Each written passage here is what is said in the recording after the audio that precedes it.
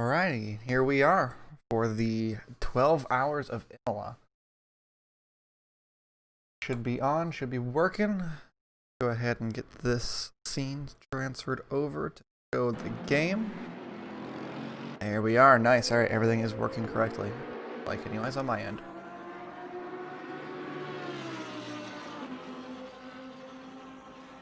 First laps are being turned in here during practice.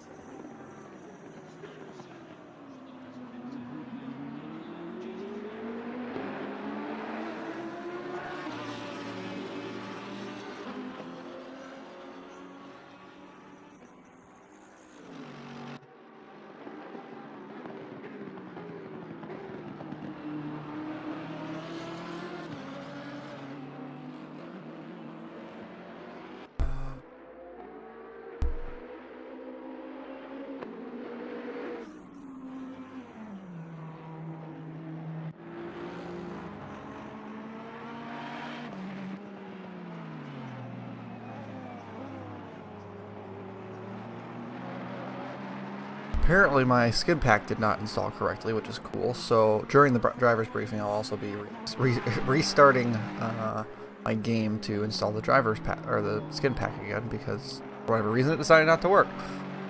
Always manage to install something wrong every time we do one of these.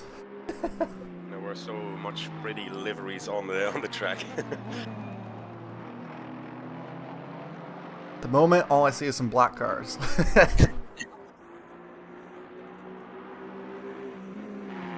Very diverse grid of cars as well. I think there's like, we're only missing a couple cars. McLaren, the NSX, and I can't remember what the other one was. But I think we're only missing like 3 out of all the GT3 grid.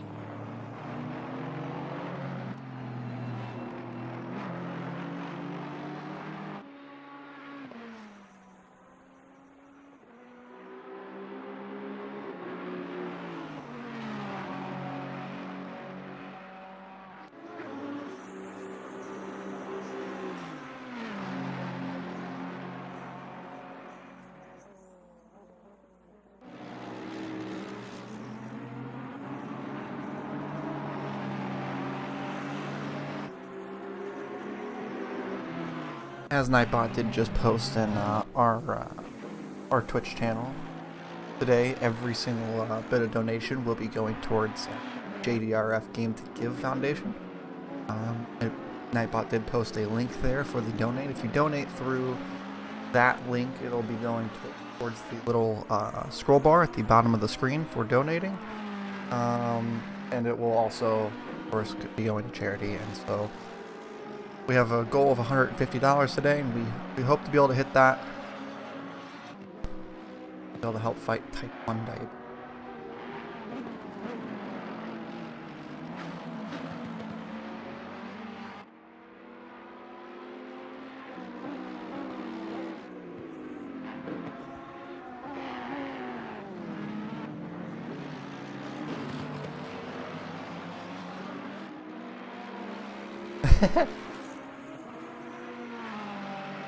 Yes, the all black car is definitely the ideal look for Christmas time. Currently at the top of the board is all Mercedes, but this is just during a practice session. Oh wait, there's a white car, look at that. Didn't expect to see one of those.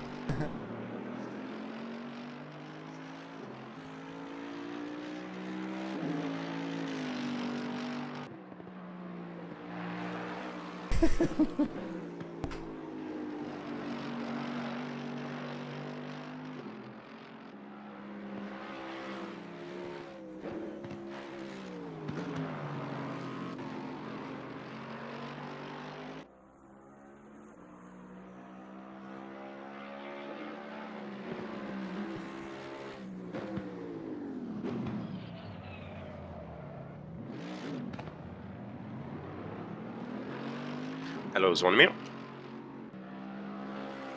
Thanks for tuning in.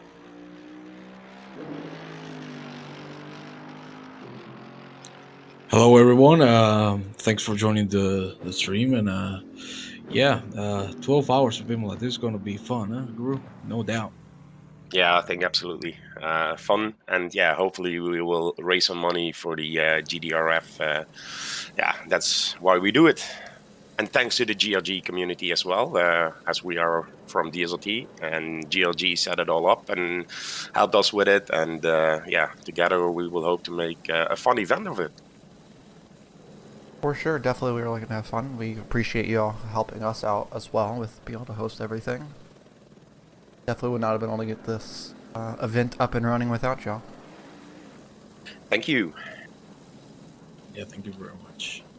But yeah, as you were saying before, this is a practice session, but we can see the Mercedes dominating at the moment. As we see Ferrari come over in the 4th position. And yeah, we're getting closer and closer. We got to keep in mind this is 12 hours, so it's going to be a long run, and anything can happen. So yeah, really looking forward for the race itself, no doubt. There's a lot of guys from the GRG community driving in this. Do you know who's the fastest guys? In our cars? Yeah, and then in the lobby, in the event. All of them. All of them. Gotta rep the brand, right? I mean, all of our drivers are all very quick, but they also all just enjoy driving more than anything. So the ultimate goal of the car is to enjoy the race. Usual. You can see the different classes in the colors then. 88, I think white is Pro then, black is Pro AM, and red is AM. Is that correct? Yes. The Pro class being the fastest of the class, meaning that you have a Platinum and Gold rated drivers as your majority. The Pro AM class being that you have Silver drivers as your majority, and the AM class being that you have Silver and Bronze as and feature no Gold. I do restriction on that one, so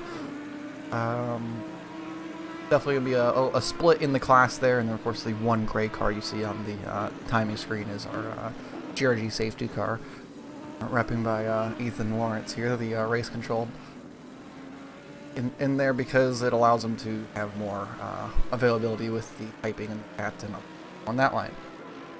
Okay, good. Yeah, so White will be the fastest class, at least should be the fastest class on the track whenever it comes to race pace. However, in qualifying it could be any of them because most of the Pro-Am classes, the black number boards, do feature gold and or possibly a platinum ranked driver, like just for basically for their qualifying run in a sense. So they do have fast ranked drivers, but over the course of a stint will probably fall off a little.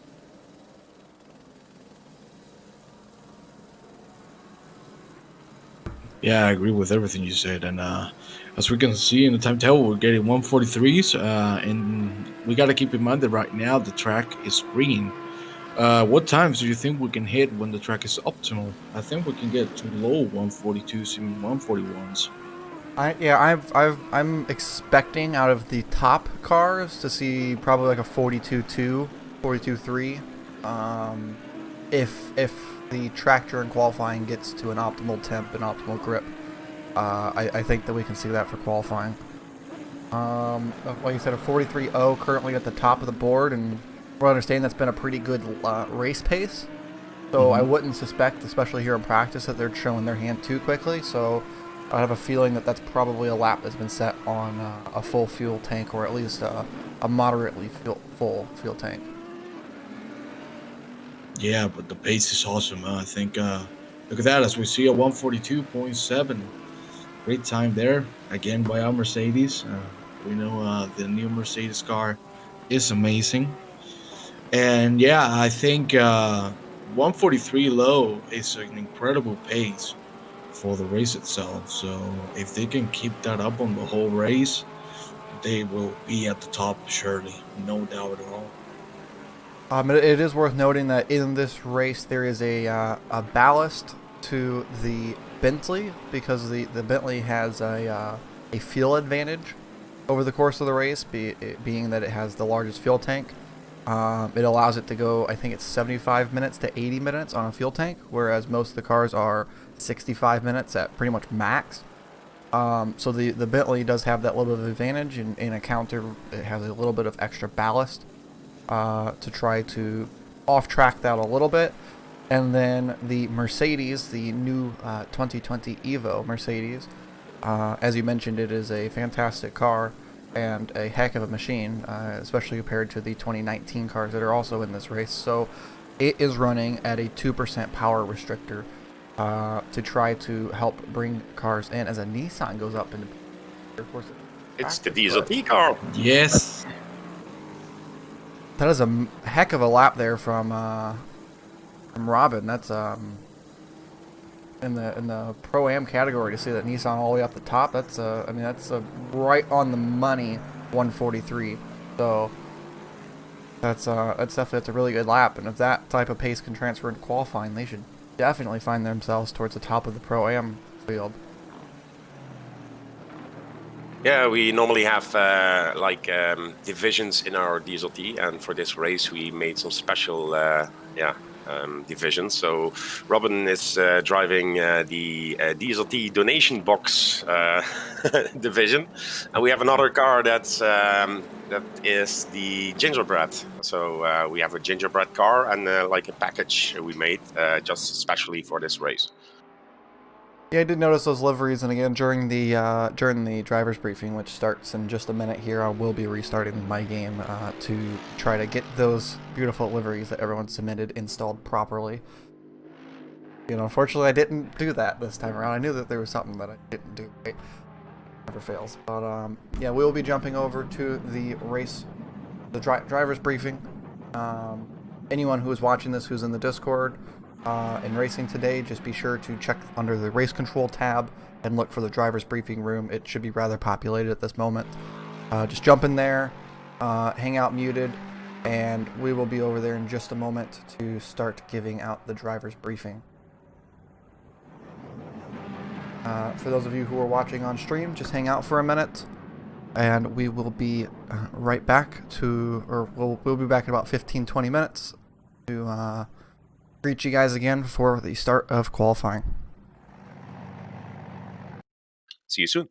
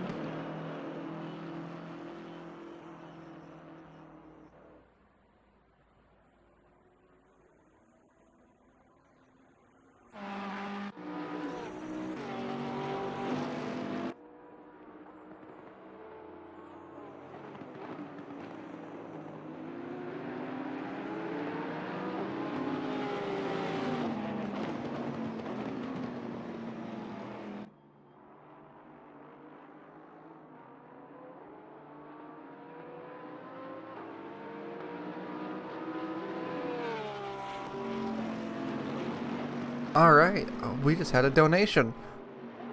Very, very much there, Givey, for the $10 donate. First one of the stream. Let's hope that that takes us onto a good path towards the 150 goal that we have.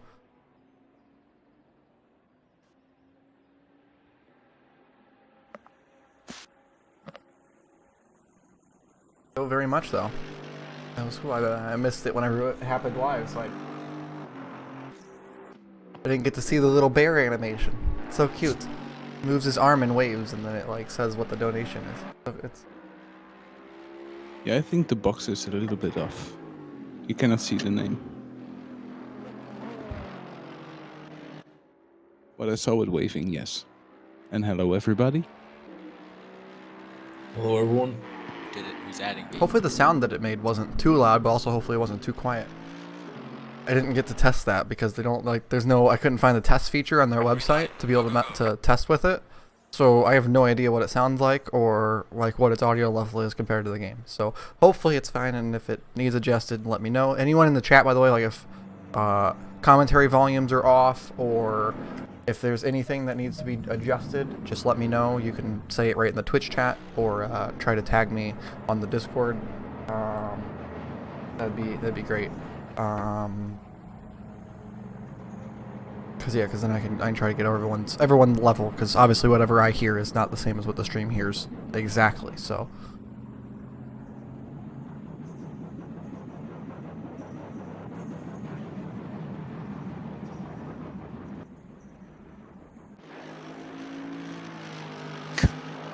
So confused.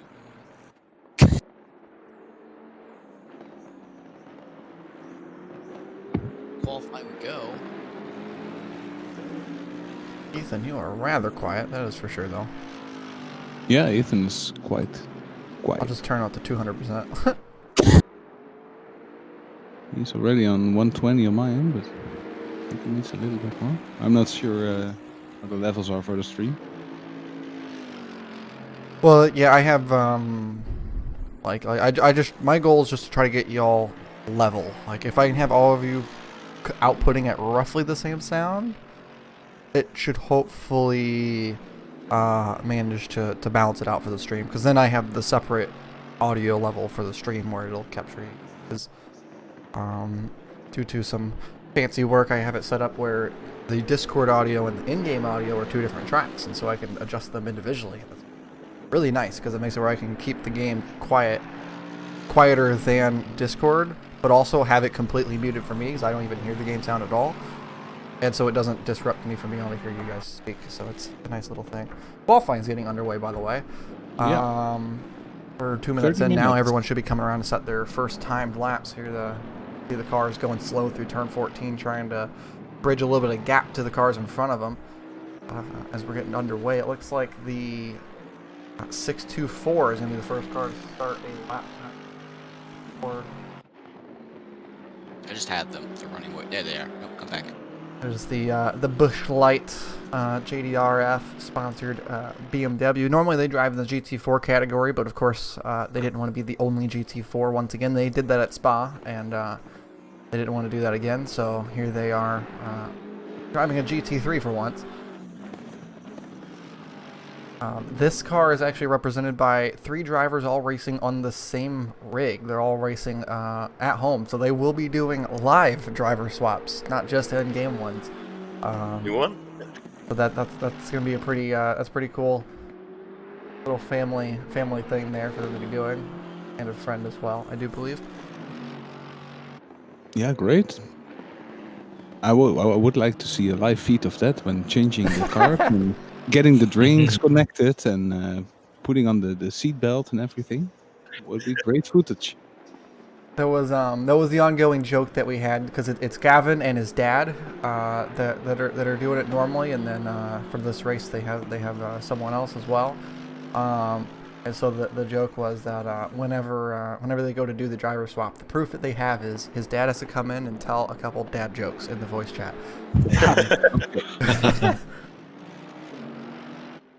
Yeah, maybe we will see him in for the driver interview then after his stint.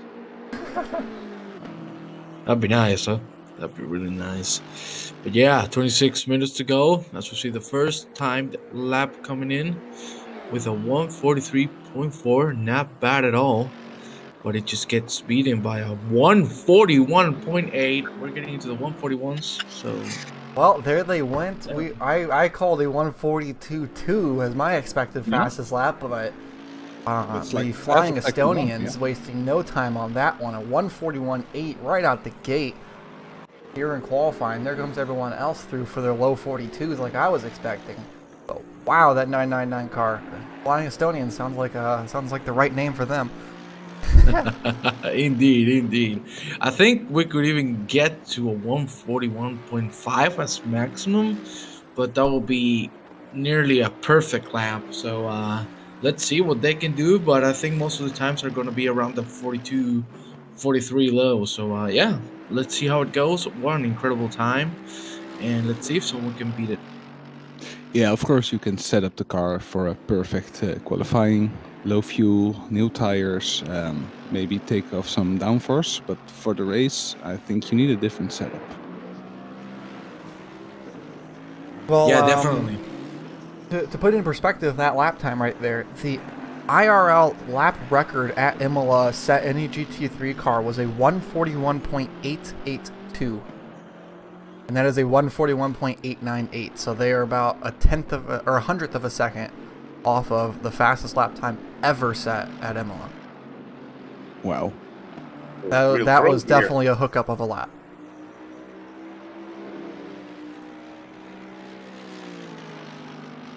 See if they go any faster here for their second lap, coming back across the start-finish line here. A 141.7.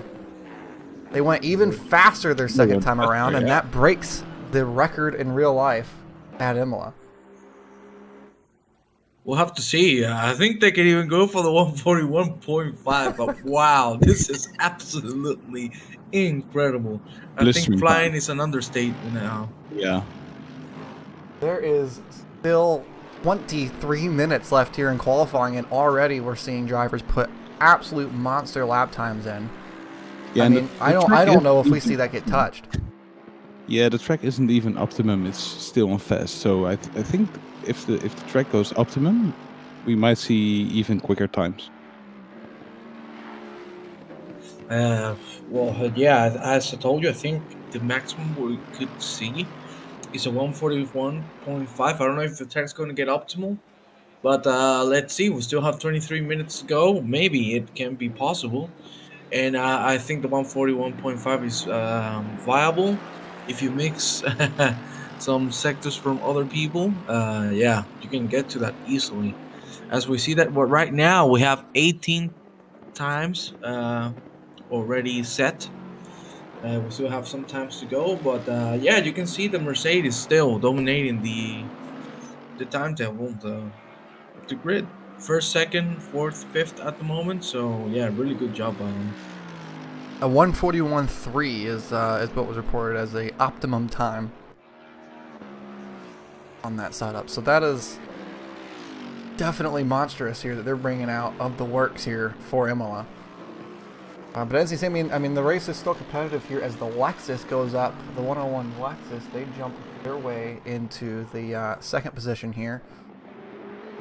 The PWSR car, putting itself just 0.3 of a second off of the pole now. I mean, you see, it's still pretty competitive lap times here. The top 10 are only separated by a second, and again, the track's just going to get faster. As here comes the 49 machine through.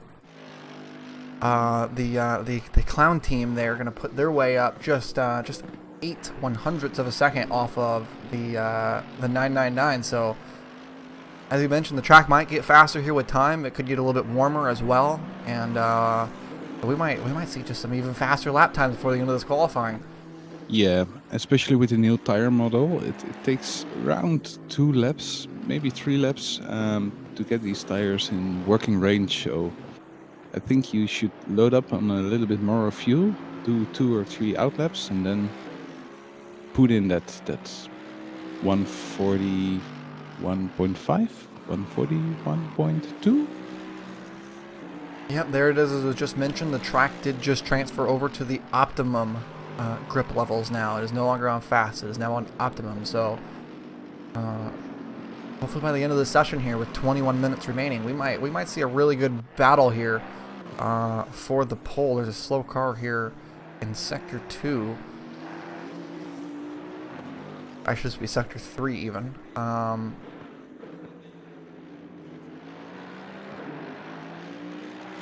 Anyone else jumping their way up the board? Of course, we do have here the number 200 and the number 12, both of which are in the Pro-Am category, but are on top of quite a few Pro category cars at the moment.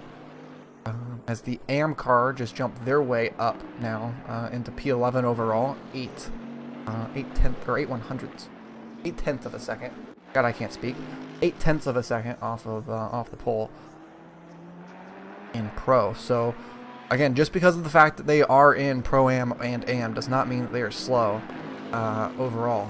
So it's definitely still going to be worth watching, and these cars are still going to be flying around this racetrack. It'll be interesting to see the separation in the battle between your top teams and your pro teams and your Pro-Am team over the course of the race. Indeed, and you can clearly see that finally we got our second car hitting the 141s. And yeah, Greg, what were you gonna say? Yeah, there it is. They ran that 141.3 that they just discussed in our Twitch chat there. They have 141.3 on the optimum track. That car is hooked up, and clearly the track is as well. Great work by this team here on the setup. Now back up to 0.4 of a second faster than second place. Oh my God, 141.3. Jesus Christ! Wow. That is 0.5 of a second faster than any time ever set IRL at Imola. That is a monstrous lap. The springtime's coming over here. Jesus.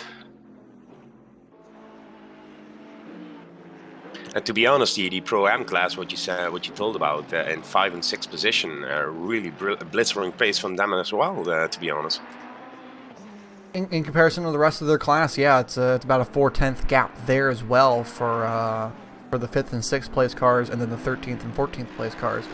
So definitely a separation there in those two. But that 200Q Ferrari, their Mercedes team that they've run normally has won the last 3 endurance races in their respective class. They won well, actually maybe it was only 2, but they won at Suzuka in the GT4 category, and then they won at Monza in the GT3 category. So they're not a team to play around with, and over the course of a long race, they'll definitely still find their way up towards the front. Yeah, always a team to look out for.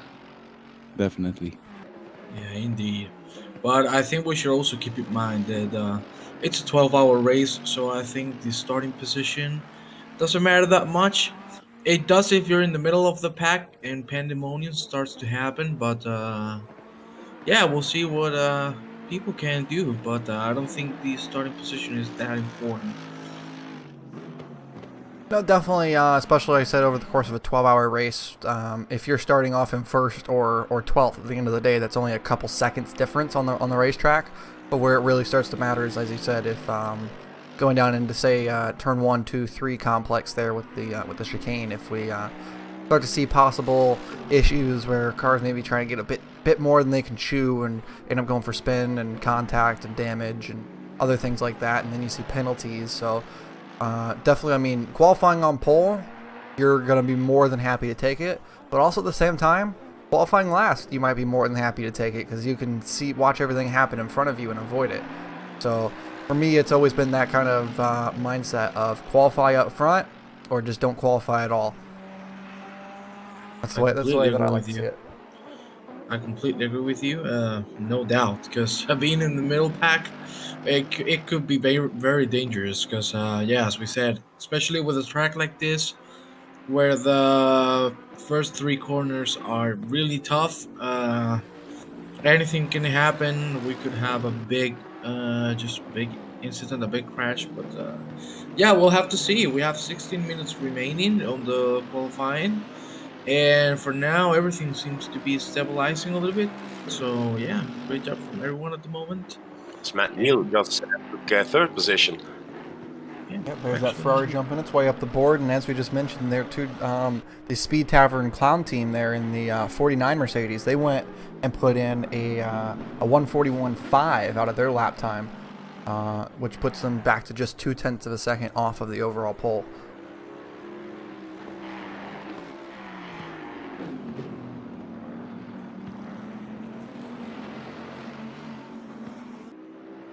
Do you think someone will beat that 141.3? I really don't think so, because that's just an incredible time. But you think it's possible in this last 15 minutes, since the track now is optimum? I see many 142s. and just 2 141. So I think it will be a hard one to beat. Yeah, it'll definitely be a tricky one to beat there. That is a monstrous lap time. I think that if anyone's going to do it, it's going to have to be that 49 team. They're the only one that's been there, keeping up with them the whole way through here. But we could possibly see something from a couple of the other Mercedes teams, possibly. Notably in 12th there, the number 88, the Haribo Racing team. They're a team that won at Suzuka in the 4-hour event in a pretty dominating fashion. I mean, it came down to a good battle towards the end of the race, which was partially aided by a penalty for the 88 team. But that car is always really fast, especially in the qualifying stints, and so I'm rather surprised to see them there in the mid pack. So we could always see them. Maybe they just haven't got a good lap in, and possibly they jump their way up. Because I mean, in the practice session there, they ran I think it was a 43.1, and that was on a full fuel tank. So you could possibly see them maybe jump up a little bit here in qualifying.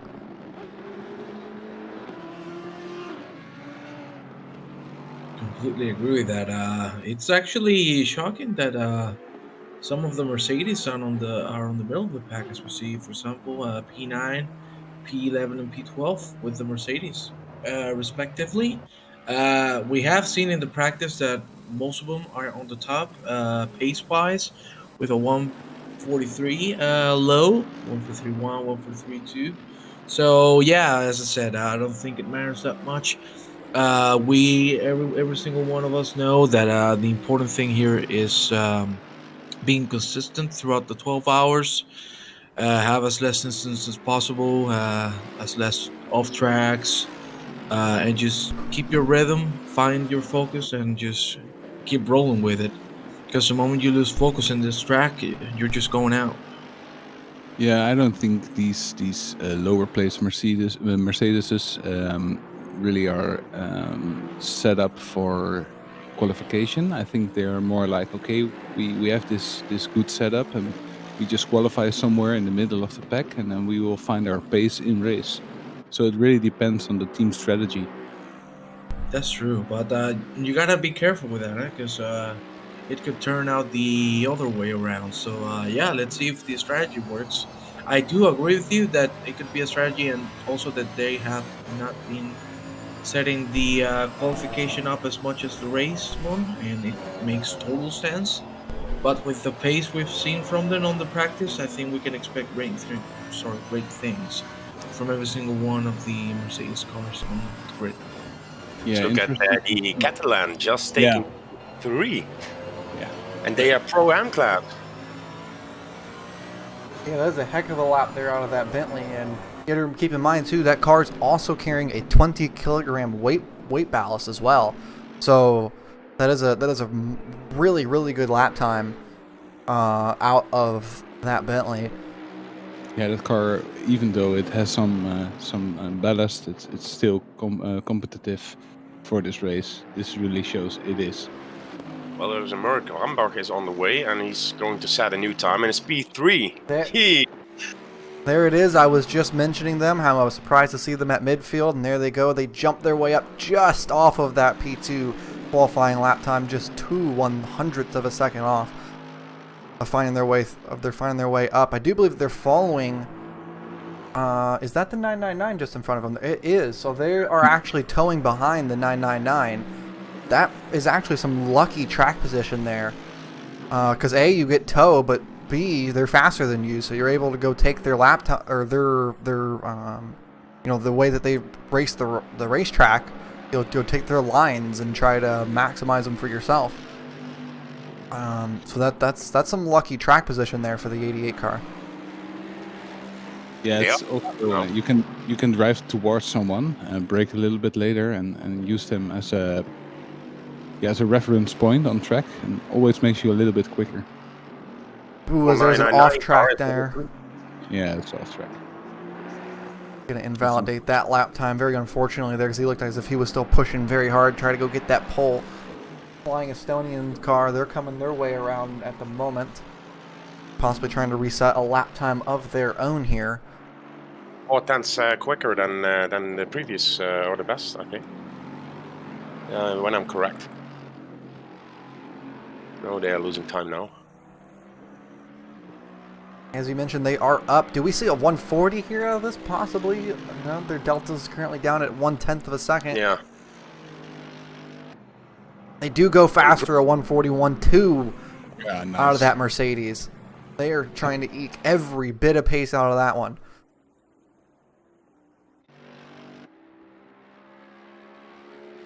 Yeah, what a great job by them, but I don't think we're going to get 140s. Now, if they do, I'm going to be completely shocked because, wow, if you hit a 140 right now, I don't know. That's just being an alien driving that car. Good Lord.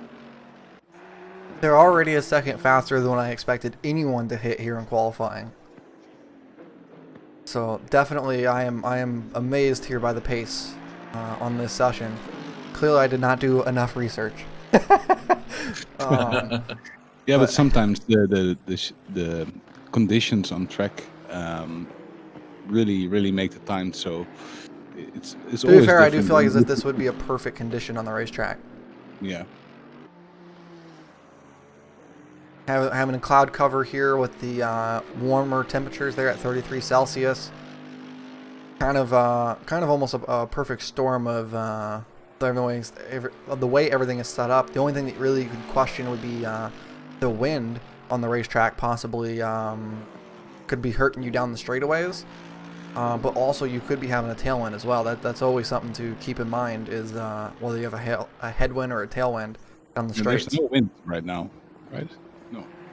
Yeah, at the moment it shows at a 0 kilometer, but whenever you're going down the front straightaway there, the flags were blowing off to the right of the pit lane, which would suggest that there is a slight wind as a crosswind, which would lead as a headwind into the braking zone at turn 1, which could be helping increase that braking zone, where you can get in there a little bit later as Yannick comes back through into P2 now in the 88 machine. And not far behind. Yeah, 1.5 tenths off of the pole. And now that you said that we were storming and everything, do you think we'll find rain soon in the race? Because it's looking very cloudy, so who knows if we might find some rain soon. Yeah, that will mix up things for sure. Now. Yeah, I think maybe a few teams have practiced in the rain, and maybe a few teams are ready to, deal with these kind of conditions. But I think most of them aimed for a dry race. The number 49 car is now 3/10 quicker on P3, and I think, yeah, there they go, close to the P1. Oh, wow. Just 2/100ths of a second off of pole. These three Mercedes up front just fighting their way through, trying to get every bit of time that they possibly can. Again, it might just come down to the difference of who has the best track position whenever they're setting their lap time. Who's going to have the clean braking zones while also having the toe down the straights. Yeah, as we have 6 minutes and 30 seconds to go. Man, this is super interesting. We're getting some more 141s, which is really nice. And it seems the gap is super close between the first three. So I'm super excited to see the race start already and see how it goes on turn 1, because it's going to be really exciting. Papa Tim just in car number 111. I think he will jump. No. He was faster, but I think then it was an invalid lap or something, because he was 0.8 of a second faster in his than his previous lap. So, sorry for that. Wrong information. Possibly that's why he's 0.8 of a second up is a little bit of a corner cut somewhere, helping boost that lap time. Yeah, could be quick. Yeah, it's always something to keep in mind, though. It's kind of a strategy for qualifying. Is what corners do you cut sometimes, maybe on your out lap, because your game is always to try to play the time to where you're setting your last lap time with just a couple seconds to go on the clock. And so maybe if you're like in your head and you're thinking like, oh, you know, like this isn't a good lap, and I want to try to be able to have one extra one. Maybe you just, at one of the chicanes, you just kind of straight line it a little bit to try to gain time on the qualifying clock to try to get you that one extra lap in qualifying. That's something that I've done before. Yeah. is play that qualifying clock. You're always trying to play that head game, see if you can't get faster than anyone else purely off of luck somewhere. Due to the amount of cars we have on the racetrack, we actually can't see all of them on the scoring pylon at the same time at the moment. And it's really throwing me off because I've never had that before in a session in which I was spectating. And so whenever we are watching, say, like P15, I can't see the top 3 drivers on the race. And so for qualifying here, I really don't want to watch anyone but the guys at the top so we can keep on seeing their times and if anything changes up front. As I was telling you the lap before about car 111, he just jumped the leaderboard from P14 to P6. Yeah, there it was. As you did mention, they are fasters, and they went and got it done. That's Eric here. Faster again, a 140.9. Here it is. There it is. There it is. What a lap time. What a lap time. A 140.9. That is on top levels there. That team has come to show. And they're going to go out again for another lap. At this point, they're just trying to brag. Look what we can do. The Racing Mercedes there just in front of them. The making fun of the Racing Point Formula 1 team there by being the not so Mercedes being pink there. Good little gag. Yeah, so now we only have one car in the 140s, and I think the rest is like in the... I see a few 41s. Oi. And a few 42s. Ethan, I forgot you were here, if I'm honest, until I heard you laugh just a minute ago. I'm wondering what the heck happened here. 3 minutes remaining here in qualifying. 0.3 of a second separate first and second. It does appear as if the Speed Tavern car would come up just behind the pole sitter at the moment, so once again it's more kind of hopefully lucky track position for them if they can gain a little bit of time. The 999 is being held up by the Racing Dot machine, but obviously they're still on their outlap, so they're going to try to just get gap and go for one more here. Qualifying incident, which usually never happens. Yeah, that's quite unusual. Getting some drama early on here for the 12 hours of Imola. That type of pace keeps on, and we're gonna have a really fun 12 hours here. Yeah, we're commentators. We like a little bit of drama, right? Always. It helps keep it interesting and keep me from falling asleep with my 2 hours that I got last night. Oh, 2 minutes to go. I think everybody out on track. No one is in the pits. Well, there are a few cars in the pits. No faster that time around there for the 49 machine. Again, they're just down the road at the moment from the 99, our pole sitter. So they might be trying to work their way up. If this gap closes between the two, then I would suspect that maybe the 49's faster. I'm going to try to keep track of this. They're currently 1/10 in the green. Yes, we see the 278 car going quicker, and let me see, I think the pit wall is a little bit off for me for a moment. Might be on my end. Incorrect information again.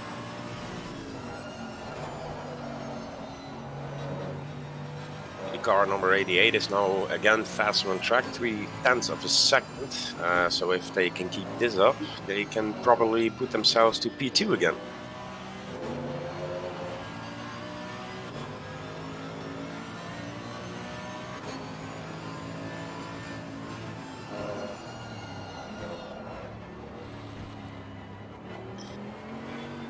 Where's my thing?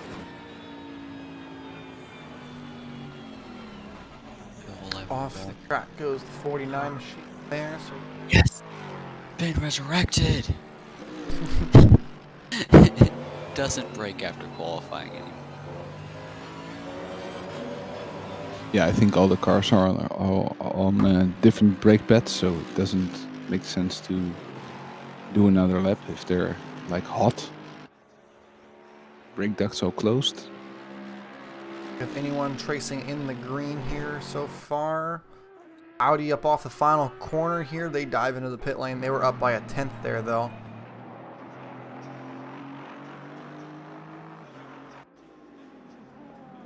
Not many cars in the green.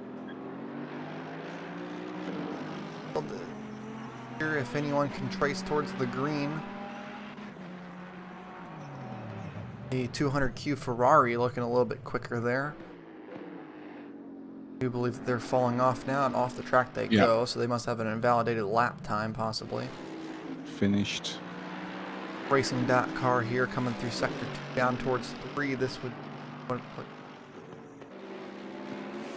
turn 9 and 10 complex. I gotta learn the track. Yeah, the Acqua Minerale. Going into the Variante Alta. I'll leave it to you to pronounce those, because I will not get that correct at all. I didn't practice, so if any Italian people are in the chat, I'm sorry.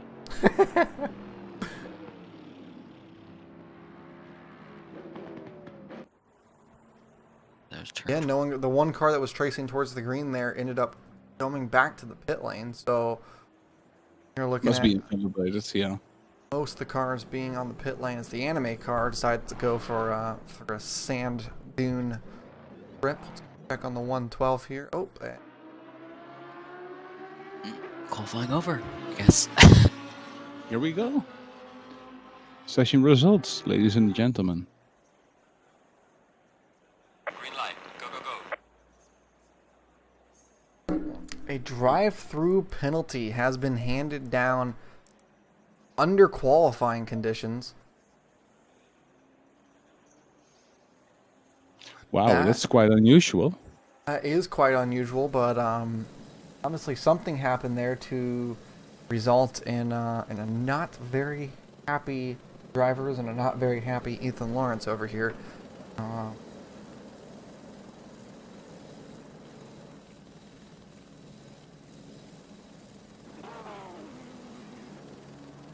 Yeah, it's for dangerous driving into T12.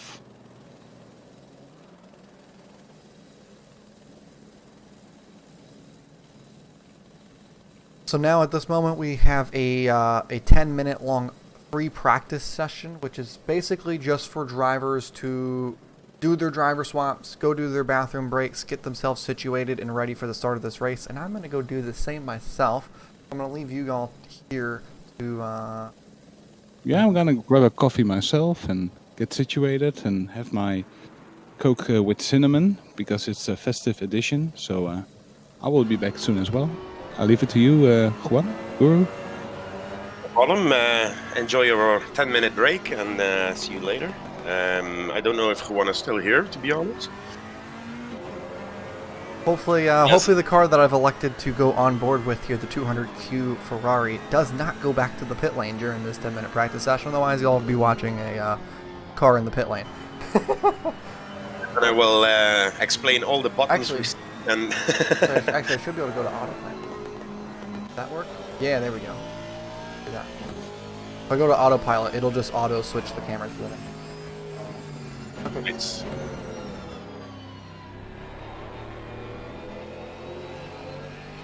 So if you're all watching in chat, say hi.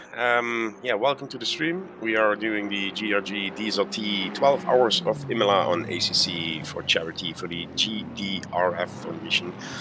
So yeah, if you have some money to spare, please do. That's why we do it. It's all to be fun on stream.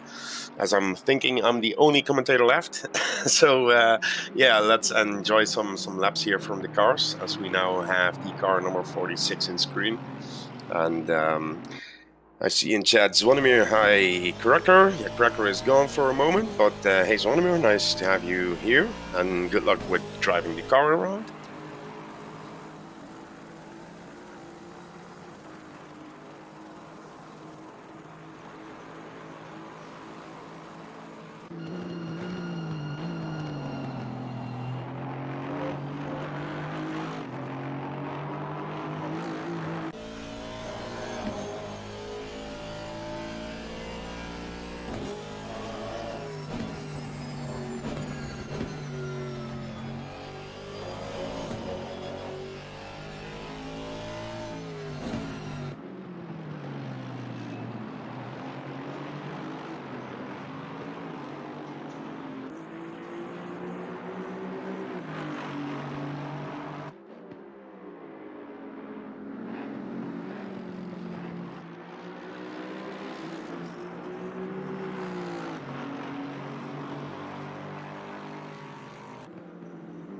Sorry, I was taking a sip of drink myself. Yeah, anything can happen in this race. It's a long race. It's 12 hours.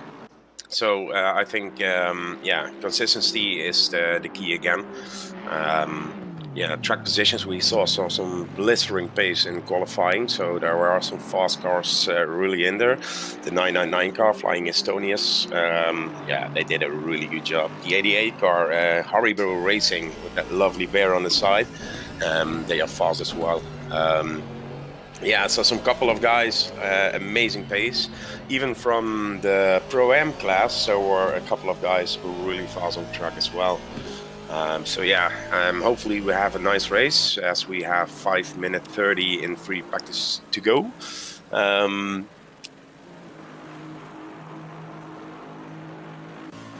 As we now have car 46 with a 144, so I think they are now training a little bit of the race pace to see how the car feels.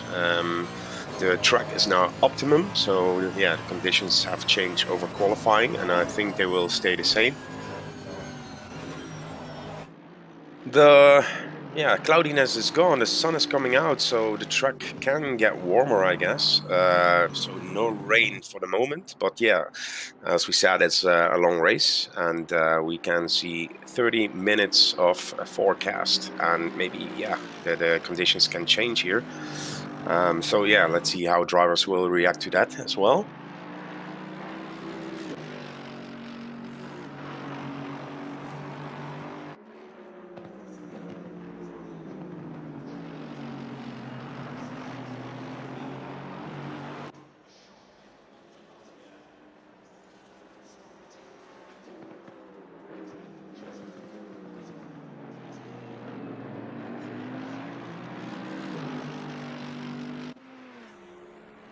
Is one still gone?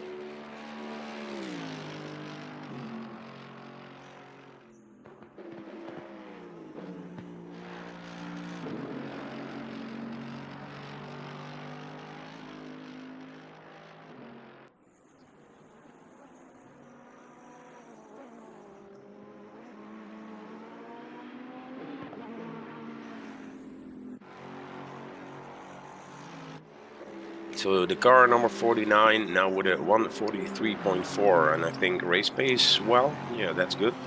As we see, yeah, some minor hiccups here. People are joining, I guess. Yeah, the screen freezes a little bit. That's not good for the drivers. We heard that in the drivers' meeting.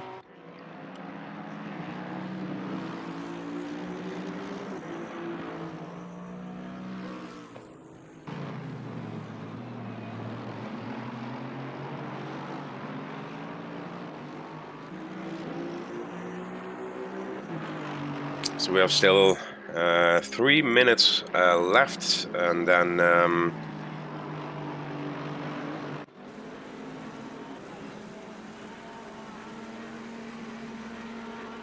the race will start. I have a double sound, sorry.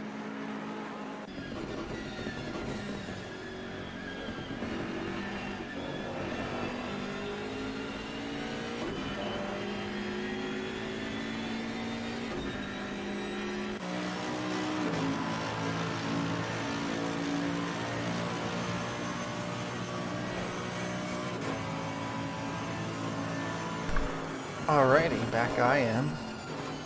Welcome back. Feels as if you were quite lonely here. Nobody was telling something to me, but did some explaining and everything. But I cannot switch the cameras, just we only saw the car 49 with the race practice they are doing now. And I told them, yeah, now it's almost 2 minutes left before the race starts. Finally, the 12 hours of Monza. Imola, sorry. Even I am getting... It'll be a long 12 hours. Not even started, and I was like, oh, I'm on the wrong track. I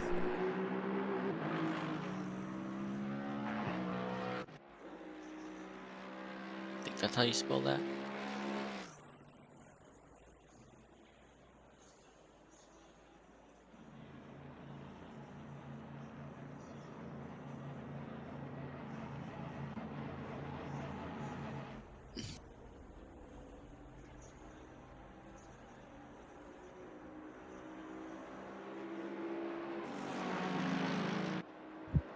Hopefully we can all schedule our food breaks during this broadcast at different times, to where where we all just don't leave all at one time for like 20 minutes. No, we won't. Nope. Thought about that because I'm like sitting here already thinking like, I could eat something. It's no problem when race starts or something. We can just adjust. Somebody just write it in chat or something privately to another, or just say I'm going for a break. We have 4 or 5 people in here, so it should be good. But breaks are important as well for the commentators. Yes, I will after probably about an hour or so in the basically like a little bit into the race. I'm definitely taking a vocal break at the very least. I can already feel my throat hurting, and we haven't even started the race yet. I totally just hit my knee on my desk, and that didn't feel great. Bit my tongue to. Because we're on a live stream. There's a shortened bit the tongue and the knee is over. So yeah, good start of a race. As free practice is out, so we will be starting the race here in just moments. Cars will be forming on the grid and starting their formation lap. Yeah, it will be a full formation lap probably. Yes, it'll be a full formation lap with the in-game AI assistance, like where it tells you like where you need to be and what your timing boards should be. Yeah, most of the drivers will be a little bit nervous now because it's the start of a race and it's always a little bit cheeky being in front and getting through that first corner. Beautiful cars here on this racetrack, just all along here. Yeah, great liveries again. I like the anime car.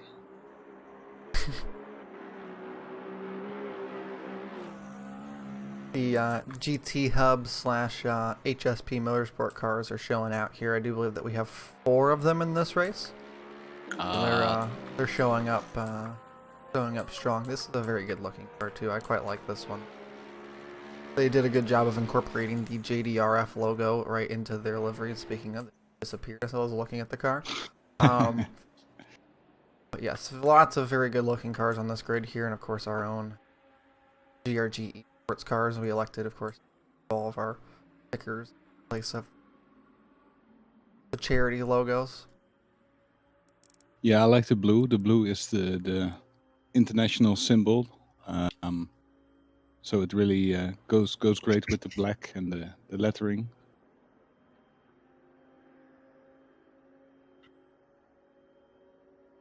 As we go to, I think, grid up now. Yes, here just momentarily. I think we're just waiting on the last couple cars to have their like lap set per se on the racetrack. What car are we? It's 748 car here, which is currently parked off of the racetrack. The Vard Air car, I do believe that is. Yeah, interesting position there, huh? That's not a pit lane. Oh, wait. Weird. Currently, it looks like as if there's some damage to the front of that car, and they were just sitting there chilling. Maybe trying to get a good photo op here with the Audi Sport banner, although that doesn't make sense being that they're in a Mercedes. Maybe the other way. VIP truck position. Yeah, there's some extra pit boxes. Extra pit boxes have been arranged.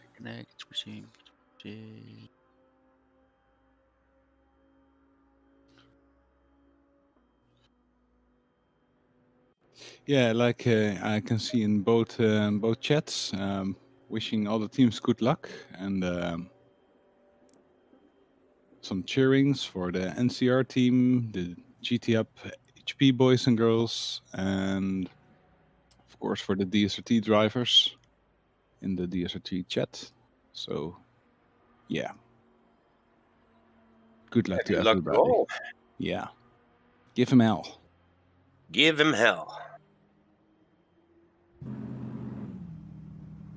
It appears that there's maybe a slight transfer of session issue here with the timing of the sessions, because it seems some people have been transferred into a race session. Meanwhile, there we go. Maybe to just move now. Yep, here we go. There we go. Took some time, as we see one car a little bit off his starting position. Gotcha. Okay. It says race. Oh. What? Okay. Oh, well, it just went back to free practice, so it just restarted the whole session. So yeah, apparently there was a server issue of some sort somewhere, and the game was not very happy with whatever we just did. So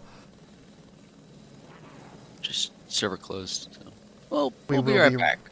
we will be right back to restart the server. We're going to reposition everyone in their qualifying positions, because that is something I have not seen, is half the grid moves to a session and the other half does not. That's new. We've seen lots of issues with ACC, but I've not seen that one before. Unfortunate delay to the start of our already very long race. We all have faith in the great Ethan Lawrence to get it done pretty quickly. Yeah, with 12 hours to go, it will be 3 in the morning when we finish. For the European viewers. Not sure what it will be on your end, Case. It'll be like- approximately 8 p.m. Yeah, I was about to say, it's fairly early. However, with the driver interviews afterward, it'll probably be more towards 9. Hiding. Do we want to, while we're having the server restart, do a JDRF commercial? Hello. Yeah, let's do it. Like to walk us through what JDRF means and what that they're fighting for? And get the game set up for the next session as well. But JDRF is a charity that is fighting for type 1 diabetes. As you can see here with the cards that are currently on screen, it's the talking about the differences between all the different types of diabetes, with type 1 and type 2 here. And yeah, so their goal is to help assist with drug care and other things like that for type 1 diabetes. And as it says here, it's something that is a much more genetically based thing, and it's much harder to prevent or delay or take care of, and so and it's also very expensive to take care of, and in some areas, health coverage doesn't do the greatest job of taking care of it, so they help with all of those type of things.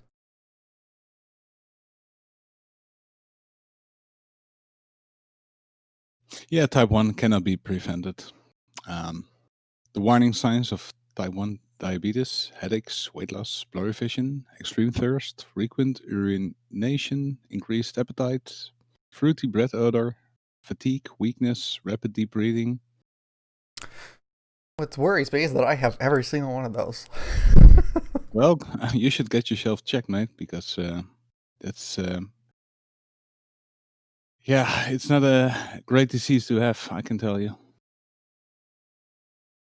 Some facts here about the American population regarding type 1 diabetes.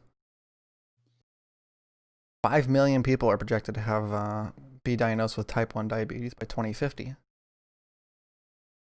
Yeah, around the world, it's about 422 million people suffering from this disease.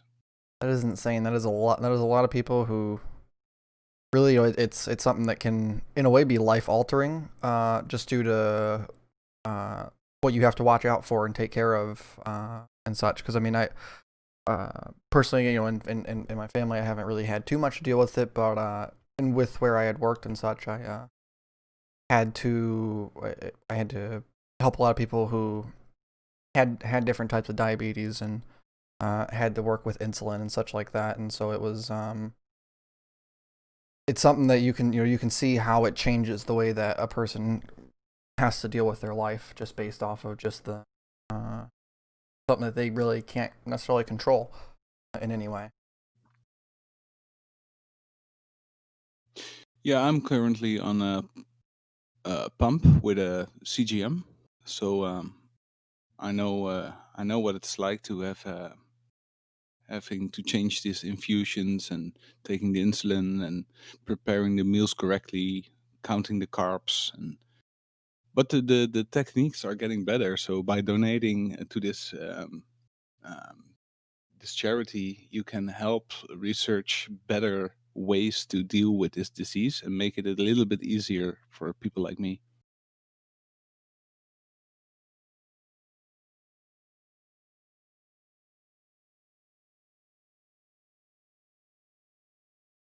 Click Spotter's Guide up here for our 12-hour endurance race. A lot of great looking cars here. Hopefully we can get excited, and hopefully we can really get towards that the donation goal for JDRF. Again, it's $150 is our goal. ! Donate in our chat here, the GRG Esports Twitch chat. If you do ! Donate, it will provide you with the link to donate towards our what is it, fundraiser? Yeah, our fundraiser. I can't word today. I didn't get enough sleep last night. Yeah, it's a charity, the fundraiser, whatever you like to call it.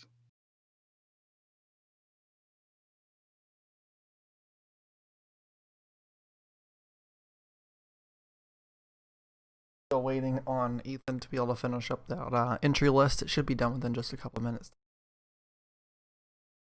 We can get ourselves underway for the 12 hours of Imola.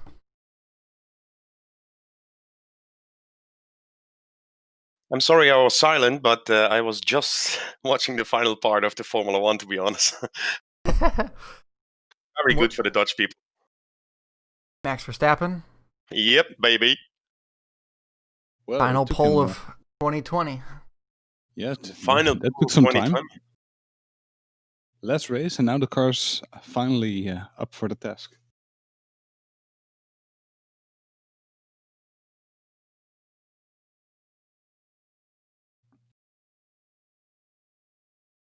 So have we got the results from qualifying somewhere? Let me see. Cannot seem to find it.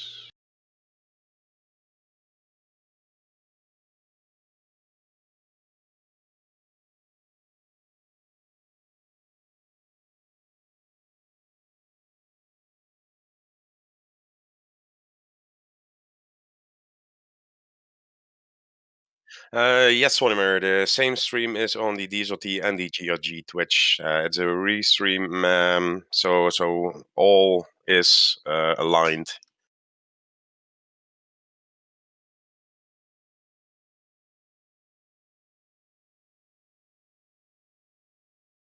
And to be honest, I don't know if it work if we do the donation code.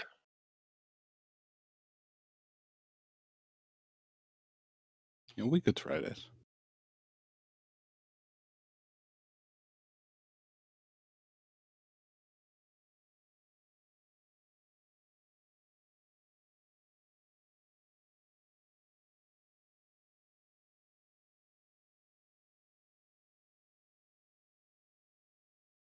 Yeah, sorry, I was trying to find one of my like phones or tablets or something was having an alarm go off.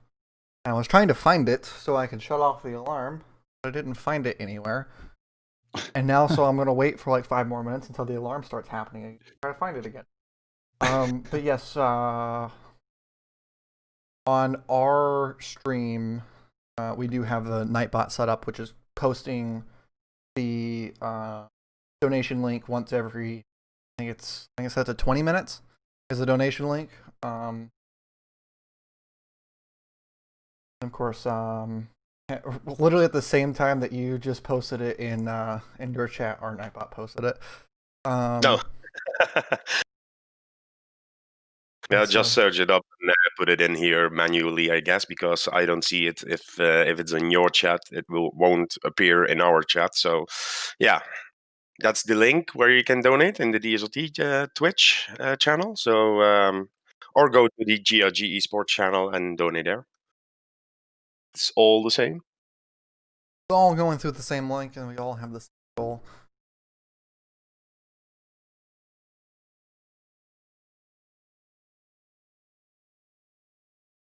Look at a black screen for just a moment. Server to come back live. Oh, there's the alarm. I'm gonna go try to find that once again. Yeah, no problem. Have fun. Oh, this will be great footage as well. Someone looking for an alarm. Yeah. It's gonna be a good spectacle. I can see that the server is up again. I got it. Nice. Awesome. That took way more work than I expected. I have it. I found it. I was on the right track. I just gave up too soon. Just received a message that the server is back, so we should be racing soon, or at least on the grid. Yeah, we're gonna have a little. Make sure people are gonna do their driver swaps quick in this warm-up session. Oh, someone died again. Green light. Go, go, go. So the grid is set back for the race, correct? Like we should be seeing the like everyone should just be right where they had qualified prior. Yep. All right, that's what we want to see. Yeah, the race control car looks great. As we see The everybody anime going around. Alexis there off at turn 3. They were going for a fun ride off in the sand. That's the line. This number 666 Aston here is kind of got an interesting color scheme going on, with the right side being in orange and the left side being in blue. Oh yeah. I've always liked those half and half liveries like that. For a second, I thought you were talking about the 46 car that had like, basically their design is like, if I can find it here, it's the Nvidia's on one side and AMD's on the other, and at the top it says like sponsored by scalpers or something, like just stupidly funny because it's just graphics Nice. cards. Okay, yeah, I see. So it's got the Nvidia logos on the passenger side, driver side's AMD for the roof. Sponsored by scalpers, referring to the people who purchase things whenever they come out purely just to sell them once they're sold out at a higher price. That is good memeing and much appreciated there. In life. Yes, scalpers can be annoying. I just noticed Lisa Sue's on the AMD side, and then I can't remember the guy's name for NVIDIA for the life of me. When he's on the other there by the splitter, or the diffuser, I guess. And then, yeah. I've seen. I saw it was like a Twitter thread of a scalper for the PS5s. And someone was replying to this Twitter thread.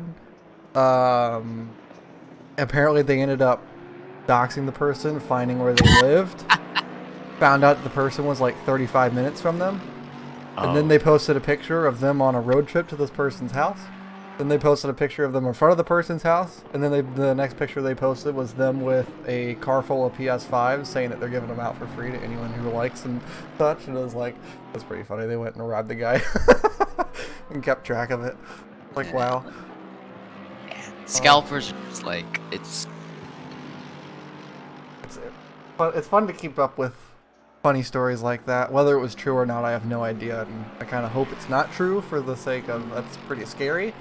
But also at the same time, if you're scalping, heck you.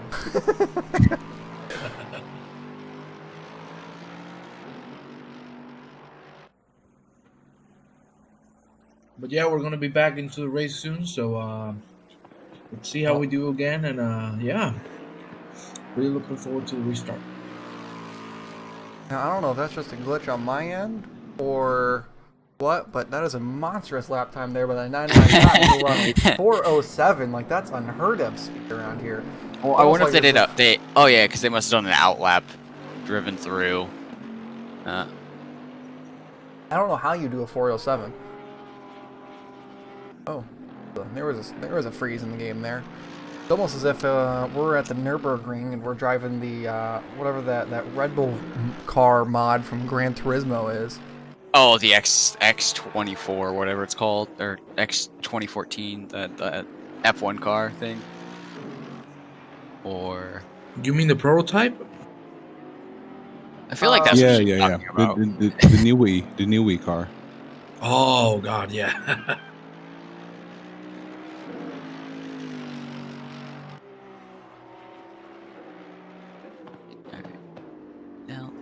Well, here we see everyone swapping drivers so they can get ready for the start of the race again.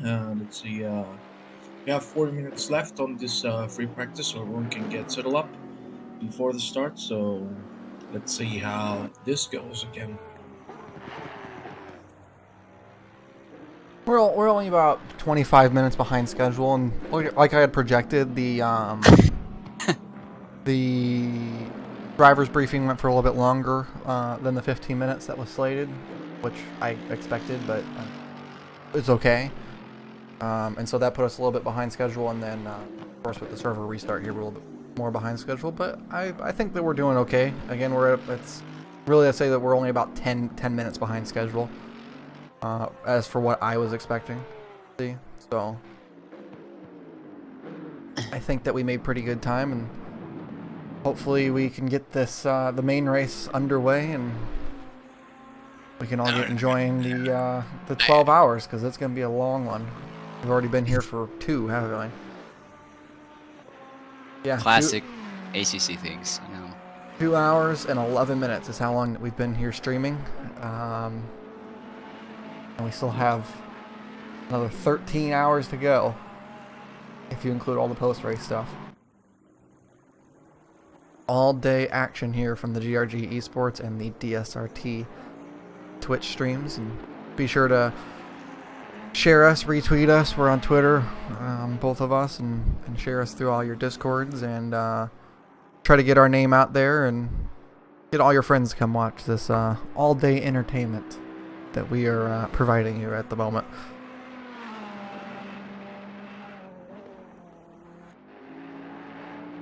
Yeah, the Formula One is now over, so put it on your main screen in your living room, take a bag of chips or something, and just watch us. Yeah, get a cold beer, get some shit, and enjoy. Oh yeah. Don't forget to donate. Yeah, of course, that's the most important thing. We want to help the kids, so please, if you want to help us, if you put exclamation point donate, you can get to the link and help the cause, because we're doing this for the kids, of course. The kids. The kids, the human beings, like every single age. I don't know the exact word that I wanted to say. The age range, it doesn't matter. We're doing this for the I don't know how to pronounce the word in English. I'm sorry. I'm struggling with the English. In a way, everyone's a kid. The viddies, yes. Hopefully, do remember though that the more people who are watching, the more that we get the name out, the more people that can come in, which means the more people who possibly have a chance of donating. So definitely, even if you can't donate yourself towards charity, every single spread of the word is just as valuable for us, because every person who spreads the word is more people who can come and support, and not only support us, but also support this charity and this foundation. And as you mentioned, let's help everyone. And yeah, 1 minute left here in free practice. We're getting ready to go to the race. You'll be curious to see if the session has changed at all in terms of weather, because obviously it looked bright and sunny there to start the race prior, but it could now transfer maybe back into a cloud cover type scenario, or even into rain. That's pretty cool.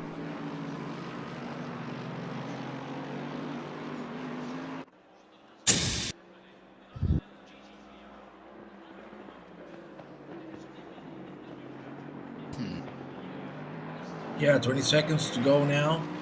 And yeah, we're gonna start the race again. Let's see how the teams can handle this restart. And the weather seems to be staying with the clouds at the moment. We're not gonna have rain, or let's hope so at the beginning.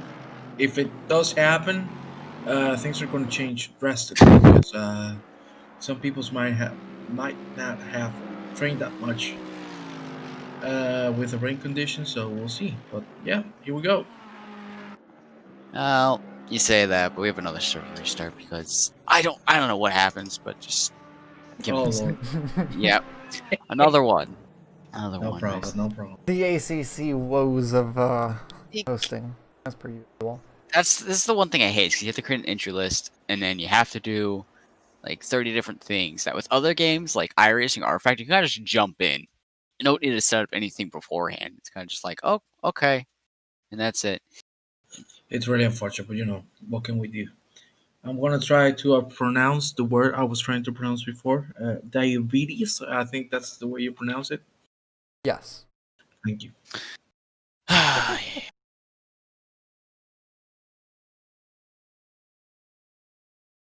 Yeah, all right. Lobby up.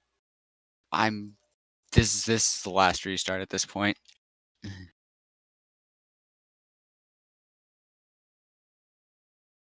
What was now? Yeah.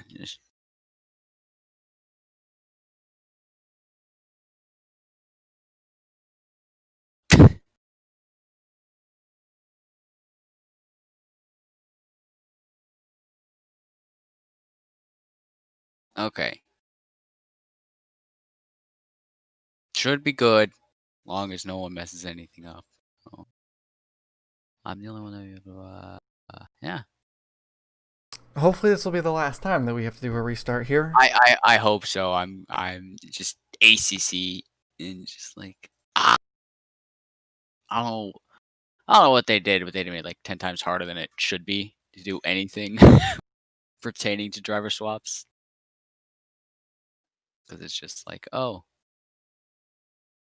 like iRacing, it's fairly simple. You kind of just make sure you're already assigned to your team within the program.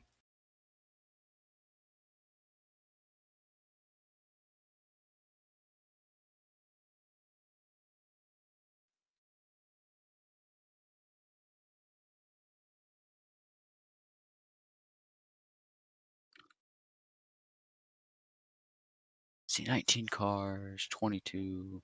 Oh, someone's number 1,000. The 999 team ended up This is what getting kicked to happens when you 1,000. choose 999. This is why we can't let people choose 999. So We have Team 1000 on the racetrack, everyone. Team Yeah, 1000. because if that's the case, I don't think their other drivers will be able to join technically. Interestingly, it shows up as 000 whenever it comes to the actual scoreboard.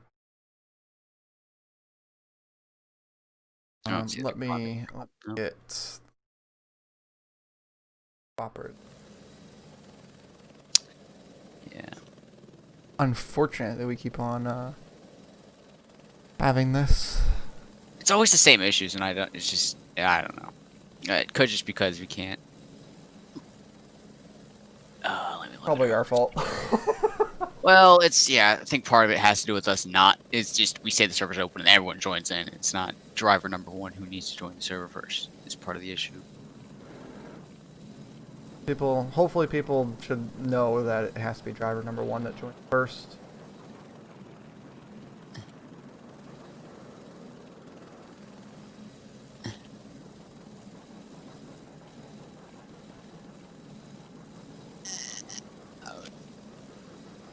if it goes through like this, maybe like welcome to the 11 hours of. Yeah. 10 years later, we've started the race. Welcome to the 84 years of Imola.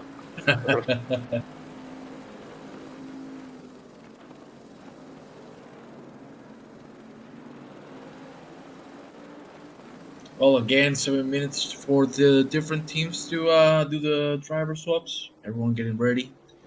Let's pray that this is the last time we have to restart and the technical what is he difficulties disappear. complaining about? Oh my gosh. Poor man, he's struggling. Just shift arrow. This way.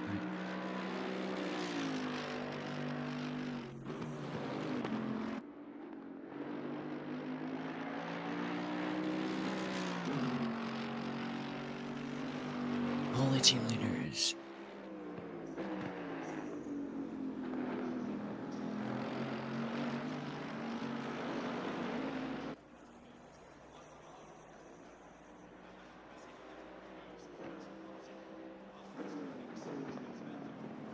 Yeah.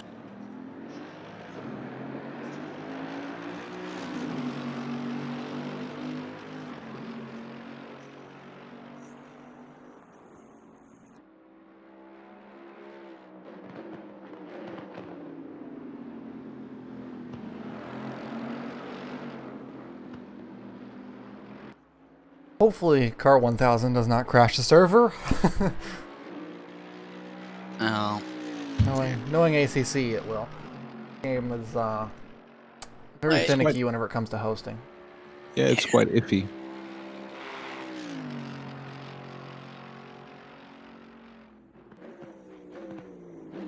I think it's something that can be improved. Mm-hmm.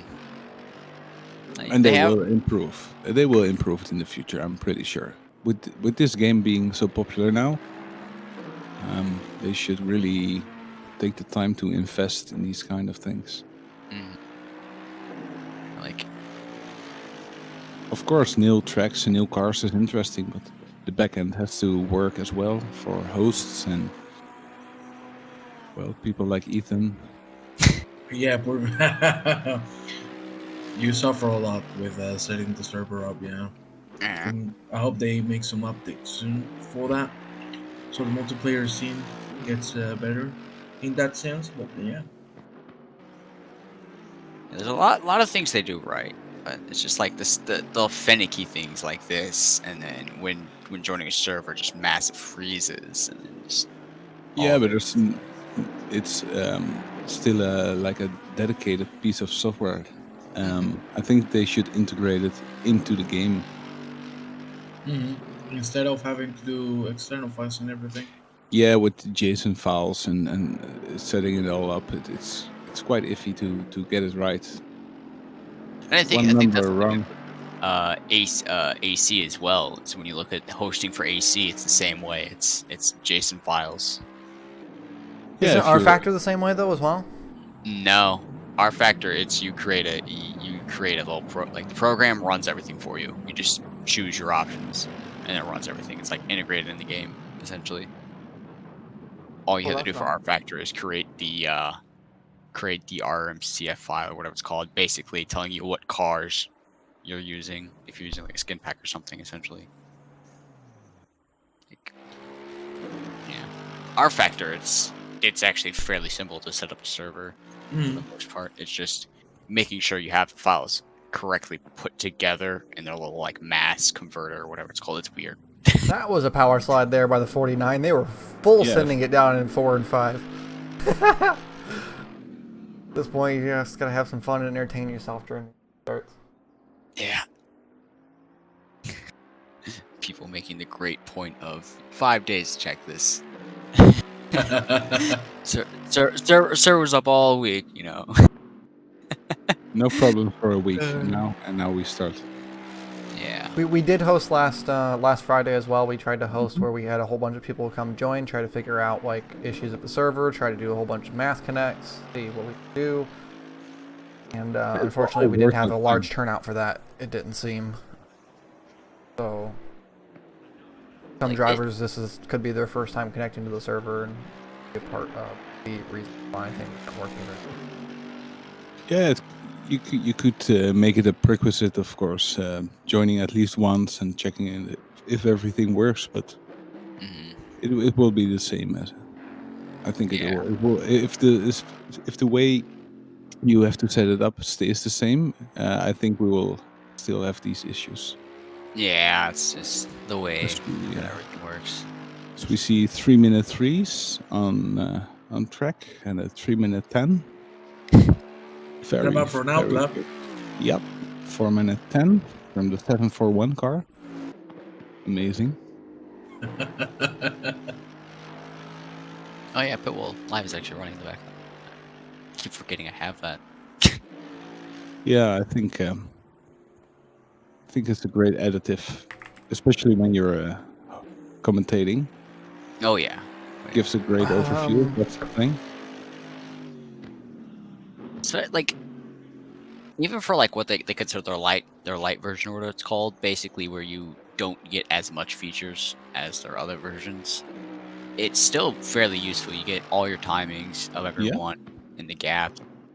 In the gaps, and you can feel the stints and the bits. So yeah, Exactly. yeah, it's just a little bit choppy, but that's okay. It's like a 1 second or 0.5 second update. It's not like seamless, but Well, yeah, I it'll think that's part of the version, because like if I can find it here where it's hiding, basically there's like 3 different versions. There's like light. R999 is reporting driver swap issues in the sense that the car it can't drive at all. They requested a driver swap and it has caused the car to be unable to function at all. It's currently sitting on the pit lane and can't drive, can't pause, can't function. It's essentially crashed their game. I don't want to keep restarting. Is it so? The driver actually restarted their game and the car is still showing up here on the server. So Let me try booting them from the game. yay. Well, the session's already ended, so Is it boot? No. Is it kick? Oh, did it work? No. it did Think remove the car from the grid. Yes. I hope they can rejoin in like 1 minute. 101. 10001. Who knows?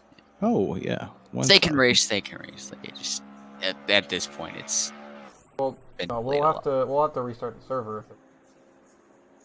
Yeah, make them like car. But we'll see if Up this by will just 99. work. 99. Well, now their car won 1001. Yeah, they're climbing up the numbers.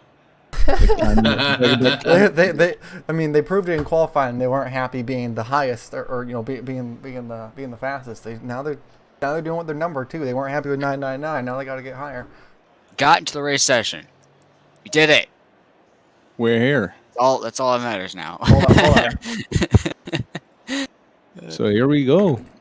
2.5 minutes of setting up the car, loading up the presets. No one can connect to the car because whenever they join to a different car that isn't on the grid, so it shows them as nothing. Because even my broadcast app is actually showing 3 different cars for them at the moment. So every driver's connecting to their own car and they have driver swap. Yeah, just I hate to see a dropped team, but we've done like No, we've only done 2 restarts. We've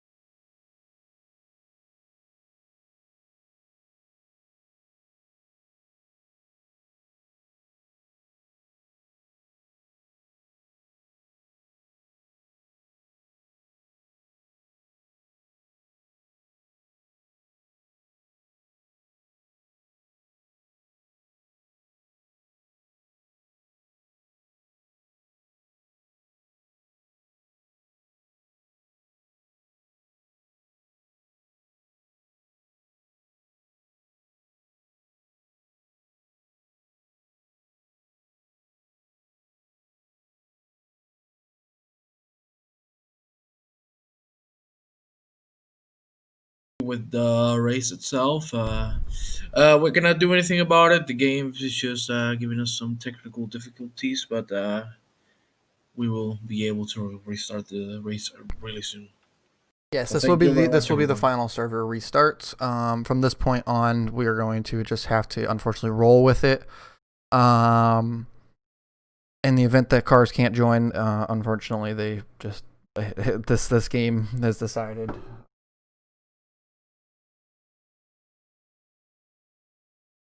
Has decided they can't join, and overall,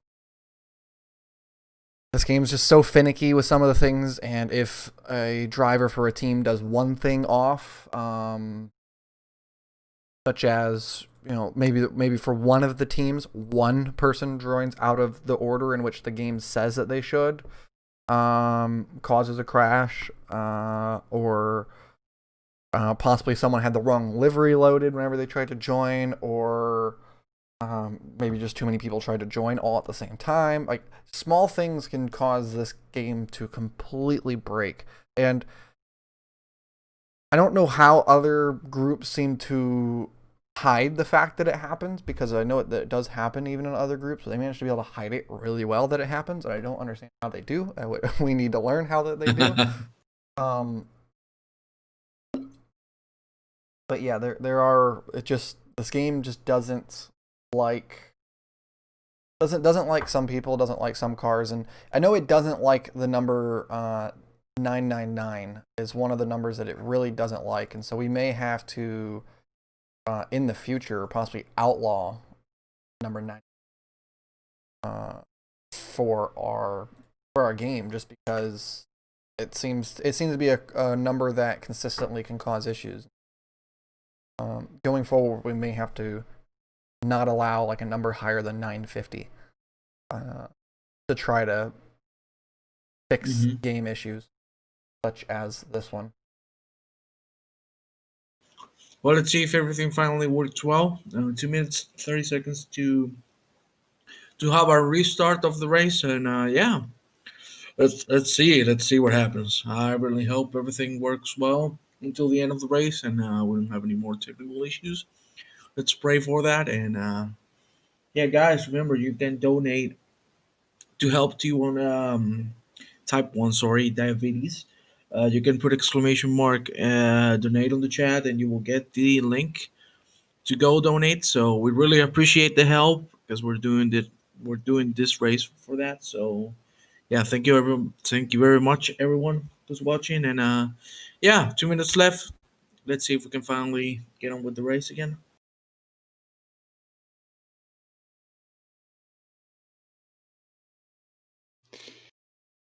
Yeah, looking back at the results from qualifying, 3 Mercedes on top, and then a Lexus and a Bentley. So yeah, I'm really. It will be really interesting to see how this Mercedes will hold up in terms of race pace. And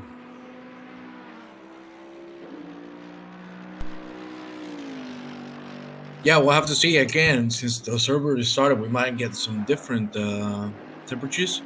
For example, right now we see the track is at 25 degrees, and we'll see what happens in the race. And we will also have to look out for the weather. It could rain. We don't know. We're still expecting.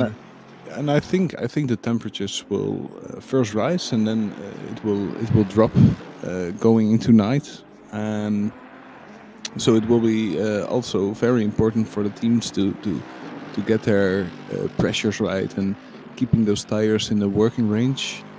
So you will need to add PSIs as you go. You need to set it up inside the car in the MFD, and well, I hope everybody has some kind of engineering on the pit wall there, and to tell them what will be the right tire pressures, because it will make a big difference in pace. Yeah. No doubt, it does make a big difference. The pressure of the tires, and yeah, I agree. Well, I agree with you. I think the temperature will rise until like I think 33, 34 degrees on the track, and then of course it will go down the longer we are. in the race, as we see that the practice has ended, and we're gonna start with the race really soon. We're seeing the last people doing the driver swaps, and finally we'll be in. So yeah, what do you think is going to happen, Cracker? Can you give us some sort of prediction?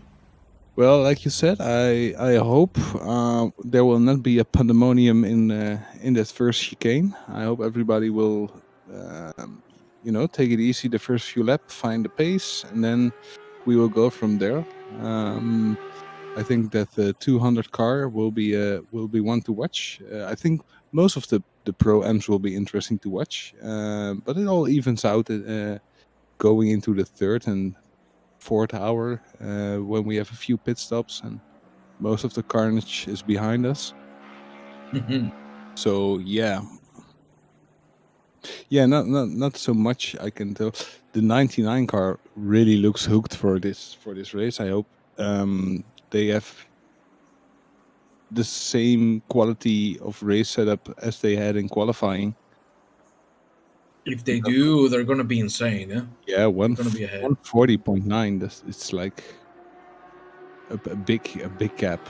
It's 3/10 from P2, which is the 49 car, and then 0.45 to the 88 car. So yeah, there's always a Mercedes who's quicker. Yeah, but you also got to keep in mind that maybe the driver who started is really good at qualifying, but his pace could be a little slower. We'll see. Maybe he's just incredible at everything, and he has an incredible race. But yeah, we have 2 minutes and 40 seconds remaining. We're gonna start the race. Let's see if we don't have any issues. And yeah, I hope there's no pandemonium in T1, and I hope the race can continue without any issues. And yeah, really looking forward to it. As we can see clearly, the sun is out, so the rain won't come for now, for what Yeah. it seems. Fast track, 28 degrees, 25 ambient temperature. And not a lot of wind. Yeah. Mm-hmm. Well, it's time to roll, huh? 2 minutes left. They're getting the setups right, everything correct, everything ready for these 12 hours of Imola. And ooh, it's looking good.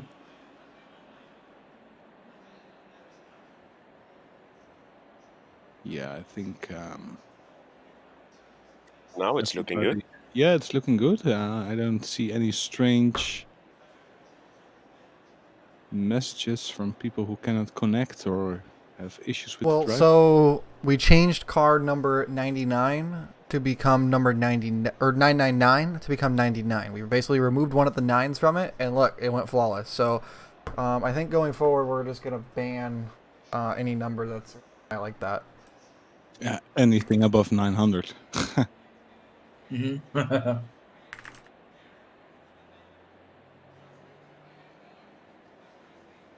Well, 1 minute remaining. Oh, this is looking really good.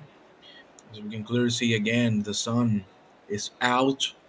28 degrees on the track, 25 ambient. Just a tiny bit of wind. And for now, the next 30 minutes, there won't be any rain. Maybe some clouds here and there, but it won't affect too much. And I think in some laps, we'll get the track to be optimal. So it could be a game changer, huh? Yeah, it will be warmer now, I guess, with this 30-minute prediction of light clouds.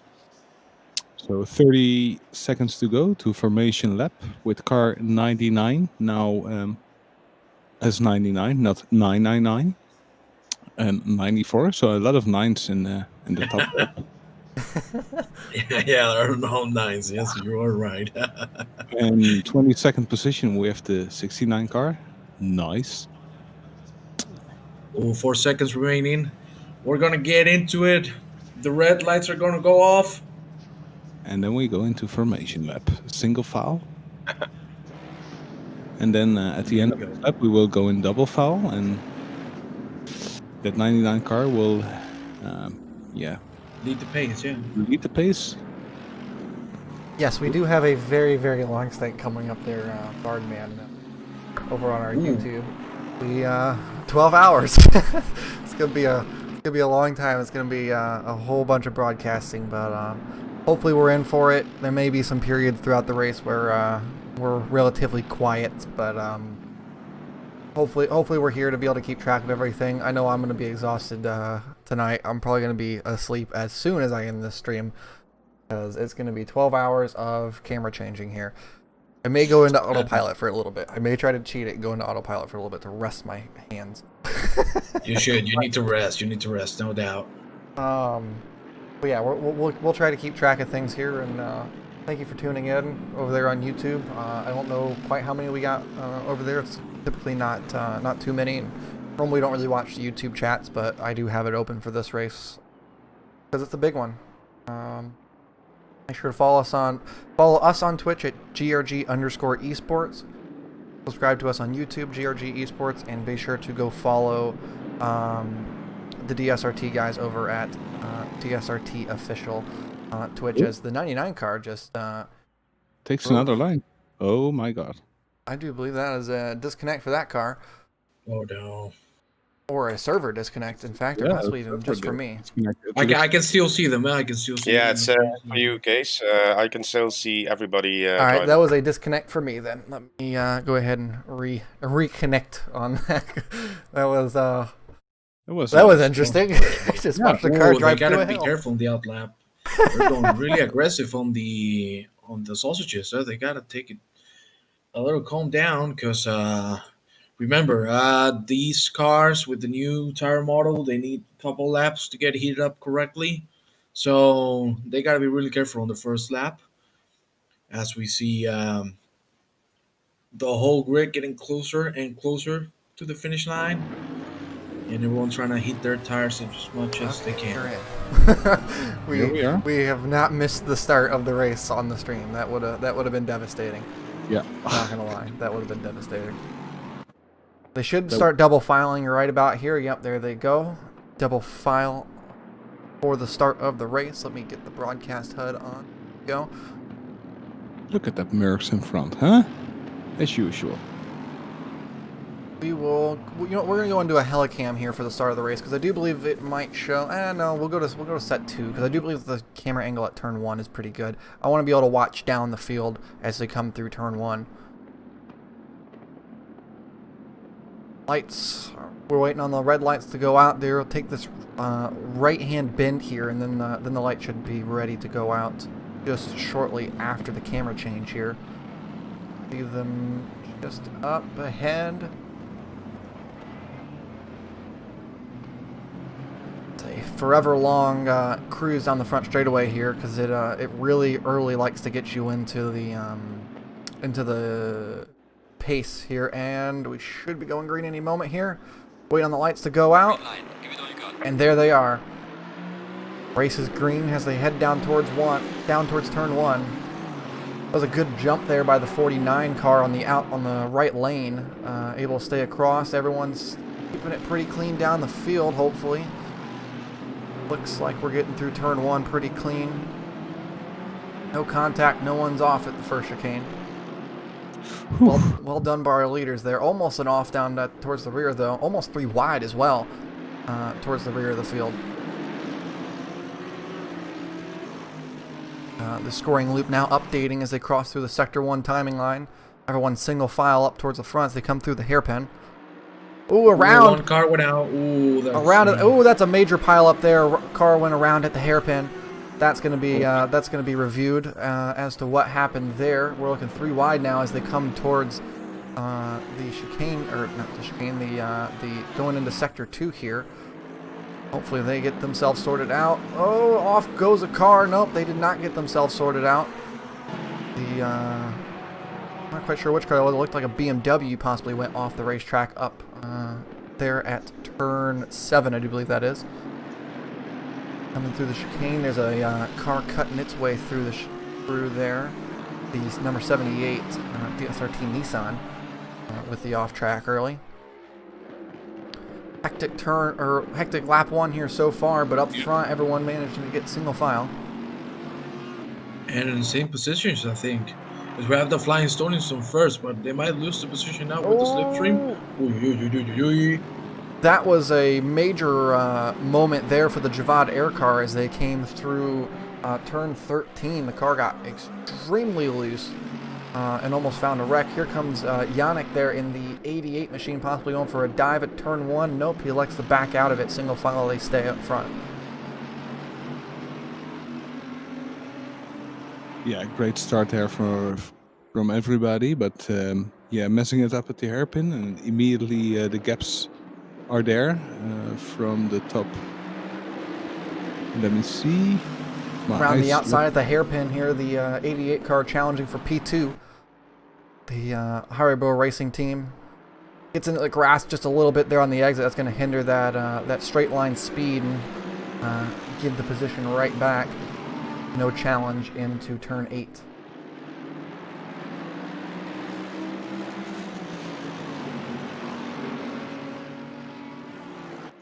You gotta keep in mind that if P2 and P3 keep fighting, the Flying Estonians, in this case Parek, at the wheel, can take advantage of that and make a gap out of it.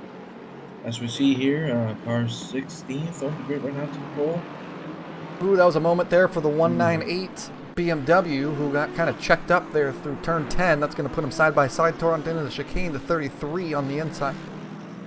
Going to grab that position, mounting that curb. Yep, well done.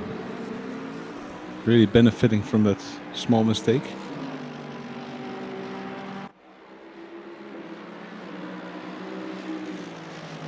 Up front now, as you mentioned, the slipstream down the front straightaway. Is it going to be enough here at this racetrack to really lure their way in? Again, you got to remember the Mercedes are running on a 2% engine restrictor, so by the end of the straightaway, they really don't have all that much left in their gearing and in their engine to really pull them down the straight. But also simultaneously, that's going to give them more overhead in the slipstream, so it could make a bigger difference for them.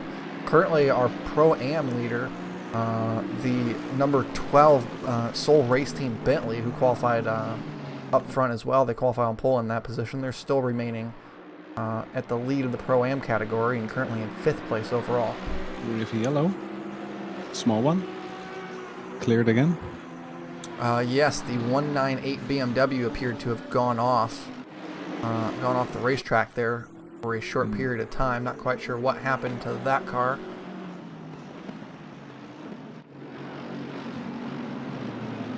And I think something in front has happened as well, as the 99 car is now in 6th position. Ooh, yes. What has happened to our leader?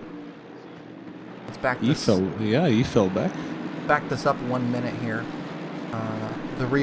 The instant replay cam in the game, which freezes it for about 10 seconds, but then it jumps back a minute to allow us to catch what happened here. Hopefully it hurries up.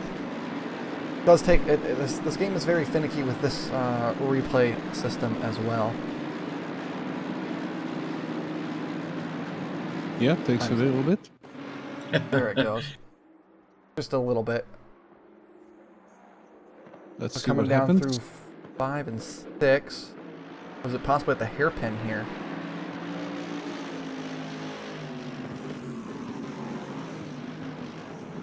Clean, all clean.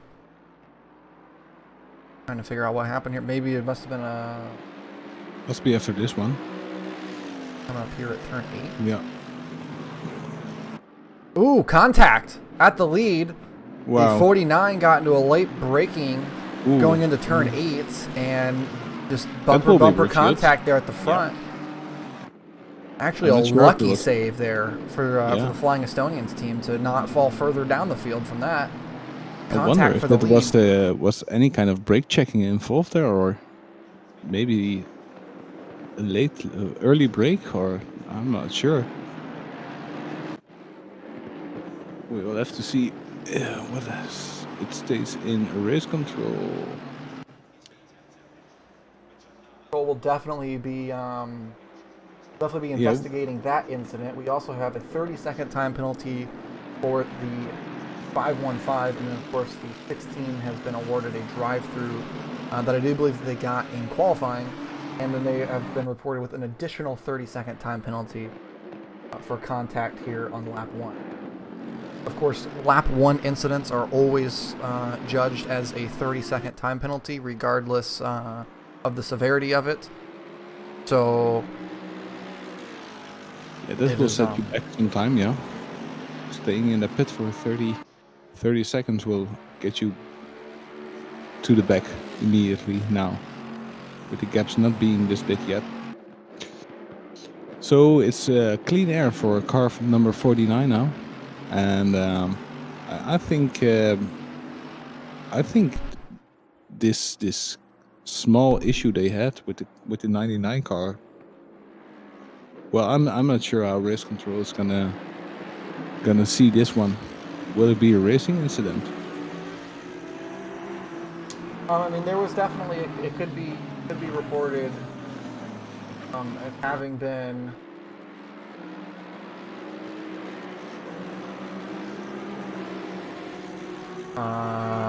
having been an aggressive maneuver there from the car behind. But again, I don't know how the braking trace was and who was quite out of place. But at the end of the day, the 49 did rear end the 99. Yeah. But they got a big lead now, huh? I think they're more than a second away from the second place, so they can make a big advantage of this and a good gap. So Oh, let's see if and they the can. Haribo car goes off Yeah. for a little bit, losing some positions there. You gotta be really careful with the sausages in this track, eh? The moment you touch it too much, you just fly out.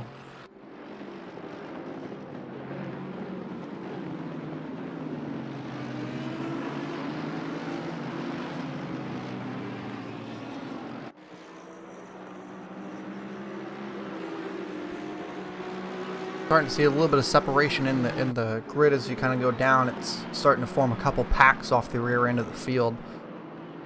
This one here led by the 624 BMW, which also features the 515 Ferrari and the 763 Bentley. And then down the field once again, you have another gap to the 69 Porsche, who's leading a field of a few cars down there. And then you have another gap once again to the tail end of the field with the cars that were involved in the lap 1 incident at the hairpin. Yeah, sorry to see it's a DSRT car, but What yeah, happened to it the is what it 88 is. car here? They have now fallen off from the front. They were just in P2, and now they have fallen to P9. I was not quite paying cannot attention, see- and I didn't catch that one happening. Yeah, it doesn't show. On my side here, on the pit wall live, I didn't see any incidents. So it must be an off-track. A big one, probably. Yeah, it was an off-track, I think. Yeah. Drop that far down the grid, it had to be a pretty big off track for sure. Yeah. But look at P1, eh? He's making a big gap right now. Yeah. More than 3 seconds now. He just has clean Getting air, ready. freeway to go. Battle for second place on the racetrack here. Bentley all the way on up. That is the leader in the Pro-Am category, now in second place overall. Let's see if the slipstream can help third and get that second position. I don't think it's going to be possible because they're too far Yeah. away from one each other. And the Bentley Yeah. has 20 kilograms in the back, so might be interesting. No, No, he's not. He's gonna be- behind. Yeah. just stay behind and take your time. Still 11 hours and 50 minutes to go. Yeah, I we have a think the long way to go leader- still. Yeah, I think the leader will do something between 400 and 425 laps. That's my prediction. Mhm. More or less, I I said it. Here, I said it. yeah. Let's go for 420, right? Oh yeah, give me that 420. But I think P3 should wait for a good exit on the last corner. Don't take advantage of the slipstream. I think you shouldn't be risking it anywhere else on the track. Let's see how they go through the section. Really good for both of them. And yeah, I think that's the best option for overtaking. Just going into the finish line straight. to be honest. I think somewhere else it could be a big risk to commit to that. So we lost the 88 car out of the top 3. We lost the 99 car out of the top 3. And that Pro-M in second place at Bentley, well, I'm not sure if he can close the gap to that 49 car because he already has a 4-second lead there. So that's like a decent gap, so to say. Yeah, they took advantage perfectly of second and third fighting constantly, so that was a great job. No doubt, great job by the boys from Speed Tavern Clown team. And yeah, the gap seems to be increasing more and more as we see that second position might get the second of third of Oliphant. It looks like Diego is driving cleanly and he's keeping it safe.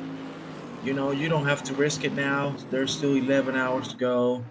We just gone through 15 minutes. You just gotta keep it safe and wait for the right moment to attack. Yeah. Yeah, you now need to get into the groove. You need to find that comfy pace, what you practice like. And then, yeah, just empty the tank as much as possible. I think the tire is not the limiting factor on this track. It's quite a technical track, but it's not so harsh on the tires. As we see, I think Robin Austin there fighting in front. It's of that, really close. Yeah, but I think he's losing a little bit of time because he was in 8th position. So the 88 car already made up on position, the Haribo car. Just came in car 49, the leader, gets a 15-second time penalty for avoidable contact. Wow. Well, then they have to build a bigger gap to try to compensate. But Yeah, as we said, there's still 11 hours and 45 minutes to go. Anything can happen, so I would just say find your rhythm and keep it going because 15 seconds is not that much, especially when we're talking about 12 hours of race. So, yeah, let's see how they can handle this as we see. Ooh, P10 trying to go for the overtake. Is he going to be able to get it? It seems he won't be able to. But we'll have to wait a little longer. Car 200 trying to get that 9th position from Austin. But yeah, see how. Ooh, he's trying the overtake now. He can't. No. Gotta keep it safe. But he's looking and he's putting on a little bit of pressure. I know Matt Neal is a very clean racer, so he will choose the right moment.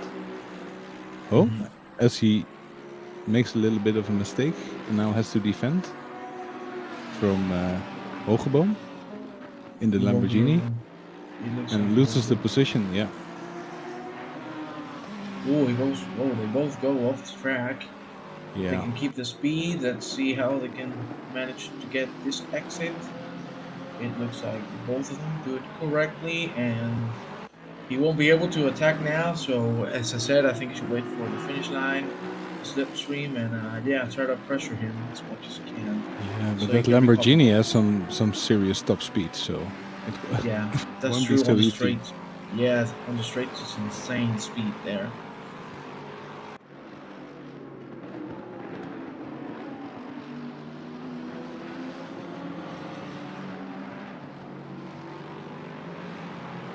Yeah, on the front, we still see Chua from Speed Tavern Clown team making that gap bigger and bigger. It's going to be 5 seconds now. Remember that he has a 15-second penalty he will have to go through, and yeah, I think he should just take this opportunity to keep building that gap. And for now, we see that also Catalan, number 2. He's also getting some gap from third, so everything seems to be stabilizing a little more. As we see here, Matt trying to catch that 10th position again, regain it, but it seems he won't find it yet. Mentioned that Catalan guy in another class. It's the Pro AM class, and he drives in second place with over a second, 1.8 seconds in front of the Oliphant guy in the Lexus behind him, car 101. So yeah, he's doing blistering pace at this point. Yeah, to drive so far in front of everybody else. Yeah, really well done. Considering P1 has a 15-second time penalty, I think that Pro M car will be in front soon. Yeah, I agree with you. Yeah, but you know, I won't. I think we will have to wait. If obviously interpreting that they won't make any mistakes, we will have to wait for when both of them have to pit stop. But there's a long way to go. Until then, we still have more or less 45, 50 minutes until the pit stop if they did get like nearly a full tank. So yeah, we'll see how much can they last in this first stint of them.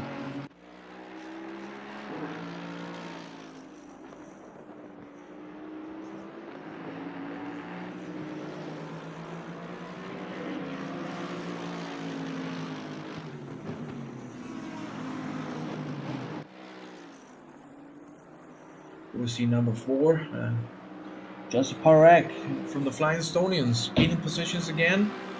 We'll see trying to get that third position is getting closer and closer. His pace is being really nice. We see a good exit from him. Let's see if we can get advantage of this and maybe get that third position back. As we see, car in 7th position, the car number 111, getting a good exit there. But I think that 3-pack is going to stay the same until the chicane. Let's see how they can handle it. Oh, that's an off track, and he will have to give the position back. Oh, there was contact there. Yeah, that definitely right there, that looked like a missed time of the brake zone, and in order to not punt the Audi there, instead, had to cut the corner, and then now is giving the position back. But that right there just brought the 111 right on through and bumped him up to P5. So that's a lucky break for the 111 there.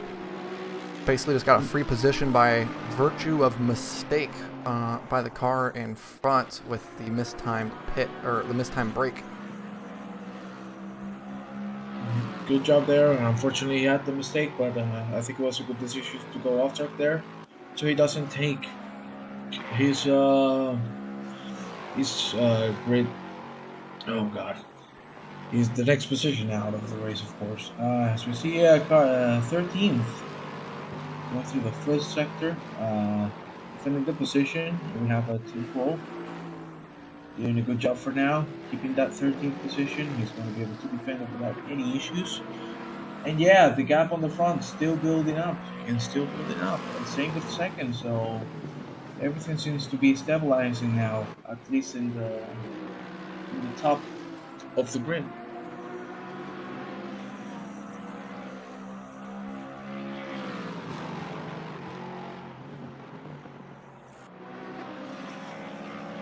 I can see in the timing screens now the 30-second penalties are coming up, but I didn't see the car 49, the 15-second penalty, so I think it must be updated in a while.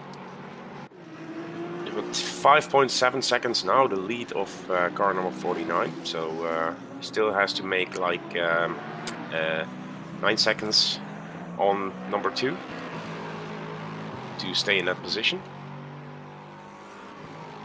Yeah. We see here, car 13 again, Team Pro is trying to keep that position. For now, he's still going to be able to defend it, but let's see how he gets the exit on the last corner of the track. It depends on how he does it. It looks fine, but I think the slipstream is going to be enough for him to lose the position momentarily. Let's see if the slipstream is enough, because it looks like he's defending without any issues. Well, that's 2 Lexus car battling it out. Yeah, and he's going to keep the position for now.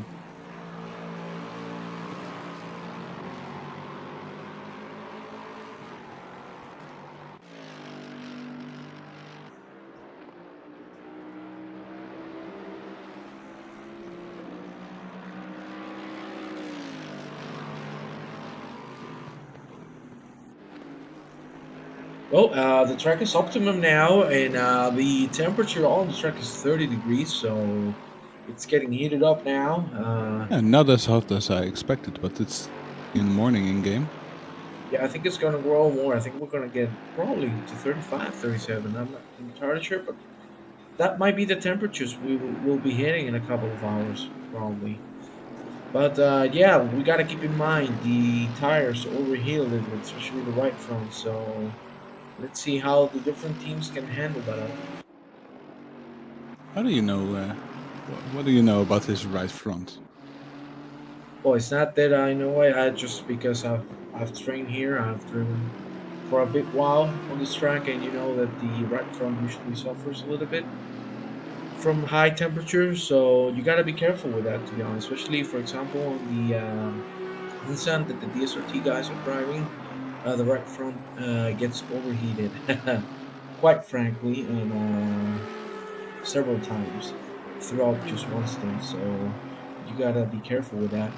So you see here, a car in 7th position, Racing Phoenix, with Christian Comberher. Sorry for butchering your name on the wheel.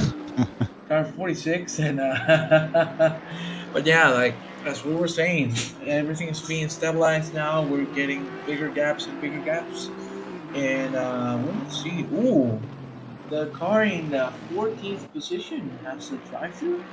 Yeah, I think that must be due to track limits because there's nothing being reported in race control. So No, that is the penalty from qualifying. Okay. The drive-through penalty that was awarded during qualifying. Okay, was sorry car for missing 60. that. I do believe so, unless if they've already served it and now have additional drive-through. But no, the car number 16 was awarded a drive-through during qualifying. I think it's just dated because in the beginning it was 30 seconds and now it's a drive-through, so they will have to take that as the penalty of number 1, car number 49 now is updated as well, the 15 seconds penalty they have.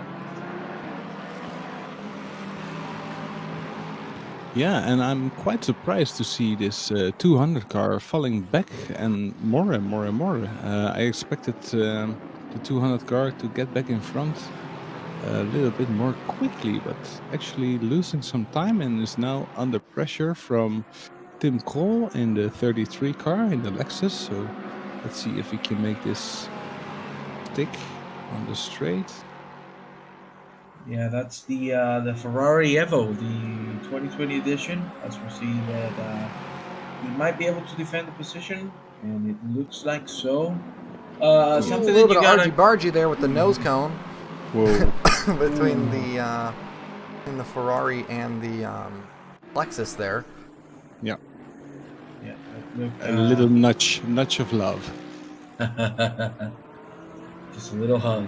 A little hug. Yeah, you got to keep in mind with this Ferrari 2020, it's kind of rough with the curve, so you need to be. Ooh, that's an off track for the 88 there. Spin at the hairpin. Again. This whole group goes and jumps over them there. So Yeah, the 88 car is not having a good first 30 minutes. that they are not. You want to wonder maybe possible damage on that car from the earlier spin that's causing it to not be able to recover properly. I don't Could really be. know. Or something wrong with the tires, tire pressures, maybe too hard or too soft might be an issue. That as well. Could be all sort of things. It's the fun of commentating. You never know what's happening inside of the car. We just have to keep guessing, and as we see, Maybe possibly 3 wide here. There was a little bit Yeah. of a bump there for the 200 going through the chicane. Yeah. A little off track. Ooh, that's dangerous. Let's see what he can do. He's going to defend the position. He's going to keep the same position there on that 4-pack, but oof, that was difficult. Ooh, he touches the gravel a little bit. Let's see if Matt Neal can take advantage of that because he got a better exit. 16 comes in Yep. for the drive-through there. yeah, Get leader that in penalty the out of the amateur way. class. Well, leader in the amateur class. I think both amateurs will be on the podium for sure because there are only 2 amateurs.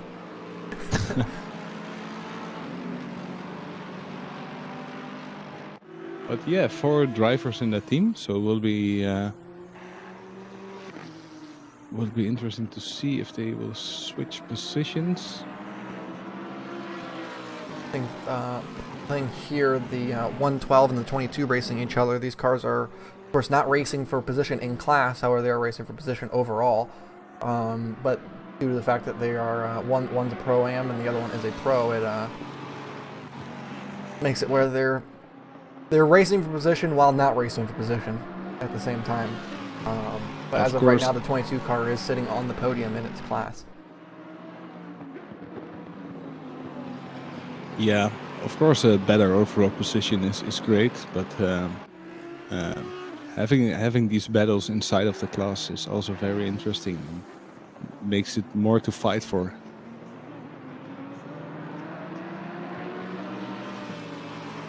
As we see Michiel Hogeboom now defending. And actually, I know this corner 16 and 17, this braking zone. It's quite a hard one to get right. If you make a mistake there, and you could really compromise on this exit, and the person who's behind can really benefit from that. As we see Shaw and the 22 car now getting awfully close. Ooh, yeah, almost a little bit of contact there on the rear quarter panel there. Alexis ultimately backing out. Like you said, the Lamborghini has really good top end speed, so Alexis can do as good as it wants on the exit of turn 17. Try to get as much of a run, or maybe it's 15, but get as much of a run down the back straightaway. But once it gets to the point of the end of the straight, the Lamborghini just has that overspeed to be able to defend basically anything. But here they go around the outside at the hairpin. Lex is going to have the drive on the outside. It's going to help out with the acceleration. We'll be heading down towards turn 8 here. Lexus with the overhead position there. Oh, in contact. The 22 or the one. That was a big really bad turn in there from the I think that was the 22 car, right? Yeah, the number 22 Lexus. We're gonna go here and try to get a hood cam from the Lamborghini. The 22 car really turned in. That was a hard hit. Let me tell you that, no doubt. If the game does elect to jump back and let me watch this replay.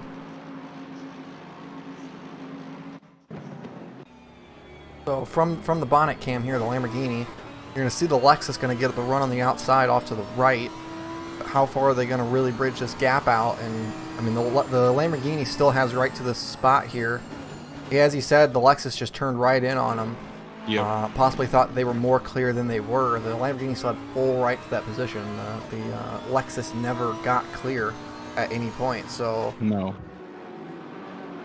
I think the 22 will get a penalty for that, because that's like, you have to know where this car is and you have to make sure you're clear, you know. This is, well, it could be a racing incident as well. I'm glad I'm not in race control, to be honest. So am I. I don't envy the job of Mr. Ethan Lawrence. He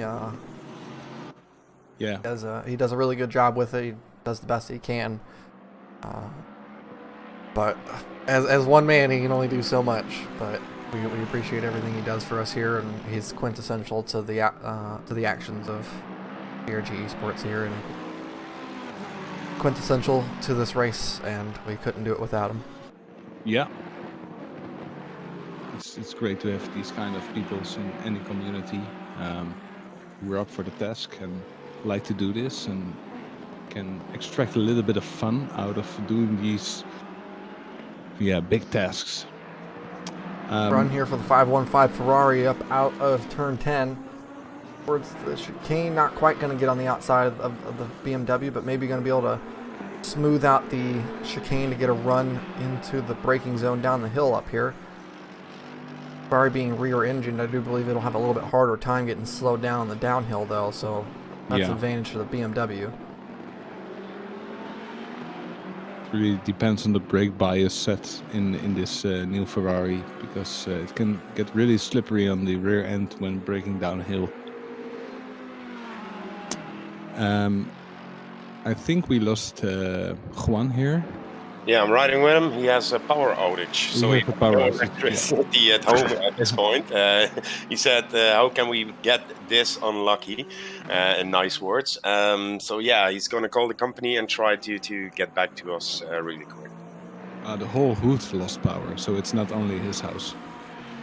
That is unfortunate. Yeah, Unfortunate so- timing there, but hopefully we can get him back relatively soon and before the end of the race. Hope. Yeah. Well, he has some time to get back, so. Yeah, there's only 11 and a half hours left that we gotta be here. Don't remind me. Yeah, it will be okay. We've seen a great opening section actually. I think it's quite clean. Only 4 penalties were awarded. Yeah, I've only really seen a couple of bigger incidents here so far. For the most part, everyone's been relatively clean, and everyone's getting pretty single file and trying to get their way along in this race. Yeah, I think this is the power of endurance racing. It's not really battling on track, but make the strategy work. Now everything is settled, and overtaking a car doesn't really make a big difference in the end. Up front, our leader here, the 49 Speed Tavern Clown team, they're really trying to put in really good laps here. They managed to bridge an 8.5 second gap to the lead. They're lapping our first car here, the 198 GRG Esports car. You got to make sure that we get as much camera time as we can on our esport car.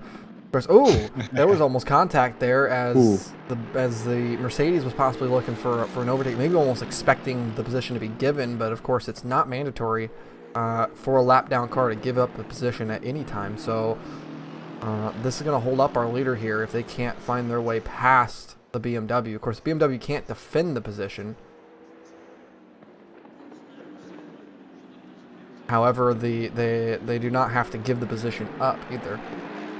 Oh, it's a really costly move already because the gap came down from 8 seconds There's to the move 7.3. right there. They got to the right. That's going the 49 or the 198 is going to have to surrender the position at that point. So the 49 is through. Oh, but an off track after going through. Whoa. So that right there in of itself lost them a second and a half just in that battle with the 198 trying to get past. And you can see off in the distance the number 12 Bentley working its way back up the field. What a run here by this Pro-Am car who qualified, I think he qualified 6th, and now he's up to 2nd place and really proven that he should be there. And actually that gap closed down even more. It's now a 3.5 second gain during the fight with the 198. Small rectification, qualified in 5th. 5th place, all right. And so yes, I mean, very, very good showing and an impressive showing by the Pro-Am car here.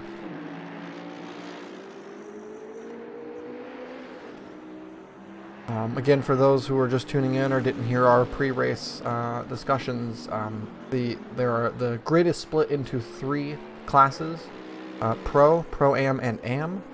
And the Pro category is signified by a white number board on the telemetry. A Pro-Am classification is shown by a black number plate, and a AM classification is shown by a red number plate. So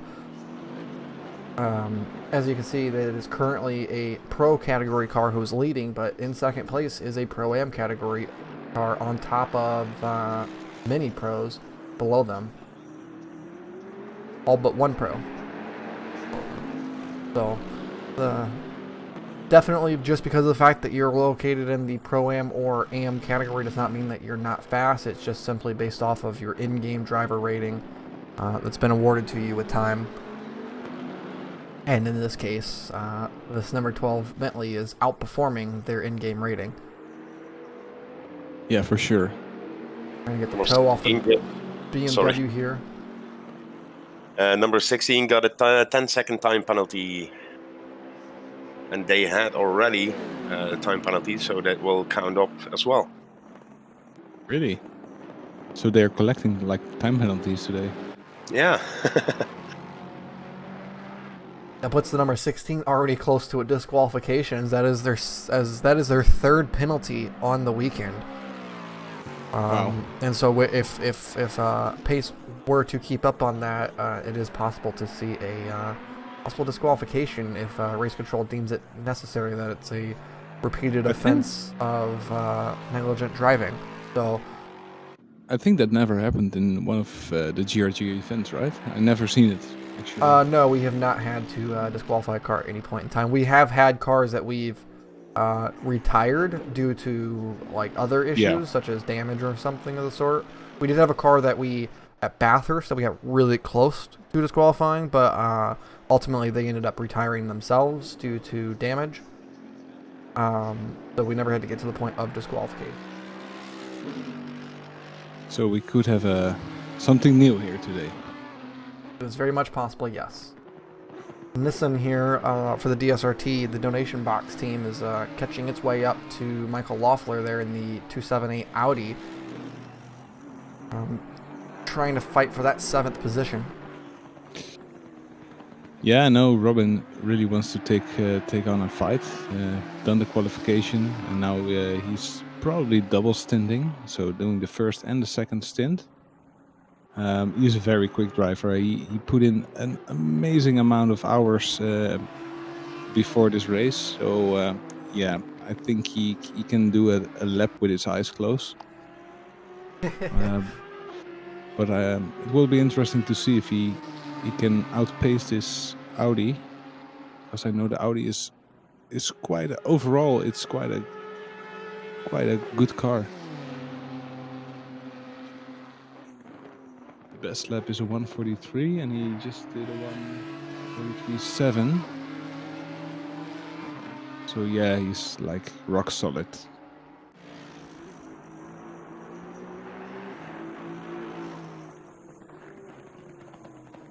"22 laps done for the leader."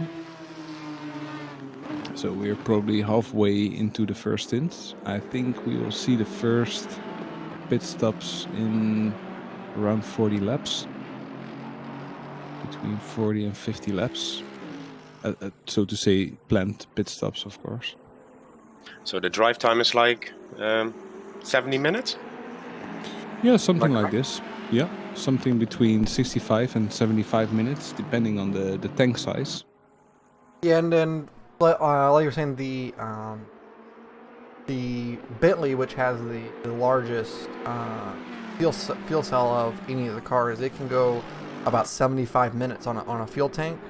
I do believe the average for these cars is 65, because in real life the stint limit is 65 minutes. You cannot go longer. Yeah. So typically the cars try to push as much of a fuel cell to go 65 minutes as they can. You do have to recall too that we did have the formation lap to start this race, and so that's an extra bit of burn that these cars have had. So I suspect that we'll start seeing the first pit stops within the next 20 minutes or so. Yeah, exactly. I know the Nissan, which is driven by Robin, which now overtook the Audi as we watch the number 14 car here coming close to. Yeah, he overtook him. The Nissan also has a 132 liters tank. So it might be interesting to see how many pit stops they have to do to finish this race. It's not as strong, the engine is not as strong as the Bentley, so yeah, I think it will be strategy in a 12-hour race is very important. And I think with these cars you can also adjust like the ECU mapping, which tells the computer how much fuel needs to go to the engine. Could be in play here.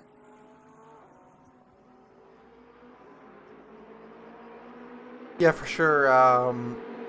You know, with like you said, it's a 12-hour race, and if you take your stint 65 minutes over the course of 12 hours, those 5 minutes add up, you know, over and over to almost eliminate a stint. It's a little bit over half of a stint that you eliminate off of that. So you have to be smart, yeah. Like if you can work it out correctly, you can save almost an hour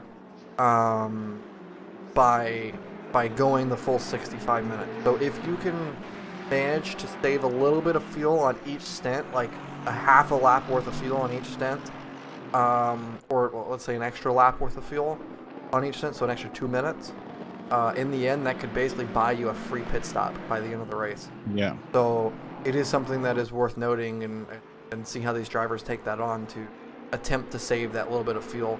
Here comes the 515 on the inside of the B by the 624. BMW had a very bad exit there, so. But boy, that engine really got him back there. Big boy BMW.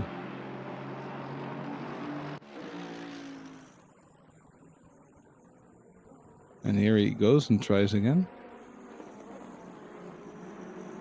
Really on the tail there. Mm-hmm. Maybe at the hairpin then?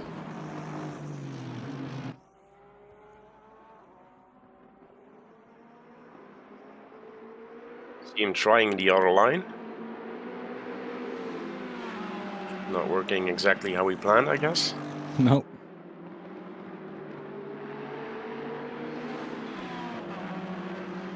This livery, this really reminds me of a Williams car actually, with the red and the blue and the white. I think it's I do believe that it is loosely based on a Martini. Actually, I think it even has the Martini logo on it. It's based on the SMP racing cars. Yes. Now I remember. Yeah. And they actually, what they did is they edited the SMP logo and added an I in it, and it is called Semp Racing instead of SMP. Which is a funny little joke. Well done. Yeah. I like these jokes in the liveries and the team names. Yes, I appreciate the small memes that we get to see. Yeah, yeah. Some teams really have a good sense of humor. Comes the other GT Hub racing car here, racing side by side. These two are effectively teammates here, the 515 and the 666. So see if they get respectful with each other here, or if they let each other race hard down into turn one. The Ferrari backed off early there, let the 666 through, just as I expected. A little bit of friendly racing there between teammates. Here's my map. Trying to find it so I can get up the grid to see what's going on up front. This is the problem with more screens, right?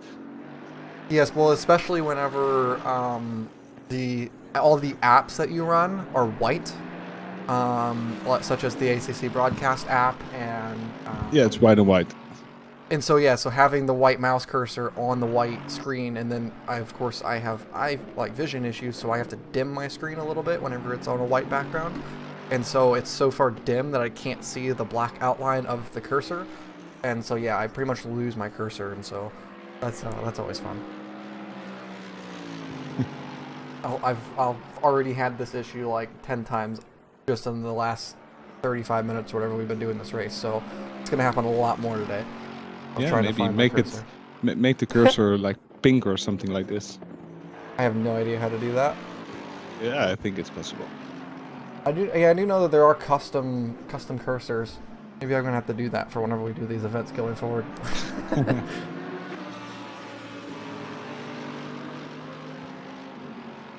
Let me see what's happening on track.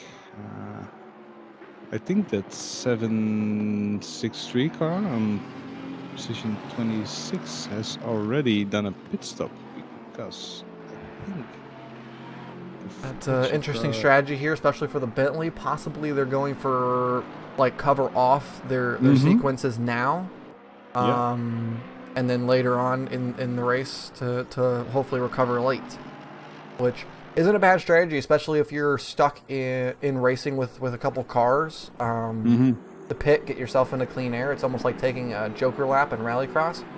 Get your joker out of the way early if you're in clean air, or if you're in dirty air, and get yourself into clean air to go faster.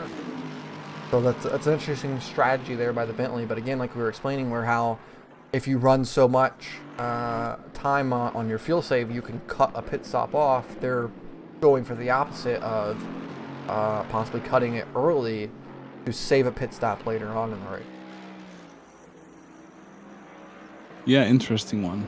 So it's not bad giving up some position at the start and then finding your rhythm, finding the thing you practice for, and then being in clean air is always easier than racing someone you know is quite a similar pace, or you know you're gonna lose time in the end.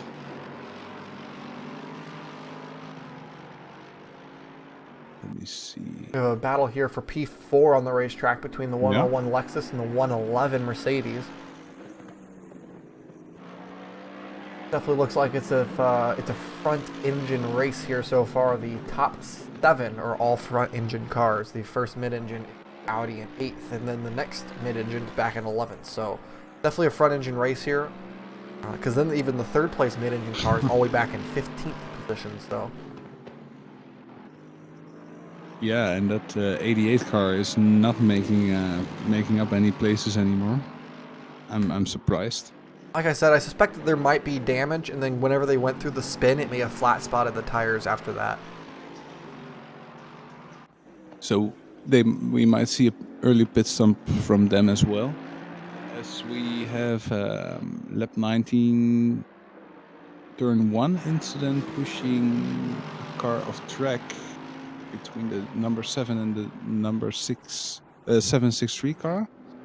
It's a Oh, okay, so is that what happened to the Bentley? Yeah. You mentioned that they went for that possible pit. Yes. Maybe it wasn't a pit and they just had it forced off track. Yep. So it was pushed off. Ah, So that's why they unfortunate for pitted. them then. Yep. So thank you for clearing that up, Ethan.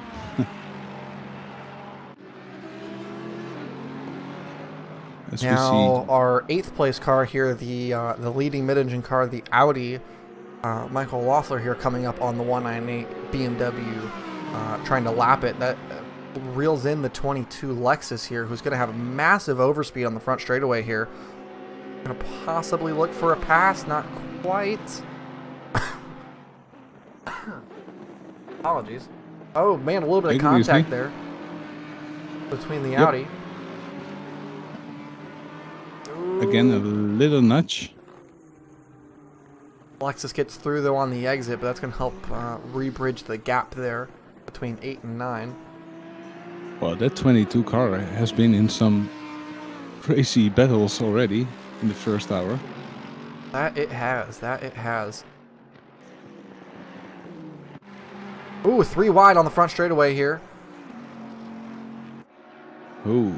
Between the 31 Ferrari and the number 16 Lexus. This is the 815 Ferrari that they are lapping there. So they were 3 wide on the front straightaway. They were trying to go for it, and the 16 Lexus, I do believe, got through on that position. That is a loss of position there for the DSRT gingerbread car in that 3 wide battle. Yeah, I'm not sure. Something must have happened to them in the first lap because they were way behind. So I think there's damage on that car as well.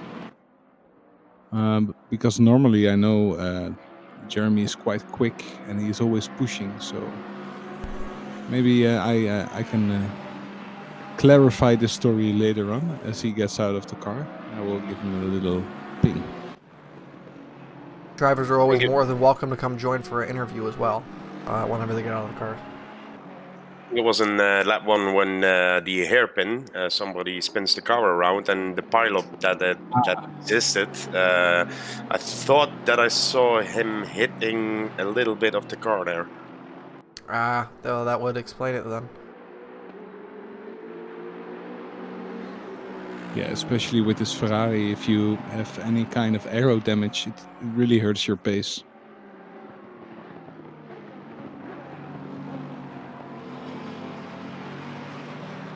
The 112 Lamborghini under attack here from the Lexus, who, keep in mind, does have a 40-second time penalty on their hands. So, you gotta wonder just how much it's worth racing them, because you know you're gonna get them back once the pit stops come around. And you know, drivers do have an option of serving the time penalty live or waiting until the end of the race to just take it in. So they can either serve it during a pit stop or later. As 15-second penalty was removed. from the 22 with contact on this Lamborghini that we saw earlier. Mm-hmm. Where they turned in at turn 8, the 15-second penalty of the car 22 was removed because after further review they deemed that it was a racing incident. Well, fair enough.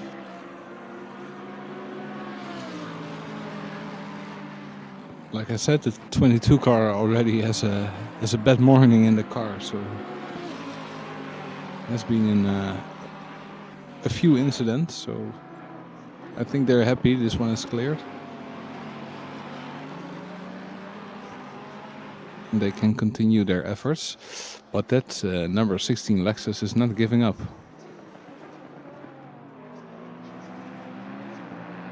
And now gets it done.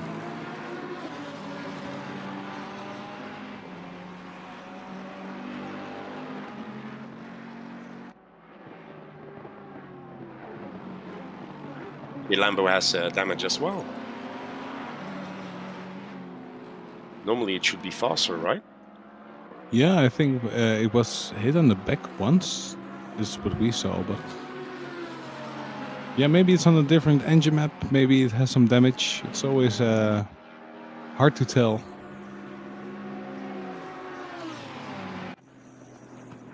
.111 here, back on the charge here for P4. They've been following this Lexus around for a couple laps, getting close and then falling off, and getting close and falling off. So we're trying here to get this position done for P4. Hopefully trying to get it before the pit stops happen, which should be within the next 10 minutes or so. Yeah, I think it won't be long. Well, like we talked about this before. You could do it early now, or take one at the end. So I think we will see a lot of different things here happening on track, mixing it up, and then at the end we will see how that turned out. So please stick around for another 11 hours to see how that plays out. It's like a book that's been written while you read it. Track has just crossed into 11 a.m. Local time in the game, so almost now just 1 hour from high noon, and then that'll put us down towards the sunset later on in the race. It's going to be a fun finish. We should have about 2 hours of darkness to end this one. So it's going to be a lot of fun to see the drivers adapt to the changing track as the temps will cool inevitably later on in the day. So many factors will play, and I cannot wait for the fireworks at the finish line to see who comes out best here. I think the 49 car has now a big enough gap. Is it 10 seconds? No, it's 10 seconds. Sorry, my eyes are really getting bad. I should. You'll have to win 4.4 seconds to penalty straight, and then they are on the tail of Catalan, the Pro-Am guy. It will be close, I guess, but they have the pace. As you could see, they lost some time in the battle with the blue flag, but yeah, they managed to get it up to 10 seconds again. So I think the Mercedes 49 has a very strong pace in the front. Yeah, but look at the 99 car, which was down I think to 6th or 7th position after a few mistakes, but now is back up in 3rd position. So let me see if I can find something about their pace. The last time around, the 49 car reported a 142.3, while the 99 reported a 143.0 for the last time. Oh no, that's their best laps. Apologies. Their last time around was a 142.8 for the 49 with a 143.5 for the 99. So still about a 7/10 gap between those two cars in terms of lap time. So the 49 is definitely putting on good laps, and they are the only car in the 42 bracket last time around.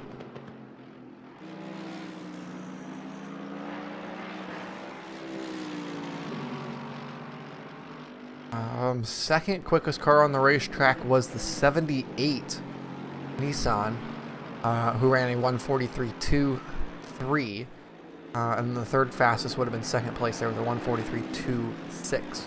So very close lap times there between the Bentley and the Nissan. Yeah, so even with 20 kilograms in the back, it's close.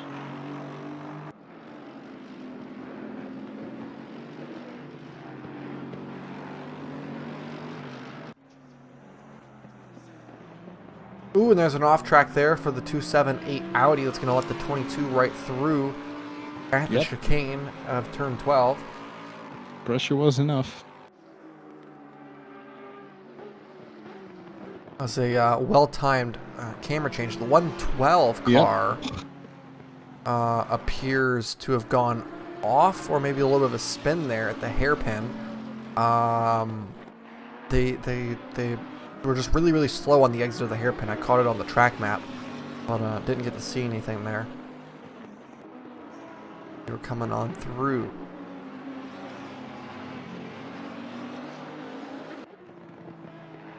Jump back up to this battle here for the 8th position now between the 22 Lexus and the 278 Audi. Yeah, that's an interesting battle. Coming up on the 1 hour mark here in the race with just 11 hours remaining. You don't gonna fly on by. You don't want to miss any of this action. For anyone who is in chat. Yeah, and don't forget we're doing this for charity. Yes, this entire race is for charity, and there's a donation link that's been going around in our chat that continues to be posted every 20 minutes. If you just click that donation link, it's !donate. You can help donate to JDRF Game2Give Foundation for Type 1 diabetes.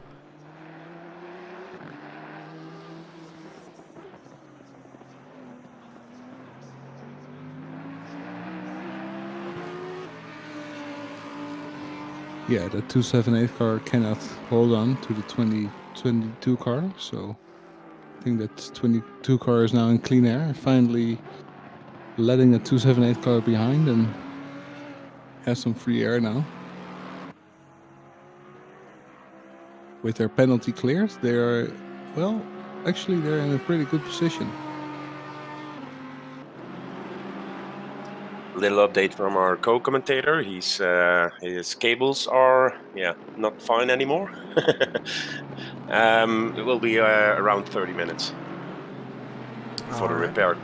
So I will be anxiously awaiting that time, because probably once he gets back there, I am going to go and take my break once he has returned. Yeah, sure, no problem. So I will If be you wanna- waiting for that. If you want to go, no problem. Put it on auto feed and me and Guru will fill it in for you, no problem. if it is on auto feed, does it go through the cars? Yes, Or just one? yeah. The auto feed it'll try to switch between what's close on the racetrack at the time. So it does a pretty good job, I feel, but it's not perfect. But no, I won't be doing it for a little bit. Not until he's back, but I am ready to just rest my voice a little bit. Save it for the later moments of the race. Yeah, no problem. When you get back, I probably have to take my meal as well, so. The closest battle on the racetrack is this one right here for 8th. Once again, the 22 Lexus got through by a mistake on the 278's part, going through the 11-12 chicane, which allowed the Lexus right on through. So he's a little bit frustrated to be seeing that Lexus in front of him. You gotta know, especially with that livery it's running. I would be frustrated to see that thing in front of me. Maybe he wants to read the anime, you know? Possibly, yeah, he wants to get a little bit closer. Yeah. Just get a better look at it. But yeah, I would. I know I would want past that car if I had the ability to try to get past it. So the Audi here looks pretty smooth there through the turn 1, 2, 3. That's always been a tricky complex for me to really get used to, and I've never been one to enjoy this Audi, or really this many mid-engine cars for that matter. But I always find myself having to really throw the wheel around to be able to get this car just to do anything. But from the looks of it, Lawford's got this thing pretty locked up in terms of the stability side of things. Yeah, it looks really planted to the asphalt. really sticky. But that might change during the course of the day, as we see the track temperature is now In going comes up. our leader onto the pit lane here. The 49 machine is in. First pit stop of the race comes from the car sitting in first. Wonder if they were maybe burning fuel a little bit higher than anyone else on the racetrack there and just trying to really push it out for the first stunt. They went Don't 63 forget, they have minutes. to give that 15-second penalty as well. Yeah, so you have to push, and hope you get back in a decent track position. As we now have a pro amateur leading the race, the Bentley. Really, really good work from them. This car shouldn't need to pit for at least another 10 minutes. With the size of its fuel cell, it should be able to continue going for a while. It's the sole race team. To be honest, they look kind of Spanish team to me, with Catalan, Canton, Farga, Yaret. Could be something Middle East as well, but I'm not sure. At least they have a soul in the car, because it's the sole race team.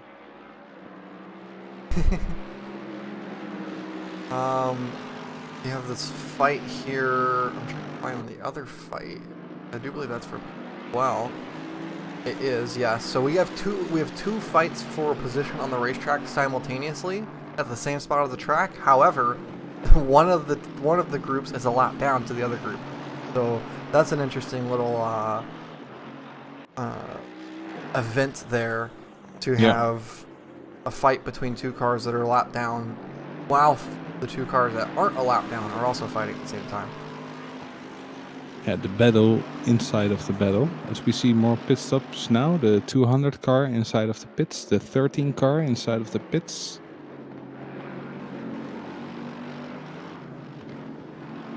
So yeah, I think those teams were probably running on high fuel consumption, doing only 37, maybe 38 laps, including the warm-up lap. I mean, again, time-wise, I think that we're hitting right about the mark, though, 65 minutes, and that, again, you got to factor in that there was the formation lap on that, so Yeah. I think that they're pretty much hitting their mark in terms of what you expect out of these cars.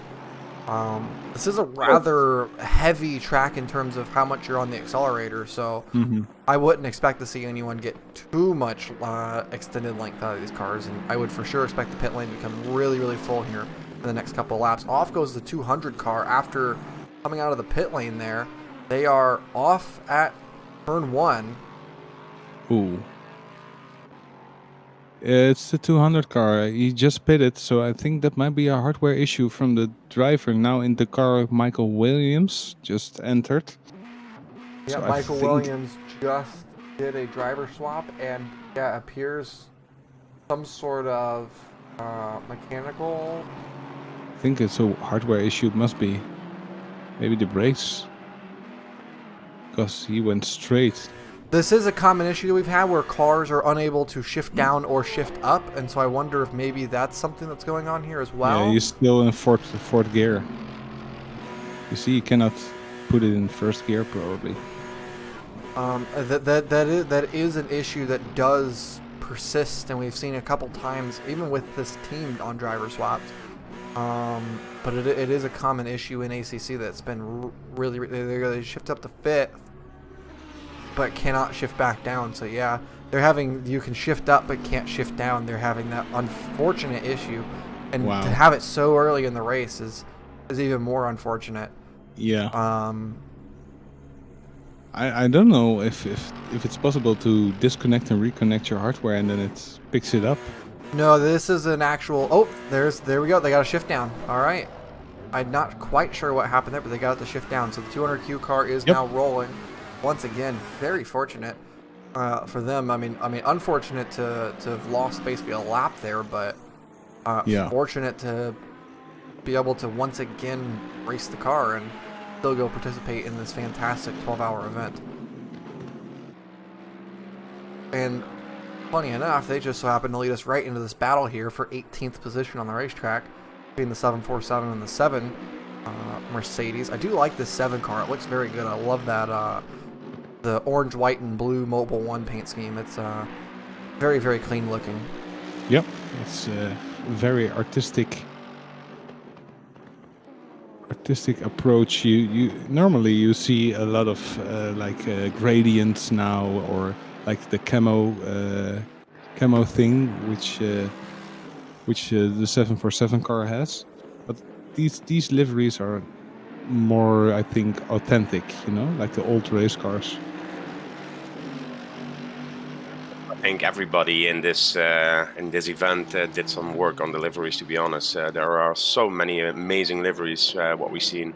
So yeah, a very good job of those guys to take this seriously. Yo, there's a subscription with Prime here.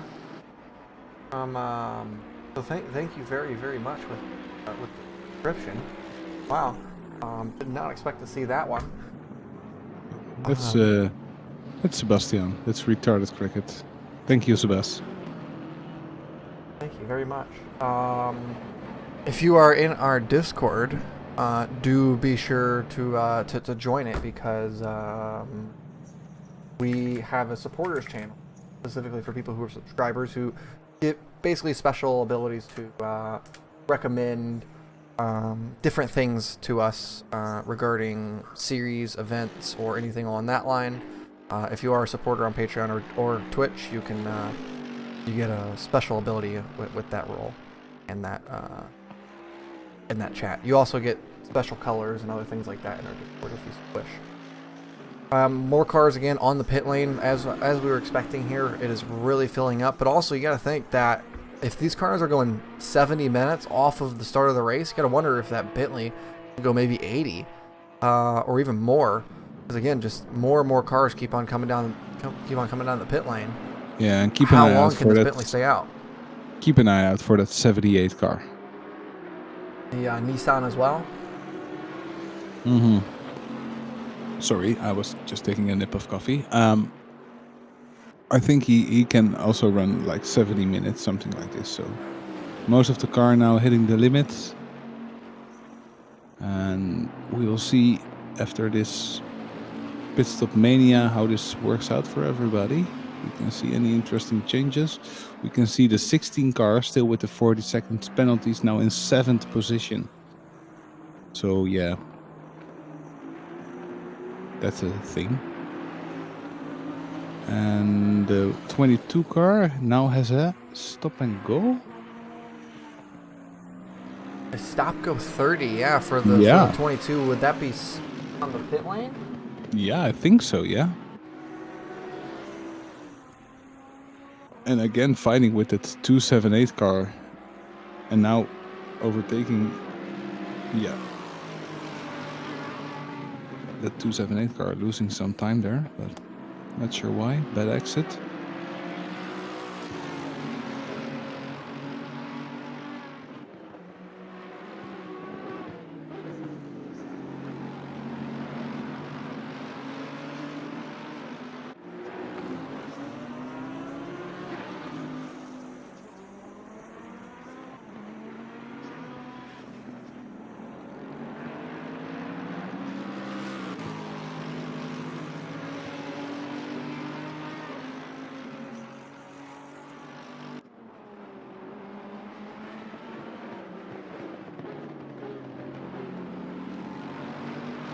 So now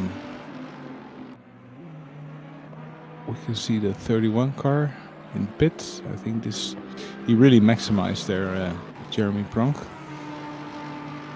And also the Lamborghini really maximized, doing one extra lap, 1 hour and 10 minutes into the racing.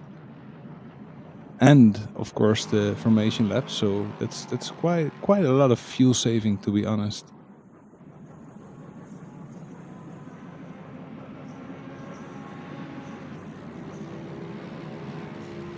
Let's see where they will end up. And we see some new names in the car, so will be interesting to follow their pace, because one driver is not like this. Oh, that's the. So we see a car go by, trying to get some heat into the tires. My God.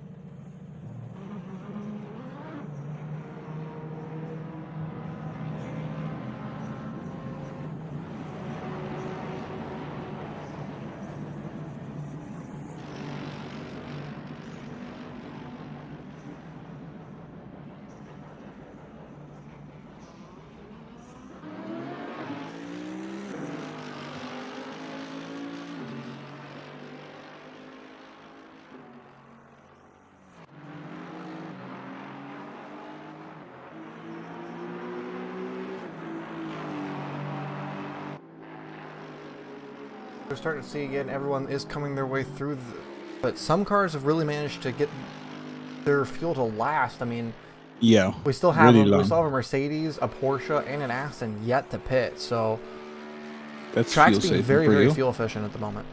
Yeah. This also takes. You need to be like disciplined with braking and the lifting and the coasting, and don't want to fight for position too much, and let some fights go. But in the end, it will come towards you. As you can see, let me see. The 16 car is now into the pits with its 40-second penalty. Will be falling back. And the 22 car still to pit. If I'm oh no! He has the stop and go penalty for speeding in the pit lane. So yeah, as we see, then 666 car now entering the pits.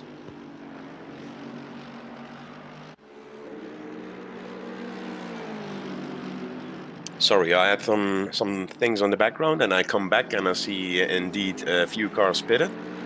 Yep. That they The did. top- Currently, we have a Bentley leading the race in the Pro-Am category, but they're leading overall in the race, and that was a great move there by the 624 BMW around the outside of the 747 Mercedes there at turn 10.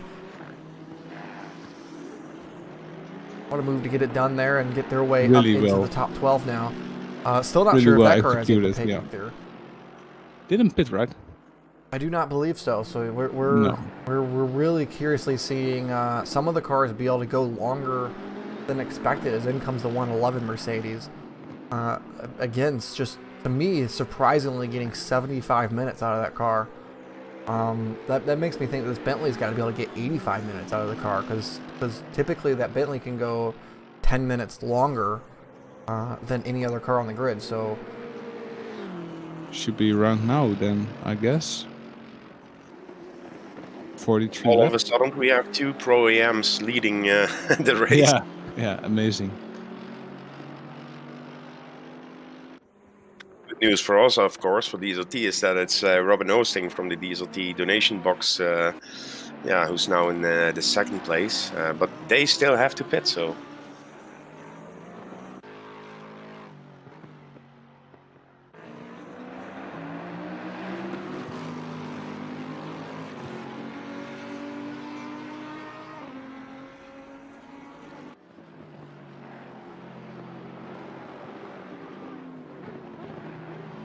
Yeah, now we can see the Porsche and the Mercedes from the top 5 also pitting.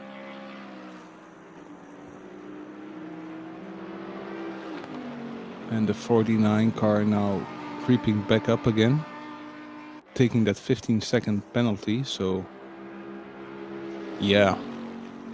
Just got notification from the DSRT team in our chat. The game has crashed for Ruben, and he was in the pit to change. So they are stuck in the pit at this point.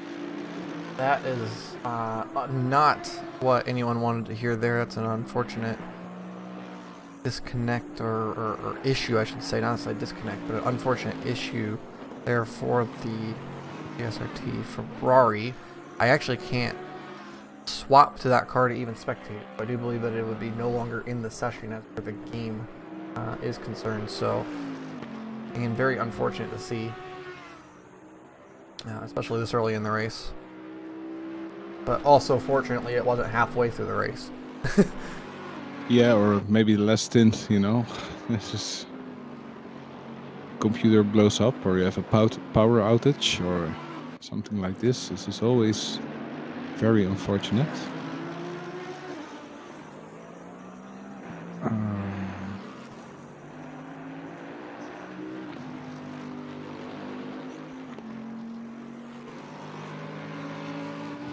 It's that Ruben cannot join the session anymore. An additional drive-through penalty has been awarded to the 16 car once again. Oh, really? Oh, I think that's their third offense, right? This one may be for track limits, possibly, as they're coming to serve it now. Because there was nothing in race control reporting this drive I see. So there must be a track limit.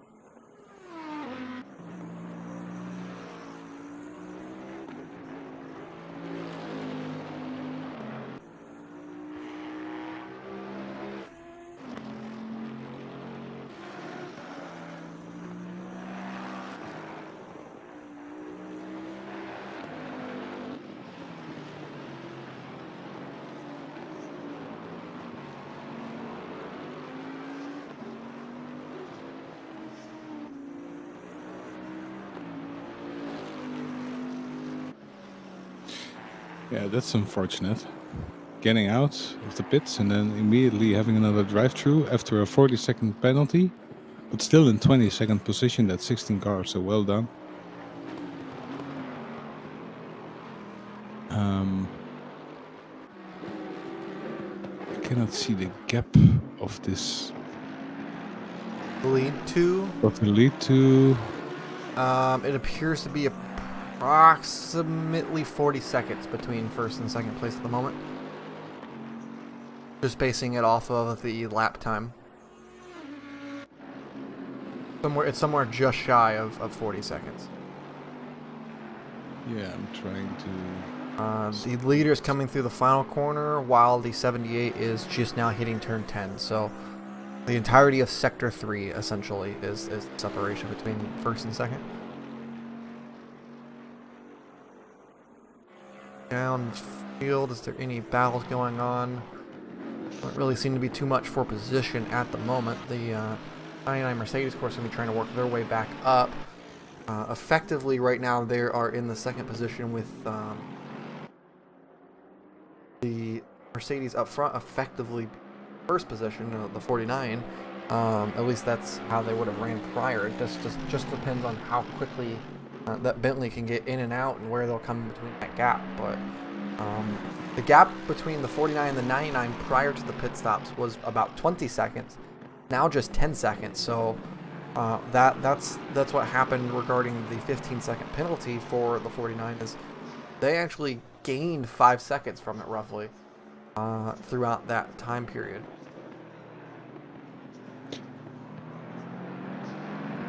Yes, we see the 78 car now pitting after 1 hour and 20 minutes. Yeah, of driving. 80 minutes there out of that Nissan. Yeah. That's a long time. Of course, we still have this Bentley up front still going. Are they going to try to hit this 85-minute mark, or are we going to see them stop in here this lap? Yeah, maybe they drive on forever. Just infinite fuel for the Bentley. It has Yeah. we see God an modes. airplane come fly in and refuel it during the race. Yeah. I mean, it is an aircraft carrier after all. And they do not pit here, so they're going to go one more lap at the minimum. So that Bentley's going to keep on going. I wonder what was the last lap time? I missed it. Oh, A 1:42.7, fastest lap of the race for the Bentley there last time. Yeah, so he is empty for sure. Oh yeah, No, no, pushing it's on those for quick sure. laps. It's for sure out of fuel, but they're not pushing. That's for sure. They are giving it its all to get it towards the end of this race, or the end of this stint. It just naturally is going that much longer. Cruising around. Casually.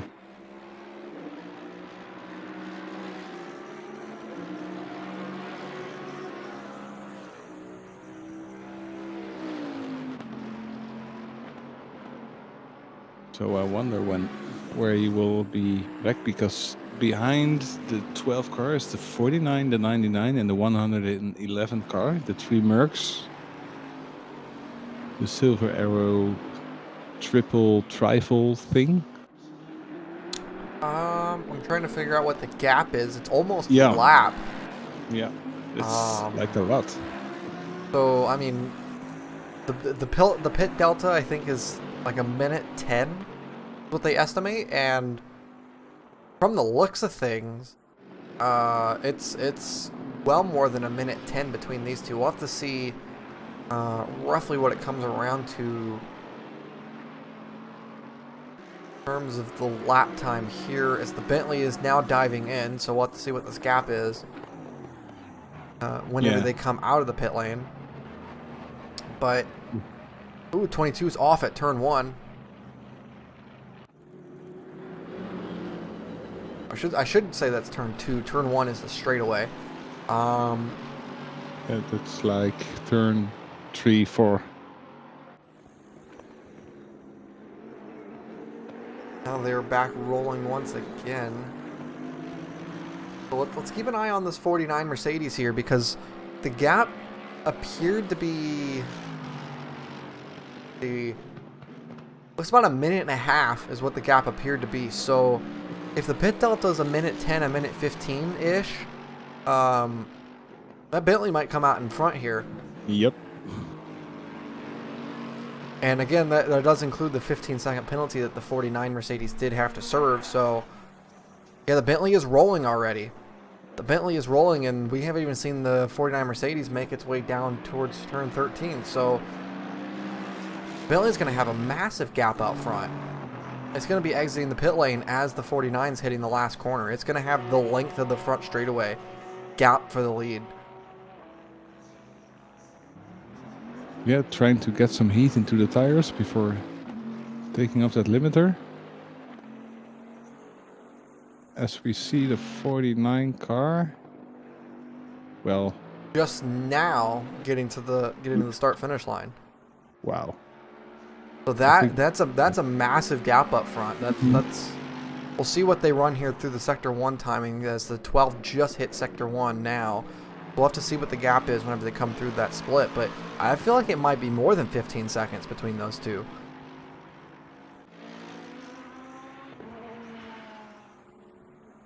There it is. It's exactly 15 seconds. So the difference with the penalty is that, but you got to remember, the 12 Bentley was 10 seconds behind at the time that the 49 pit. So they gained 10 seconds there just in those 15 minutes that they went longer on their pit cycle. And again, they went 15 minutes longer on their pit cycle. So, I mean, that's a quarter of a stint cut right there from that Bentley. That's big. That is big. That is really Yeah. big. And I mean, if they can keep up that type of pace, I mean, that's going to help propel possibly a Pro-Am overall victory here. Yeah, that will be something, right? That is an event right there. Yeah, we just have to keep an eye out for the lap times, because they are in Pro-Am for a reason, of course. Oof. It doesn't tell anything, but... A disconnect for the 88 car after a power outage happened just after the driver got in the car. The driver got in, drove it to the end of the pit lane, and a power outage happened. So that is a race done for the 88 team, it does seem. Yep, and we also got a DNF for the DSRT team, because the people cannot rejoin. I think there's something with the server. They cannot rejoin after they left. Yes. Well, that comes down with the lag from the connection. Sometimes it'll have it where if it's not the same driver that's rejoining like right away, it can cause issues where no one can join at all for the car. Yeah. It's another one of those known ACC things. Yeah, so it's a 31 car out as well. It's always unfortunate to see retirements early on in the races, especially whenever it's to things that are really beyond the driver's control. You know, it's one thing to retire because you know, you wrecked your car or something else. Like, you know, you have something you can blame for that. Yeah. Whenever you retire due to something completely out of your hands, it's just disappointment is all you can feel. Is the server setting as well, because we have another member on the donation box, and he wasn't in, so he cannot join the session anymore. Really? Yep. You should be able to join at any period of time, as long as you're not joining into the car. You can join at any period of time. I think that this is the problem. People not. But he disconnects, they cannot join anymore. Yep, I think. No, Ethan just sent me a message about it. Yeah. I don't know how this happened, but somehow a setting that let people join the race got turned off. Not sure how that. Not sure how that, because it was fine before today, but I'm really sorry.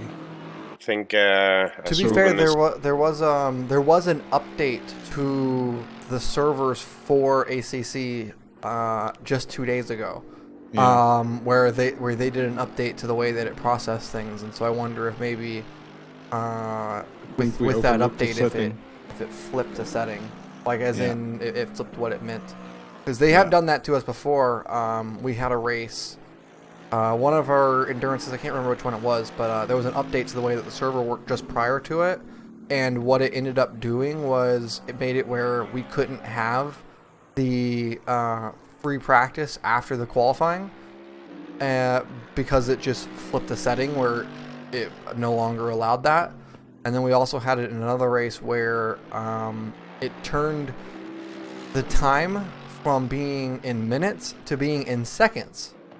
And so whenever we had it set up for a 4-hour race, or at the time it was a 3-hour race, in minutes, it flipped it to be only a couple minutes long rather than a couple hours long. So that was quickly finished then. Yes, it was a 3-minute long race. Yeah, I hope not many teams. Not many teams will be able to. I hope everybody has all the drivers in now. So maybe it's good to send a message to not leave the game, because you cannot re-enter.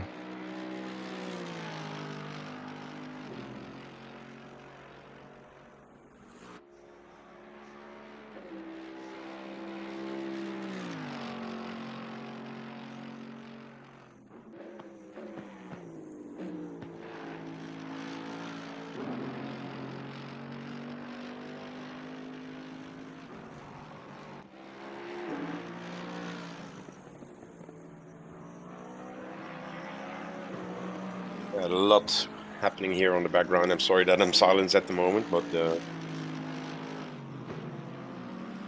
repair guy of Juan isn't there yet, so it can take a little bit longer. Yeah, Ethan should something in chat that people don't leave, and I think it will be a problem if teams have drivers that left the session or want to join a session after the race started. I think they have a problem.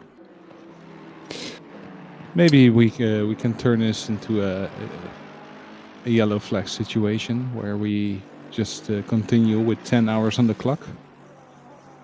Something like this, but it's up to case, of course. I'm not sure quite what's going on. Because I mean, some people are saying that they're not having issues, but some people are saying that they are having issues with their drivers join. So yeah. But if half of the grid cannot join, I think the race will be over soon. Yeah. So maybe we should. Oh, who just joined? So the donation box driver could join. Yeah, but it's like 50% of the team, right? So,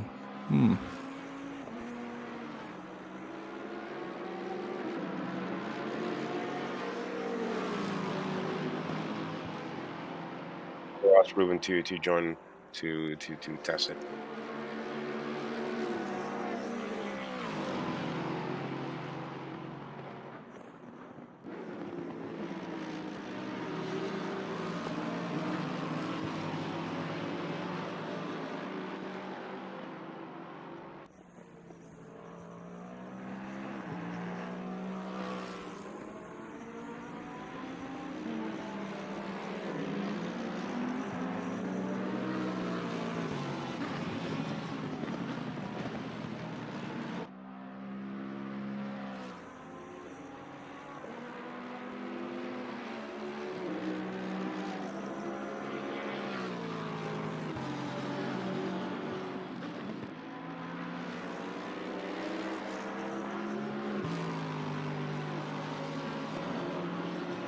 I'm really getting frustrated with the fact that there continue to be issues, because all we want is something that just works. I just want it to work and function, and we want people to have fun. The goal of today is fun.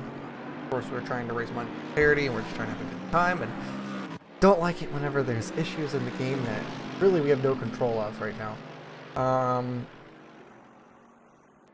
Really ruins the fun of things. But to get back into the race, up front, the gap has closed down to now just 5 seconds between the 49 Mercedes and the 12 Bentley. So that Mercedes is really in 10 seconds in the last 10 minutes. Really putting in good lap times there, trying to reel their way back towards that Bentley, which the Bentley is running 1:44.9, so they are off the pace, especially as of late.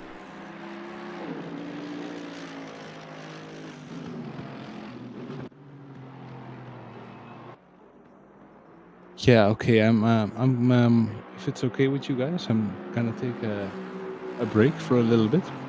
Yeah, that's fine. I'll be eating dinner and attending my son for a little while. I'll be watching with my right eye open on the tiny screen. No, that's all good, and we will be awaiting your return. Be back soon. Yeah. Have a nice meal, mate. Thank you.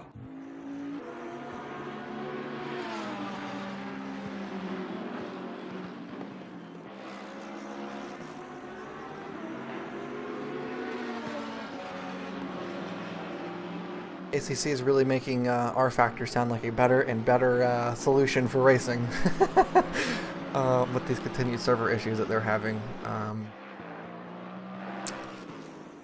It's really not making for a good time.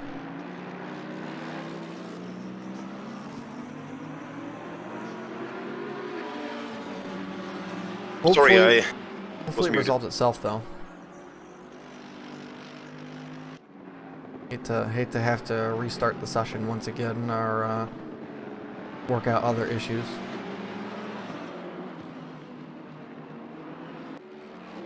Something else wrong?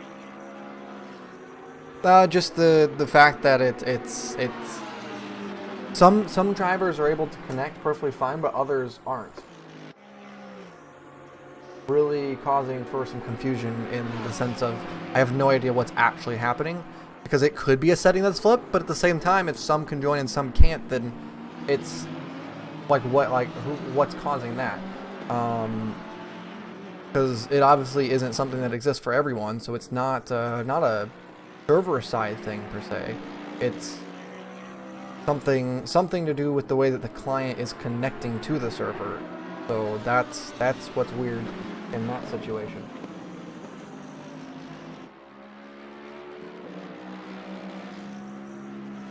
Yeah, so it's a wild guess what is happening now with the server. Yeah, let's hope all will be fine. Yes, we could see then there are a few teams that are out now.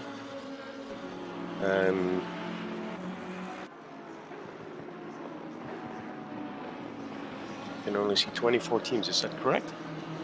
Yeah, 24 teams.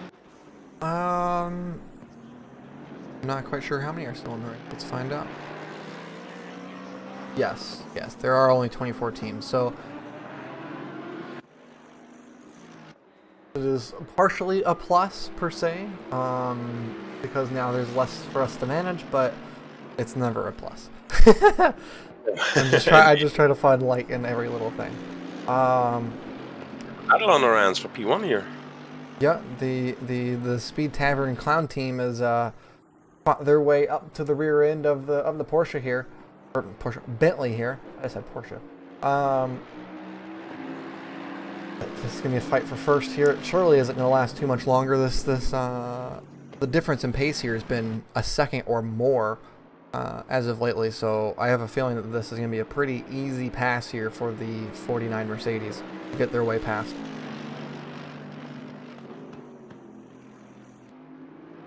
Astonishing to see a Pro-Am class driver in P1 at this point, and they did a fantastic job until now. But yeah, it's indeed the 49 car is now closing in with big steps, and yeah, maybe on the straight it will be a pass for P1 then.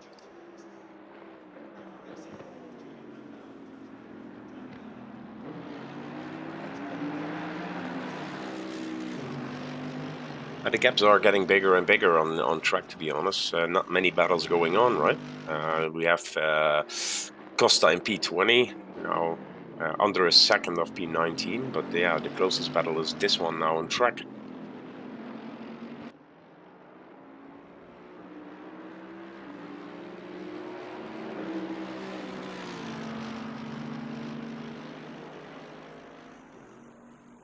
Bentley managed to hold their own there for that lap. The Mercedes unable to make the pass. They only gained 1/10 of a second there that time around.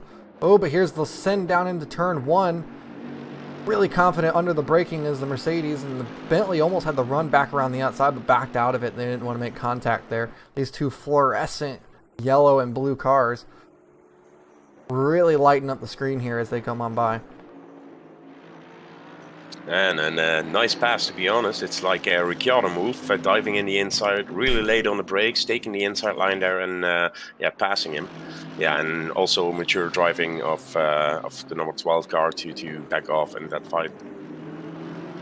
Yeah, I mean, surely they do know that and understand that that's not necessarily a fight for them to be fighting at the moment. Just regarding the fact that they're on completely different cycles, basically, because the Bentley is always off cycle to everyone else, no matter what. So, you know, just put your head down, run your own race, and don't get unnecessary damage or penalty for defending someone who's gonna get you in the next corner, anyways.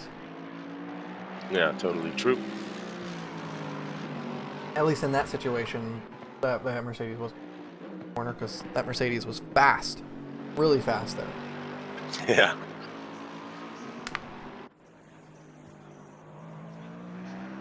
And for all of you that are watching, don't forget this is a charity event. So if you want to donate, do that in the links that comes on by on the GRG Twitch and the DSRT. I will post them manually. So if you have something to spare, or just host the stream or make it known on Twitter and everything that we are doing this charity event. So help us in any way you can.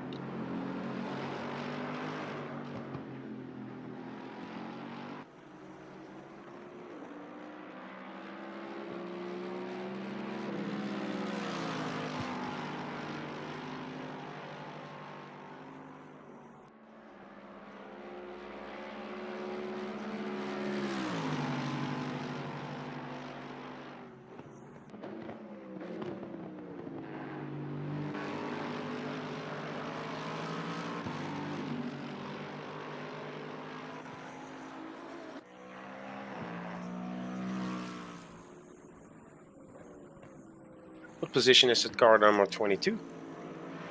They are currently in 14th. They would be one lap down to 111 car that we were following there. Okay, but he was pushing the pressure on to lap himself then, because I didn't see him in the standings so soon.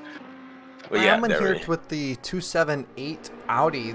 Prior to the pit stops, they were fighting for that like P6, 7, 8 like spot. Like they were kind of dropping down the field there, but they were fighting with the 22. And of course, 22 had, I do believe they had an additional penalty.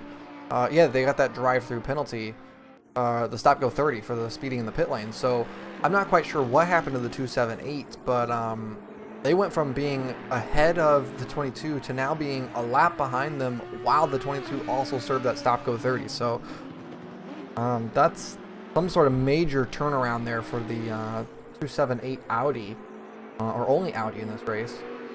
To really lose a lot of time there. I mean, that's 4 minutes of time at minimum that they lost.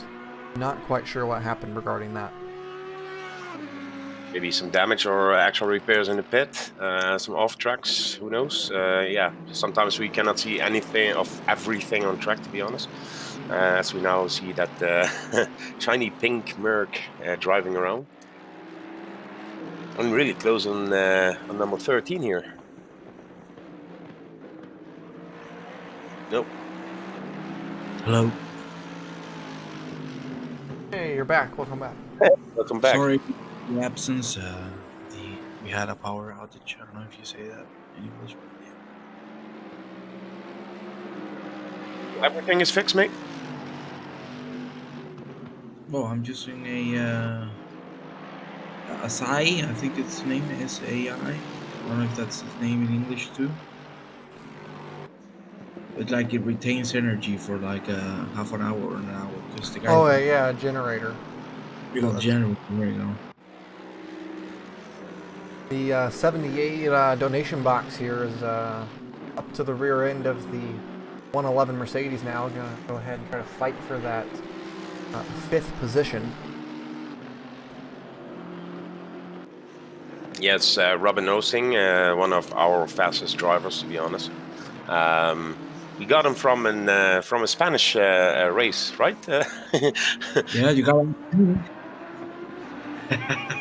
Out of a slow guy, you got the fastest guy. Yeah. And now I'm faster than him.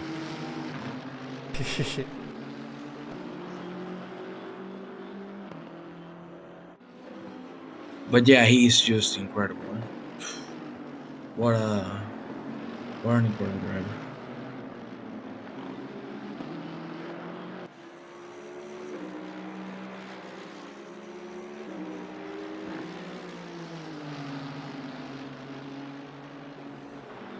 Seems that you can drive to the tail of a car, but overtaking sometimes is a little bit harder. As we can see, almost every car closing the gap, but you have to make or a late dive or something, but it's with risk on an endurance event. Yeah, the slipstream doesn't seem to help that much because for what I've driven here, it usually helps more, but maybe it's just the state of everything at the moment that is not helping that much to the cars to or being able to overtake those straights.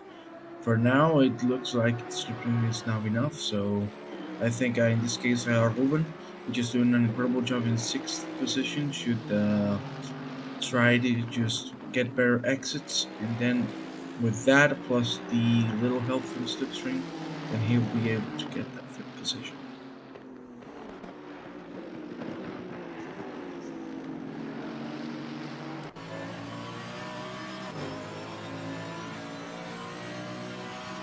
Case? Yeah. We have Ruben in the waiting room. He's from the Gingerbread, DSRT Gingerbread, and he thinks he knows what's happening with the server, to be honest. But I don't know if he knows, but he Alright, we'll go ahead and we'll drag him in. Hi, Ruben. Hello. Oh, So you wanted to explain something? Yeah, now I'm not sure, but I maybe think I know what happened to the car. Because you join as a car, right? In the server, in the lobby. As Yeah. in this case. So I was driving the car. I couldn't move the car in any way because my game froze. I want to restart my game. So I deleted how do you say it?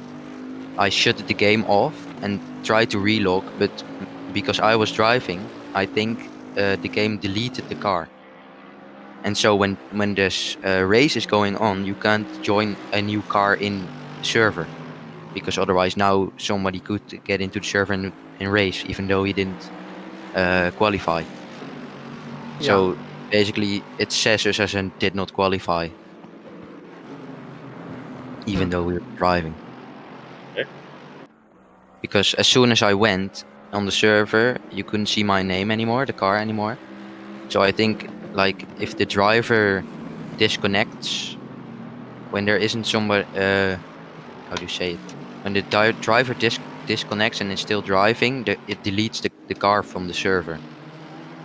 Okay, so a new car will join then in the session, but it didn't qualify in understandings of the game, and it will not let you go on track anymore. Okay, that could be an issue, yeah, of course. What about for like the one I'm really confused about is that some teams are reporting having their spectating drivers unable to join. So like as in like whenever you do a driver swap, having the driver you would be swapping to unable to rejoin the server. That's the one that's the one that's stumping me, is that one. Like the not being able to join the server as a new car. I'm really stumped by the fact that a couple teams are having unable for some of their spectating drivers to join, because you're not, like, it shouldn't be trying to load in a new car, and it's kind of a weird circumstance. because Jeremy was still spectating me as a driver, but he couldn't get like in the car. But did he get into the garage while the pit was going on? Because that could also be the issue. What do you mean? So let's say Jeremy Oh, get the no. pit. Yes. I was released, so I was starting to do my stint, and I was having no force feedback. I don't know why, because in the qualifying in the free practice I just had force feedback. So I had no force feedback. It was pretty scary to drive without force feedback if you're not used to it. Yeah, I know, Juan, you drive without force feedback, but you are very cool. No. So I want to pit in and reconnect my steering wheel. But as soon as I reconnected my steering wheel, the game froze, and I was like, yeah, I can't do anything. What should I do? So we were like, yeah, just reconnect the game. But then, well, the car apparently got deleted from the server, to say it like that, got removed because there was no driver in. Maybe the swap wasn't made correctly by the server itself, and that's why when it supposedly gave you the power to drive, it actually didn't. And that's why everything happened that way, which is really unfortunate. But yeah, it happens. This is really unfortunate. Thank you for the explanation, Ruben. Yeah, no problem. Speak to you later. Yeah, speak to you soon. That's really weird, huh? We see a collision here a little bit between the DSRT donation box and who was it? The NCR Endurance number 111 Mercedes there. Oh, off goes the the donation box though. Oh man, they managed to get the position finally, and then they went off at the first corner that they're ahead and lose the position right again. This has been a fantastic battle here though. Always nice to see some battles like this, and yeah, let's hope they keep each other alive.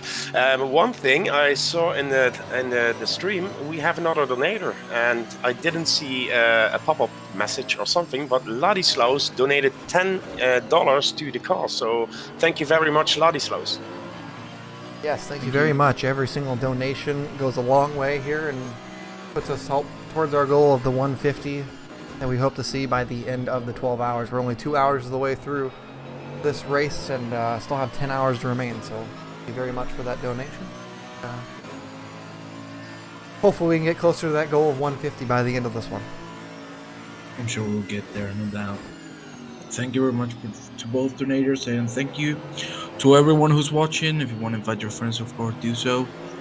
And yeah, for now, here we still see. Ooh, that's a bad exit from Ruben. So it's going to lose a little time, but we see here the fight that has been going on for the last laps. Let's see if it can continue. As we can see on the track map, every single one of the other members, except for a couple more fights, are just within big gaps. So yeah, not too much fighting going on. Yeah, the only fights that we really are seeing on the track here comes one with the 278 Bennett Audi and the 515 Solus Ferrari, or HSP for, I don't really actually recall the name of that one team. I do believe that is the Solus Ferrari. Yes, it is. It is the Solus HSP Ferrari. That's both of them. But that's really the only group that's fighting outside of that 111 and the 78. Is here comes the Audi on through. Wow, that was a powerful charge up off the final corner. Lots of straight line speed for that Audi to get past the Ferrari. Yeah, great. Outside that, it seems like really all of our fights on the racetrack are just for cars lapping each other, which obviously is not. Oh, that's a major curb there for the 515. Ooh. Almost hitting the Audi there. Yeah, very, very lucky not to hit the Audi there.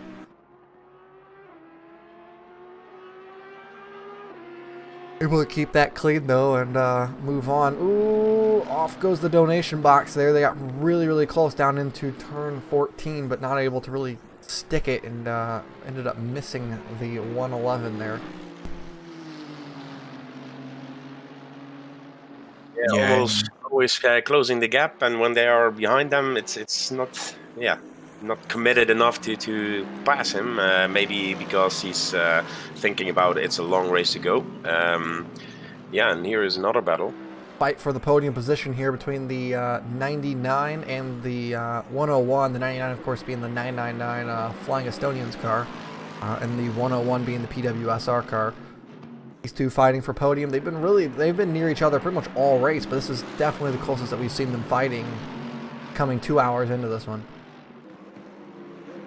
Ooh, there was a major twitch there from the 99 Mercedes. Oof, that was tight. Got to be questioned, how far away are we from the second set of pit stops? I would mean, because most cars were going 65 to 70 minutes there on that first stint, so if they continue that, we'd be seeing 10 to 15 minutes before the next pit stops here. Yeah, indeed, and we see a 3-pack now for, in this case, the fight for the third position. But you gotta keep in mind that the car behind the pink car is not fighting for position at this moment. And yeah, as we were expecting, the track is getting hotter, 34 degrees at the moment. No rain expected. Everything going fine as we see Robin still trying to get that 5th position out of Ripamonti. Let's see if we can get a good exit. It looks like it's a good exit, yes sir. Let's see if with the slipstream you can get the position, but it doesn't look like so because there's a big gap between them. As we were saying, it's really important. Like the slipstream is not doing that much.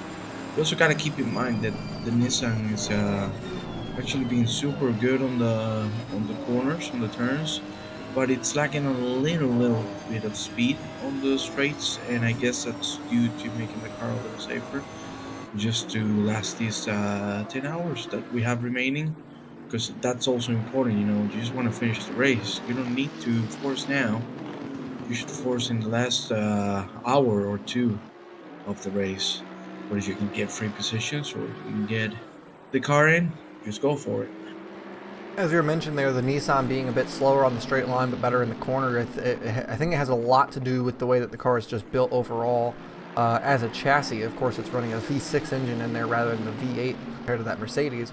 But also just overall, it's a boxier car. It's more of a square, like brick-like car as it goes for an off-track there to not spin it on the curbs. Whereas that Mercedes is very low and slim compared to that Nissan. So the Mercedes really cuts through the air well, but also because of the fact that the Mercedes is low and slim, it doesn't create that turbulent air that, say, a car like the Nissan or the Bentley will as well. So the slipstream effect following a Mercedes is going to be less than the slipstream effect of following the Nissan. So another thing to always keep in mind is not only is the Nissan running a smaller engine and have more drag, but also the car it's following probably produces the least amount of aerodynamic drag. So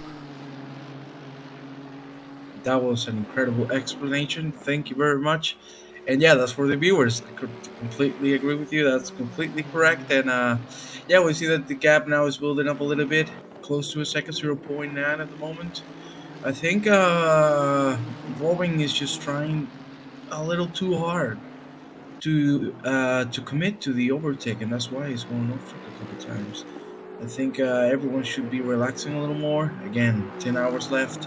The pit stops will be coming more or less in 10 minutes because the first stint was 65, 70 minutes. So yeah, it's coming soon. So let's see how the different teams played it up, because you can play a lot with strategy. Ooh, that's a big hit on that sausage. And he's going to have to give the position. Let's see. We see Patterson here in the third position. He got the position, no problem. Thanks to Parek, unfortunately hitting the curb too hard. And yeah, keeps him on. So good job, Ryan. his job done there for P3. The Lexus now moving their way up onto the podium here. As you mentioned, we're about 10 minutes from the pit stop. So getting every position you can now is going to be quintessential to be able to get a good entry and exit for your in-lap and out-lap on the pit stops. And of course, as we know, that's very, very important to pace. Again, as we saw for the Bentley, for example, who had a clean in-lap and a clean out-lap, they managed to gap 10 seconds on the 49 car, who did not have such luxury of a clean out-lap. So clean air is a huge thing, especially at a track like this where it's single groove through sectors 2 and 3 for the most part.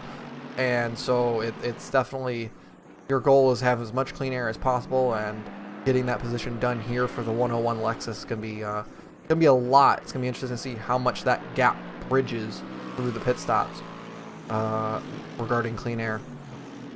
Yeah, and just an update on the front. Sorry? The DSRT donation box was side by side with the Merc, and the DSRT donation box got off track a little bit, but committed on the straight, put it beside the Merc, and they made the pass done on the Merc. On the 111.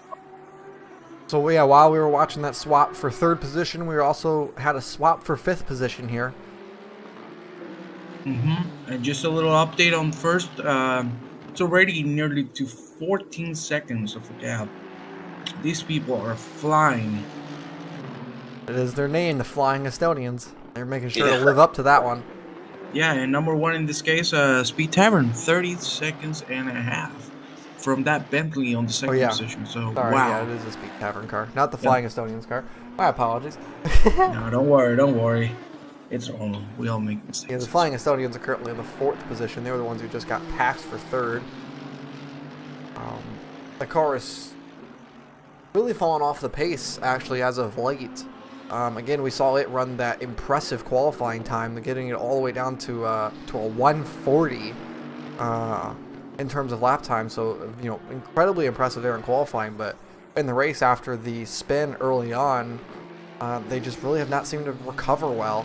I mean, they've done a good job of being able to get it back up to 4th, and they've done a good job of being able to run in good laps consistently. But I mean, that last time around, they were a second and a half slower than the Lexus in front of them on that last lap around. So definitely losing pace, I'd say, for that car. Yeah, you can see that already. It's going down as we see here. A car in Jesus 12th position. Carrera with the 741 car trying to defend that position. Looks like a good exit. Ooh, car behind hitting the sausages a little bit. Let's see if we can keep that position. Let's see. Ooh, that's slow there, but a good exit. Let's see if that was a bad exit from the 13th position car with the 22.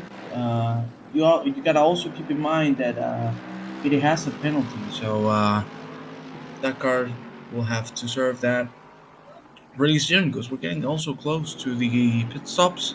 5 minutes or 10 more or less.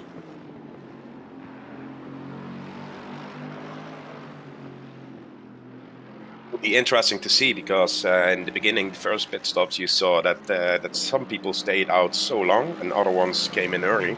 So yeah, what will be the strategy of the most teams now? But Lexus, once again, with overspeed on this Mercedes, there's just so much straight line speed in that Lexus, it seems. 22 has done this now to a couple cars to leap them out of the final corner and then take them out of the turn 2, 3, 4 complex. And look at that, once again, bridging a good gap up front. I do believe we just saw a fight here. Yeah, we have a fight for 15th between the 112 Lamborghini and the 624 BMW. And right behind them is that fight for 5th that we were watching earlier with the donation box car coming its way through. So we're going to right on board here. If we don't see pass happen, look at that to the outside, the BMW. This is not what the donation box car wants to see. Ooh, contact there as the Lamborghini missed its 8-packs just a little bit. They're side by side as they go down towards turn 8. We're going to try to single file here, and I mean, they are under blue flags, but again, they do not have to give up their position. Blue flags are not mandatory here, so at no point do they have to give up a position. They just can't defend it, which does a good job there by Gavin giving the position up. And so now for the donation box, that puts a car in between them and the 111 Mercedes. So that's a good move by them to try to bridge a gap for P5 prior to the pit stops coming up soon. BMW almost outbraking himself there a little bit, coming close on the curbs, jumping the car a little bit up and down, as donation box is now trying, to overtake that Lamborghini. Difficult circumstances because the blue flags, as you said, are mandatory. But yeah, still they have a race to race, and the battles are always great to see.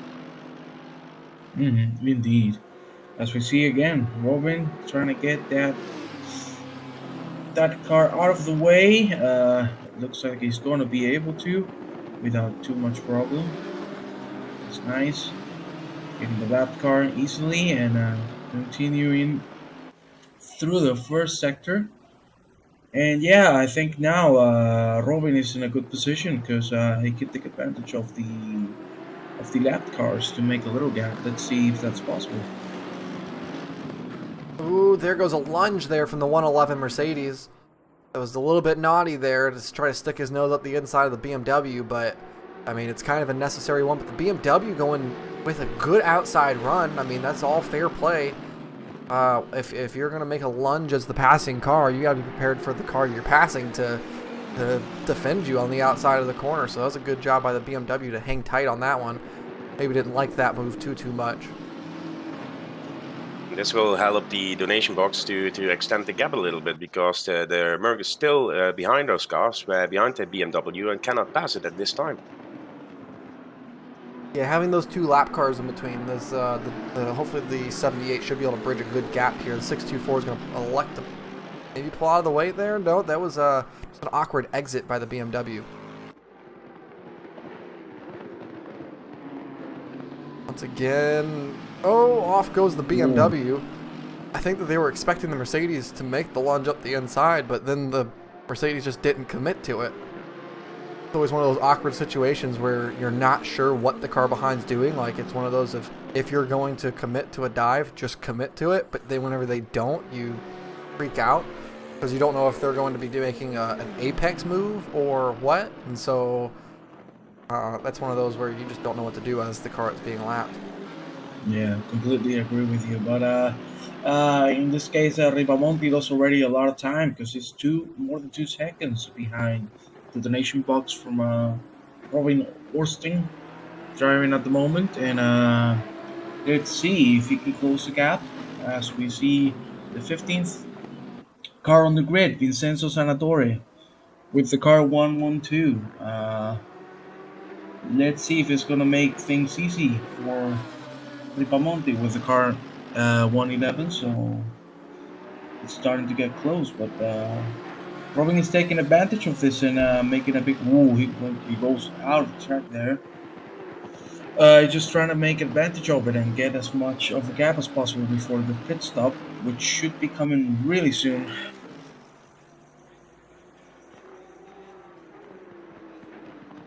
Yeah, I'd say that we're approximately 5 minutes away from the pit cycle starting up here.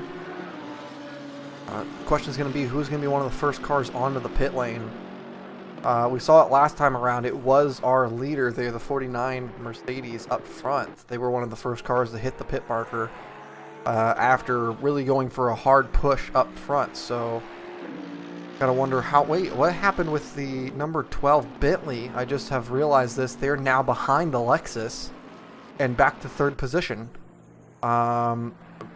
Meanwhile, the Lexus has really bridged out a gap from fourth as well. So I wonder if maybe not necessarily has the Bentley gone slower, but the Lexus has gotten faster. Really putting in good lap times here, the PWSR car.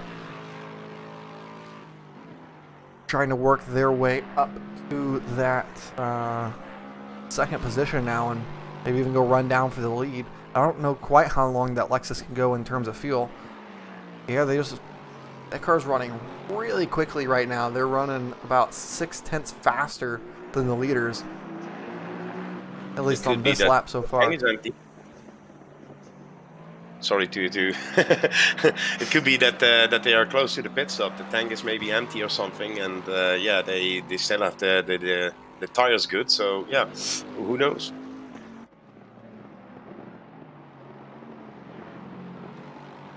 There are not many battles at this point on track. P14 is 1 second behind P13.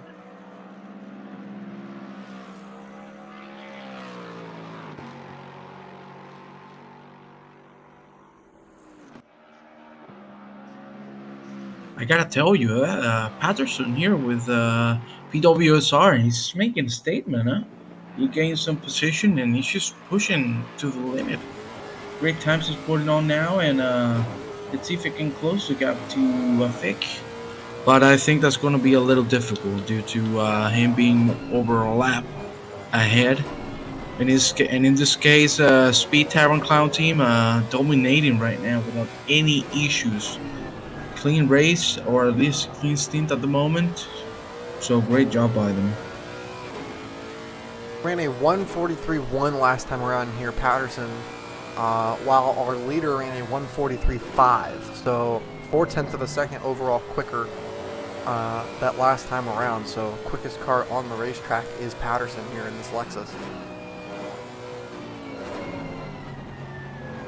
Yeah, so late in the stint, it's an amazing pace to have in the 143s low, as most cars are doing 144s and 145s. Yeah, he's really on a blistering pace at this time. The only problem he now has is some back markers he has to fight his way, and that can cost him some time, as yeah, the car number 49 is now 14.6 seconds ahead. So yeah, will this help? Yes or no? And the 46 drive-through taking a drive-through. So it looked like that they were trying to pit there, but then elected not to, and instead to serve a drive-through here. Possibly, I mean, obviously that'd be for track limits, I would presume, is what the penalty is for. But ooh, now they are stopping at the end of the pit lane there for just a second. Kind of a confusing moment here for the Rising Phoenix TSE car. maybe some problems with the graphics card, as they have AMD, NVIDIA, and everything on the car.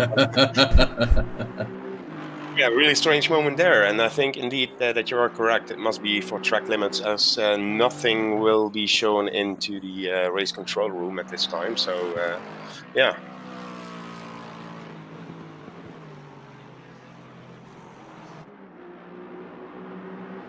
We also have the number 13 Lexus on the pit lane. This is a scheduled pit stop for this car. First one of the second takers here. Sporting a very nice livery, may I add. I really like the curving lines that flow with the car there. The way that there's like that pink stripe highlighting the black. It looks really nice. Indeed, it looks Amazing. fantastic. Love to see those people get creative for those races and everything. Really nice. And there he goes again. Pink appears to wrap all the way around the rear bumper too, following that same line. That car has now exited the pit lane. That's the first of our scheduled pit stops. When will the second come in? The leader decides to go one more lap at least here. Catching up to the rear end of the GRG Esports Porsche, who's currently running in 8th position. So we have all the way up to P9 currently lapped by our leader. That is pretty impressive here for just 2 hours of racing. Indeed, what an incredible job he's put in, no doubt. No doubt at all. As you can see, Patterson getting a little closer, so that's a great job by him. But yeah, what a great job the top two are doing at the moment. Well, top three too. Everyone's doing a good job, but especially first position is just dominating. Like, once they got first position, they took advantage of the situation, the way the cars were distributed all over the track, and just no words, just perfection on how they managed to make such an insane gap. Now we're looking here as a possible battle for the third position once again between the number 12 Bentley and the number 99 flying Estonians Mercedes. There's currently a lap car between the two, but they're not too far apart. Number 22 Lexus, who's got a 15-second time penalty, is in between those two cars.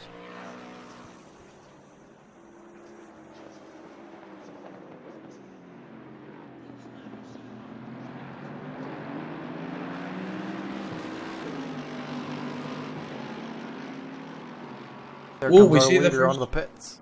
Yeah, that's what I was gonna say. First is on the pit now, so let's see how long it takes them. I think they don't have not a single bit of damage, so it's gonna be quick. Patterson in the Alexis selects to go at least one more lap here, so that's going to give him a lap lead in this race. Bentley still going on, as well as the 99 Mercedes is still going on. They're going to try to work their way past the number 22 Lexus here. Of course, the Lexus, as has been proven, it's got really good straight line speed. This might hurt the 12 here through turn 3. What a move by the 99! As they go along the left side of the Bentley there, managing to get that third position, taking advantage of the lap traffic. What a move. Wow, that was beautiful. Very, very opportune, but definitely made it stick and was, yeah, very good move there to be able to get to the outside of turn 3 and take advantage of the Lexus having that overspeed at the end.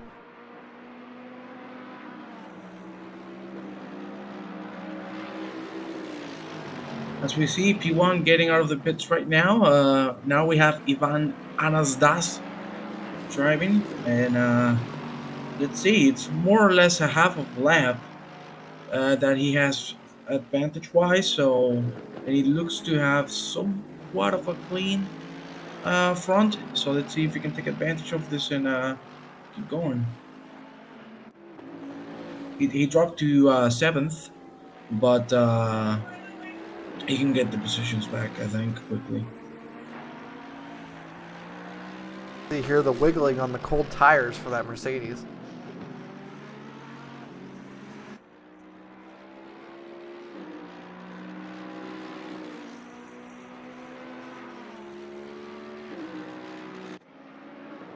We saw the first stint that the Pro AM class waited longer than the other car, so I'm really forward to seeing when they are going into the pit. Yeah, it seems like the Pro-Am could go a little bit longer because they're just that little bit slower on a per lap basis, and so that less throttle input over the course of a stint gets them an extra lap or two worth of fuel in the car.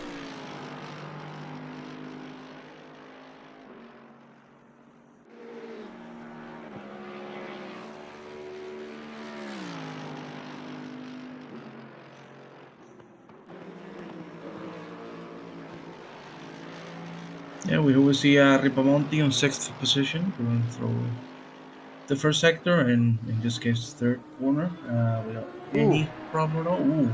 Car's off track at the hairpin here. For whatever reason, I won't. All right, there we go. Yeah, the 515 Ferrari off track. I'm going to back this one up, see what happened to cause this incident.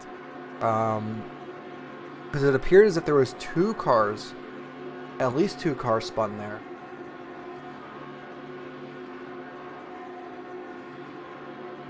I do apologize for the frozen game in the stream. It's nothing broken on your end. It's just the game not liking replays. So as they come down to turn 1, they're racing with what appears to be the 22 Lexus here. So they're technically getting overlapped by the Lexus. And then the Lexus is getting overlapped by the car behind it.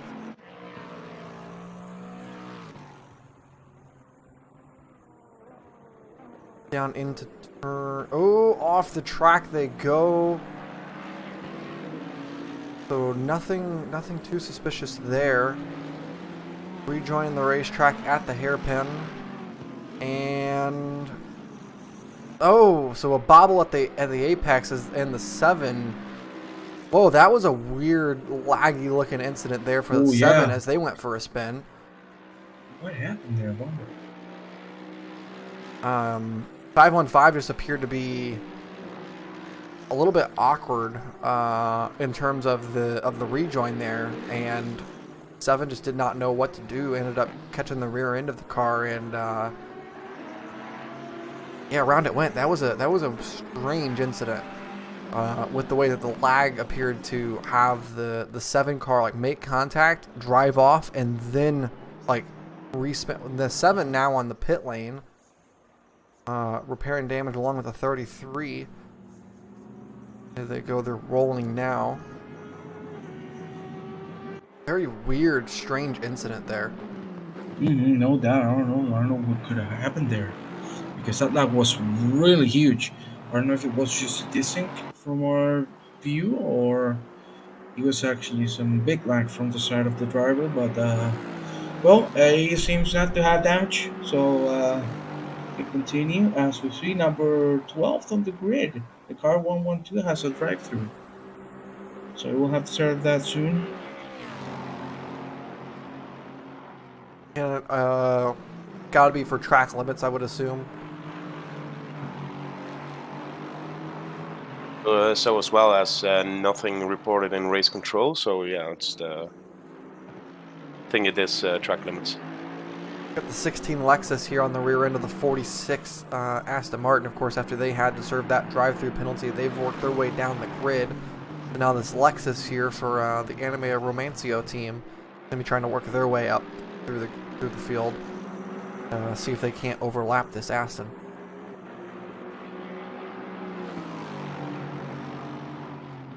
Yep, as we see the car 16 trying to overtake the car in front, taking it safe and getting the run up to this difficult kind of double apex. It's not actually a double apex, but it's close to it. Oh, that's a good exit there. You can take advantage and get the position, because I think they're fighting for position. I'm not entirely sure. Yeah, they are. So let's see if he can capitalize at least at the end of the lap, because that's where he's going to get the slip through, and maybe that's what's going to help him out get the position.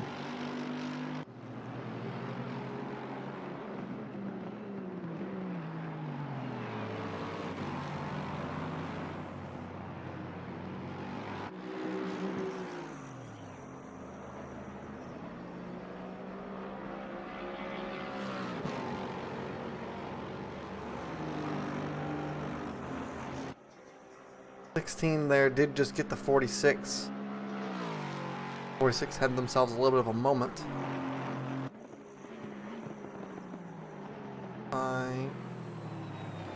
Due to all the incidents and lags that we've had, a little bit confusing. So we have this 3-car train here, but none of them are racing each other for position.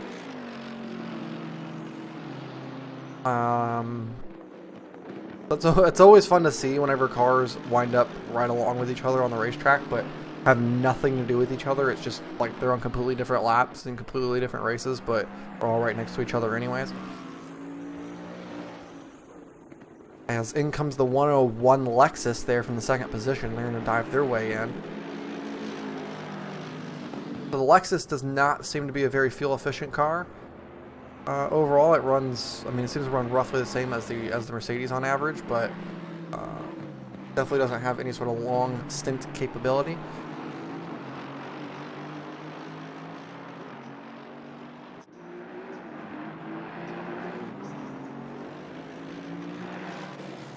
Our new leader here is the 99 Mercedes.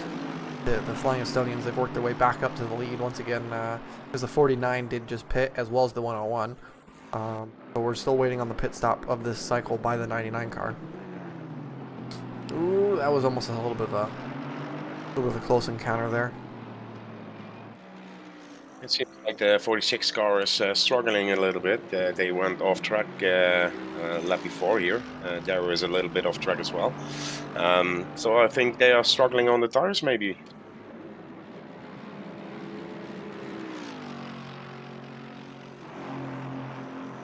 We'll be dragging in one of the GT Hub number 515 drivers here, the Rodrigo Pryor.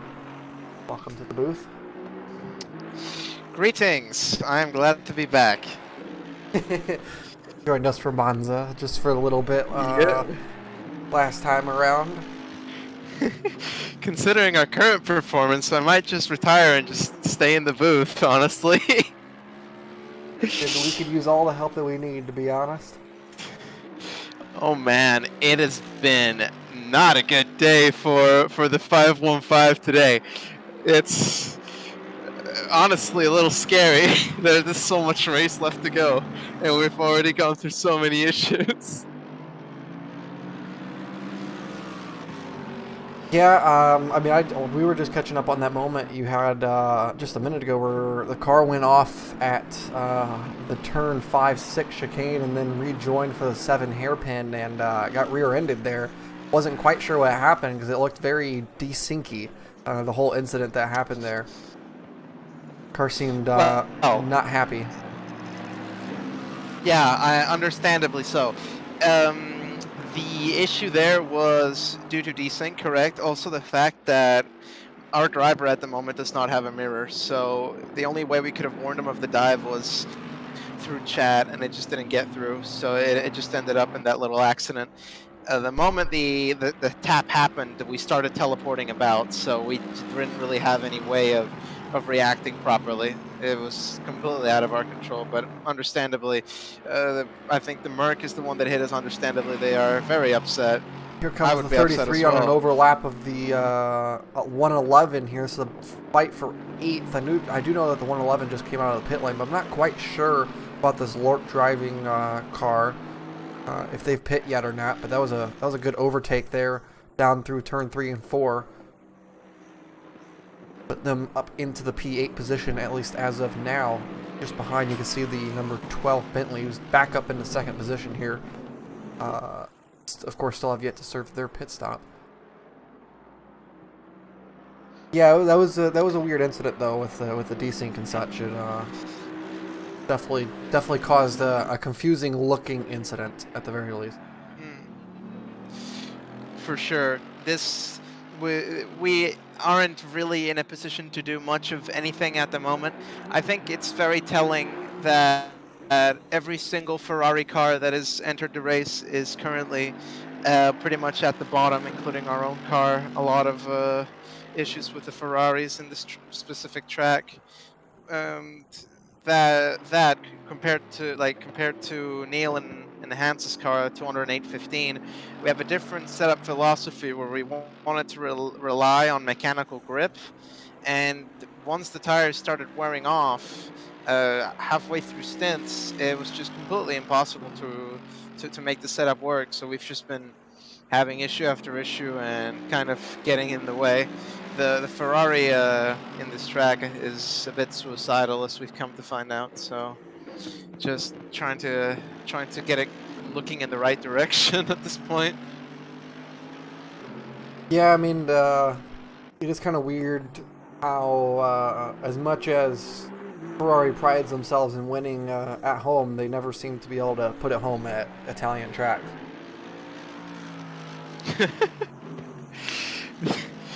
Yeah, it seems like a running gag at this point, even outside of GT3s, that Ferrari just can't win at home, huh?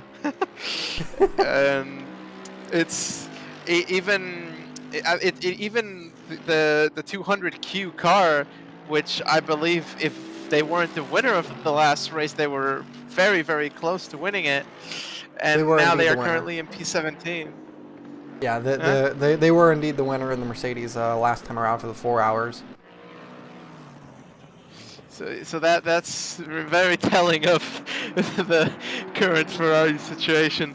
They did lose. I think it was about like 50 seconds or so though, due to whenever they performed their first driver swap, they had an issue with the shifting up, shifting down glitch. Where the car could only shift up but could not shift down, and so they ended up having, I think that they did a full hardware reset. Like while the car was off in the sand trap at turn 1, they unplugged everything and plugged it all back in, and it seemed to have fixed their issue. They were able to then shift back down into first, but yeah, it was very unfortunate for them because it lost them a lot of time. But even then, if you add 50 or 60 seconds, it still only puts them up 1 or 2 positions. So they're definitely, they're not a top 10 contending car even without that issue. So definitely it shows the Ferrari, and just in general the mid-engine cars are just not there today. The only car that is in the top 10 that isn't front engine is the 69 Porsche at the moment. Yeah. The 69 Porsche, yeah, and of course I think the biggest contenders at the moment are just going to be the Mercedes. It was already showing in qualifying how the entire top 5 bracket was just occupied by Mercedes. They seem to have it all in this track at the moment in terms of top speed and being able to run through the curbs. If I may quote the current driver of the 515, Ugo, who's driving at the moment, driving the Ferrari in this track is like cutting one leg off and just doing the track, like doing little jumps. Because every single car on the grid at the moment is capable of jumping over curbs that the Ferrari cannot.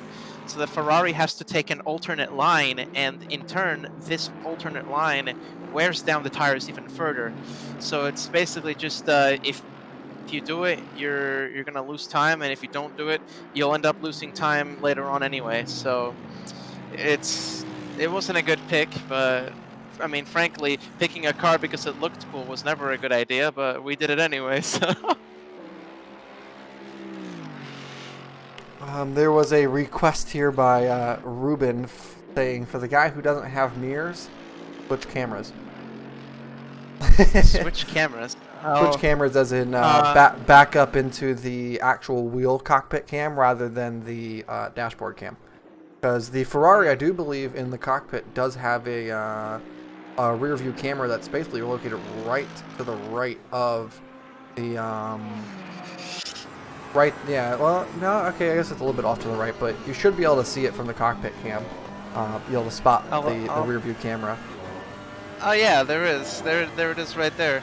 Speaking of, now that I look at the car, it seems we've got damage on the 515. Wonder how that happened. I'll have to ask him what nuclear explosion went down back there. But I mean, it's like I warned them that our Ferrari's gonna look pretty, but it's not gonna look fast. But I guess it was a bit of a self-challenge. The original Ferrari isn't very promising, and well, the Evo promised to fix the underlying issues of the old Ferrari and does not provide. So what does provide, and I'm honestly shocked, is the Mercedes with the restrictor and all of the adjustments made is still by far the overall best package, and I feel like it's almost a bit like they didn't pay much attention to how the car's handled, or in terms of speed, etc. when making the Mercedes BOP. The developers, I mean, not in GRG, just the car in general. Or yeah, definitely the car has a general overpoweredness, per se. As we were talking about the Mercedes, the 99 Flying Estonians car is hitting their pit box now, electing for their pit stop. So, I mean, they got really good time out of that one. They went for 75 minutes out of that Ferrari that time around. So again, I mean, can this Bentley hit 85 minutes? That's going to be the real question here, because if they can keep on hitting about an 85-minute mark for their pace, I mean, that may really come back to cut a couple pit stops off by the end of the race. And as we've proven here, I mean, a pit stop being a minute and a half, if you can cut 2 pit stops off, that's a lap and a half. So it can prove to be really, really big to go fuel mileage in this race, and especially for the way the Bentley can just naturally go fuel mileage because it just has the bigger fuel tank.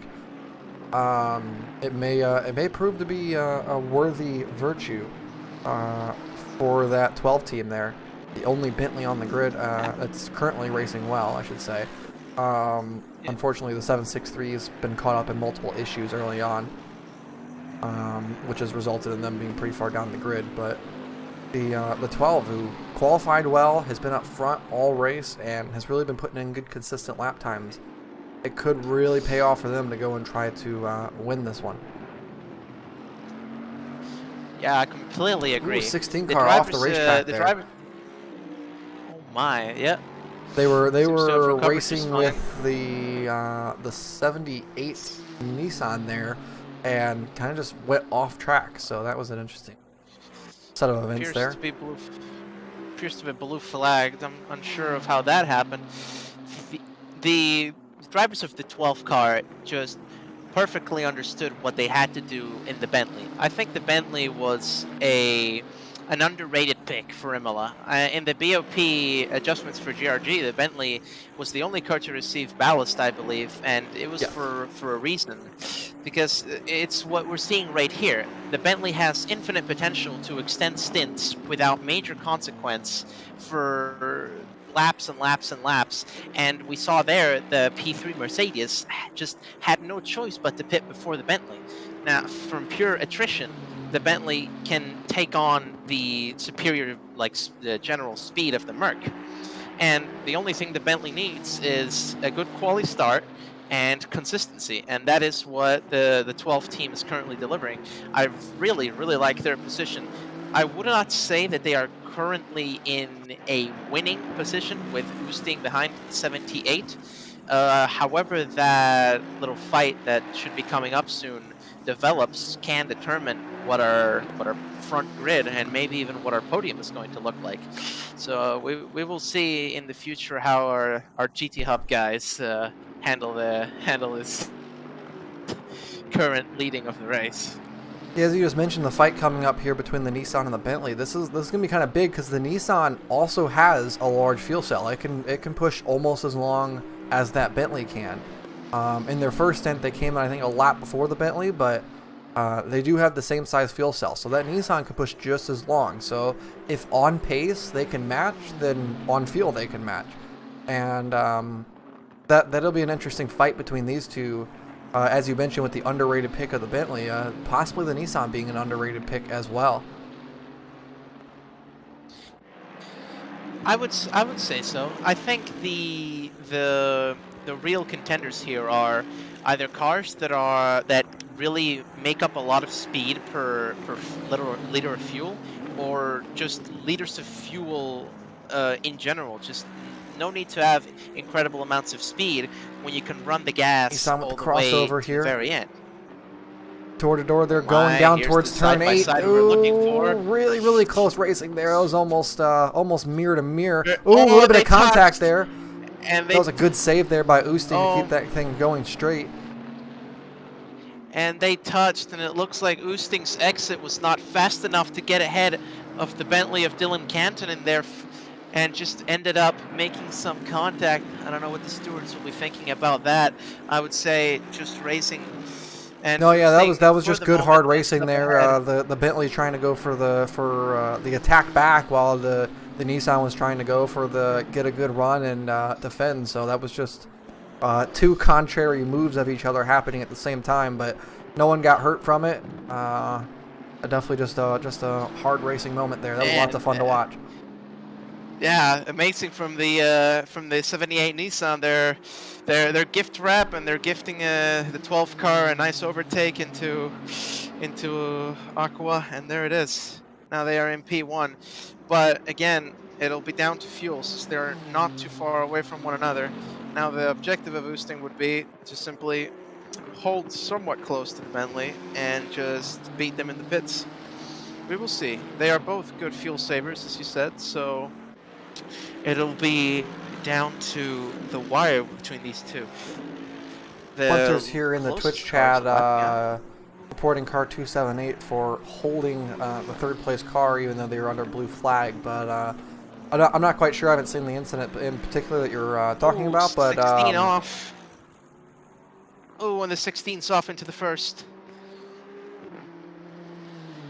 But blue flags are not mandatory by any means. The only rule of the blue flags is that once the car has begun to pass, that you can't defend it. So you can't prevent a car from overtaking you by defending or blocking them. However, you do not have to get out of their way. You do not have to let them overtake you in any way, shape, or form. The only rule that there is with blue flag is just do not defend or block once the car is making its overtake. So I don't know in particular what incident you're talking about or exactly what they were doing, but just keep that in mind that blue flags are not mandatory. They're purely advisory.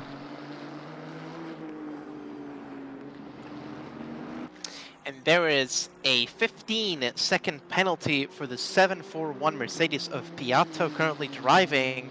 And, oh my, it seems to be avoidable contact with number 22 of Williams, Lexus 24th at the moment.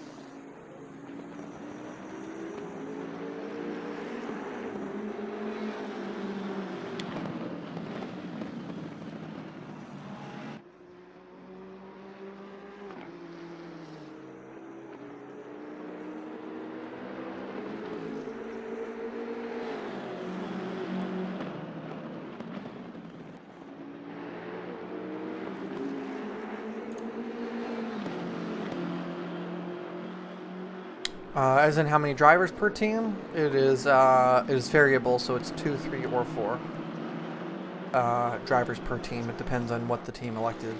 Most went for the 3 driver, some went for the 4 driver, and then a couple of brave people went for the 2 driver. One of the Mercs are currently on 2 driver mode. In fact, I'm pretty sure our current pre-3 car is the 49, is the one with 2 drivers only. The Speed Tavern Clown team. Let me check the Potter's guide. They're good. No, the 49 does have a 4 driver set. Oh, right. The teams that elected for 2 drivers were the number 22 Lexus in Pro-Am, the number 33 Lexus in Pro-Am, and those are the only 2 teams that elected for a 3-driver lineup. I do think there was another one that ended up running a 3-driver lineup or 2-driver lineup because of a late backout by one of their drivers, but I do not recall which team that was. And it seems the number 33's made good use of the 2 drivers, even though they only have 2 drivers. It seems the pit stops were done pretty well, and now they're into P6. I like this. There's a lot of separation in the top field at the moment. I think the only real overtake that we're going to see, perhaps, would be between the 112 and the 46 and P15, and maybe somewhere further up with the Bentley, but that would be about it for now. Well, currently I'm starting to question just how much fuel that the Nissan and Bentley can be carrying at this point, because we're looking at about 80 plus minutes as to what they've gone now, maybe even a little bit longer for this stint. And I mean, at this point, we're getting almost to a point where they've almost saved half of a stint worth of fuel over the 49 car, and so here comes the Nissan. Speaking of it now, the Bentley electing to go one more time now. Bentley is still out of the pits. This is very interesting. I assume the Bentley's plan is to cut over the Nissan when they themselves go into the pits. So this moment right here, Canton driving is going to be crucial. How much pace they can put in to guarantee themselves the P1 spot later on in the race. Well, I mean, the big point here is if this Bentley can go on and keep the same pace they got now by the next pit stop, so by the time of the 8-hour mark left in the race, they'll be serving a pit stop, and at that same point in time, the 49 Mercedes will also be pitting. So essentially the Bentley would have served 3 stops to the 8-hour point, while the or 2 stops to the 3-hour point, while the Mercedes would have served 3 stops to the 4-hour point. So to get to 8 hours in. So that's going to be the real question. There is just simply how much fuel can the Bentley contain on it, and how much longer can it go, because if it keeps up at that same pace of one pit stop every 4 hours, then that's 3 pit stops by the end of the race. And 3 pit stops is the equivalent of 7 minutes. It's anywhere from 5 to 7 minutes, depending on how you do your pit stop and damage and other things like that. So that's a lot of time to gain. I mean, that's 2.5, 3 laps at minimum that the Bentley can save over the course of this race, just simply by having a larger fuel cell. It's a similar strategy to what we in the 515 had planned. We are running, essentially, we're running 10 minutes further than a normal stint time, which would be about an hour, in order to try and cut down on an extra pit stop. But the Ferrari is not exactly fitted for that kind of strategy. So we've continued to do it, but it hasn't given its fruits as expected. But in the case of the Bentley, it's the perfect platform for that type of strategy. Just we don't have to stop, and you have to stop. So see you later, and we'll be taking your taking your trophy. Well, yeah, that's the thing. It's basically a free strategy. You still get to push at full pace. You still get to race people whenever you see them. You don't have to go and adjust your fuel mix mode. You don't have to really worry about your throttle map. Like, you're able to still just race your race, and the car will naturally do it for you. And, I mean, there's really not a better feeling than just naturally gaining positions over the course of a race without really having to do any work for it. The work was simply just being able to drive the Bentley. Very true. I think the Bentley right now against the Mercedes would be essentially turtle versus rabbits. The rabbits go way, way quicker, but then they get tired quicker. And the turtle's just, all right, I'm just going to go at my pace, and you're probably going to pass out by the 5th hour, and there it is. I'm just gonna win on my own. This is 3 laps now longer that the Bentley's gone than the Nissan, and the Nissan has the same size fuel cell. I think they've played a little bit with the engine modes for sure. Whatever they're doing a really good job with it. I mean, it is worth noting that in that last stint, they lost about 20 seconds worth of time. And then at this point, they're now only 20 seconds ahead of our second place Mercedes there, which they'll become a net first after the 12 pits. So it is worth questioning just how much time that they are losing here. Ooh, and off goes Slatnik. Number 46 car off of the track out of turn 1, but it seems they've recovered. That looked ugly, but they got the car facing the right way again. And another one off 278 P15 and off the track, and it looks like they may have some, I do not believe they have damages, but that was definitely scary. Oh, there is some damage at the rear of the car, in fact. That's not going to be good. They have to maintain the position versus Matt Neal in 200Q car, who's not exactly far away at the moment. They continue to make these kinds of mistakes. Oh, and in fact, the timer's just updated. Neal's already made it through, my bad.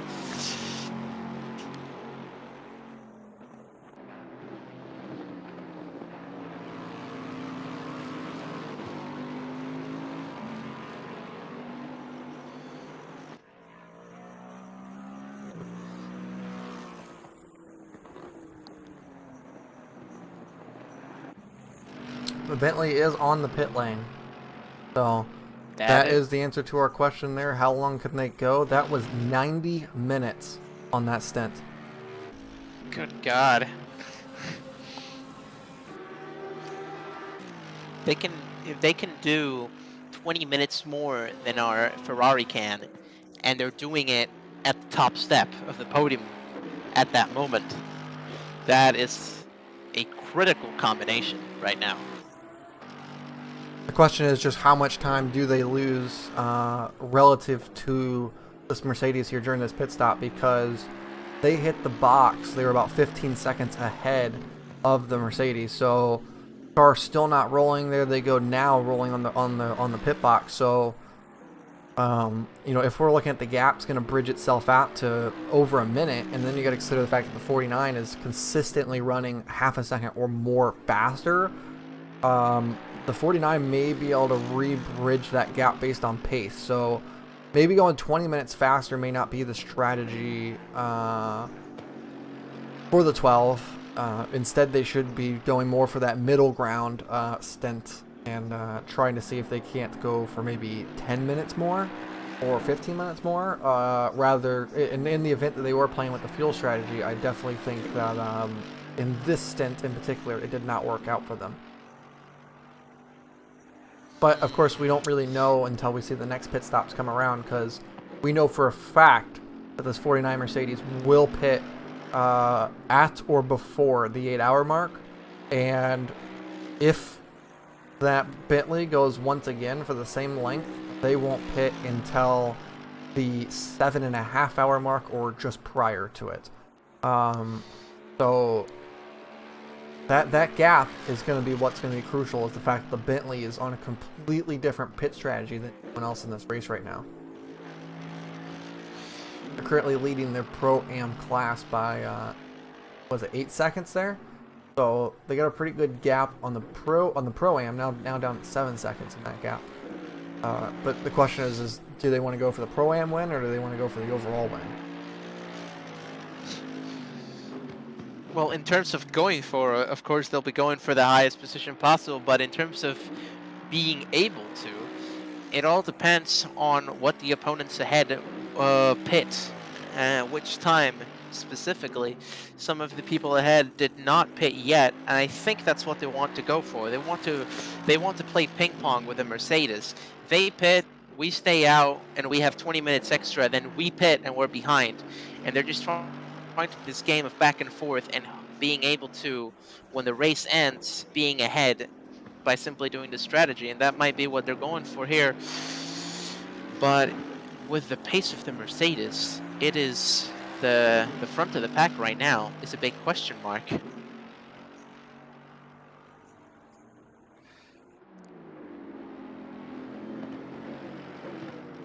Oh, and there goes Barretto, the 47, got some traffic, but he's looking to get on that Nissan, and that was very close with that traffic, but in the end, no major consequence from that. Ooh, off track there for the 99 Mercedes. They went hopping their way through the 5-6 chicane there. That's going to lose them the 4th position on the racetrack. Put the 33 on through, up into 4th.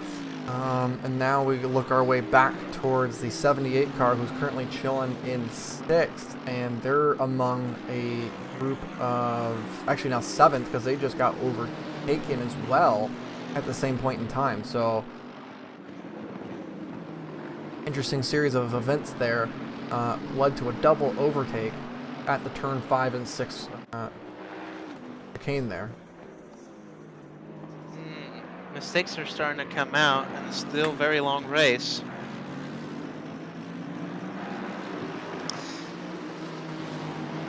This little train going down in the penultimate corner with lapped cars and cars fighting for position are going to be very, very interesting. Got Barretto, Clark, and there it is. And there it is, the Bentley that breaks way later than the Nissan, and that could have been tragic, but just in time, managed to get. The number 7 Mercedes, they're taking full advantage of that moment, though.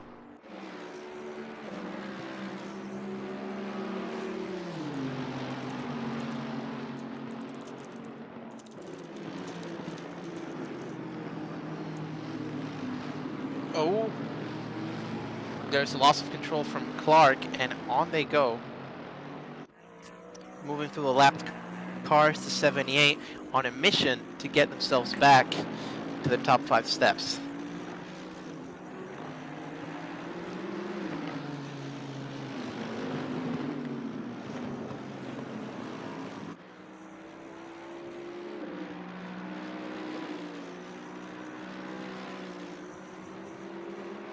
Wow. What about that gap from the 101 Lexus to the 49 Mercedes? They are a rocket ship right now. Just moving through the final straight, and then the 49 is already moving into the hairpin. Yeah, there's a That is a lot of monster gap ground up front cover. there, for sure. Here's the thing, they have not pit yet, I do not think, the 49, have they?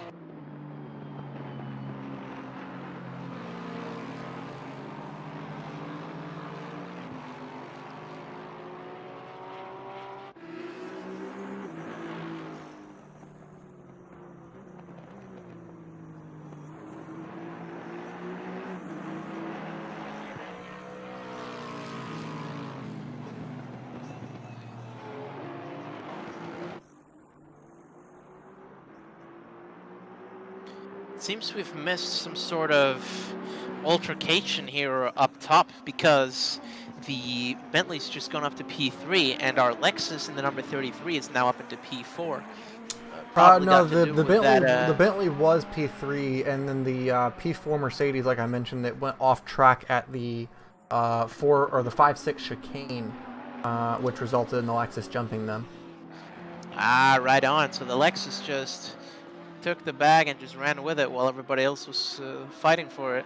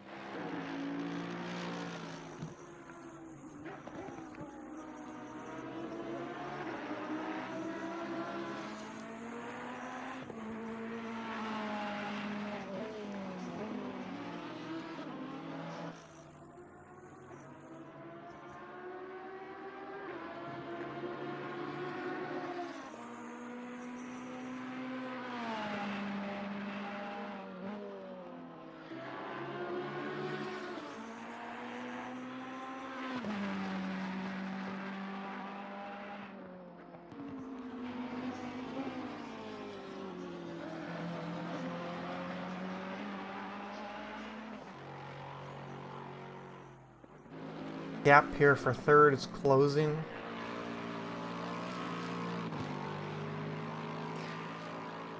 That it is, and they've got 33 behind the Bentley, pushing hard.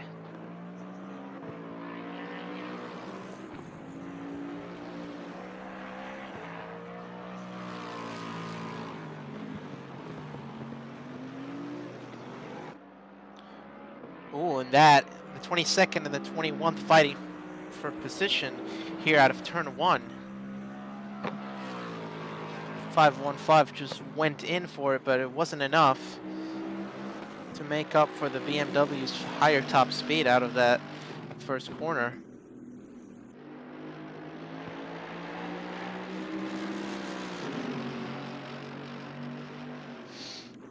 Here comes Barreto in P6, moving on the 99 Mercedes. They've been catching up on one another the whole race. And it looks like the 111 may be interested in making a move in this next lap.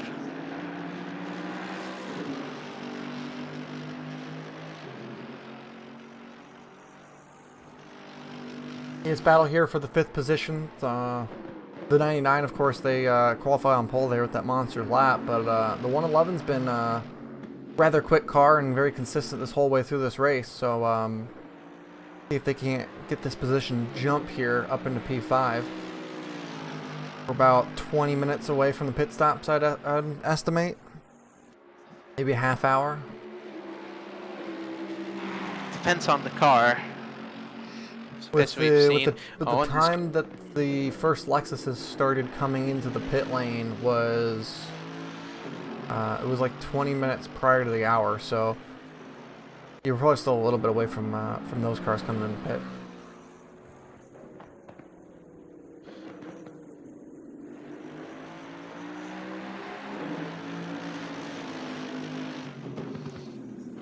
There we can see Barreto moving into trying to make the side-by-side happen, but not coming out just yet.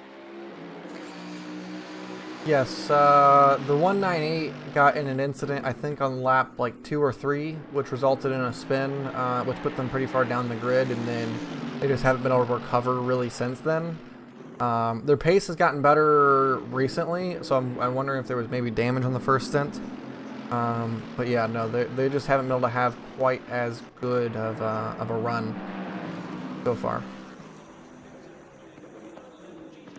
Really, it comes down to once they got spun, they were in the blue flags a lot. Ooh, and look at this from the 111. Now the chances come up after the chicane, and they take that position from the 99 car, and in they go into the top 5 if they can defend from the comeback. And they're not going to go for it. That is the position for the 111.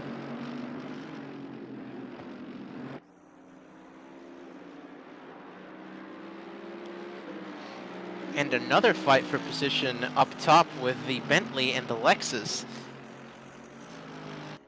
into turn 1. And ooh, a bit of a loss of control from the Lexus. That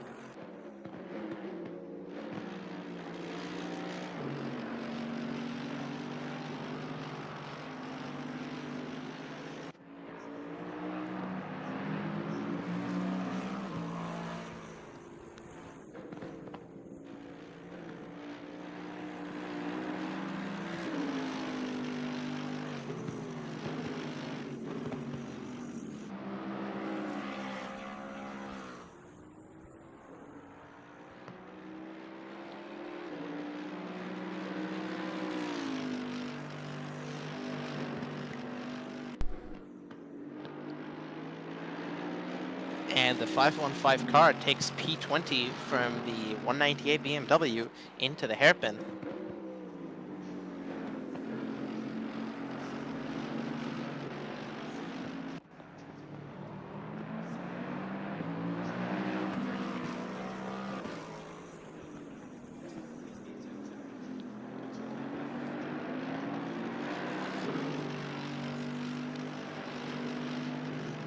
And we have just hit the 9th hour left of racing. When is my stint? I'm not so sure. This is basically my job now.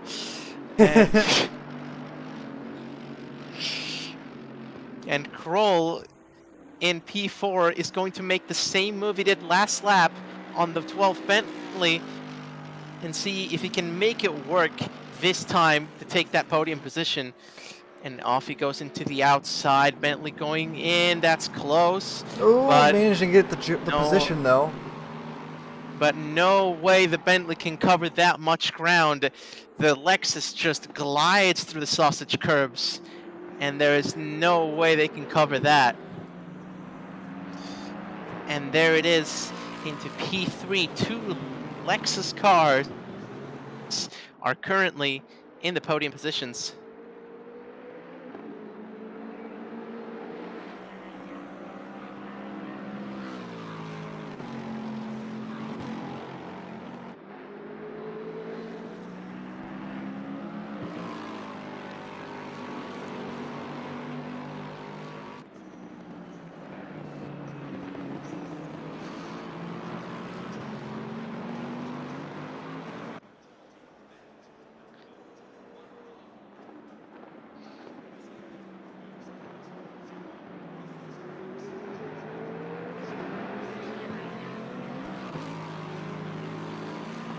Tons of mixed traffic going into Aqua Minerale. Some fighting for position. The BMW of Saud trying to make back that position they lost in the hairpin just a few laps ago.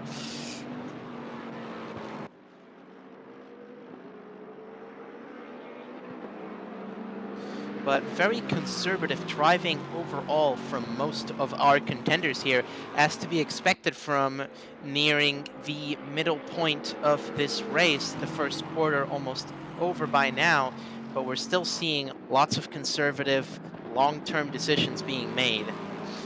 Most of the action being up at the front with our Mercedes and our Lexus cars pushing to get the higher ground for later on, and also some action going on further at the back And it appears, speaking of action, we've got the 200Q car of Matt Neal fighting for position, just going down the main straight on the 1112 Lambo. Could they make it work from this distance? Not very likely, but we may be seeing more of them in the following lap once they catch up, if they do.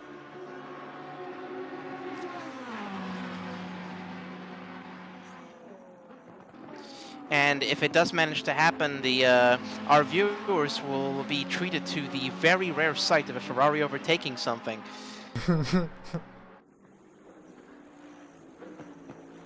Well, I mean, as you speak of that, I do believe that the 515 Ferrari just overtook the 198 BMW on the racetrack.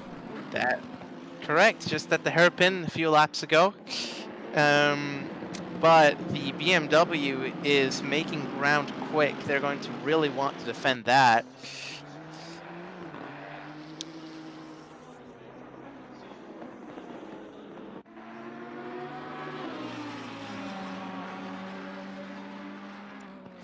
We are seeing the first few pits. In goes Clark from 23rd. Will we be seeing any other entries on the clock? And it seems that it is not the case, not even for the 78 Nissan that's running an alternative strategy. Everyone seems to be sticking by the extra 10-20 minutes of fuel that they have.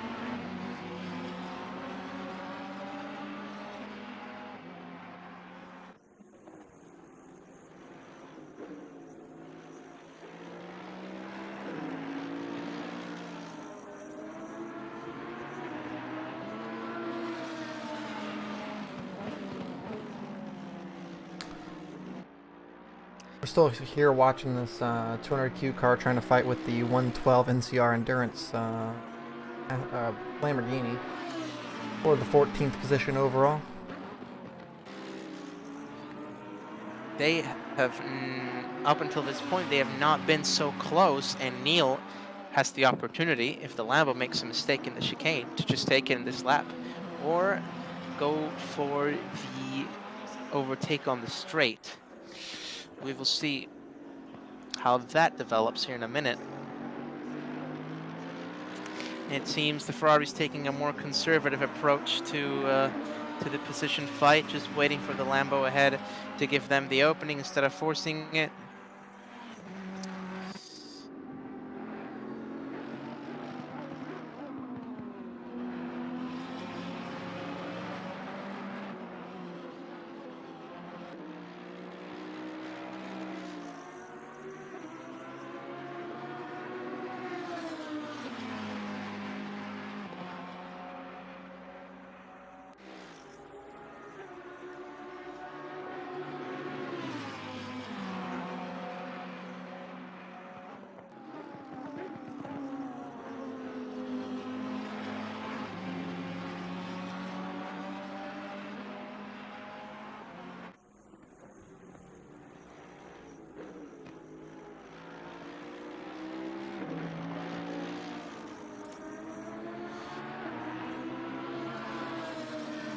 Oh. My throat is on fire. Oh, I totally just smacked the mic. I apologize. My throat is on fire right now. That's why I'm trying to not talk very much. Ooh, there's a car off track at the hairpin. 763. Bentley there appeared to go for a spin. Ooh.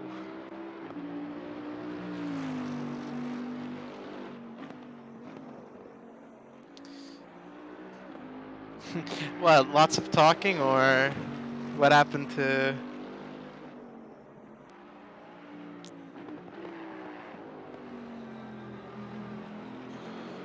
What? Sorry. What happened that your throat's on fire? Oh, yeah, just general talking.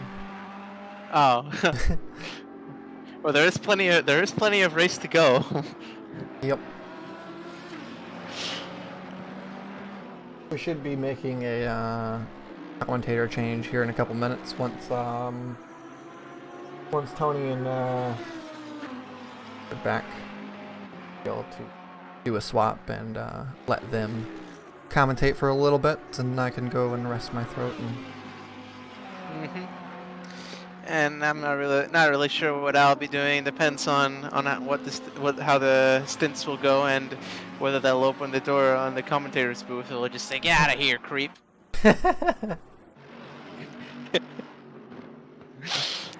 Hasn't bothered me none because I've been the only one here, so it's been nice to have someone else speak.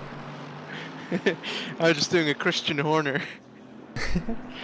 Just on board. I'm gonna go talk to the commentators.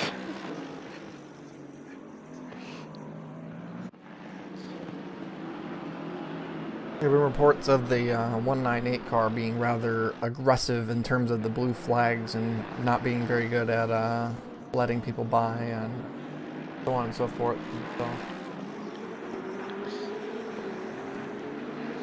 A few choice words exchanged. Choice words exchanged, but at the moment no major accidents, so that's good.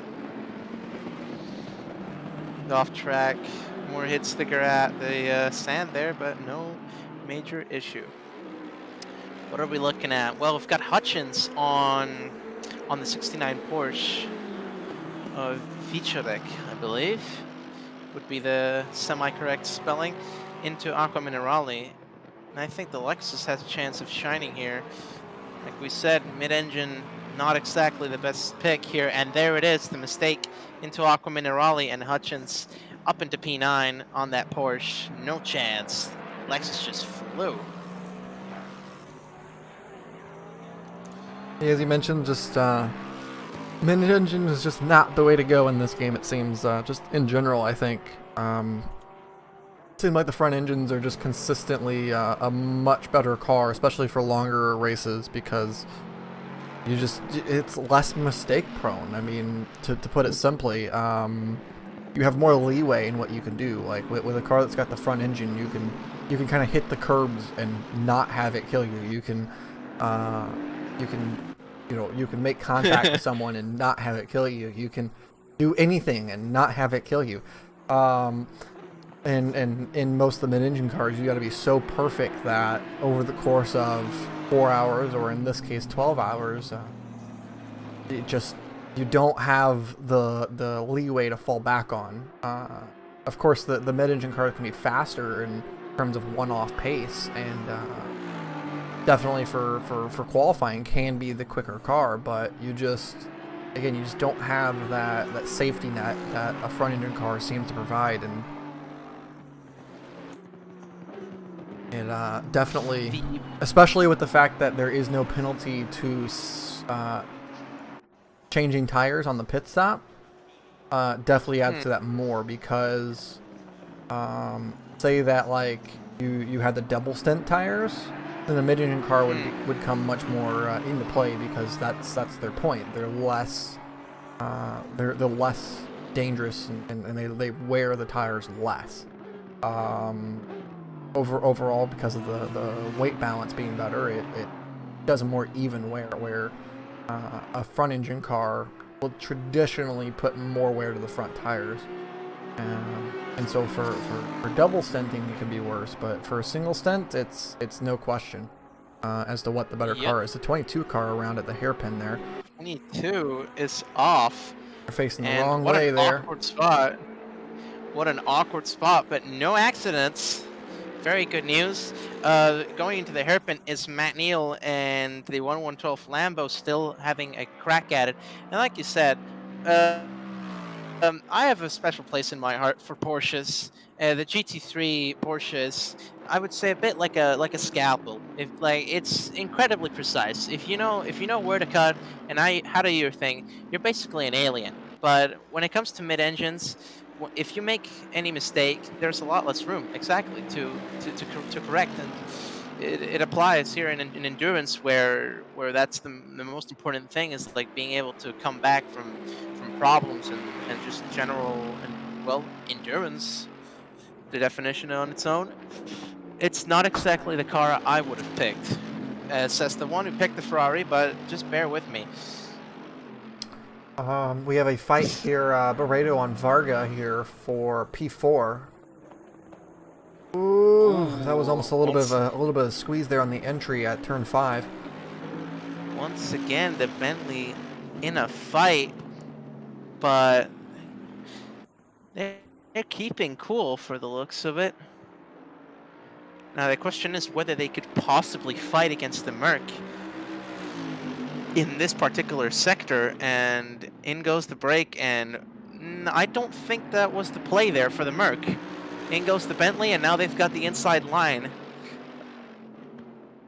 As we were watching this battle, there was a $5 donation to the JDRF charity. Thank you very much there. Oh, excellent. Thank you much for the $5. Again, helping us on our goal towards the 150 we hope to hit for the day. Oh, Very tight. Hello. Hello. We're finally back. Hope you're having. Hope you had a good one. I think you deserve to rest your throat a little bit. Sorry, it was on fire. So Yes, I will be resting here in just a moment. you deserve it, no doubt. You guys were on a roll. You were doing fantastic, no doubt at all. There we see the outcome on the main straight of this fight between P4 and P5, and the winner is the Mercedes, who goes in through turn 1, crowned 4th for now. And in terms of the rest of the grid, we're seeing lots of separation. No major fights going to happen now for sure. And when will we be seeing the next pits is the question. Well, I think it's going to be a while still. I think we're for some cars it might be in like 40 minutes. For some others it could even be more than an hour, but we'll have to see. Everyone's taking different strategies. By the way, thank you very much, Kevin Svenstra, for those $5 of the donation. Remember, guys, if you want to help the cause, just exclamation mark donate, and you will get the direct link to help us to get that goal of $150. So, yeah, thank you very much, everyone who's watching on every single channel on YouTube and Twitch, everywhere. Thank you very much, and thank you also for helping the cause, no doubt.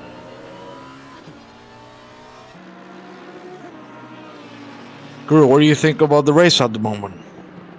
Yeah, close battles and everything. So I think it's a really good race at this point. Question for the other commentator then. Rodrigo, is that right? Yeah, you can just call me Rod if you like. Rod, okay. You were driving the car as well. That is correct. Just I'm driving in the 515 car, and well, since the last race at Monza, I just kind of broke into the booth and said, I mean, well, if we're gonna talk about the car, then I may as well just stick around. So. It's nice to hear some inside information then from the car 515. Do you go back into the car or are you ready?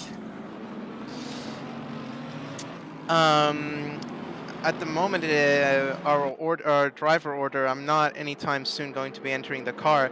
The pit strategy right now, I believe, will be driver Gomez and then our third driver Garlander doing a few stints, perhaps double stinting that, I'm not so sure.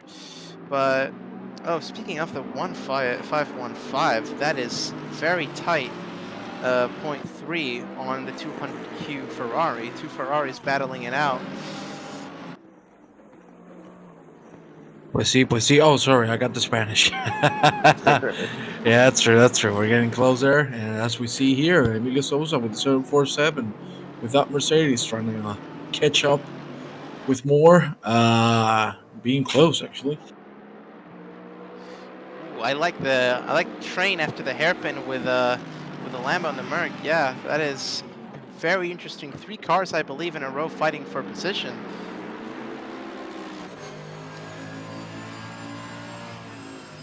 Hello, hello, hello. The other one. Hello, Remco. Welcome back. Greetings. Thank you.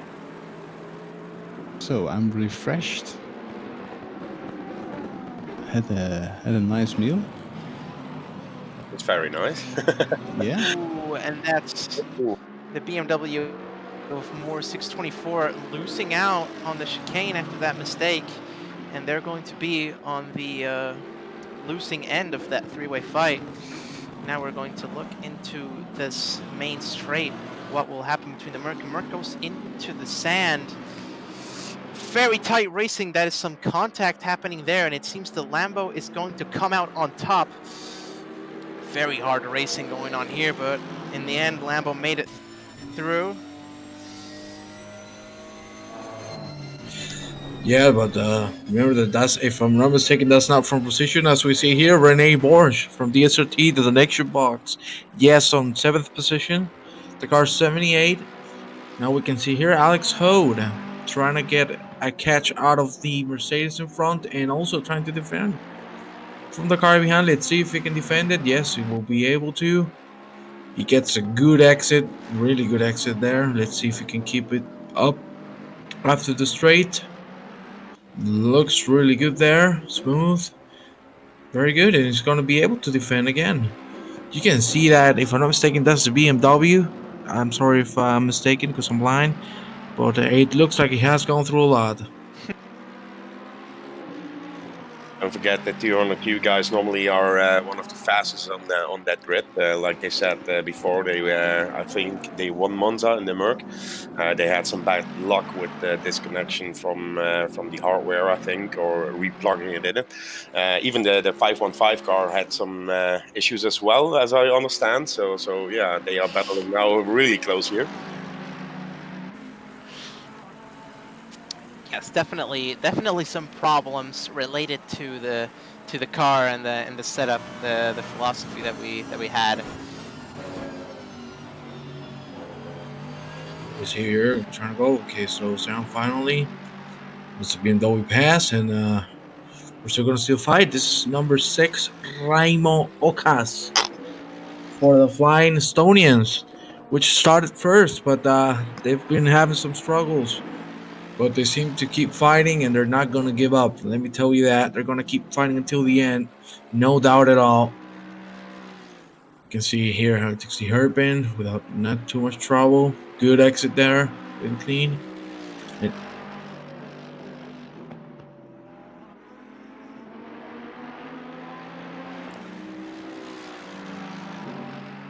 Sometimes hard to see all the timings and everything, to be honest. But yeah. A bit delayed, the timings, I think. Yeah, we are watching the stream, and the ladders and everything are really small to see the gaps and everything. So yeah, bear with us for that moment. I have the game open and I kind of see some things, but yeah, it's sometimes hard to see. I'm glad to see it not on my end. Oh, look at that. Oh, Mr. Cracker. But yeah, for me at least, I'm blind. Whoever knows me knows I'm blind, so And we will be driving into the night, so this will be the end of the race will be great for you again. Yeah, I love you too. Especially with the blinking lights, huh? Yes, I love you again. As we see, car 7 on the 16th position. GTB sim racing. Let's see if they can get a hold and start getting some positions with that Mercedes.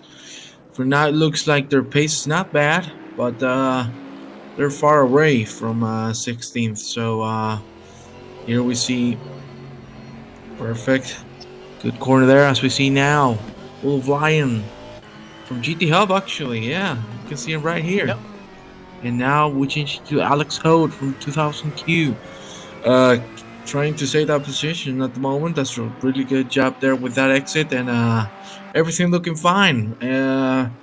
We gotta keep in mind that maybe some of the teams might strategize with a pit soon.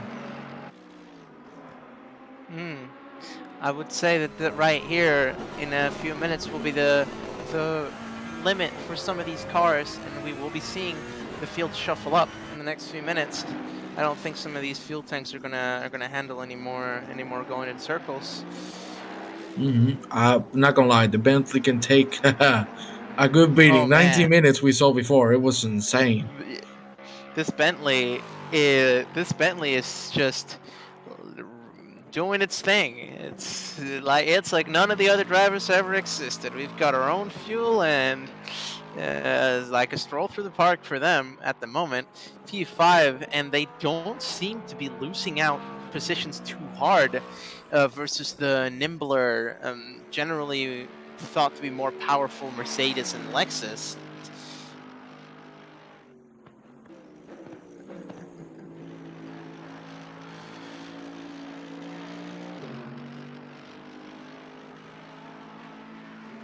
Big gaps in the field, but P19 at this point is 0.3 of a second behind car number 13, so that will be a battle on our hands as well. As we see here, number 16 again with that nice livery. Looks really good, eh? Yeah, I love those lines. Ooh. You gotta love it. A lot of excellent paints got thrown out today for this race. Lots of really cool stuff. You are damn right there. As we see here again, a GT Hub, if I'm not mistaken, yes, on 8th position. Starting the lap right now, looking just fine there. Good exit for the third corner, and here we see P2, Patterson. Everything's getting balanced again. We see him fighting with the lap car, but it's so good, no problems there. For the member of PWSR. Is that the car has? There It's is- really fun.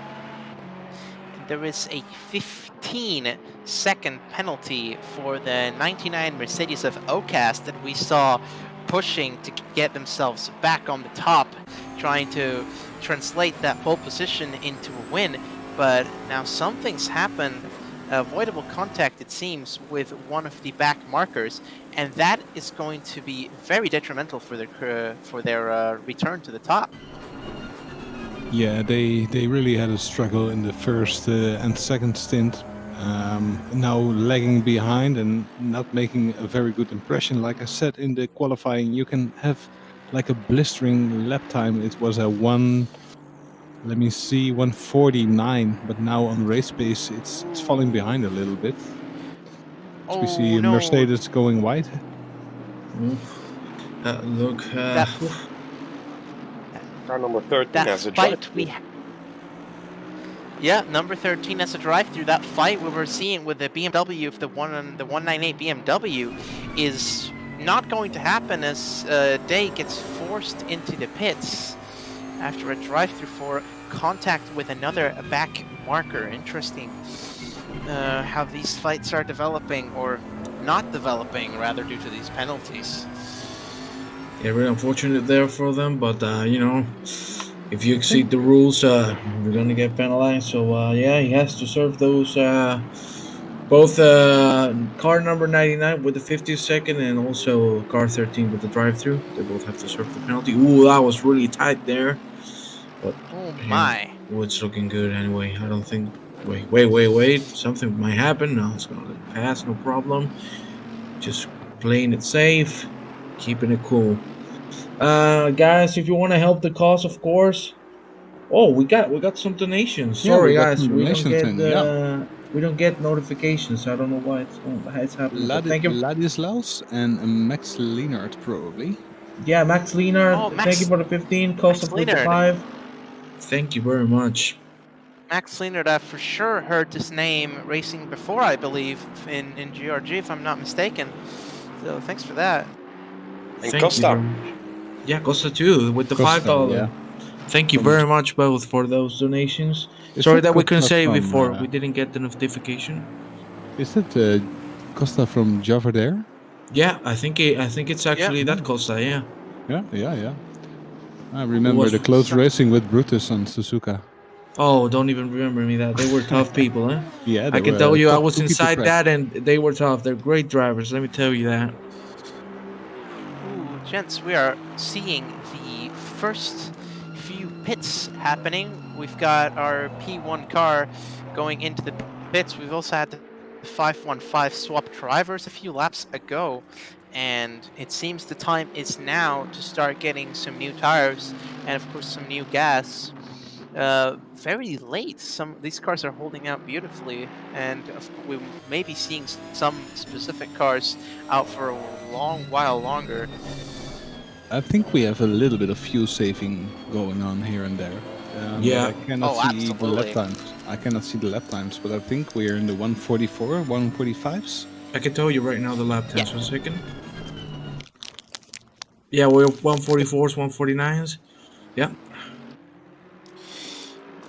Yeah, so I think most people are changing the ECU mapping now that the race has settled a little bit. And if you can make the stints last a little bit longer, it might benefit you in the end. Number 46, Slatnik into the pits. As well as Carol in P6, the Lexus making a charge. The Lexus on a mission to get to the podium, now swapping their drivers. And we will see what their next driver will bring to this race. And I wonder just how long the other cars can last without getting some more tires or some more gas. We will see. I think it's going to be more or less those 30 minutes that we have left from the 8th hour. Because most of them pitted at 9 hours and 5 minutes remaining. As we see the inside of Rene in 6th position at the moment. Ooh, that was clean but a little slow. Let's see if we can make it a little faster now on this hairpin. And it looks like not a bad exit, but we see the Mercedes behind, chasing with no remorse. Yeah, I think that's a lapped car, right? I think so, yes. Yeah, because Yep. he's not fighting for position, so... Could it be because the track temperature is now 36 degrees, and I see the lap times are a little bit slower than in the beginning. So would Yeah. it that they are struggling with the tires and the heat?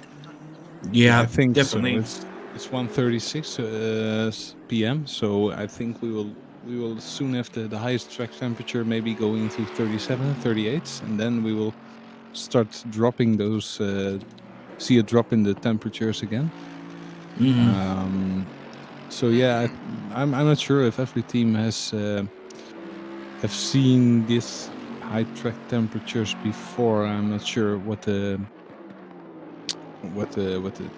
training server was like, but I think it was like with an ambient of 24. So yeah, you can Yep. see the result of that here.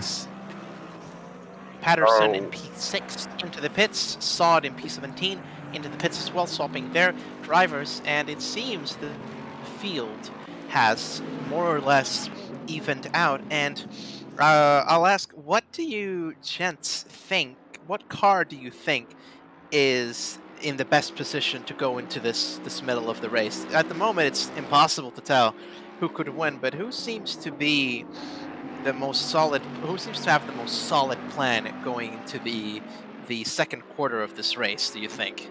I think the 12 car is really hooked up and is in a really good position with these long stints and this, well, saying that commentators curse, but I think that car is splendid. Also the 111 car of the NCR Endurance team. Wow. It's a little bit of off track. A bit, yeah. I think the Mercs are really fast. One of the best packages you can have, but it's indeed the Bentley with the fuel that they can carry and everything. I think they have an advantage maybe in the end to do a pit stop less. Also, the Nissan is not far off. They have a big fuel tank as well. But on speed, I would say one of the Mercs. And that's who's the most consistent, I think. And to be honest, the car 49, I think they are really good at this time with the pace, as the other ones have like best lap times and the last lap times. So yeah, it's a lot of difference between them. So yeah, it's hard to say because everything can happen. They can get off track, get damage or something, and you will lose that position. So I think if you are consistent, maybe the Bentley, or maybe the Mercs. Yeah, I like to vote for the Nissan, but I'm biased. Yeah, we can say. Yeah, you did. Yeah, we might be a little biased on that decision. Yeah. Who I don't know if knows? you guys Who caught it, but knows? we What? had a $15 donation from Max Leinart here. As well as an additional $5 Oh, yeah, it was. from Costa. Yeah, thank you guys again for those donations. As we told you before, as we see here, Rene defended that fifth position, but he's not actually defending because the car Man. behind is lapped. Sorry, mistake What from could my side. So I wonder what this Nissan's got under the gift wrap. Could they be giving us the gift of making up a beautiful comeback into P3? Who knows? But So. their fuel Reaching for that one. yeah, the fuel tank. Well, it might be. It's just a tad bit biased, but. Of course, but we like these alternate strategies. The Merc was no doubt the best prepared package for Imola. We can see it in the quali. We can see it right now in the race. There is no Merc doing very badly. All of them are within the top 15. So seeing these off strategies, like okay, they've got power. And they've got lots of presence on track. Spin for the 200 of Alex Hode. Oh no. And They are really unlucky this race. oh man, they have been just tragedy after tragedy for them. But still, they're in quite a good position considering what has happened. Mm-hmm. Still in the middle of the pack with 8.5 hours to go. Well, anything can happen. We've seen stranger things in endurance.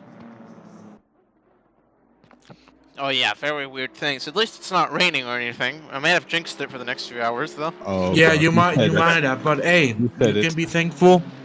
You can be thankful that the Spa situation is not going to happen again, so it's not going to get as bad as The Spa situation was amazing. What are you talking about? Oh, well, What I do you was mean driving amazing? that. I was going bald. Again. You cannot go bolder the than balls, Spa- okay?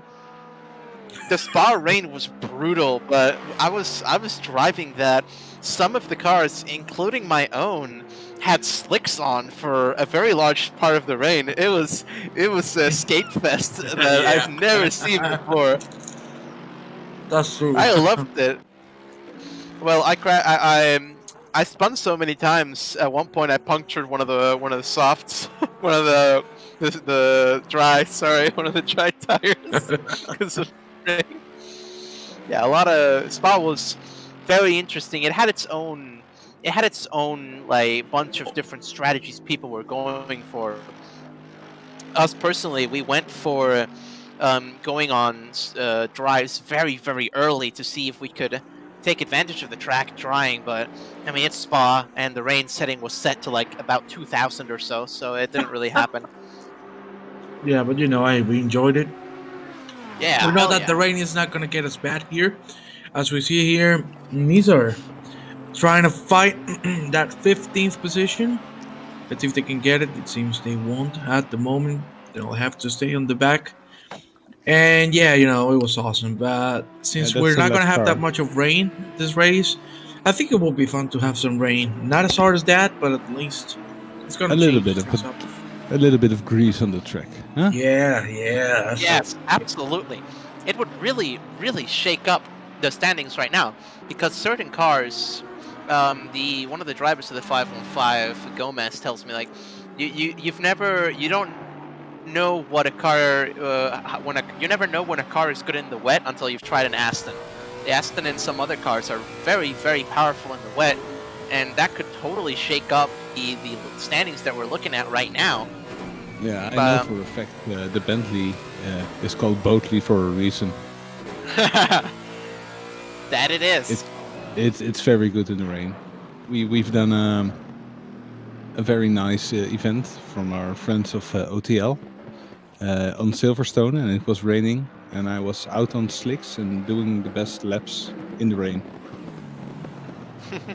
Yeah, that's what happened with me because I was with Robin Worsting, which, if you know him, is a really fast driver.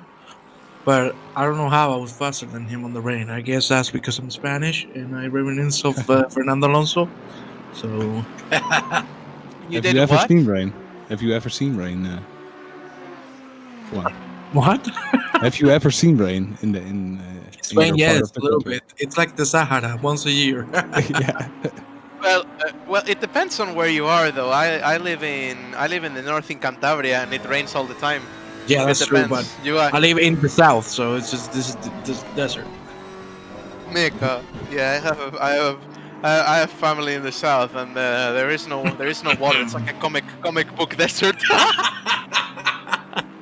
Yeah, that's With like a- the with a track right cactus. now. That's like the track right Yeah, now. 36 degrees. Yeah, like the track right now is growing cactus on the sand. Yeah, yeah, you're gonna see some the paint just burning off the cars because of how hard it is. But yeah, 36 degrees at the moment. I think we're just gonna get to 38. Ooh, NSIR going a little out there, but still good. They can save it. And yeah, I think we're gonna get maybe a couple more degrees because we're gonna hit the high point of the day. That'll be 3 p.m. more or less.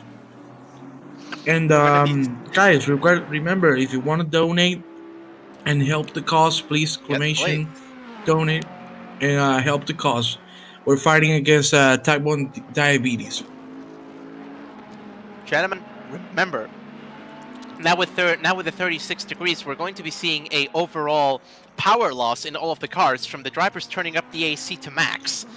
So we may. Open the window a little bit, huh? Lose some Yeah, performance on aerodynamics. Yeah.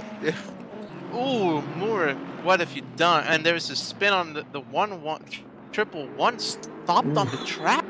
Wow. They are. That's a strange position. And they are totally dead. And they're gone. No. A disconnect or an empty tank? And the 1-1 car has just left the track. Wow. And I believe that may be a DNF for the 1-1 car. What could have They possibly happened? They were in on such a a good charge. position, yeah. Yeah, I'm not quite sure what happened there. I was trying to get the camera to jump over and watch them on the stream, but as soon as I went to go click onto them, they disconnected, and so I wasn't able to get the camera switch. Not quite sure what happened to that car. It just stopped. It was a disconnection. Then that's really unfortunate for them. We have to Oh watch man, it was one of the cars that had Yeah. it. They were up there. Yeah. They were contenders for sure, but I mean, oh my god, I would be gutted. Yeah, they had a good qualifying, starting in the 6th position and staying up in the top of the board all the time until now. So I wonder what happened there. Maybe rage quit? Nah, I don't think it's gonna be rage quit. No. That would have been me, but nah, I think we've seen some people having struggles with the connection throughout these 4 hours that we've done already.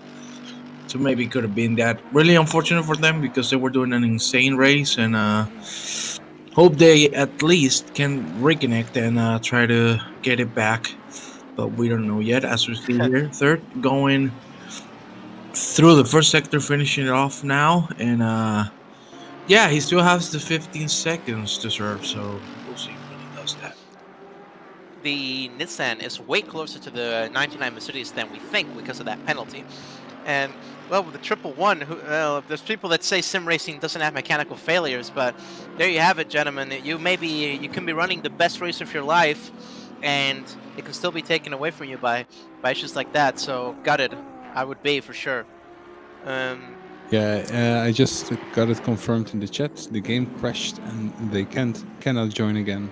Oh no, that's so So unfortunate. that's a mechanical failure for you, yes. No, That's really sad. unfortunate. Yeah, It is. it's really it is. sad. Especially if you're running a good race. No, that's a real worry for some of the drivers. I know in our car, connection has got us through some tragedies. In Spa, for example, oh man, the Spa situation we had, oh man, just connection is always a huge factor to think about. Making sure that everything's going, making sure someone doesn't have like the dishwasher or the freaking oven going on in the other room and like blows the house up while you're racing. What kind of fuse box do you have if you cannot turn on the computer and the dishwasher at the same time? No, I had a race where I was racing in Solder, and in my house they had the microwave on, they had the oven on, and they had the dishwasher on and the dryer at the same time, and it just crashed, and that was the race for me. Finished, done. So you need to like have a big battery pack next to the computer to at least hold out 10 minutes. I just get a big battery and I put it on the. I should get a battery and just put it on the PC and on the radar and say, "Quick, pit me! They turned the oven on. I can't race." That's Spanish electricity for you.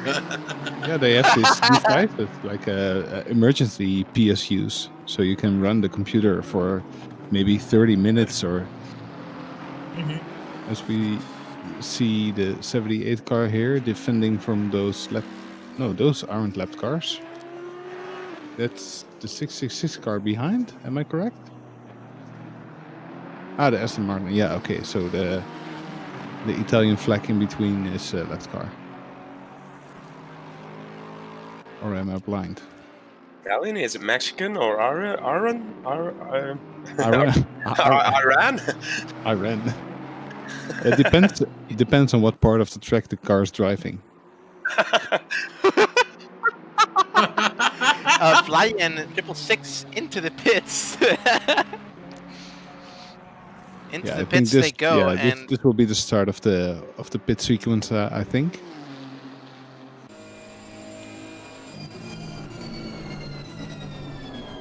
Yeah, more pit stops will come soon. Yeah, with Rene doing a great job there in 4th position now.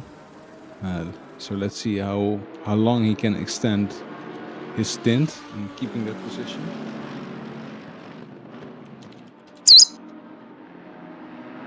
That was my bird, excuse me. Look, we've got an extra commentator in here. Look at that. I totally agree. I totally agree with the bird. The strategy from Ocas right here, like the bird just said, is to just get that Bentley out of the way and try to see if they can come back and fight the 49. Absolutely, I couldn't have said it better myself. I don't think it's the bird, because he just said, "Guys, you have a notification. There's somebody named Bin a Team who just donated $50." My God! Holy mother of God! Thank you very much, Bennett. Let's Bird go. wasn't telling about Boatley. He was saying, "Hey guys, you have a donation." Well, there were two chirps from the bird. They were both for sure. Yes, thank you very, very much to the Bennett team for their $50 contribution here towards the $150 goal that we're trying to hit here today. That is massive, and of course the biggest donation so far today, single-handedly doubling the total that we had raised so far. That is massive. We're only a quarter or a third of the way through this race, and we're already 2/3 of the way along our goal, so it's massive. Thank you so very much. can up it because it was 12 UTC on the 12th of the 12th of 2020. So maybe we can make it 2121. So $2,121. Let's do it. Go guys, donate. That would be amazing, but I doubt we would ever get that close.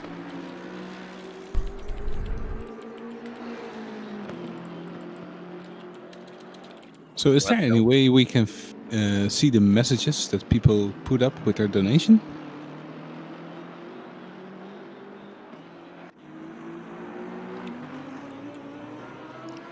And crickets in the background now. Paulie wants a cracker.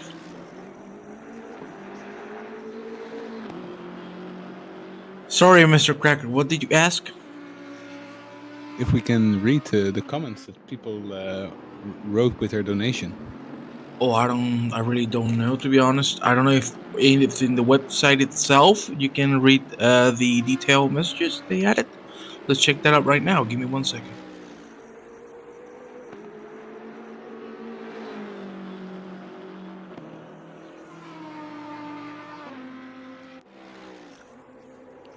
Yeah, I can see something. Most of the guys didn't put a comment in, but it was Gabby, let's go GTD, and Costa said, great event, guys. Ah. Lovely, lovely. Yeah, that's kind. Thank you very much, everyone, for participating in this amazing event. 8 hours and 11 minutes to go, and damn, we are $55 for our goal. Come on, guys, we can beat this. So if you want to donate, please, !donate. You'll get the link, the direct link, so you can donate there and help the cause. We're fighting against T1 of diabetes. So yeah, please, guys, help the cause.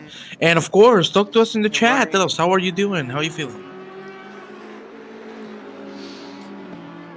Absolutely, we're watching these drivers win at Imola, but we can also win against diabetes. So any donation is greatly appreciated. What are we got on track at the moment? Not much, just that that Mercedes trying to catch up onto the Bentley. The Bentley is insane. They are in P2 and they still have not pitted since the last time. I expect them to be up there for a lot. Ooh. Flying Estonians have a 15-second penalty. Is that just in? I know they had it for a while now. No, they have had it for a while. Okay, sorry, my mistake. Good morning. Good morning, no, Guru. Yeah, I spoke up here. So the Bentley get a 20 kilogram ballast because of how good the tank is and everything. So that's how good the Bentley is, especially for this race. They put lead in the fuel or something. And Talking about it. Okaz into the pits. Indeed, just wanted to say that. Yeah, we see the 763 car from Fritsche. He pitted very, very early, but he doesn't seem to make a big impression in that Bentley. Considering the 12 cars doing so great, so. They didn't get there magically. I know Felix, and he's quick, but the 763 the planets didn't line up for it this race. Though, for this part of the race, there's still a lot can happen and a lot can develop. And well, since they were one of the GTUB guys, the HSP guys, I in a biased manner hope that they do well, but we love comeback stories, so hopefully they can get their elbows out and get themselves back on in the same way that the 200Q car is now in P11 when they were previously at the bottom of the standings. So yeah, they're really making a good impression. Yeah, absolutely. Making that Ferrari look way faster than it really is. Yeah, and considering they almost stood one lap in turn 1, not being able to shift down, that's really good. I feel like Imola is like the place where every time somebody like loses their gearbox and has to do the race and like sit. I've heard that plenty of times in this track before.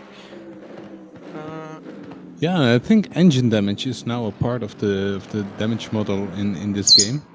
Oh, and there is a collision, well, not a big one, but between the P1 and P9 just going into the final straight, and just a little love tap from the Javard Air team right in but it seems there was no major damages or anything. So we will see what the stewards think of that. What do you think, Bird?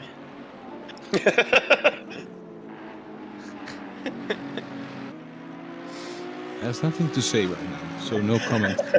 No comments here.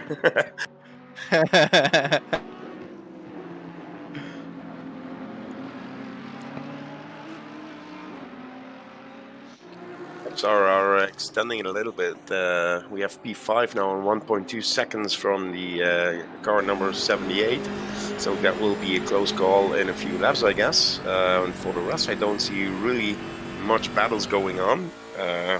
Or it must be lap cars, then they are close.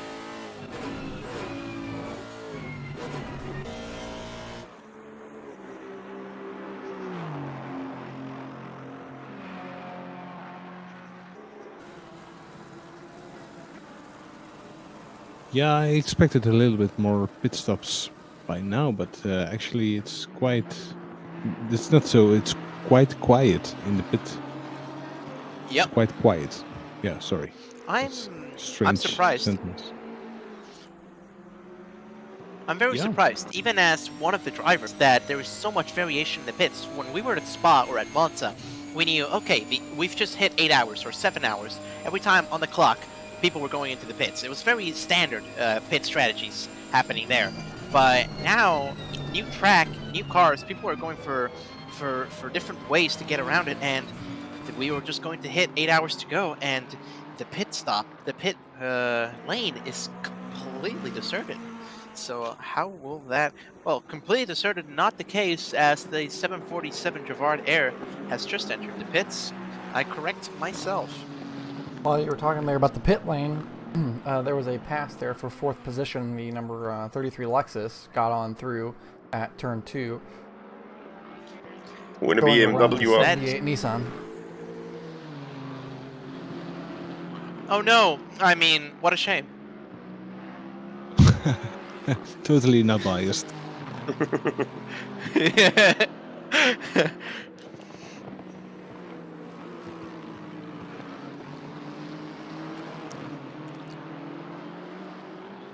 Yeah, the 33, they're really putting that Lexus to its paces.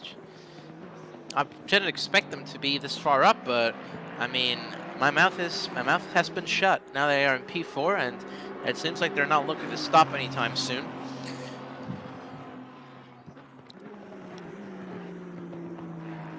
Things are very long at this time. Yeah, I'm really forwarding to see when they are going to pit, so the field get mixed up again. All those different strategies.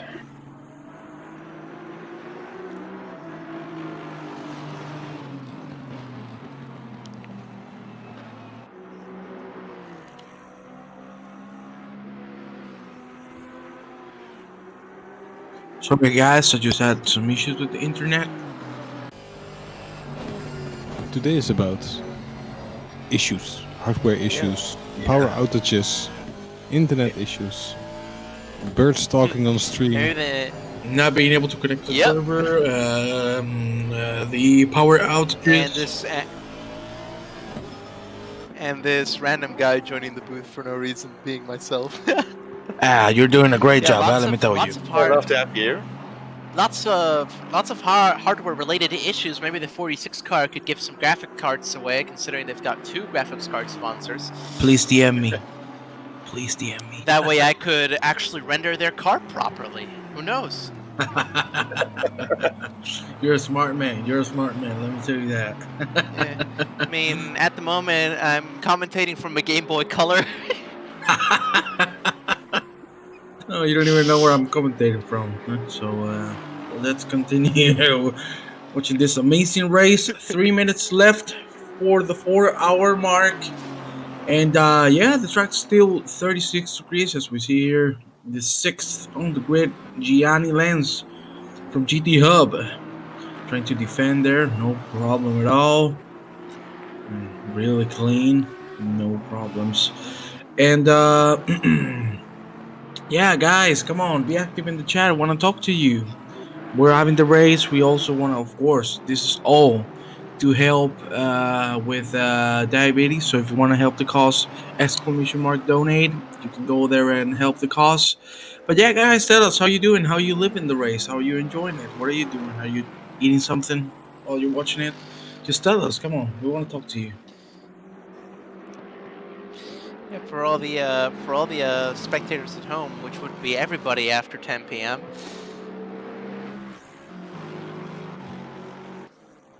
Well, I already had What? dinner, but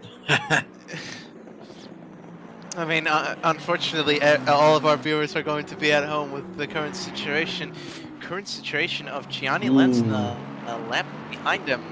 Oh my! wow, that was a Drunk nice move. cameraman?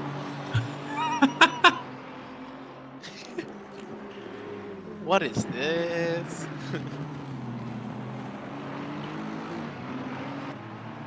But yeah, don't say you're just around them. Come on, I'm really happy you're here and finally have someone Spanish with me. God damn it! About time. maybe when we get 1,000 viewers, we can branch off to the Spanish stream. Oh yes, give me Spanish. Yes. Guru can talk in Spanish. Yeah? You've been asking me. Sí, mañana. Lovely, no doubt. Yeah. Excellent. Yeah, some Spanish viewers, to be honest. We have Victor Santana in chat. Good luck with the race, guys. I thought, thanks. Hola, amigos. ¿Qué tal estías? Están. Nice. Gracias, Víctor. Muchísimas gracias. Espero que estés teniendo una tarde increíble y que todo te esté yendo bien, hombre. See, I could do that. That was good. Yeah, I learned the most important things when I went to Spain, and it was like, hola, dos cervezas, por favor. Dos cervezas, por favor. Of course, and of course the guy would give you the beers because he'd think you were already drunk. Yeah, normally I you am need drunk to, around. but you forgot. You forgot a word, Guru. You have to say dos cervezas muy frías, because if not, it's Yeah. yeah. Hey. You need. Was that correct? Extra cold? Yeah, like super cool. Because if not, it's like super hot and ugh. No. But I heard it the first time, but I understand it. So my Spanish is getting better. Yeah, look at that!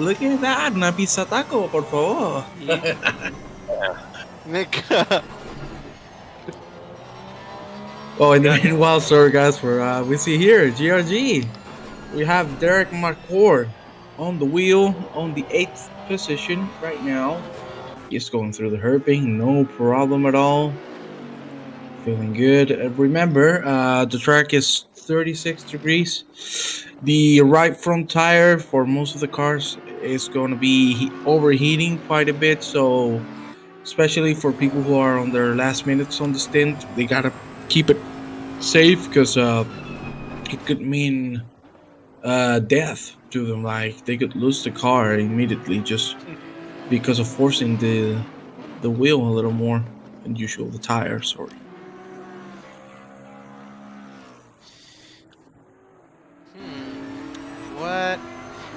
What is cooking up in the top few steps? Well, there's a lot of Kroll off the track there, lost control of the Lexus, but is just right back and ready to take the hairpin.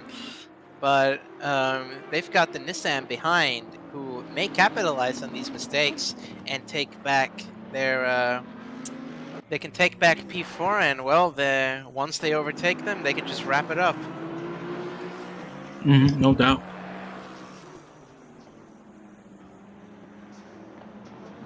Here the Bentley and P2 Soul Race team, but they have the Audi in I think P12 behind them, and they are putting on the pressure now. So that's a strange part of the race to see. Yeah, and Blorb here says that he finished his stint on the 747. I hope you did great. We saw you, and let's hope your team can still fight for more positions. Well done, man. I just hope I don't do my stint as badly as my last one. Ooh, I was. Hey, we all I was make pondering. mistakes sometimes. You just need to Ooh, learn from them. mistake here from the car 666. Off track. Ooh. I've seen a few off-track drive-throughs being sent, but generally sort of clean. This Imola is not the kind of track where you get lots and lots of penalties for track limits, since there's plenty of space to go to. But still, some here and there. Indeed. By the way, another milestone for the 200Q's comeback story. They've just went into P10 a few laps ago, and now they just have to deal with the second half, top half of the grid in their charge back up to maybe make a second impression after their win last time in Monza. An amazing job to come back so far from that hardware issue that they had. They lost like a few laps, I guess, but seeing them now climb the leaderboards in this pace, really amazing. Indeed. Well, great job everyone's doing. Absolutely. No surprise, though, that a driver like Hode and the rest of the 200Q team in that car, I would say if anyone would be capable of making a comeback story like this get real, it would probably be the 200Q team, since, well, we know what they can do. We saw in Monza the stomp fest that ensued, and the multiple laps ahead, etc. And well, that was the only car close, or remotely close, I believe, was the 515 behind, I believe. So, if anything, they can totally get this back around in these next few hours that we've got ahead of us.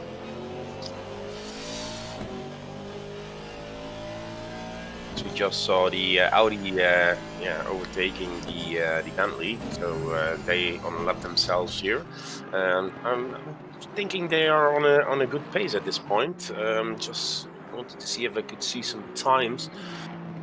1:44.5s. In the car 666, was it?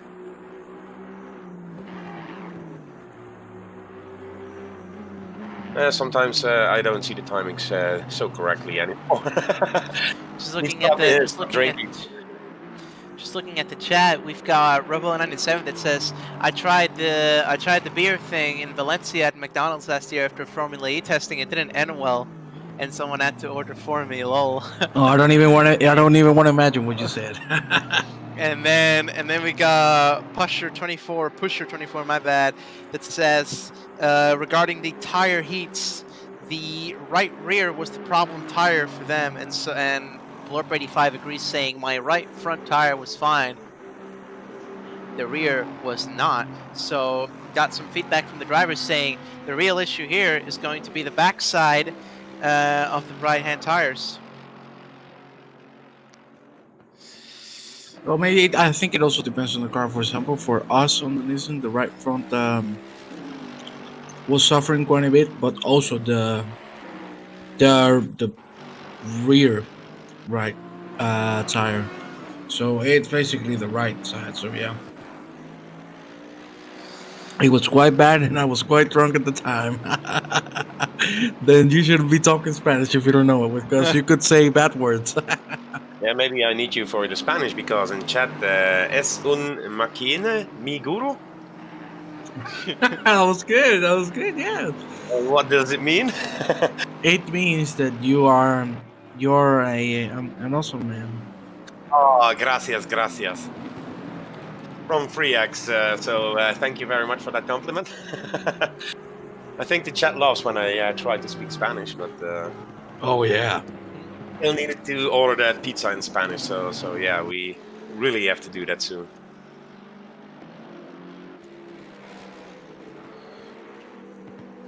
Yeah, looking at the track map, everybody is bunched up on one side of the track. Yep. Just making a little roller coaster ride out into the main straight, and we've got the Aston of Gianni Lenz putting pressure on the DSRT Nissan over here, and just right up close. And how will the Nissan react to this threat? We will see, but not yet going for it. Oh, I see there was a driver swap, so they pitted in the meantime because Ido is now behind the wheel and took it over from Rene.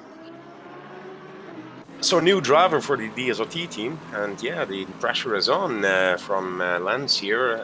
Yeah, let's see how they can, or how he can handle it. I can tell you, Udo is really reliable. Yeah? He's fast, he's consistent, he's an amazing driver. So, like most of the people here, no doubt, they're all doing a great job.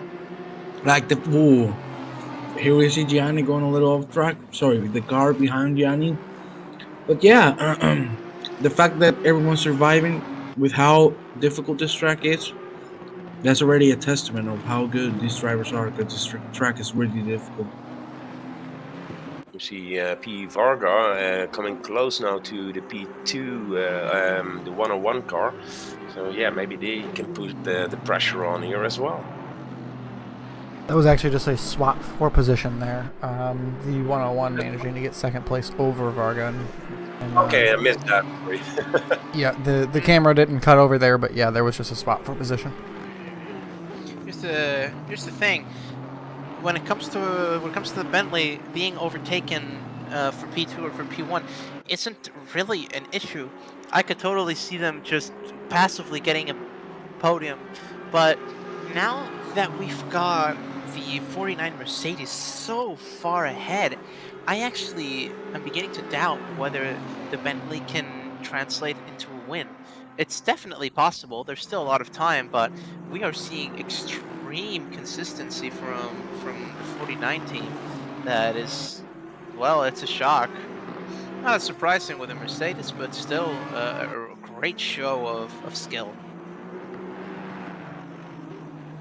Fuel consumption that the Bentley can take out a pit stop, and it will mean that they win almost a lap back. So that could be some difference. But yeah, they have an amazing gap at this point.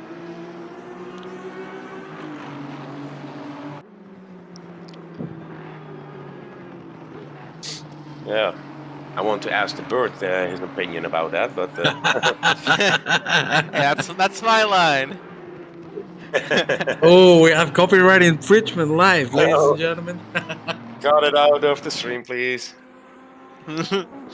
And well, Gianni Lenz, I've competed against him before. We in our own leagues here at GT Hub, and I would say that he's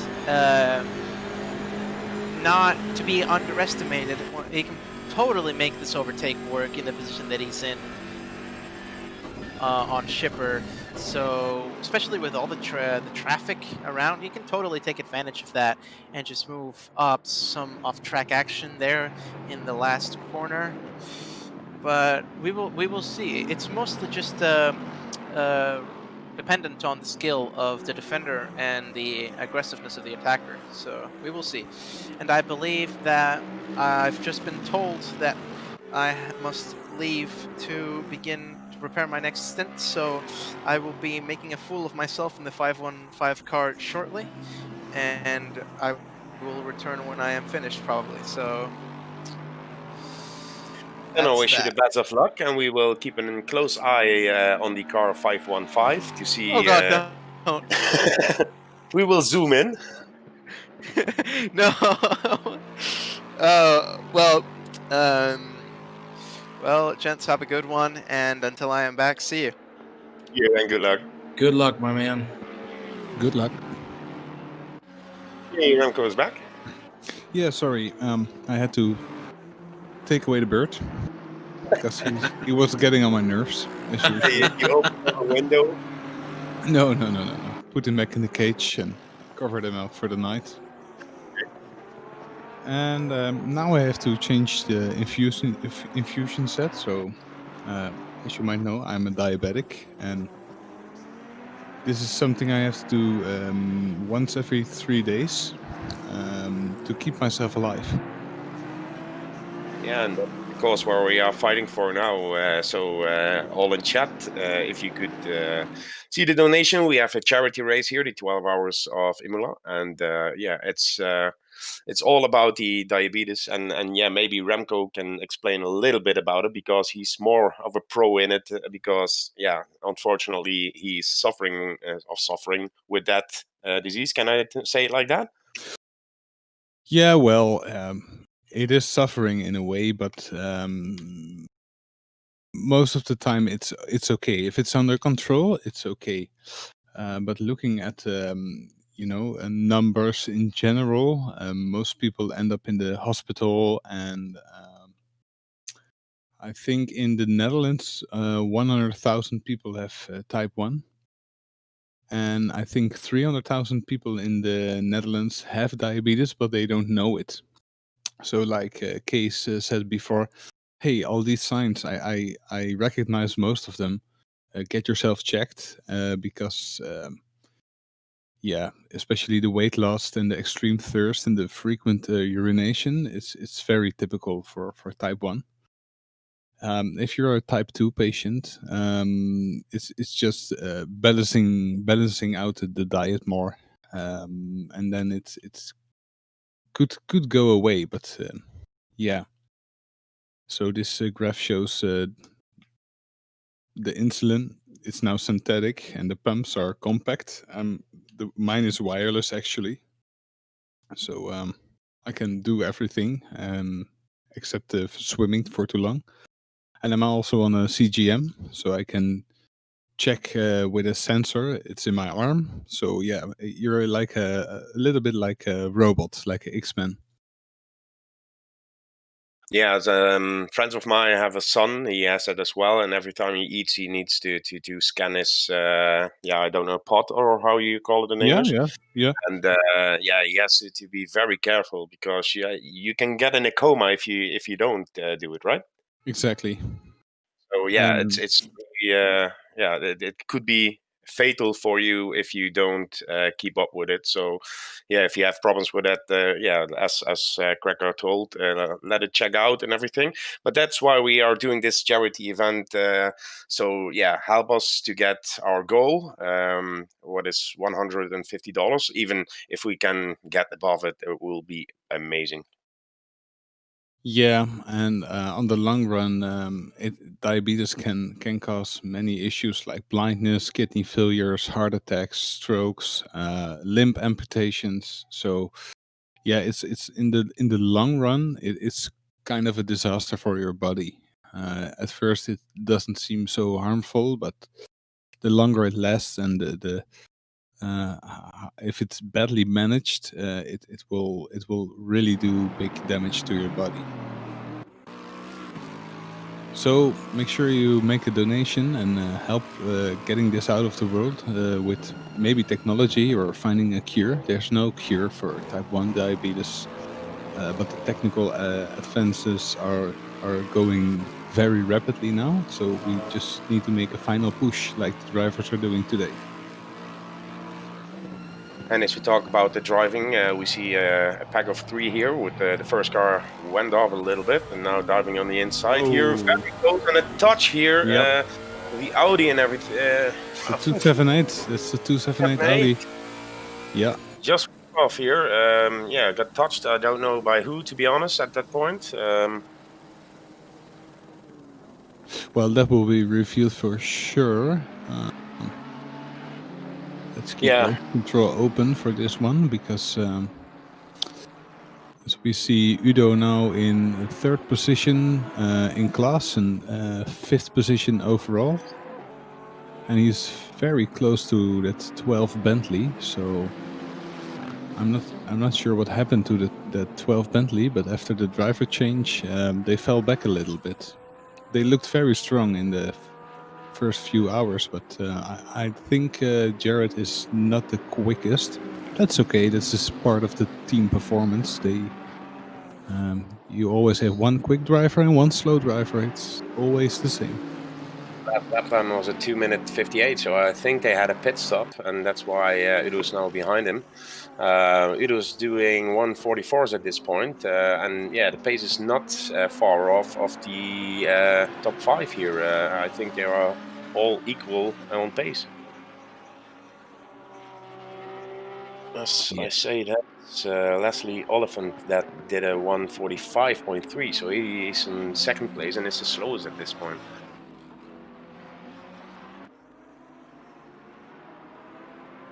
Yeah, and that 49 car is way out on its own. It's used in another league. I'm not sure if the Lexus can make an impression on him, as Alex Hout now entering the pits. We'll keep an eye out who will be sitting in that car next. Maybe he does a double stint. Let's keep an eye out on him. He did a blistering pace this stint, going up from I think 14 or 15 position into the top 10. So that's amazing. Yeah, it was an amazing comeback from him and from the team, the 200Q. But yeah, we know they are fast. Normally they are on top of the leaderboard in all the events of GRG. As we have somebody in the Udo passed him. By Udo far. is fast. Yeah, look. This right here is an interesting setup here. So the 101 is currently lapping the 12 and is on its way to go lap the 78. So basically that's P1 and P2 who are lapping P5 and P4, which of course they're on alternate strategies. The Lexus is pushing itself as hard as it can, and the Lexus has been pitting earlier than any other car for a stint. Meanwhile, the Bentley, of course, pitting the latest of any car on the stint. So it's interesting to see how this is going to work out in terms of long run, because whenever the Bentley does save a pit stop here in a couple hours, I'm not sure if it's going to be enough to really regain the gap in which the Lexus and the Mercedes have now pulled out, with them being over a lap ahead of the lead. Yeah, as we have Racer Soul in the waiting room, maybe it's a good moment to drag him in and ask how the race is going.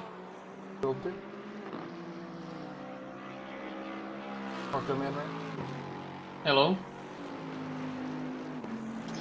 So tell us, how was your race until now? Until now, it was really good, and until my stint came around, it wasn't good after that. Let's say. I don't know. I would just like to apologize to one of the BMWs. I think that it was the 624 small incident we had. 624 is the BMW. Morris driving that, and P19 at this point. You had an incident with him? Yeah, just smaller lapse of concentration for me, and just little contact between us. So yeah, just apologizing to them from my side. Nice to see nice drivers then apologizing and everything. So yeah, your stint wasn't that good, you say?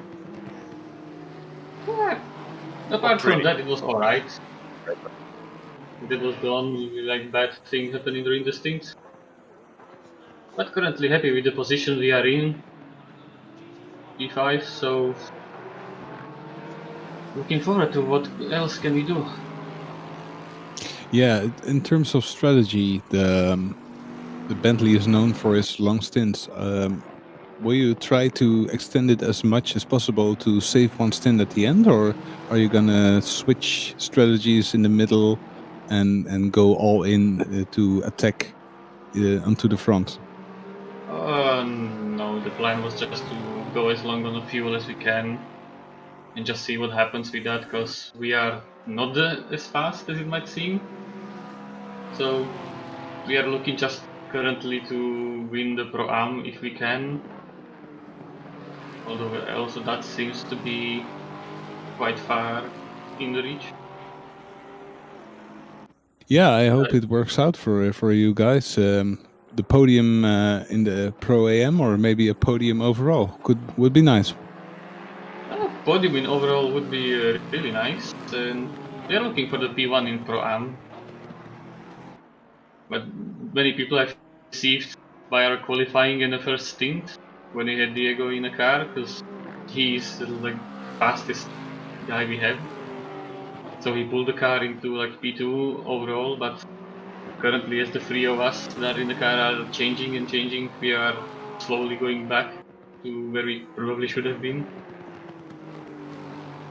Yeah, Yeah, so no. he will finish the race probably, or what do you have in mind? Are you No. double stinting, or it's just go with the flow and see who's up for the next drive?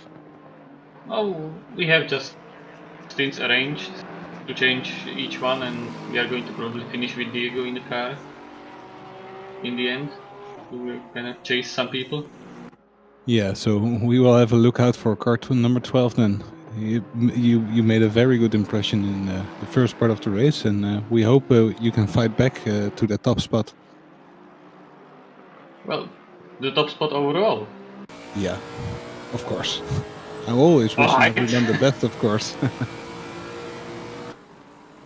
Well, that will take a lot of corner cutting then. But I think we can manage. Well, good luck and enjoy the rest of the race. Thank you for joining.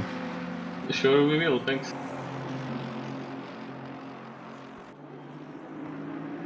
So good to hear the Bentley boys are doing better than expected, and they just go with the flow. I love this. Yeah, you know, you just put out you just put out a schedule and start driving, and you see where you end up. Well, until now it worked out for them. They just lost a position, now in the 6th position, the number 12 car. As we see a big train of cars here. Very crowded here on the track, but I really love to see, like, we have the Pro class and the Pro AM class, and in top 6 there are 3 from the Pro class and 3 from the Pro AM class. So those guys are really battling with each other. Except on the P1 and P2, because they are so far ahead at this time. So yeah, and let's see if that's strategy or something else. I don't know. Yeah, I'm calculating here if they are so far in front, but they have to take an extra pit stop at the end. I'm not sure the length of a pit stop is maybe a minute or a minute and 30 seconds. I think if they continue like this and not make any mistakes, I think they are up for the win. Yeah, and as Jared here is a little bit on the sandwich side, we saw some cars diving in and going wide into the sand, to the gravel. Kenny here losing some positions, I see on my screen. Jesus, it's really crowded here at this point. Yeah, it's crowded. Yeah. Hard to follow as we have Jared now, who just the team of the driver from the team who was just in our voice chat.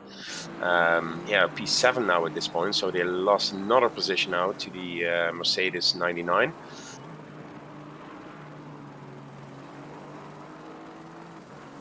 And to be honest, I don't know every car that's now here, to be honest, what position they are in. There are some lap cars, there are still some fighting for positions.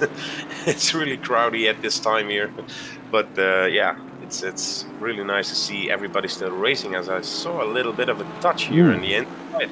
Wow. Yeah, that was the overall leader there, lapping the Bentley once again. I do believe that's going to put them 2 laps ahead of the Bentley.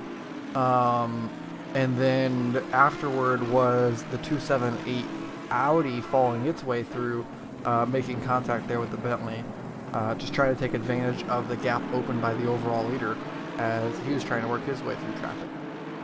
Yeah, I think that the 278 car is involved in many small incidents today. I think this might result in a small penalty, or might be my point of view, but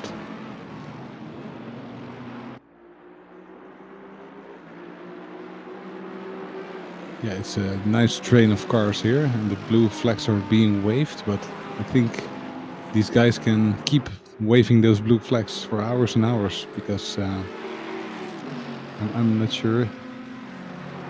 Who's the number? Yeah, this is the number 1. Kit Lau from Speed Tavern Clown Team. Are they really now 1 lap in front? Because the timing sometimes I find it difficult to see, but I think they are a lap in front. Yeah, I think they are, yeah. But still, D. Crawl in P3 is really close on P2, or really close. 18 seconds is not that much. It could be like a pit stop or anything, you can win it back.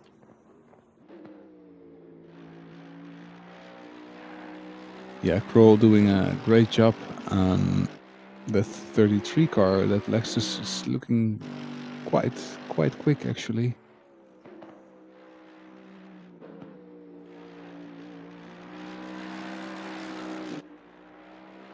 We see another Lexus there in the pit, car number 13.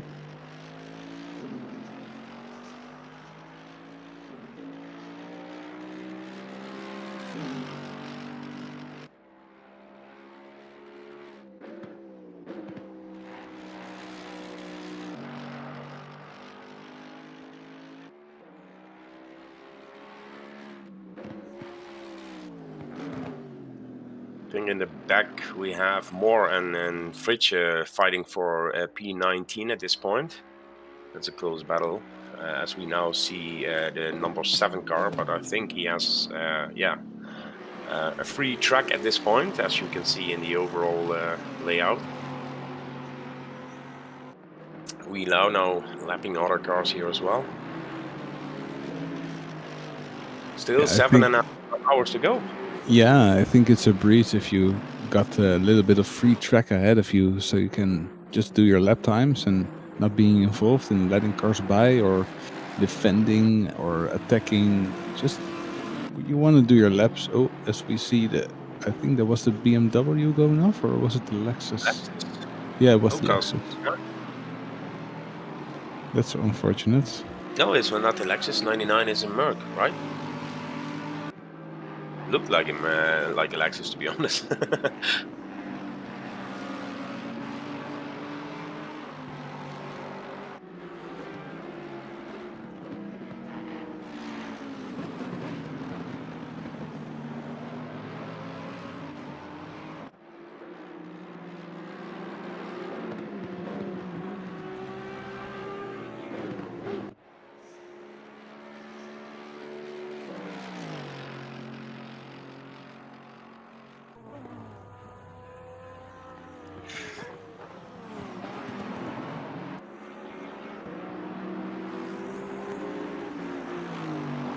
Switching now here to the car 46. Theo Zames in P17. They dropped back a lot. Also sounds a little bit like a Dutch name to me. Zames, Zims. Yeah, Theo right. Zims, yeah. Theo Zims. And as I said, he's going into the pit. They have 4 laps down in total. No, it says 2 laps.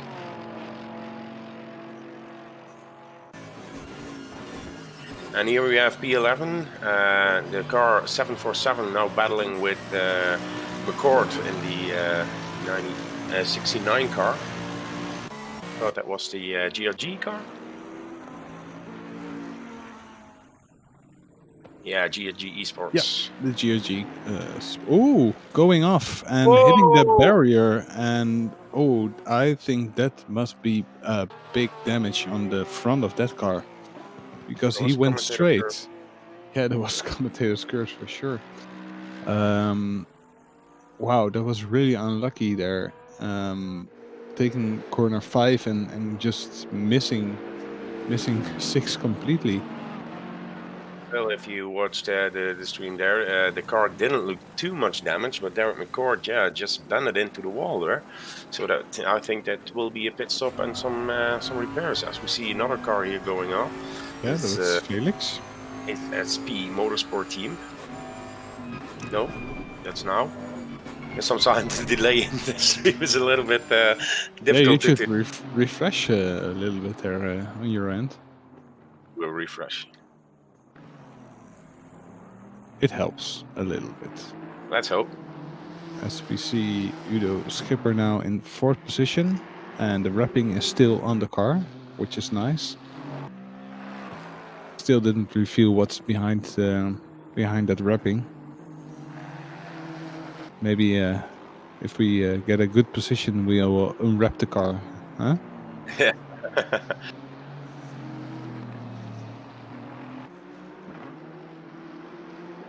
Yeah, he's doing a great job at this point. He's in P4 overall, second in class. So yeah, that's not bad at all. Yeah, the 666 car following, now a gap of 14 seconds, and I think not really anyone in front. So yeah, he can do a stint. It's his first stint of the day. As we see Jenny Lenz here, who is actually in a little bit of traffic there.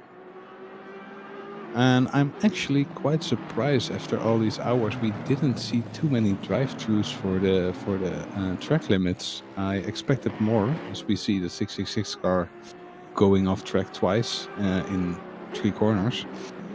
So I drove this track a few times, and there are a lot of points where you can get that track limits penalty. Game time, right? Yeah, but it's also there are a lot of wide corners. Like, well, you shouldn't take this wide, but I think in Piratella and the Acqua Minerali and the Variante Alta, there's a lot of runoff area where you can really push the car. But if you do it too much, you will get this drive-thrus. But I haven't seen many actually. At the beginning, there were a few that we said it wasn't from race control and everything. So, but yeah, afterwards, I think everybody's in their rhythm and yeah, doing a great pace, and yeah, maybe keeping an eye out for those drive-throughs, because yeah, they can cost you so much time. Yeah, we haven't had any word from race control since lap 109, so that's almost 50 laps without any interesting incidents, but I think a few will still have to be reviewed. Yeah, like the last one where they touch each other, yeah, something like that may be reviewed or will be shown as a racing incident. Yeah, it will be deemed as a racing incident. Yeah, you have to have a little bit of close racing, of course, and just a small nudge where you do not really hurt the car. I think you can be harsh on that, but most of the time it's just close racing. As we see the 624 car of Gavin Moore here, trying to attack, but didn't work out. And this is P2, the Lexus of Leslie Oliphant in the one-on-one car. They are really flying around that circuit with this car. Yeah, 144s. Yeah, it's just 144s, and the quickest lap was a 142, so that explains the bandwidth. The track didn't really cool off yet, so I'm surprised they are this quick in this kind of temperatures. I hope they can manage it with the engine. How's my friend doing in the 515? So currently in P21. They had some bad luck as well.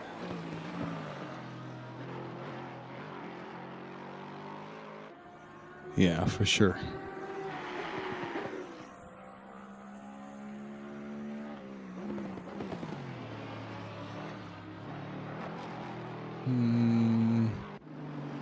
Any close battle? Yeah, I told myself to keep an eye out on the 200 car, now in 15th position after that pit stop. But I'm not sure if any of the guys in front still need to pit. I kind of lost the rhythm of the pit stop, so we just have to go with what we see, I guess. So very different, to be honest. Normally, they have like a max driving time, like 65 minutes, and you know then when the pits are coming. But this time we don't have that, so it's just driving with the fuel that you have, and then they do the pit stops. And as every car has different, fuel. How do you say it correctly?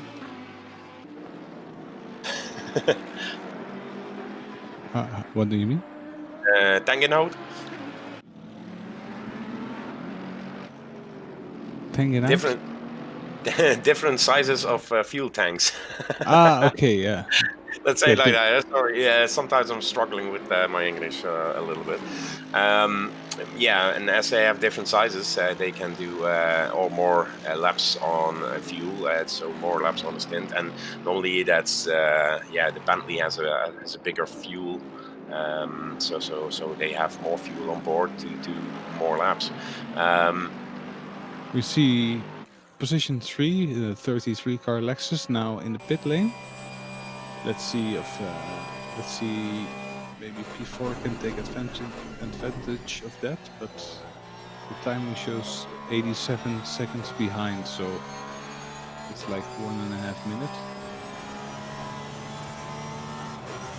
Lexus, its consumption is really low, to be honest. Yeah. You can see that in the P2 and then the P3 as well. I mean, they are driving like so long, and others are stopping making their pit stops and everything, but they can drive on and on and on.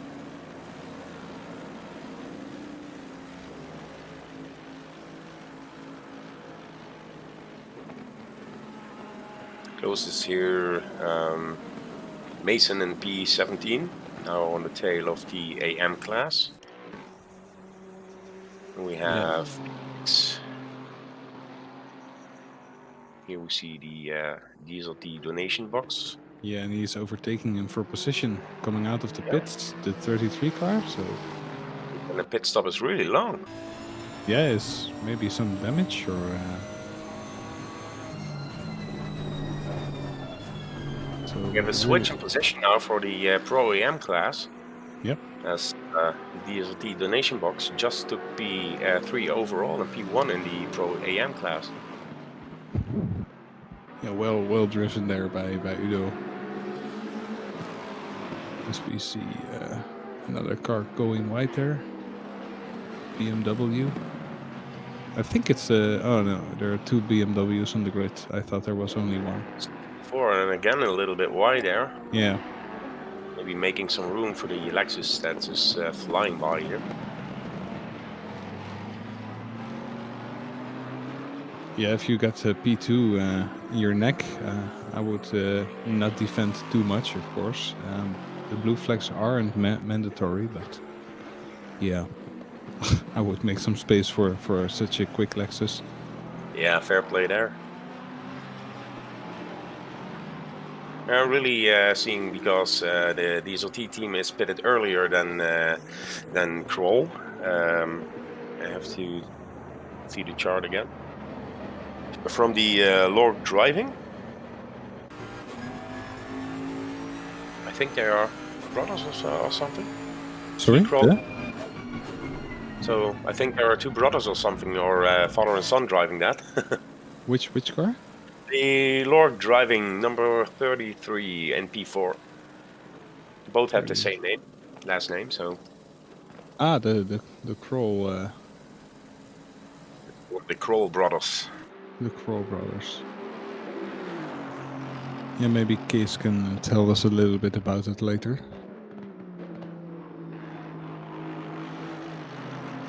Yeah, sorry about the 33 car. The Kroll team, is it father and son or brothers?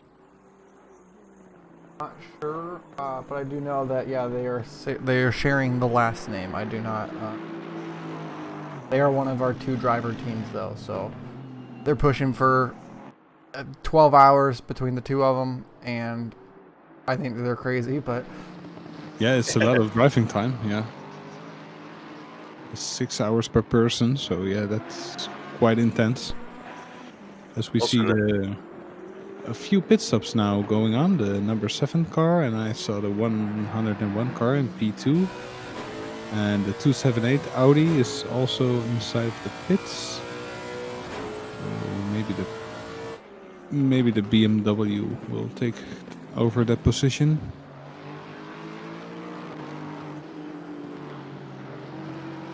You see Tim Kroll here on screen. Yeah, they now Oh, are gaming, I think. Under a second of Udo, so we have a battle going on here for the P1 and the Pro AM. Yeah, they have the fresher tires, but the fuel tank is probably pretty full. Only did maybe 2 or 3 laps, maybe 4. So it will be interesting if Udo can take advantage of the heavy car. Last lap time of Tim Kroll was a 1:43.8, and Udo did a 1:44.2, so half a second quicker than the leader of the Pro Am at this point. Yeah, let's see if he can adapt and defend that position. Yeah, we will keep an eye out for that gap.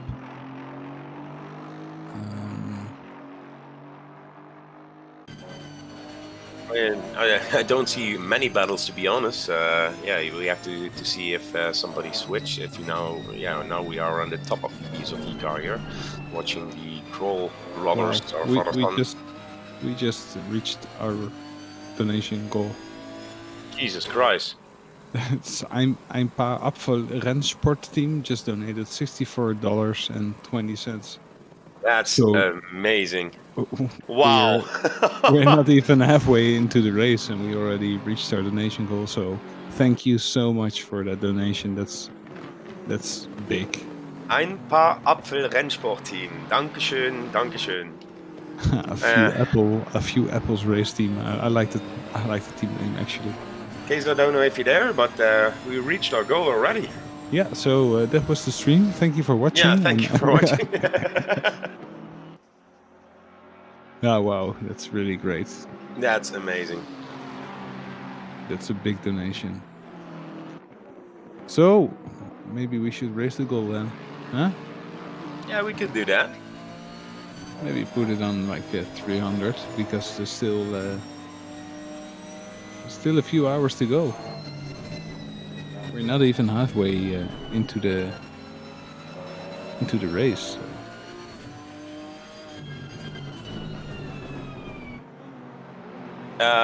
Yeah, I have to see if I can do that on the fly, to be honest. Well, we can leave it like this and just virtually adapt it to 300. As we see the leader now going to the pits, the 49 car. By the way, the message of ein paar Apfel Rennsport team was happy birthday, Gavin. So, want to say that out loud on stream as well. Okay, well, congratulations to Gavin as well from the streaming team from DSRT and the GRG organization. And thank you for that big donation, because damn, I was looking at the bar and suddenly it went blue. I was a little bit surprised.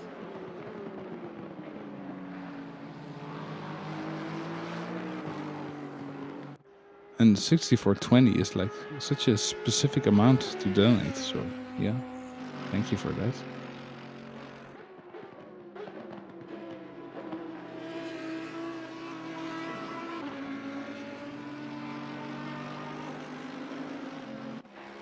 As we have someone in the waiting room, Beer Car Gav, let's pull him in and let's hear what he got to say. Hello, hello. Hi there. Hi, welcome to the stream. Happy to be here. Yeah. Excuse me, but I'm not sure which team are you driving for? So we are the 624, the Ein paar Apfel Rennsport team. Well, thank you for that massive donation, hitting the goal in one go. Tell us about this donation and about the team. Well, I typed the number in wrong.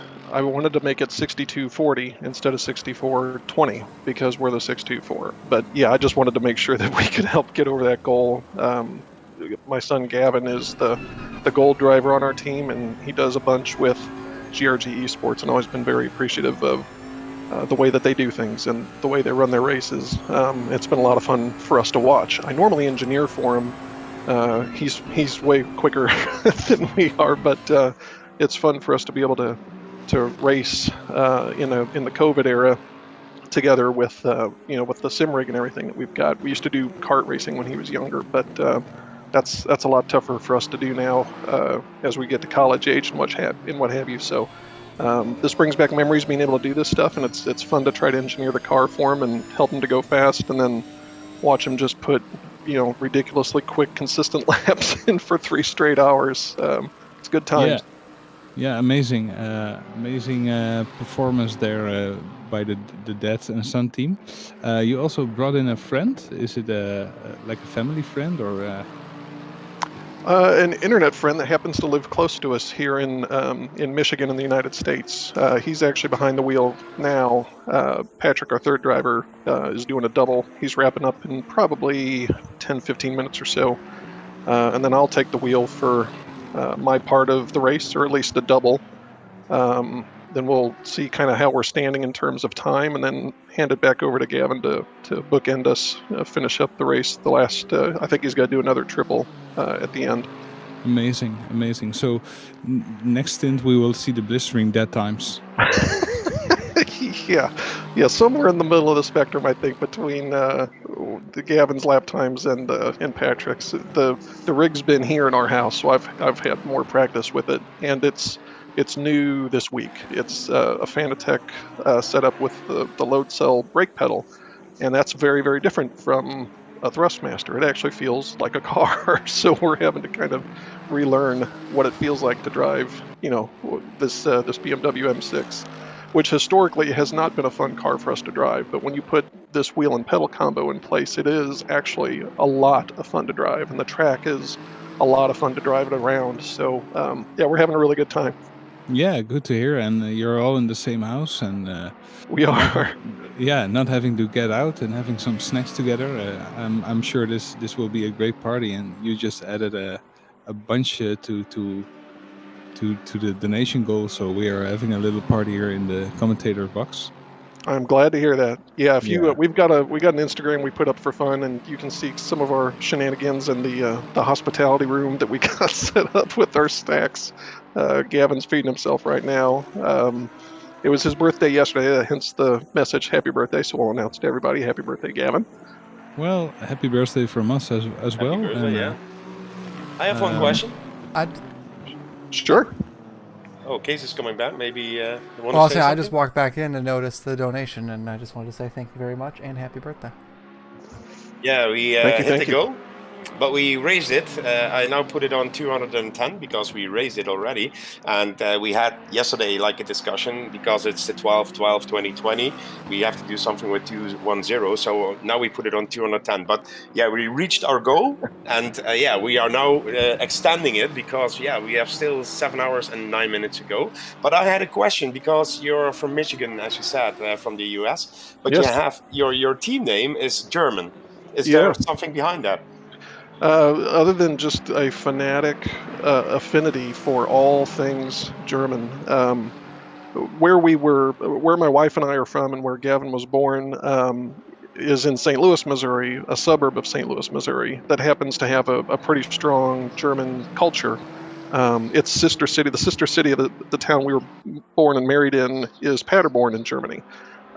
Fast forward to college age, and Gavin had the opportunity to do a study abroad semester in Siegen.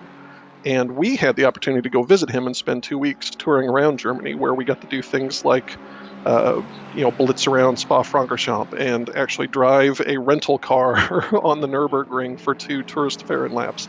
And we just had an absolute blast doing that. So we find little ways to try to integrate, some of those German culture items into our lives. The deal with a pair of apples, a couple of apples. It's on a few different levels. Obviously, father and son. So the apple doesn't fall too far from the tree. This Busch Light apple beer wouldn't probably pass muster in Germany, but it's pretty popular in the United States. And my son had a just kind of a summer job where he had his hands on a lot of that stuff, so decided to make this livery. He makes the livery for us. He had this on the M4 originally, and then we adapted it to the M6. He adapted it to the M6 and's done a great job with it. So, it's kind of playing on a theme again. Just, I guess we're mostly inspired by the Frickadelli team and Sabine Schmidt's that Porsche, and the translation of that to the meatball. We just, that's a blast. Yeah, we just really get a kick out of that kind of stuff. So, nothing more to it than that. Really nice to hear that. I like the way you have that, and I saw on the wing, alles vom Gute. I live near Germany as well, so I speak a little German as well. So I want to say to you, Dankeschön. Bitteschön. Thank you. Thank you very much. Bye, guys. Bye-bye. Yeah, and as we are, upping the goal to 210, Cracker just donated $50 as well. Thank you very much, Cracker. No problem. This is for myself as well, so yeah. It was the least I could do, of course. So, raise the bar. Raise the bar. So yeah, now we have like another goal, because we are now at 209.20 raised, and our goal was set to 210. So what to do now? Told you, 300. Easy. Okay. We just hit our second goal, guys. So yeah, we're gonna up it now to 300.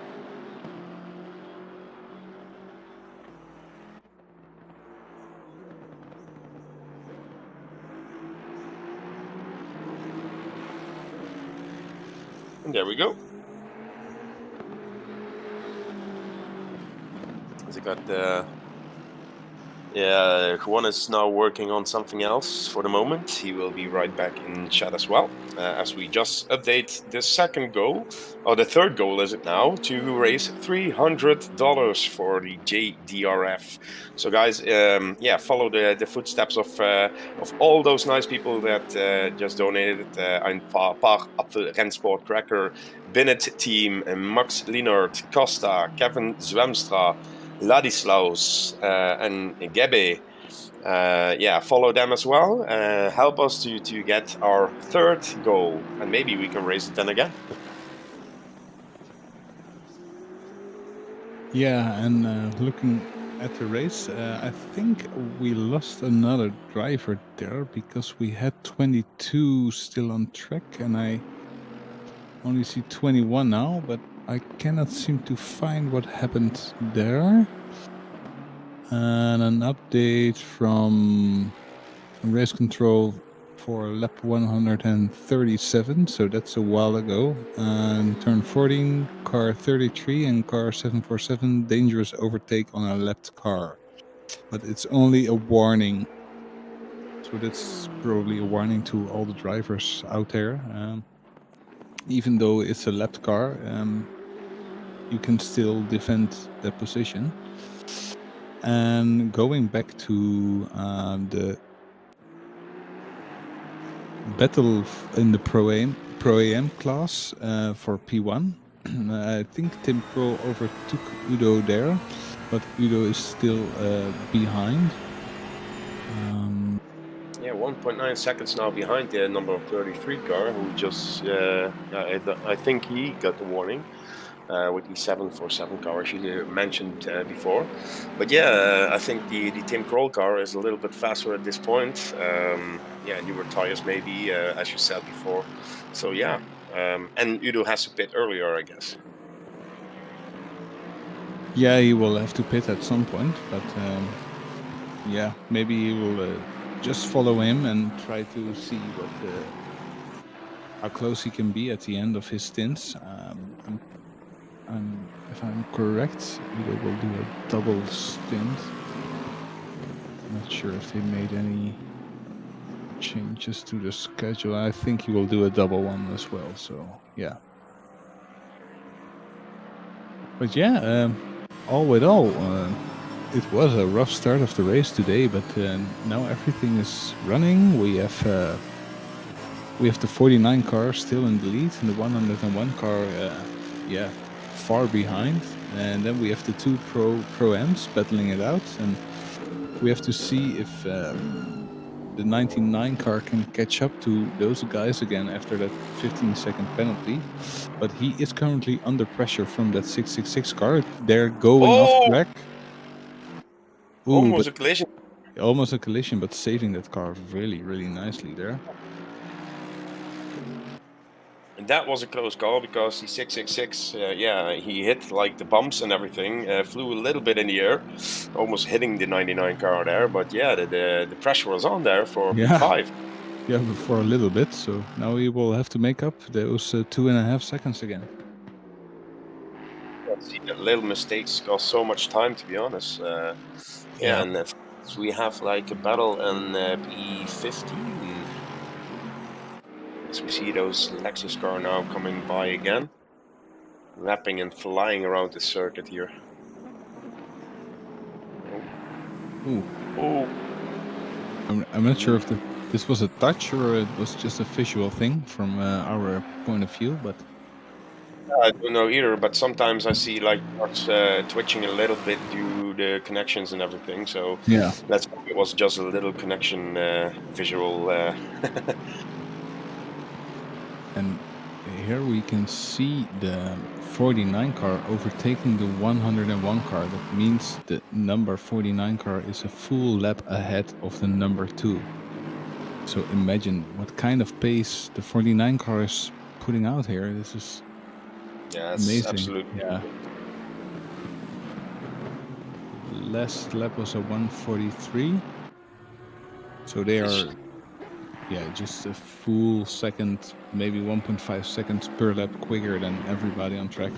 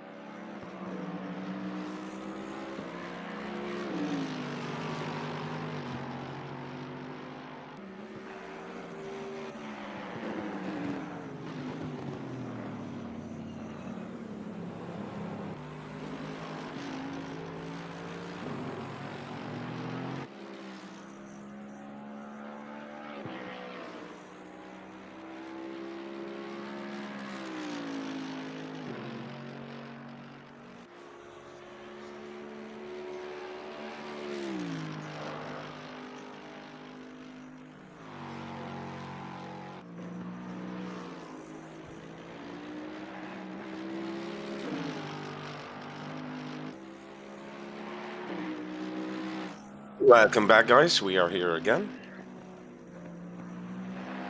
Yep. We're live.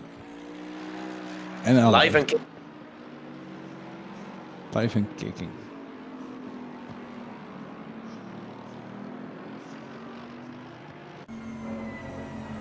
Yeah, we had some battles on track when we were muted for a minute. I see the Kenny from yes, this team. Enzir. Now on the tail of P14.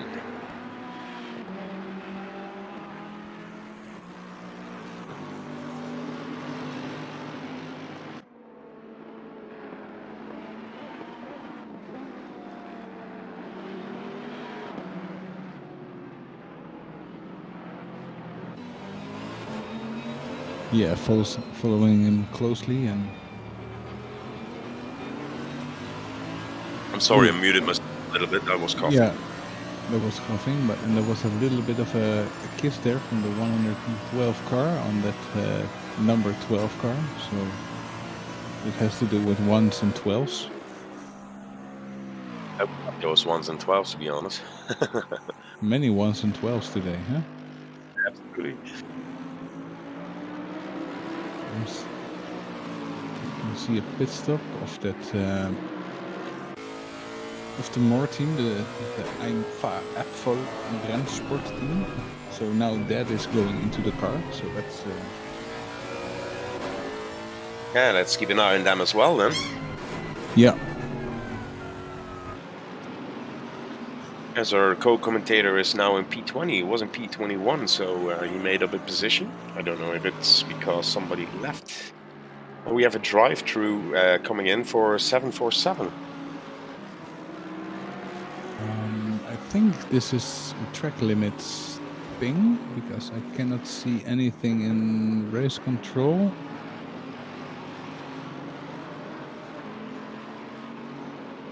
Let's see if something comes up, but I don't think as well. I don't, or I think it's track limits as well. Yeah. Little hard to follow sometimes who's lapped and who's not, to be honest. Yeah, I just have to see the side of the car, and you can see the we have a second drive-through there for the 112 car.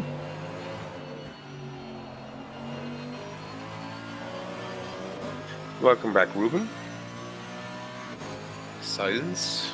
No silence. You were saying that 200Q, they are fighting back. They were for 14th and fought their way back into P10. So now they are on the tail of P12 again.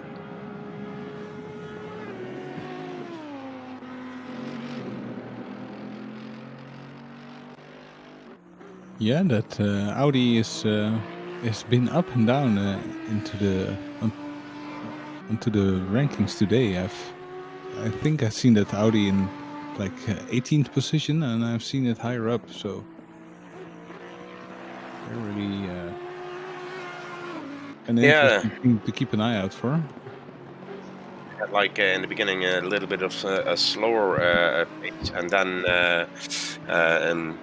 yeah, he was like quicker times. He was pressuring on on lapping himself and everything.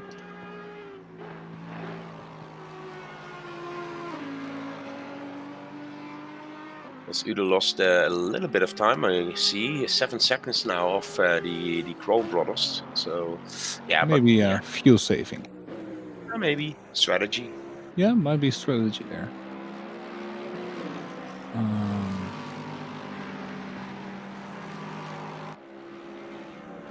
Well, it was really busy a few moments ago on track with the blue flags, and I think a few small incidents were happened there, and race control just likes to make it clear that the blue flags are purely a warning of a faster car. So yeah, blue flags are a thing, are starting to become a thing, as we see 185 car. Yep, P1 and P2, but with a lap of difference in between them. So that's quite a interesting sight to see, actually.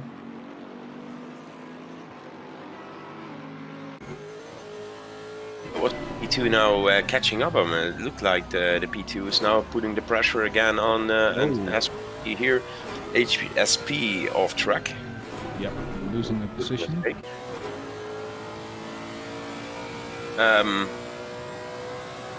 Yeah, it looks like car number 101 is fighting back now to unlap themselves. Yeah, just keep trying to keep up and not losing more time to that planted Mercedes. Yeah, they are so amazing with the pace here today. But it is Keith Patterson of Kieran Patterson now behind the wheel, 143.1. He's one of the fastest guys now on track to the P2 car. So yeah, I think he's trying to unlap himself again. Yeah, and I can see the track temperature has come down 1 degree, so I think we are over the highest temperatures of today, and we will start seeing a decline in temperature. And the wind has picked up a little bit as well, coming from the south. So that might affect some of the drivers. Wow. Having a headwind. I saw the new last time of the P1 guys, and they just set a 142.5, 0.8 of a second faster than Kieran Patterson in P2. So they answered immediately. They picked up the pick. Yeah, don't try to follow me. As we see the 741 car of Mr. Rodriguez now in the pit.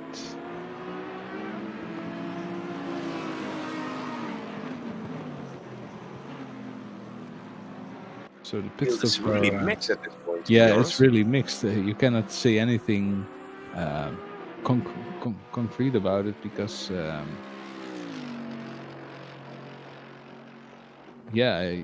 I'm trying to find interesting things out of the timing, but it's hard to say what really is happening because the strategies are so mixed right now. So stick with us for another 6 hours of racing, and I can tell you what happened. That's the way to go. Yeah.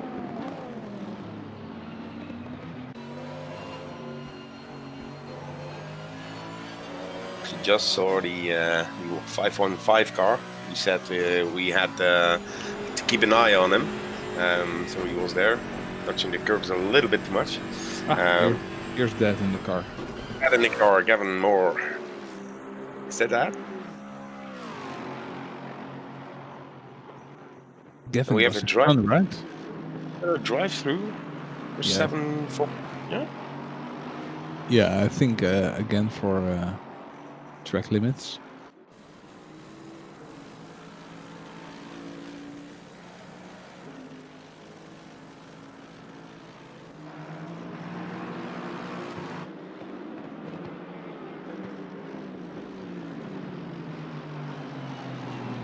Yeah. I don't know if there is a way with the drive-through. Do you need to comply that in a couple of laps, or can you do it whenever you want? I think it needs to be done within 3 laps. So we have 3 laps of time to take the drive-through. As we see, the 99 car who was hunting down the Pro-Ams is now in pit lane. Fresh rubber and a full tank of fuel to proceed with that hunt on the 78 and the 33 car.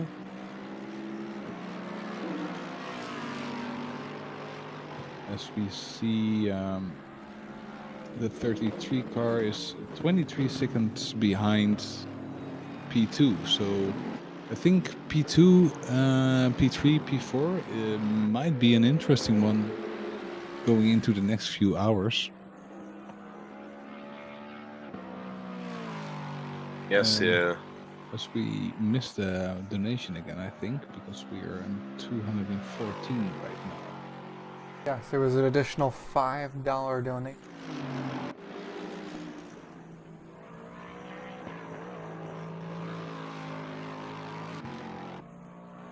Matt Neal. Ah. Matt Neal just donated $5 to the cause. Thank you very much, Matt Neal. From the 200Q team. Yeah.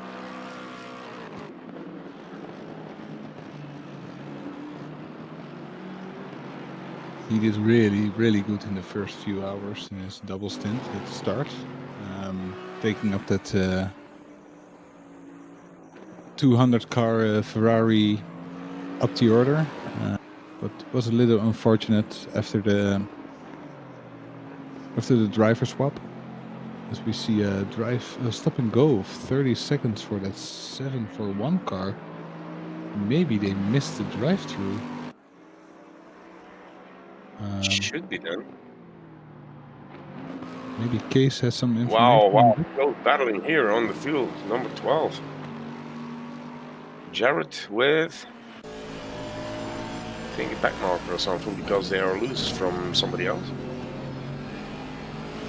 99 car. 7 with 99 car. This is close. And the 12 car, yeah, that must be an unlapped car. Maybe 666 there. I had to make a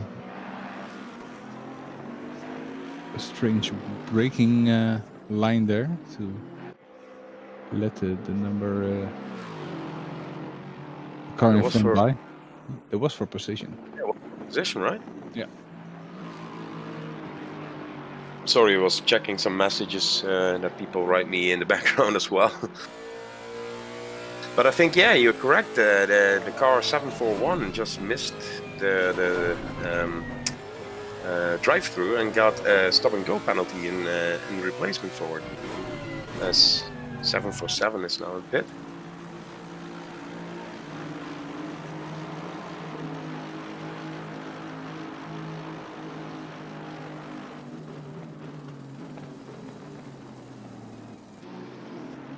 Yeah, and the 741 car as well. So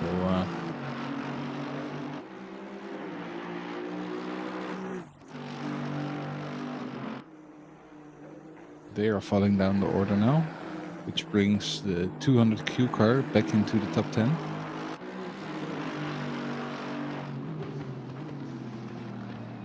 And the battle again here between the 99 and the 666 car. 999 and 666. Yeah. It used to be a 999 car. It used to be the 999 car with the 666 battling. And as we see the 69 car, to make things easy, also in the pits, the Porsche of Derek McCord of the GRG team. Oh. Ooh, and the 99 car going wide there. They have a battle on their hands now. I think the most interesting battle at this point on this circuit.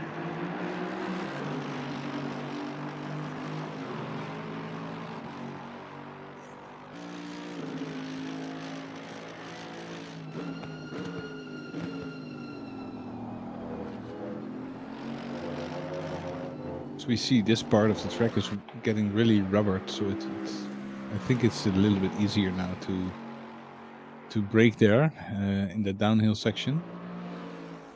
Tim Kroll there.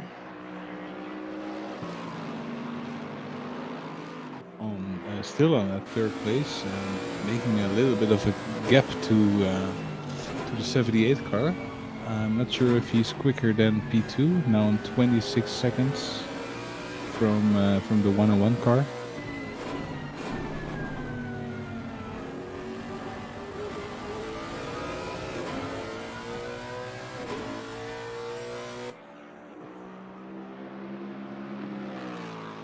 And he has lapped that Bentley,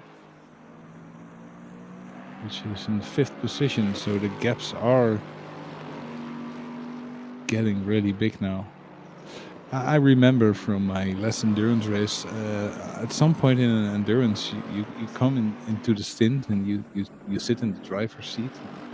You're racing, but you're actually not sure who you're racing, or it's just lapped cars or cars that you have to lap. So it's not really a race anymore at some point, but just a play out of strategy, like a game of chess. Yeah, it's sometimes hard to see, and the gaps are so extended at that point that you're more battling with blue flags and everything than something else. Remember that race in Silverstone we had as well. That was one of our amazing races, to be honest. Because the track conditions changed every time. It was fairly fun to drive, but we had some problems in the beginning, falling back and then fighting back through the field. But then you have some lap cars and you think, hey, I'm 5 seconds behind somebody and it's a blue flag. So that's always weird to see. Yes, we see a few penalties coming in there. We have car number 33, time penalty for avoidable contact with a lapped car. Yeah, I think it's about the incident with the 747 car. 15-second penalty. And we have a drive-through for the 99 car again. I think that's for speeding in the pit lane. But they just cleared it. But that's unfortunate. That 99 car not having their best day, because they did a 140.9 in qualifying. They were the quickest car in qualifying, and now only in 7th position, and not making up much pace or much ground to a 6th or 5th position. This one is interesting. The 2.7 car now in 8th position. Looking back.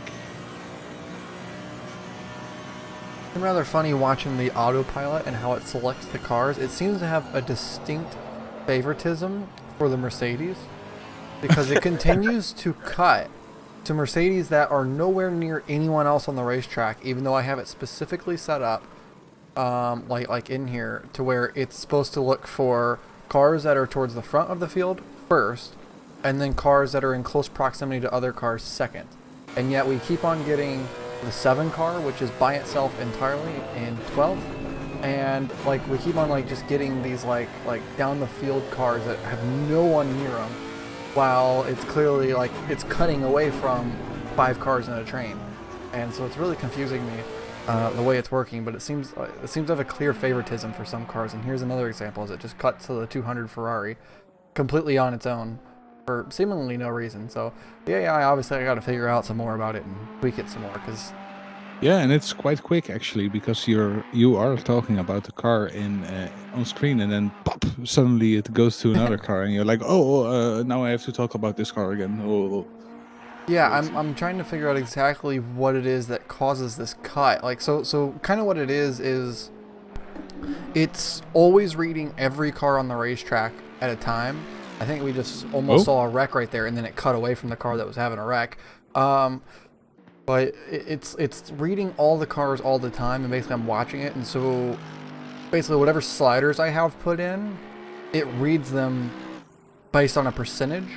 And once it reaches, I think it seems like the threshold is 25 or 30%, it'll cut to that. And so if it has something that it reads that's 30%, it cuts. But then if a second later it has something else that's 30%, it cuts to that.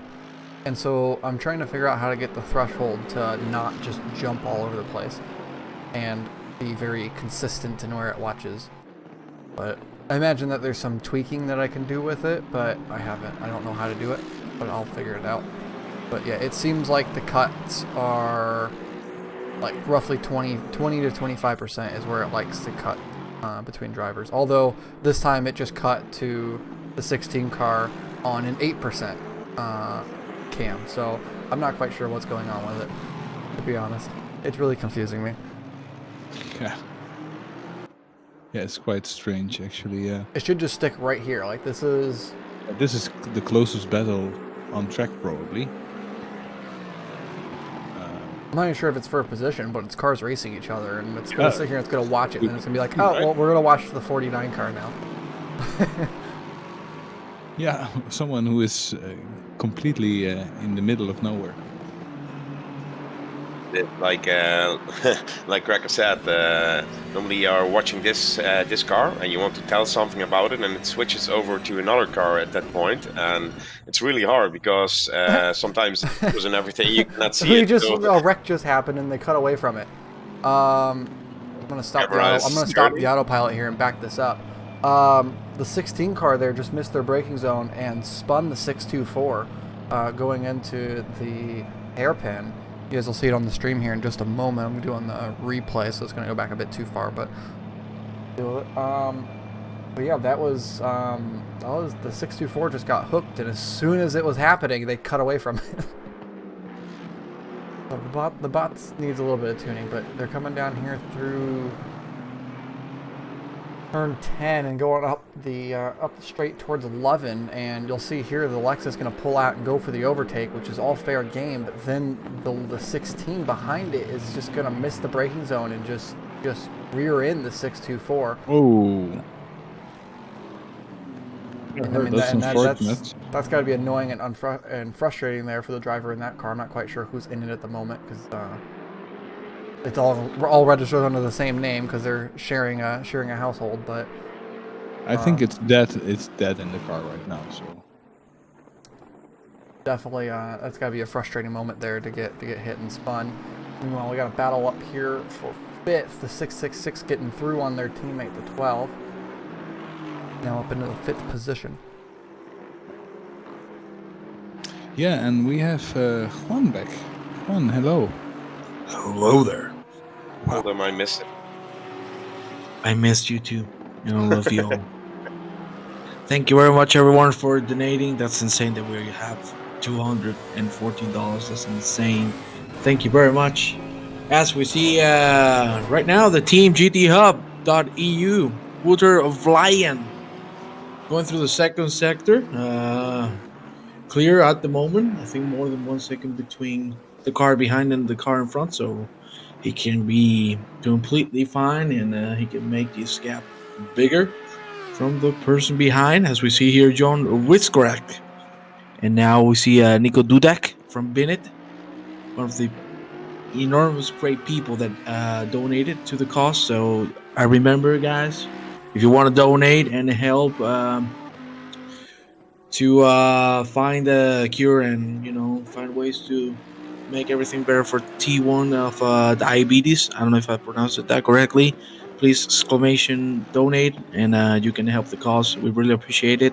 Let's make that 300 goal, please. Come on, we can do it. Woo! Yeah. What a comeback there. The problem is I'm not talking Spanish, so I get confused with English. Oh, that was hard on the sausage. Yeah, there was a little bit of sausage action there. Oof. Party. Sausage party. Did he have contact with anyone else? Or that looked hard. The 69 car of GRG Esports, I remember them being a little bit higher up the order. I think it was P11 or 13 before going to the pits, so I think we will see them back into the order if everybody did a pit stop. Interesting one. Alec Roland of 200Q now is in 10th position, so they made back those positions before the pit stop. And with the penalty of Kroll here in 3rd position, the 78 car virtually is in front of him. So after the next pit stop, we will have to see how that worked out. But for now, it's all right. We see Joel Mollers here in the 21st position, way behind, but still running strong. Never give up. Oh yeah. That's how we like it. As we see Udo Schipper of the pit, he's spinning out the moment. We don't know if Udo's gonna go for a second stint, or in this case, he's just gonna swap it out to one of his partners. In that case, I think it would be Rene, the one taking. No, it's Udo in the pit now. Yeah. little bit early from my point of view, or is time really flying by so quickly? I think it's just 6.5 hours to go in this race now. Yeah, So just Time flies. already. Time flies. yeah. So we will see Udo there doing probably doing his second stint, and Alec Boland now in the pits. We'll see. We will. I was just talking about him. We'll have to see where he comes out. But boy, that's 49 car and 101 car. I'm not sure what to say about this, man. This is Totally different class, it appears. Out of this world. And black for those guys because they are flying. yeah. If they found a shortcut, or is it me? Could be.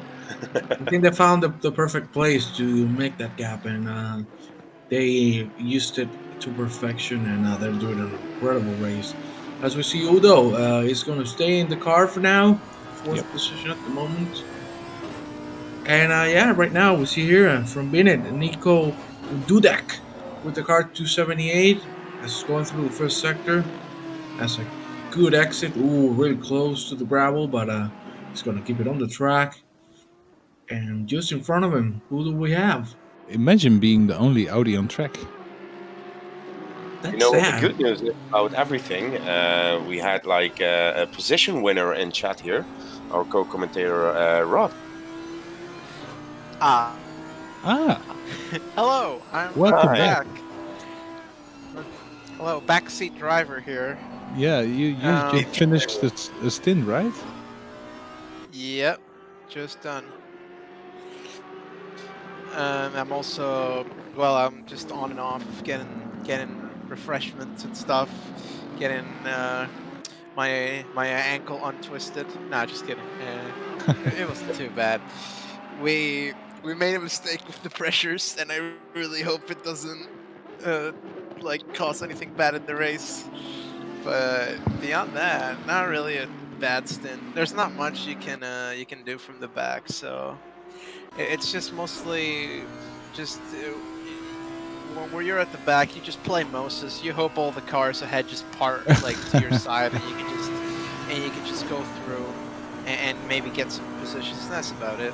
But I mean, we've survived so far, which is positive. We started 26, so I guess that's I always tell the drivers when they start an endurance race, just finish, have fun and finish. Yeah. This is the start of any good endurance team, in my opinion. just finish.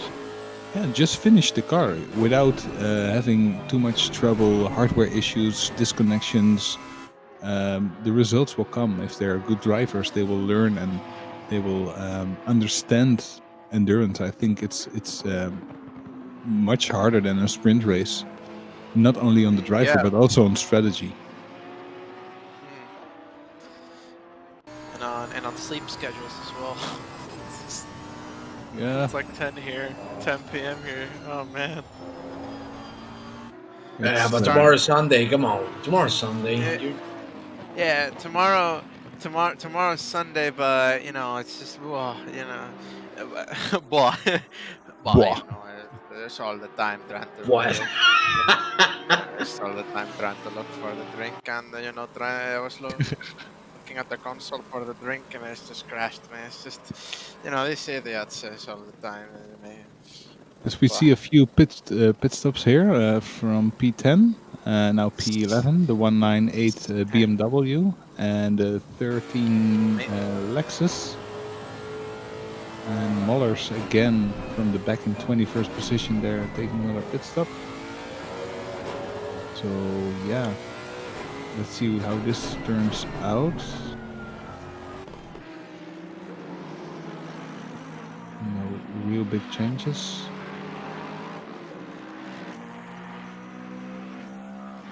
Just taking fresh rubber and fill up the tank again and do another 40 or 45 laps.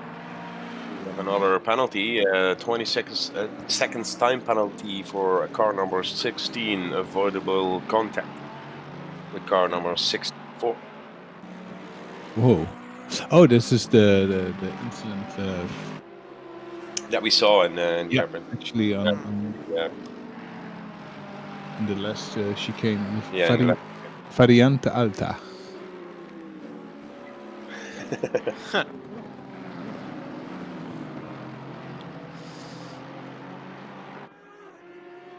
I'm coughing my lungs out here.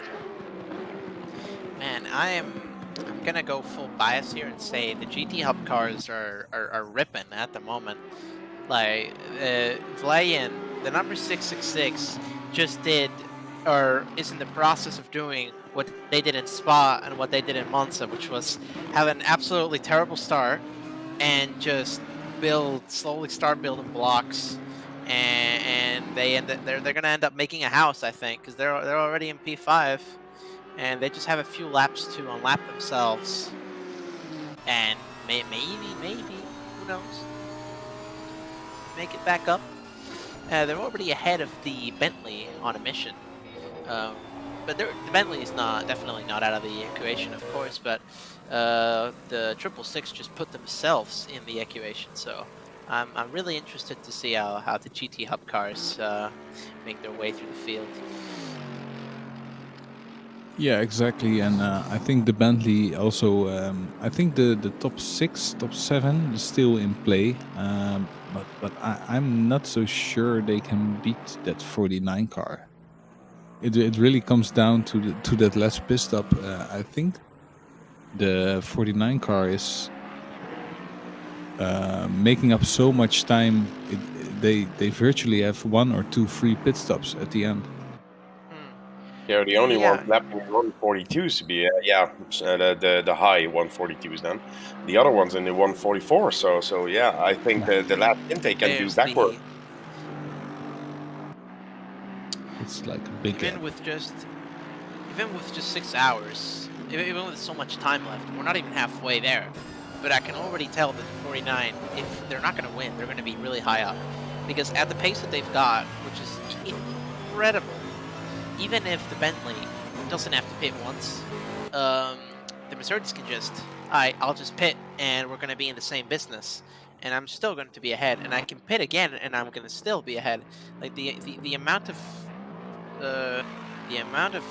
pace they've been like slowly letting out and like putting in the bank, and now they can just like cash it all in and just take it home, unless something tragic happens, which I hope not. But we've seen things like the 111 happen. So yeah, man, it's just still 6.5 hours to go. So that's 6.5 hours of time for the ISP to change the IP address, or for someone to pull out a fuse in a big connection box. So many things can happen. We had another donator, Patrick Butnik, just donated $20 again. So we are now on 234.20 raised. Thank you very much, Patrick. Well done, guys. Close. Very good. Very good on reaching goals today. Yeah, it's our third goal now. You guys are doing amazing on the donations. I'm so surprised to see us at $230 at not even halfway through this race. I am so impressed by everyone. Thanks, gents. Next time we do charity for you, Case. So we can buy big servers and put like 50 or 60 cars on track. Yeah, I like that. Well, I mean, if it wasn't for the fact that we were running with, I mean, a whole bunch of drivers in each car, we could easily be doing 6. I mean, right now we would be able to have. I think that we peaked at like 94 connections or something to the server. So if in theory every person was in their own car, we'd have 94 cars on the grid. Wow, that'd be awesome. So that'd be awesome to do if in like the Nordschleife. That'd be insane. Yeah. That'd be amazing. Yes. But that's for next year. That's for next year. 100 cars, 100 laps of Nordschleife. Oh boy, that would be what? That'd be a week. 100 laps on your own. Imagine. Not having to be able to switch. 100 laps of Nordschleife. Well, we put it on the list, okay? We really need to raise a big goal today if we want to do that. If we wanted to do 100 laps, we'd have to start now, and we would end in 2022. It's like a 15-minute lap in a GT3 car. I've got No, I think Yeah. it's just over 8 minutes. It's like in between like 8.5 and 9 minutes, typically in there, depending on how fast you're pushing and such. Around the Nordschleife energy. So that's virtually 15 hours. That's okay. Yep. That's not too bad considering. Yeah, 100 laps times. Yeah, 9 minutes. I would do it an hour at a time though, and I would do an hour like each day, so it'd be 15 days for me. I would be physically unable to do much more. The Nürburgring Advent Calendar Championship. If it's not 60 cars at Zolder, it's no fun. Hey, you know, you aren't wrong. 60 cars at Zolder down into that turn 4 in chicane. Heck yeah. We struggle with 10 cars at that chicane. I couldn't imagine 60. we did 40 cars at Monza. It was tight. Speaking of Twitch chat, I've got Dilly, acquaintance of mine, friend of mine, says number 12 looks strong because we have one really fast driver and then 3 others.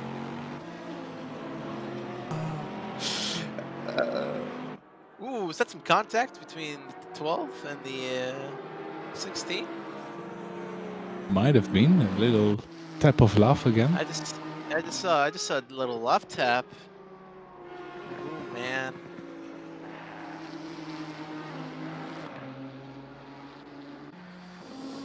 Oh.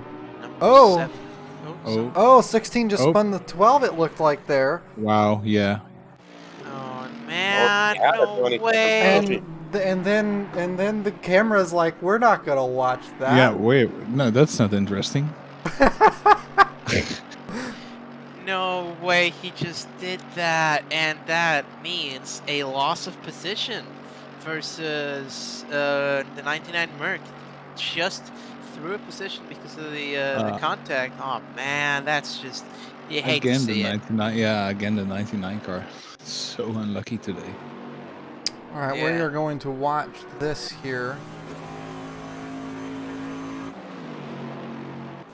Down into turn 1, 16, looking up the inside. Everything's fair, but then readjust and hits the back of the Bentley and then hit them again.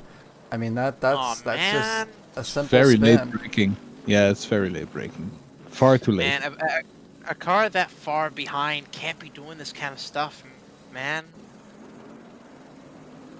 Yeah, but these things happen if you've got a black flag, a blue flag policy like this, because everybody can defend, and you have to trust the drivers. They know when to let a car by or when to overtake a car. And I think that has to do with track etiquette, and some drivers still need to learn a lot about track etiquette.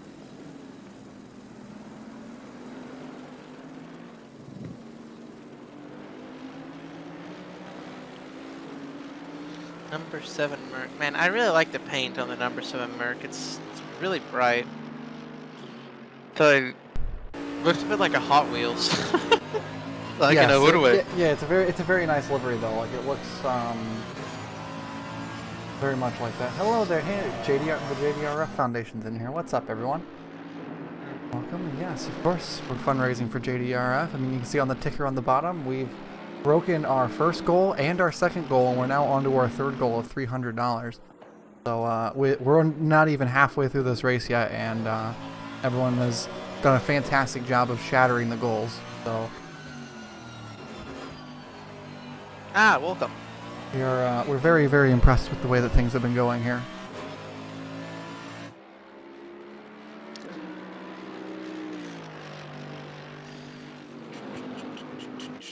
So, The cars at the moment are so separated. The only real fight I can see is Hode and 747 of Javardare. And that's the only car that's remotely close to fighting for position at the moment. Yep. But even then, the Merc's a bit far away to make a move on Hode at the moment. Almost a second, between a second and 0.5. They haven't ever gotten any closer, but I hope we can see some racing. And well, Javardire's been pretty good so far in the race. Well, of course, everyone's had issues in the race. Everyone gets unlucky sometimes, but they're not in a bad spot at all to get something done, especially on 200Q Ferrari. They might want to stop that charge that the Hode is planning up the field. And what else do we got? I mean, it's not exactly the easiest to commentate part of the race. Nope. But We said that before. There's so much. There's not much going on. It's all strategy now, and the gaps are quite big. Jared, P7, number 12 Bentley finally goes into the pit at 6:17 hours to go. We will see how that strategy plays out. They do have a bit of damage at the rear from that hit. I assume they will be repairing that and just moving on, putting on some super glue on the wing, like bit of duct tape, Helicopter. Insurance company. It's helicopter tape, right? Yeah. Just airplane level tape. Maybe like talking to the insurance, like having a little like drink, and then just going on like, oh, maybe we should repair this. And making some pictures for the insurance as well. It's very important to take pictures. And for the Instagram, they're like, hey, we just got hit. Retweet. Yeah, look at us. We got hit. We got hit. We're special. And off they go.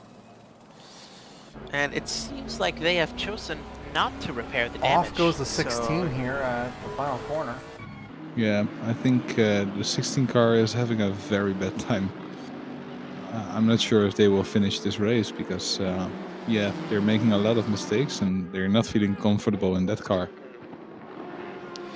I've never seen a black flag being dropped before, but if some driving behavior from the 16 or from any other car is a bit too abusive, maybe it could be looked into. But that's a bit too strong. I think everyone has a bad day. I made like a 720 spin in the penultimate corner. There's a curb that just rotates, that sends you into space. Yep. And stuff like that's really dangerous, but it's not. It just happens, man. Yeah, interesting one. The car number 12 now has their quickest driver back in, which is called Diego Catalan. He was very, very quick in the first stint, taking that car to the second. Diego Catalan. Yeah. Just for reference, Diego Catalan is a competitor in GT Hub, and he is extremely fast. He's got the highest license in iRacing, I believe, and he also like kicked our butts in a few leagues. So he's got a big track record on GT Hub for sure, and of course he's gonna get his elbows out here as well. No doubt the fastest driver, but no, there's 4 people in that car. Like, you can't devalue the work the rest of them putting in, getting themselves up there. Of course. They were in here a few hours ago, and they told us the rest is just a little bit slower. We have one very quick driver, so he will do another maybe 1 or 2 stints, but it will be interesting to see if he can make up the time. He is now 10 seconds behind P8, so yeah, we will see how that unfolds.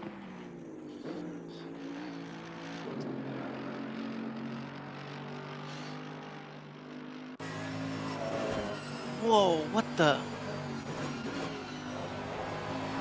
Did anyone else see that number 815 flying around? The 815? Where's the 815? Yeah, the Ferrari. They're not even on my... It's P14. Actually, there they are. Oh, here they are. I just saw them like fly through the first sector. Oh, they got a little bit of stutter going on, but nothing too big. Oh Maybe man. a few connection issues there, but Still 21 cars. It's good news. yeah, that's like 2/3 of the grid where we started with. So yeah, glad to see Yeah, that everybody's 26. still 26, yeah. But I included race control just for measurements. Banana for size. Banana for scale. Catalan is already shaved off half a second off of the Lambo ahead. We're gonna see how. Oh, now apparently he's now 4 laps behind. What? Yeah, he first needs to cross the finish line and then the time updates. Yeah, here it goes. 8.9. Okay, so he just shaved off a second and a half in a lap. So we're definitely gonna be seeing action from him in a minute. Yeah. He's on a mission. And I want to see the gap between P11 and 12. Pretty high so far. 13 seconds, right? So we have to keep an eye out for that gap as well. For sure.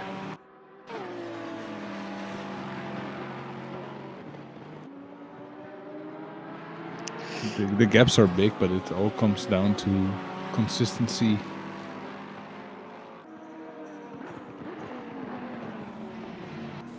Oh, as we see the 112 car there braking very early, and I think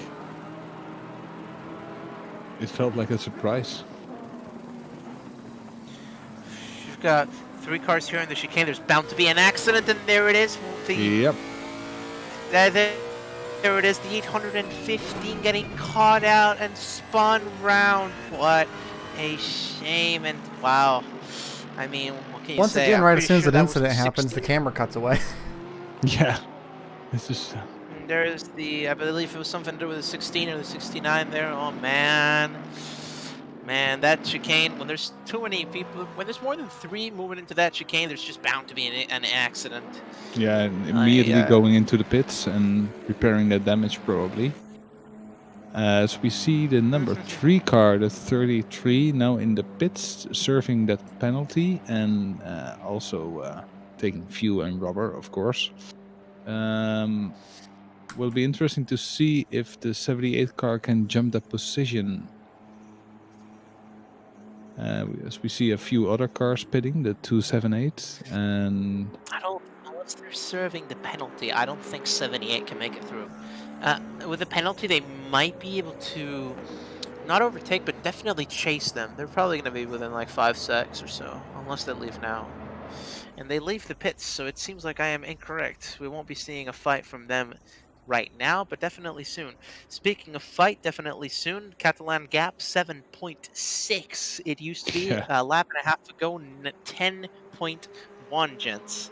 This is a missile. And indeed, the 78 car does not jump the 33 car, still 20 seconds behind, so we have to keep an eye out for that one.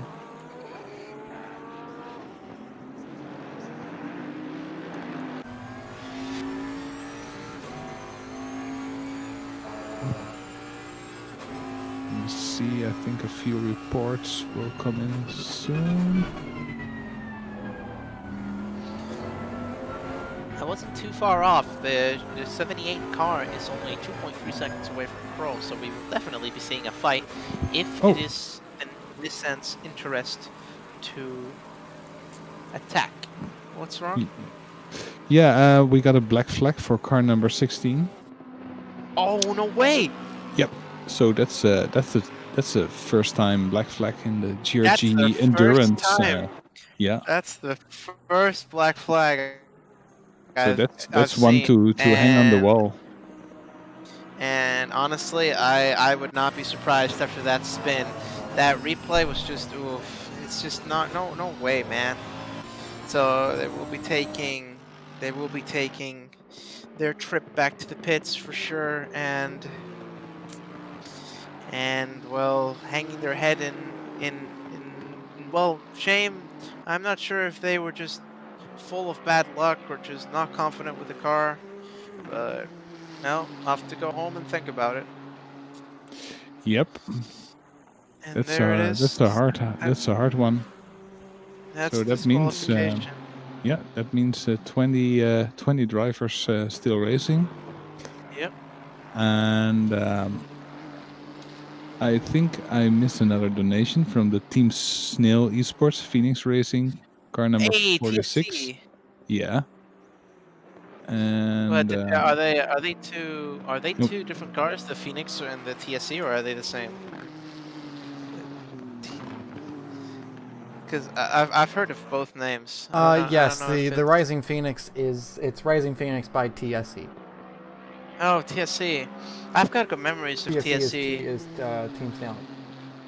yeah, and I'm gonna interrupt you guys because we have Yeah. someone in the waiting room here. It's Milky Cereal. These So are the drivers of the number 16 car. welcome. Hiya. This has been an interesting race for us. That Yeah, it has. You do your thing, Case. I'll mute myself for a bit. Yeah. We'd just like to take this platform as an opportunity to apologise to all of the drivers who had to deal with our teammate Joel Moller's inexcusable behaviour on circuit. Yeah, it's been an interesting thing to watch. Watch the continued mistakes, to say the least. I think Joel might have got annoyed because when I was driving and people would come to lap me, I'd like properly pull over and let people through. In fact, apparently I caught out one person who decided to yeet into the back of me. And I think Joel was like, no, I've got to make up for everything that Milky did. And, well, I mean, we still haven't spoken to him properly. We've just been screaming at him for the last 5 minutes to stop taking people out, but hey-ho. Well, you guys made it to just about the 6-hour mark. Hopefully it was an enjoyable 6 hours at the very least. No. Not when I was looking at race control. Well, no. Well, the first you have the trophy or the anti-trophy of the first Black Flag in the GRG Sports Series. So, well, I mean, it's gutting, of course, when you get Black Flag. Like, you know, you want to keep it going, and there's just too many mistakes. But you know, it can happen. You can have a really, really bad day, and it's just, and there it is. But you know, this has never happened here before, so it's difficult to touch on the topic. Yeah. Oh, like. Go down in infamy as the first disqualification in GRG history. Can we get that on a plaque? Yes, I will make you a billboard. Perfect. Hey, don't let the disqualification be like I don't come back, you guys suck sign, because that's not really what it's about. No. You should totally just like once the next event's announced, just trying it again and making up for that, because it's no way to like just leave and like have that image of, oh, you got Black Flag. Nah, you can totally get that back in the next time, no problem. So I wouldn't leave it at that. It's weird because it was our quickest driver who got us Black Flag. Like, I was expecting it to be myself or Matt who murdered us, and well, I mean, Matt spun like 10 times. I forgot to refuel the car. And so we definitely weren't. It hasn't been a good race. No, it hasn't. Yeah. At least I can get an early night. There are always bad races, but I hope I can see you guys in the next one. Just giving it another shot. Thanks. Yeah, maybe without Joel. Well, that's internal team issues. I'm not gonna touch upon that.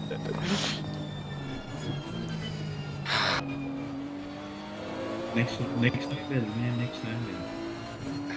Maybe we can get Maverick and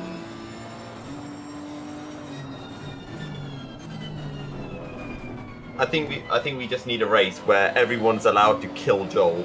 Like not a full race, just a murder Joel event. We'll have a look at the sporting regulations and see if we can accommodate that. Thanks for having us, though, guys. Yeah. And you. No problem, and have a great night, and hope you can still You too, enjoy guys. 50% of the race on stream. Yeah, and you. Well, I'm glad for these guys to at least finish 50% of a 12-hour event with forgetting to refuel the car and everything. This is a disaster. But at least I can hear it in their voices. They had fun. I like the attitude of the drivers. Like they weren't like. See, this is what happens. Like you get black flag, but it doesn't mean that you're like a toxic driver or anything. You just bad luck, and it's these people. Yeah, so they're still having fun, right? This is the most important part of sim racing. Yeah, that's it. I really hope I will see him the next time. Because I mean, they seem like well, when they got black flag now, they have the right attitude. Like say, all right, we apologize. Yeah, for the most part, the point of racing is fun, and I mean, basically what a black flag means is that you're disturbing some people's fun to the point where you had to intervene to make sure that other people can still have fun. But no, it doesn't mean that you need that we're trying to run you off or anything like that, or that you are an awful driver or that sort. It just means that today was not your day, and maybe next time. Now, for the viewers, a little bit of an update on what's been going on. There have been some penalties, mostly driving through track limits for 666 and 4741. They've both received some track limit penalties in terms of gaps. We've got some updated gaps. We've got Catalan 1 second behind the Lamborghini, making up tons of time during our conversation. We've also got the number 99 Mercedes catching up with the Lion in P5, and also Shipper in P4, pushing up towards the Lexus. Those are our current close fights. And we were just talking about for the black flag incident about the Lamborghini off track there, the 112. That's going to push the number 12 Bentley on through. Soul Race Team going to jump their way up into P7 there. Yeah, that's the way to overtake. So thanks again to TSC. I've got good memories of TSC. I remember in Spa when we crashed into their Lambo at 200 kilometers an hour. That was fun.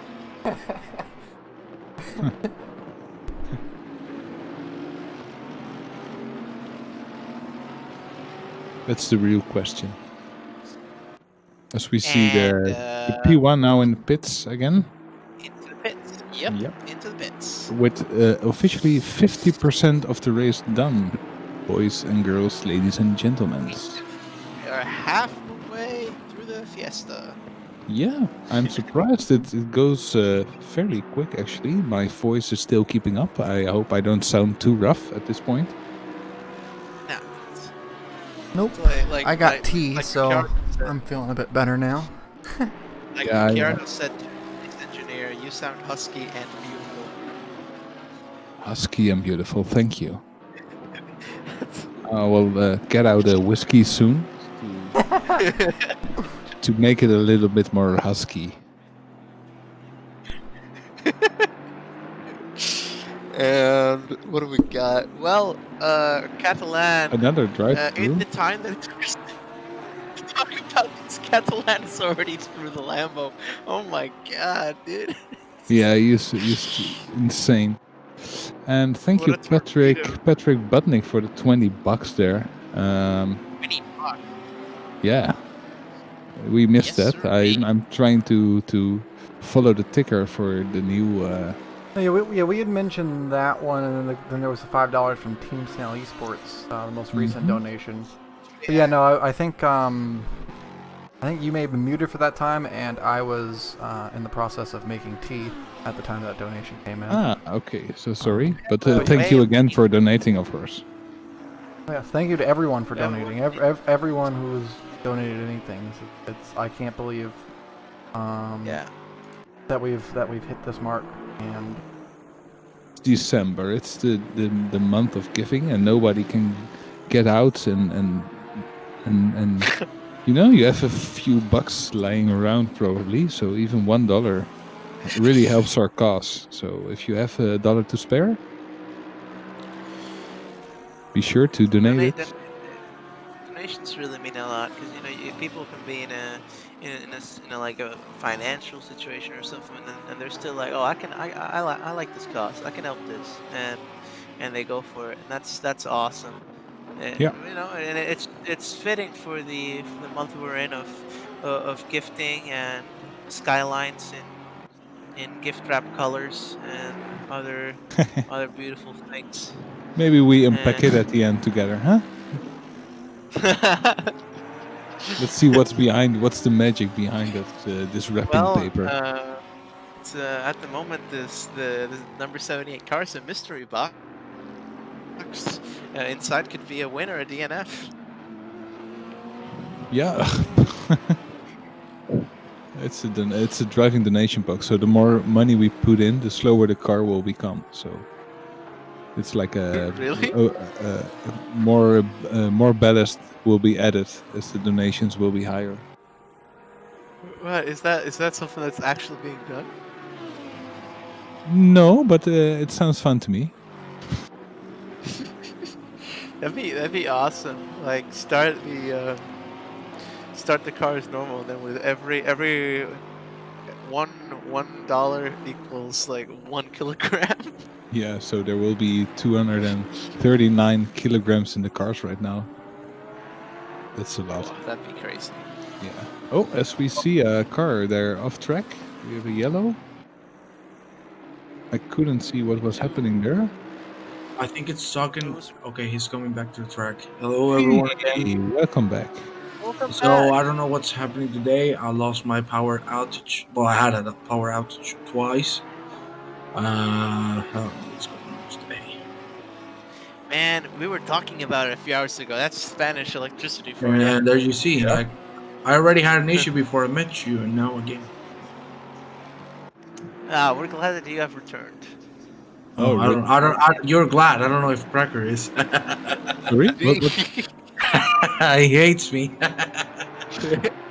I know you hate me, Cracker. Yeah. Renee Borsche from the DSRT team has a great idea to do the ballast thing the other way around. So make it very heavy cars, and the more donation come in, the lighter the car gets. So that's an idea. Oh, yeah. I like that. Yeah, that could be a thing. That could be a thing. Like, just a normal race, and the more donations, less ballast, and then they could take it into a win. It'd be like textbook miracle level stuff. Yeah. Renee is always having great ideas. So let me do that. As we see here, Michael Hogenboom trying to overtake. As I know, sorry, I butchered your name. I know. It was very good. Yeah, no, it was good. It was good. What made me laugh was the defense and the attack from Wiczorek and the Lambo. They just one went off track one way and the other went off track the other way, and it was really awkward in the turn. They one both there. lost there. Yeah. They both Look at Josep on 6th position. That's a great job. He's just trying to keep the pace. Yeah. Like the paint, we should have a livery contest. One championship point for best paint. I cannot choose. I'm biased. I cannot choose. Yeah, full bias. The gift wrap wins. Everything to Renee. Everything DSRT gets a point. Oh, that sounds fantastic. we would put it That towards sounds- if we were to do something like that, it would be just like a driver vote in total, where you're not allowed to vote for your own car, but you can vote for any other car. Of course. That could be a good idea, but It would be kind yeah, of interesting to do something like that. halfway into the race now. Maybe award a prize of some sort for whatever livery gets voted the most.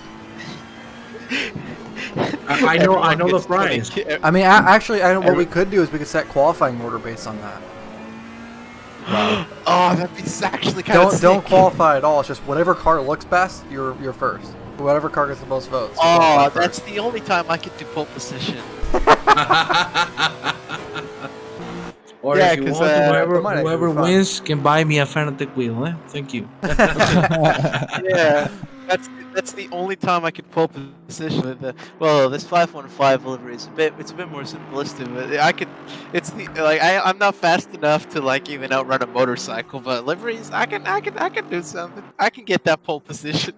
Oh, I'm so bad Did you just at say outrun making- a motorcycle? Suggesting that Yeah, a just motorcycle like- is slower than a car? No, I'm suggesting no, because motorcycles I generalize the term too much. Like just a scooter, like a trash, like toaster sounding scooter. The scooter every 17-year-old that doesn't want to get a real driver's license has, and it just sounds like, and it actually a goes little like 10 moped, km/h. Yeah, a little moped, and it only goes like 10 km/h, and it's really loud and annoying. That Vespa.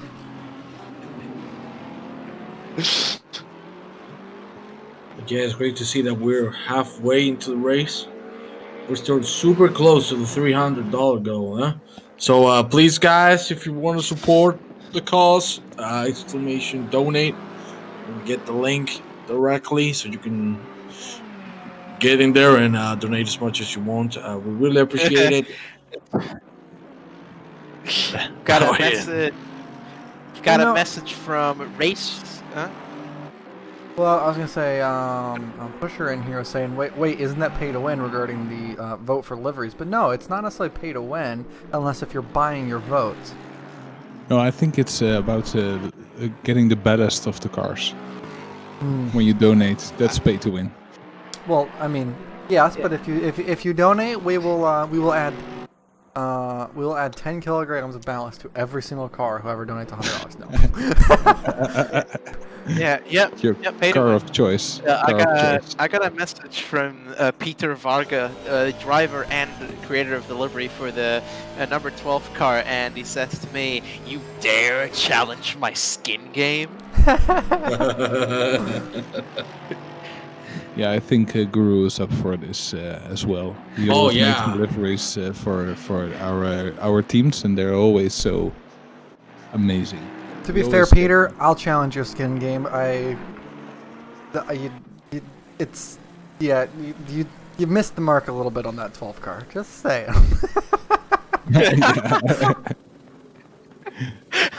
Wow. Burn. Wow, so offensive. Oof size, extra large. The Lexus, on the other hand, no. Your guys' HSP Lexus, that thing's pretty sharp. That thing hits the mark. Oh, that's 763. That thing hits the mark on every mark. The 763. Oh, used to be 763. Oh yeah, one of their drivers could not rejoin, so they DNF'd, bro. That's bad. Yeah. So we Oh, have never mind. we have Yeah, Ray never mind, Crystal in the waiting room. But no, so the 13 Never mind, that was the Bentley. Lexus My is- bad. That is the third. That is the the P15 Lexus. Yeah, my bad. All right. Well, your friend Oh, Racer's yeah. wanting to come in here, so let's go ahead and get Oh, Racer it's a buddy. It's a buddy of mine. Get him in here. we'll start a fist fight. Oh, Racer. hey, Case, I accept your challenge. Well, may have overwhelmed a little bit, but the Bentley is just a weird car to work on. I'm rather happy with the 666. That turned out much better. Oh yeah, I like the Tron lines. It's awesome. Just gives me such a Tron vibe. I saw the design process on our GTCAP Discord. Like it's slowly being built. Awesome. Yeah, the pain of black, because it was supposed to have black logos on matte black, but working with layers, it didn't work out well, so it got into this position. Yeah, But I see. What I assume you did was like you mixed two layers and with two different effects to make the lines. Yeah. Or yeah, it looks that way. Well, it turned out awesome with the metallic. It's really like making the most out of the least stuff on the car, and it's just it really complements the lines. So it's not only it only looks sharp. It's going fast. Currently in P4 with Puck in the number 99 chasing slowly with 6 seconds to go, but definitely looking good. But I have no idea how Springfield put it into P4. I don't know either. It's just a name. I need to hire him for next race. Well, you already have Diego. All right, I can pay. I can't. Pay driver. So tell me, how much did you pay Catalan? Oof, 500,000 pesos. 500,000 pesos. I don't know what's Spanish currency. Euros. What you Wait, use euros what? too? Yeah, but what did it before that? Pesetas. Oh. What? But I think we are going a Like- bit off track with our talking.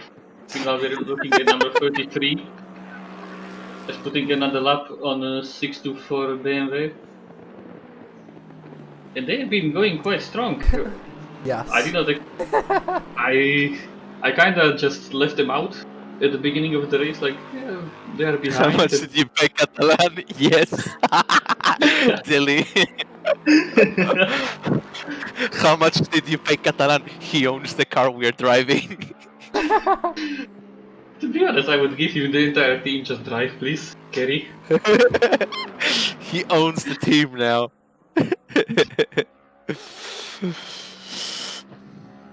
I haven't personally heard much of Catalan. He's just kind of like a legendary figure. Like I don't know how he's like, but he's really quick and he's like legendary and he's always like really fast and really high up in the standings. Man, he's so cool. It's like a Chuck Norris for driving in GT Hub, pretty much. Do you even know how his voice sounds? I've only heard a little bit, but I'm guessing he sounds Catalan. As we have a near collision between the 741 and 666. I just did. You're using my gimmick. You're driving, and now you're doing the commentating. But the commentators need a rest. We need to take over. It's a lot talking for 12 hours today. No, my gimmick's been stolen. I am no longer special, viewers. I am now an expendable resource. How much did GRG pay you for this?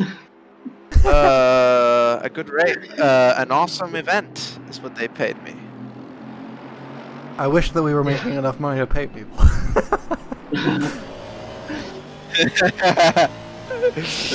Wait, can we get Max Verstappen into this split, please?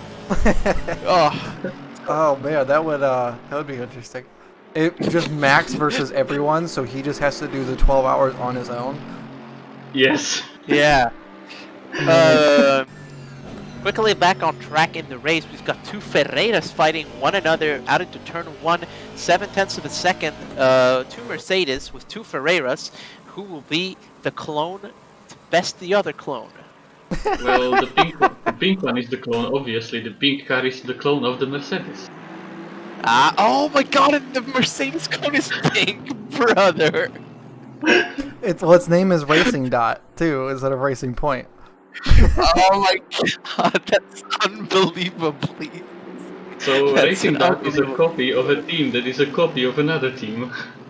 And it's using a Mercedes, and the driver is a copy of the other driver in a Mercedes. Oh my lord! It was really funny at Monza because they were driving the Aston, which is based on the Mercedes chassis and runs the Mercedes engine, but it doesn't have the Mercedes badge. So that was really funny because it made it even funnier because literally they were a copy of Mercedes, but also they were Aston Martin, just like Racing Point's going to be next year. and so that really made the meme quite perfect. Oh man. Let's play some Yeah, oh, man. 5D chess right now here. Yeah, it's just got multi-dimensional memeing from the 741 car. As Ferreira goes down the inside on Ferreira, but Ferreira does not let Ferreira pass. Ferreira on the track, and Ferreira gets past Ferreira. Speaking of multi-dimensional, we got some tight racing between Ferreira in the Mercedes But I love the Javardeur livery. They finally beat the... And in the end, Ferreira gets ahead. Of Ferreira, but Ferreira fights back. And it seems the 741 is going to keep this position for now. They have not been able to make the comeback, the Javardeur, so they're going to remain in 12th place for now. And what else? Who else have we got closing on? Just got Leonard in the 46 Aston, 3 seconds away from Wieczorek in the 69. Oh, there's problem for you with the road. Something between Potato and the 624. That seems to be the problem. I don't know, something happened. They were really slow, and now Gomez going. Oh, he's going well now.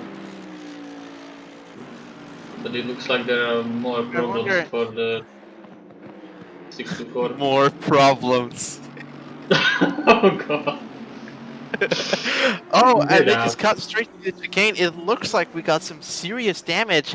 You can see the rear bumper there on the 624. Why am I requested? Okay, I got a heart attack there for a second, gents. Well, looks like you are in for the car. I got a heart attack for a second there, gents. It said I was requested. That was a bit tragic. If that was me going to drive the next stint, but it seems to be not the case. Anyway, back onto the BMW 624, we can see the rear bumper hanging on to dear life, and of course... And the 515 is in the pit lane. The 515 is in the pit lane.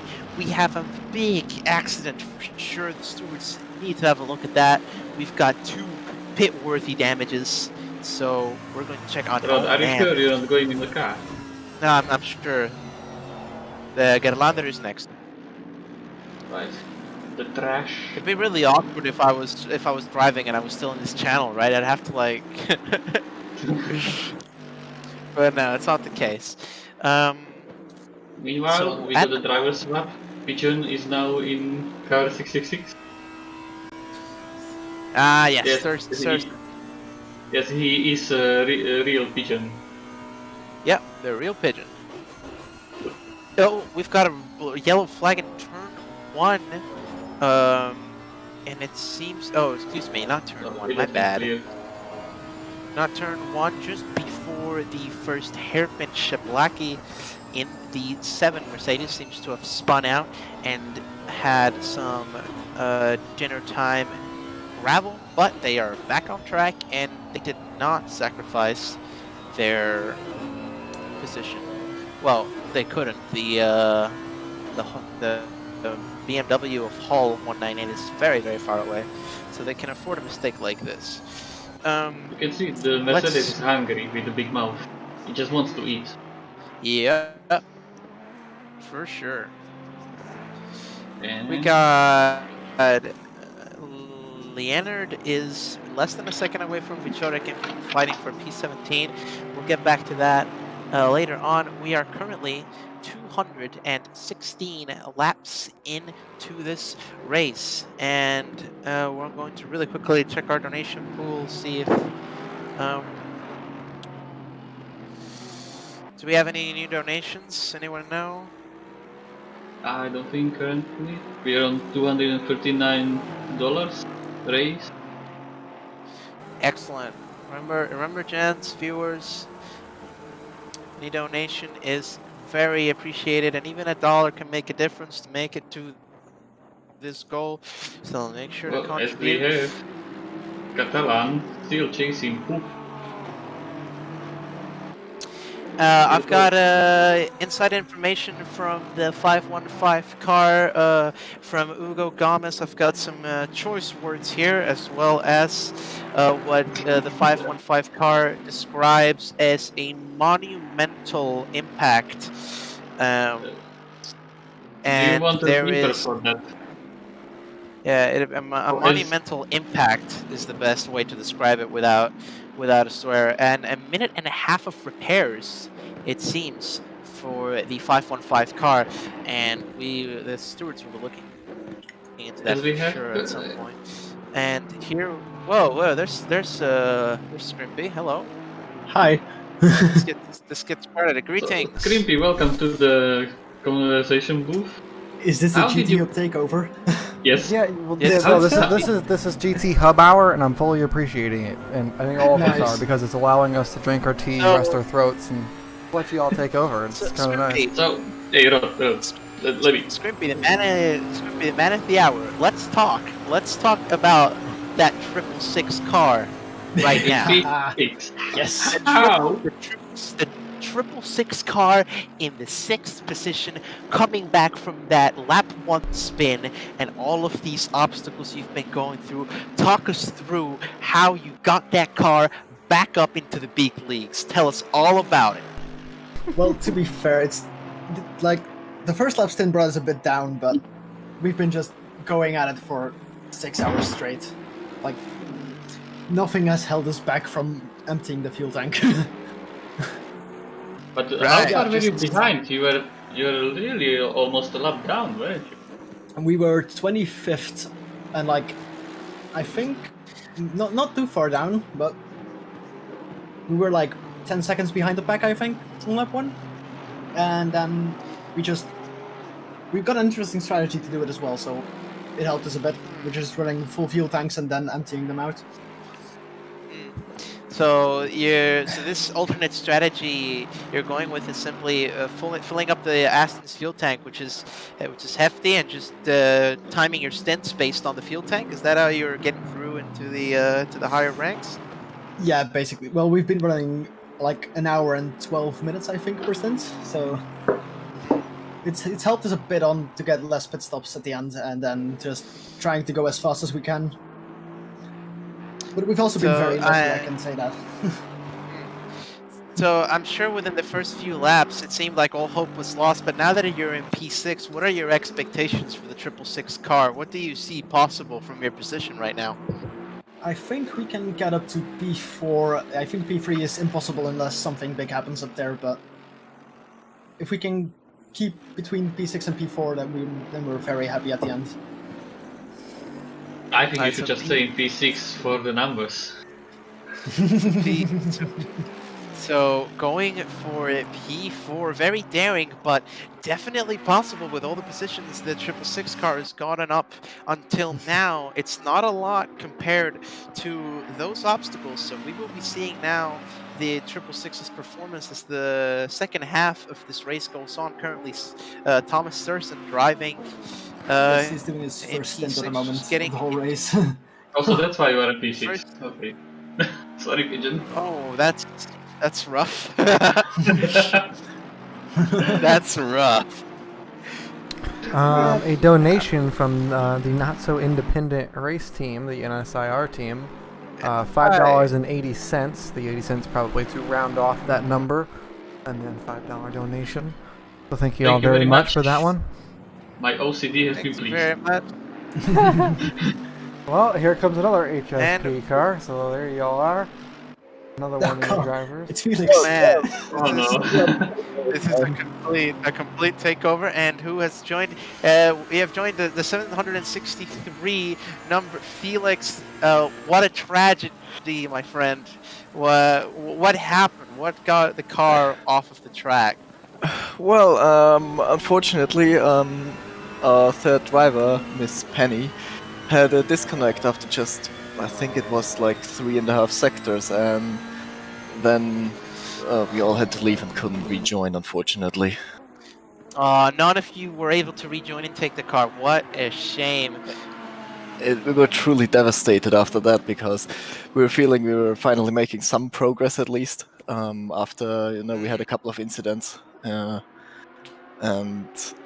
yeah, not a very fun way to end the race. Yeah, we were watching closely the slow comeback of the 763 and wondering if it could possibly make its way back from those few incidents. And it looked good, but in the end, even sim racing has mechanical failures, and here we can see the unfortunate fate of the 763 car. A shame, really. Not every driver in the server at the moment has the bug, and some can rejoin, some cannot, and it just happened so that the 763, every single driver was affected. But definitely taking into consideration the effort that you guys put in, even if it ended in a DNF. Yeah, unfortunately, it was great fun, and shout out to people who got this event running. It's for a good cause, and we had some fun racing, and I think that's what matters the most. Yeah, we're definitely keeping the HSP spirit running up high with the 666 as well. Yeah. Speaking of the 666, we have a message from the number 12 from Just Mac, which I believe is in the 12th car, if I'm not mistaken. No, Mac It is says in 12, 666. Is it not? Where is he? He's in the 13.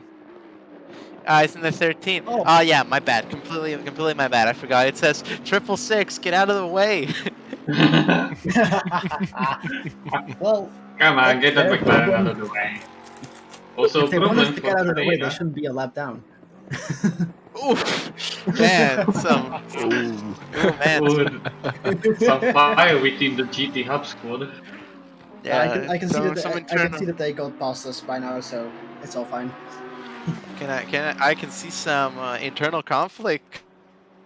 Nah, we're Get all up here friends. in the commentator. God damn it, Yeah, Rod, friend. you're also GT Hub. Indeed.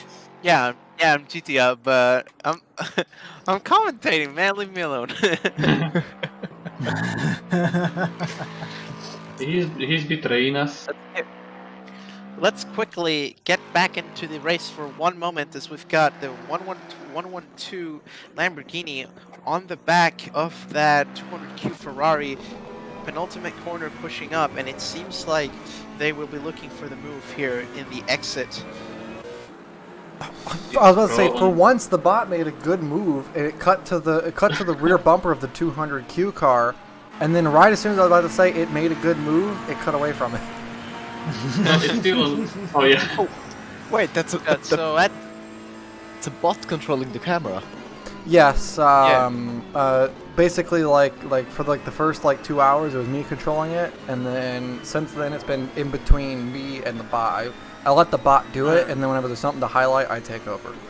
Oh, that's And also awesome. the bot has just returned back to the fight. No, I put that on because it cut away, and so I'm like, bot's off. We're gonna watch the car fight. So. So if people are scared of the AI taking the world over, this is the proof it's not gonna happen anytime soon.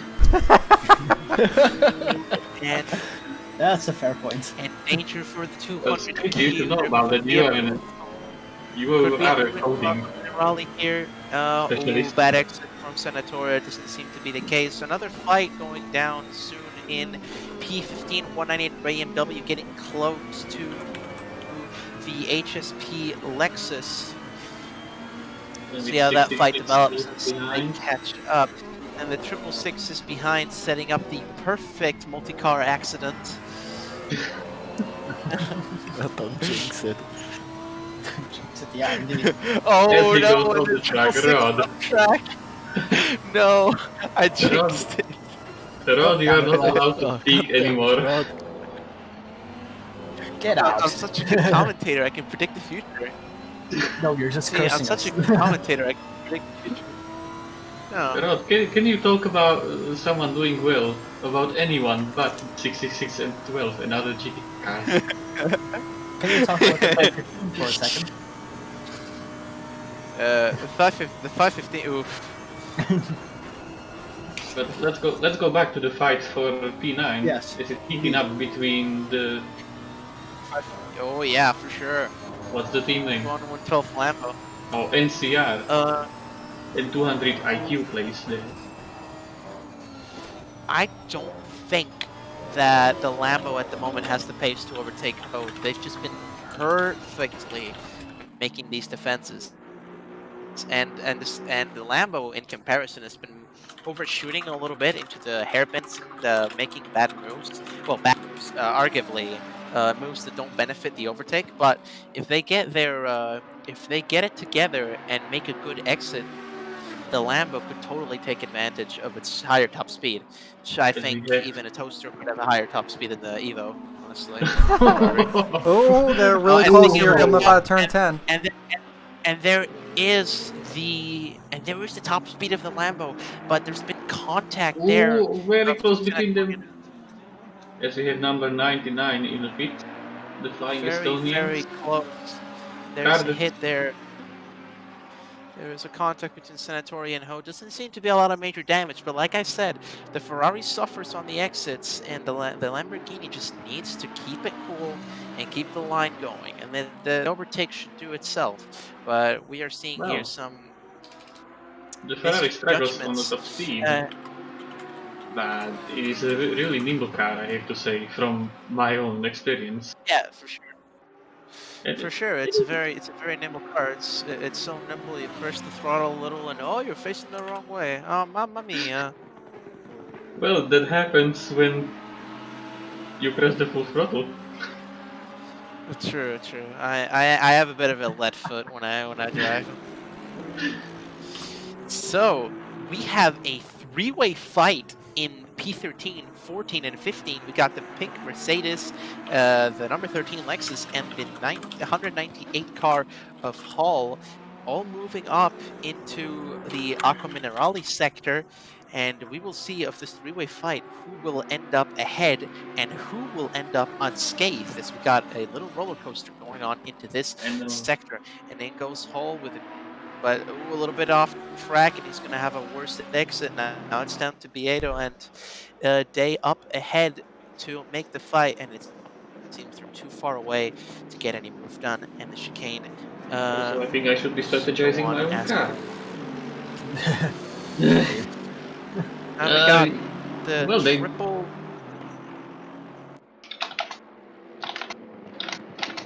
Now the 666 of the 666 of Sturgeon right now is chasing that Mercedes that is between all of this traffic. We've got lots of fighting for position and a lot of slipping happening between some cars. There could be contact here. It needs to be a good knowledge of the limits of the car to not lose out on the opportunities here.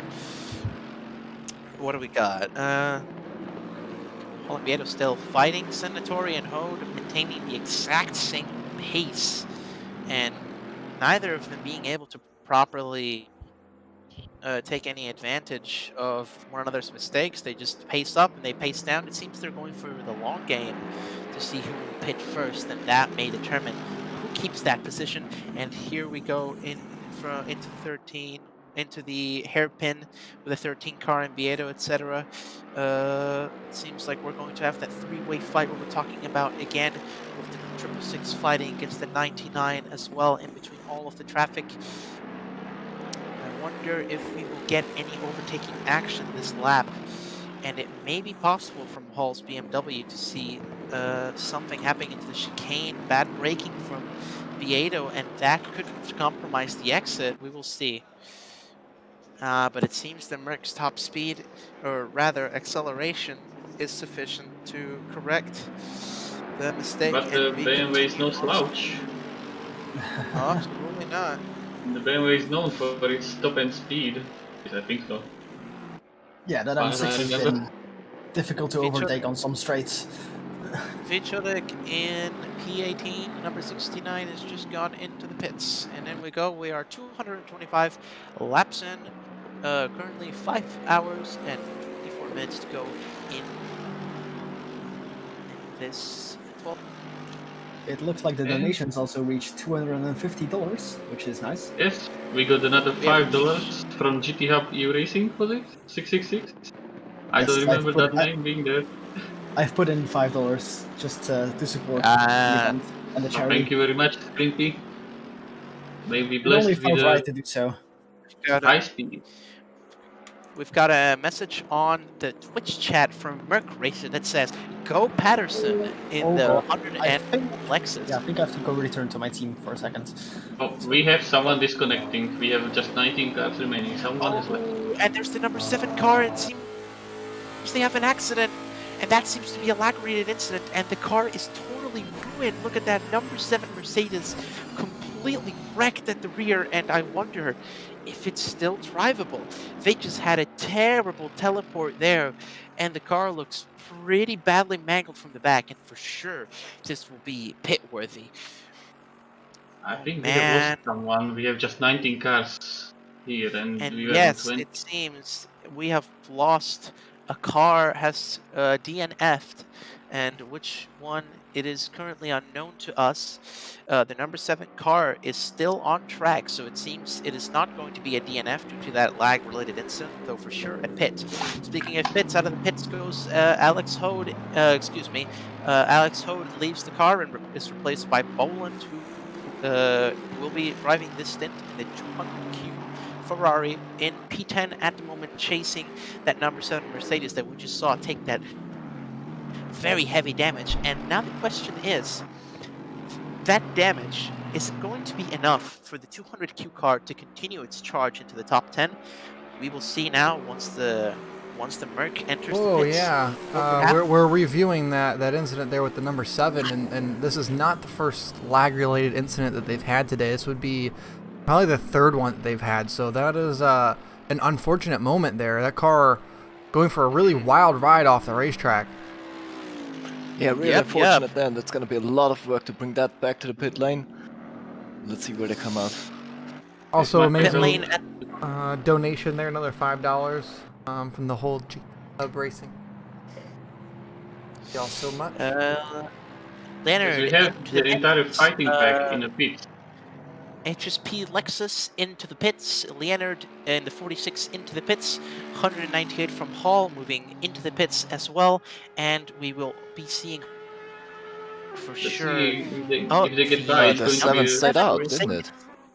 The number 7 Mercedes is we have a race still on the pit on lane the track between the damages.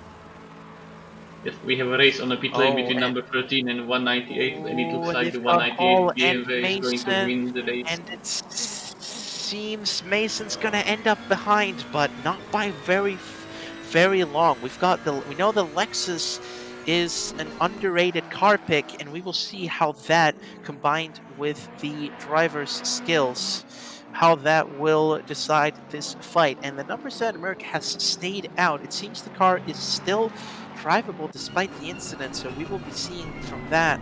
I suppose they are not in a position right now to pit, as they will lose the position to the 200Q car. I think that's the strategy that they are going for.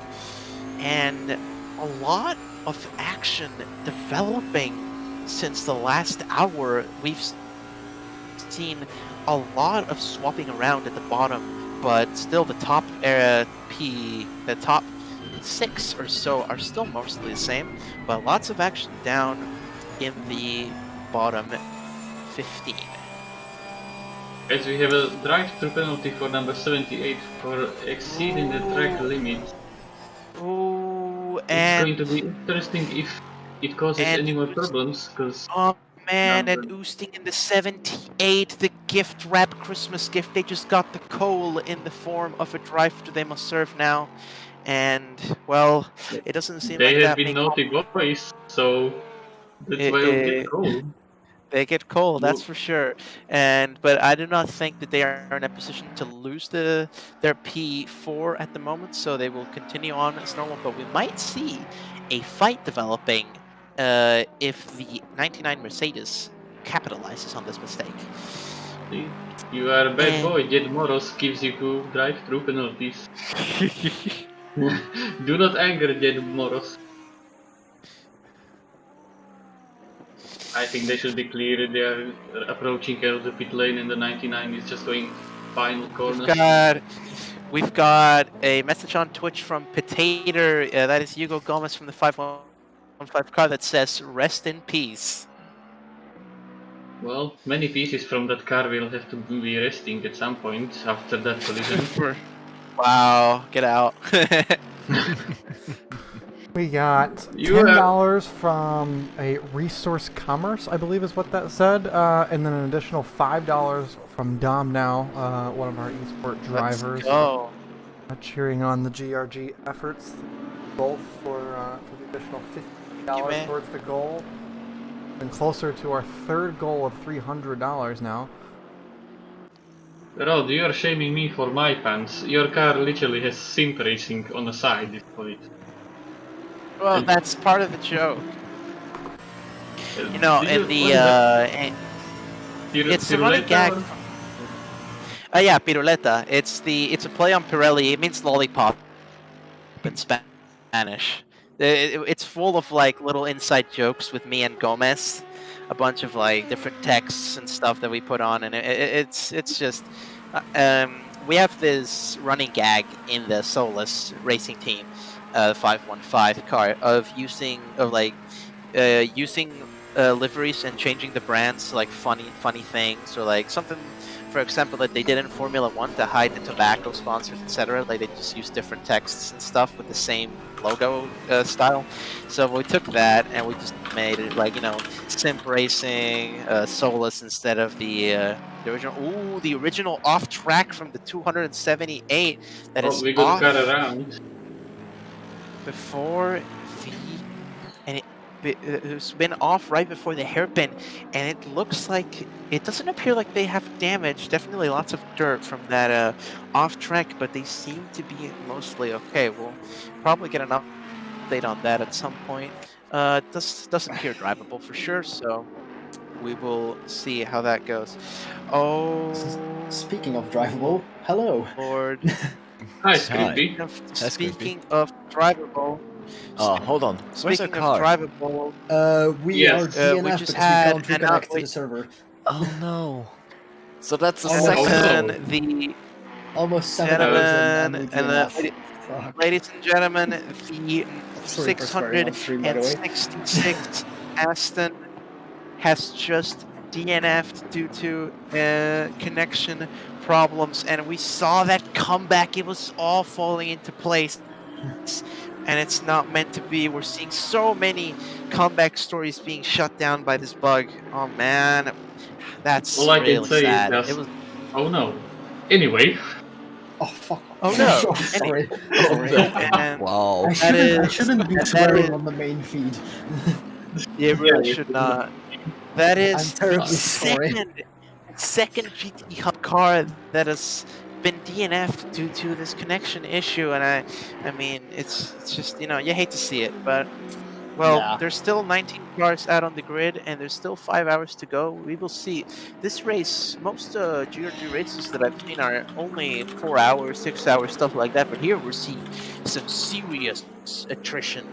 Like there were a lot of cars that started today, and now deep in the night we have only 20 cars left. Are we going to be seeing nighttime? Oh, as we got a problem, Jack Oh, Mason and in the number 13 13. Lexus has just went off. and the 13 Lexus has gone off. He just lost The it in a 13 second. Lexus Oh, and chicane. that's a lot of damage on the front. That's definitely gonna have to pit. That is, that for sure. And let's see. Oh, there is no turning going on. The car is not turning. Yeah, it I doesn't just seem saw that. it on the main stream. Holy shit. That's not good. Oof, what a hit. As Dylan Canton has just pointed out in Discord chat, that apparently painting a GT Hub logo on your car must be dangerous, as we see another GT Hub car with trouble. Oh yeah, for sure. Okay.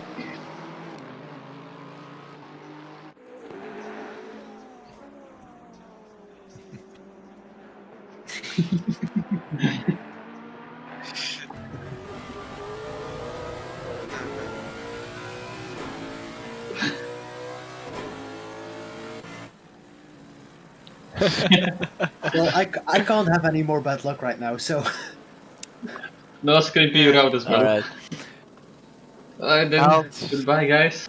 Well, thank you very We'll much. see you after the finish. Yeah, I think we'll let Wait, you am guys I do it then. am I getting kicked out too? I mean, don't you got a car to go drive? Or is your car get kicked out too? No, yeah, you still got a car to go drive. I thought. That's fine. Yeah, I might just Lots go and of- join some other guys then. I think Pixel wants an interview because he's in the waiting room, so I'll leave him to it. And welcome to the Pickles, driver's Pickles. interview here, Pixel. Yeah.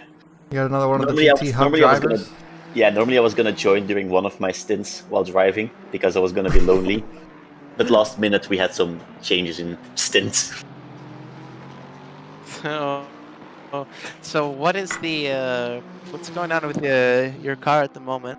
Well, we got fucked up at the beginning, and then we did well.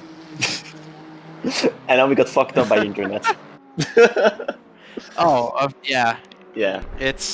You hate to see it. It's something to do with the GT Hub stickers. I think they've Yeah, got some see, sort of it's mechanical damage. Shit happens.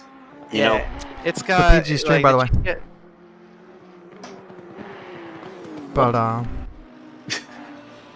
the GT Hub stickers have a material on them that are like internet signal deflectors, and they just They just block them. Yeah, and yeah, do keep in mind you are on stream at the moment, so. Yeah, I know. No foul language, I'm guessing. And well, a bit late, but well. Yeah, it's a habit. But yeah, so the GT Hub cars here in the last few minutes have really seemed to have not great luck because you've had 2 DNFs here in the last hour, and then you also just had another one of your cars get into a incident on their own. So I didn't see that last one. I saw him damaged driving around, but I didn't see him crash. What happened? yeah, not a beautiful sight there. I think it was down into the turn 4-5 or 5-6 chicane. Sorry, and they just caught the inside. As it seems, the 200 car just did the same spin, caught the inside curve and went around. Exactly, and there is Boland giving us a practical example of what exactly happened to the Lexus. Yeah, those curves. if you take them a little bit too on the inside, your car just launches itself. Yes, it's not car friendly. Those Nope. No. Those curves. You need to take a lot of curb or very little curb, but everything in between is not dumb. That's what I've noticed. No, actually, we've had a very good stint, except the first crash. Our 3 first stints were very normal. Then I got into 2 shunts at my stint. I got almost spun around, but I just saved it. And I think somebody spun around in our vicinity because they dive bombed us, and I had no space left on the track, so I just took the corner on the outside, and they just spun in front of us. But for the rest, we've had no actual problems during the race, luckily, because I've seen some. In the beginning, there were a lot of people complaining about driver etiquettes and shit, and things. Nice. Sorry. Well, you know what? Now you gotta donate to the swear jar. It's gonna be $5 for each one, and you did 5, so $25 to to the JDRF Foundation. I think that's a fair punishment. I think I would if I had money, but I'm broke at the moment. I'm starting to work in like a month. So next race I'll do for you guys. I'll donate. Oh, maybe don't swear then, huh? Yeah, that's yeah. Fair point. Next time when you guys do a race, we'll probably join again because this was good fun. This is the GRG policy. Swearing on stream is $5 to the foundation. Okay, so I just need to remind it the next time not get on stream. Fine, okay. It's a strat. Yeah, it's the best strat for me. It's a strat. How has the racing actually been to other people? Because the P1 is just run away with it seems. P1 is just gone. Man, that was almost a moment there. The 101 Lexus went off.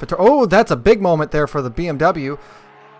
Oh, wow. They're coming back across the track. Let's see if we can get the camera on that. The 624 BMW. I feel like that's going to have to get a replay.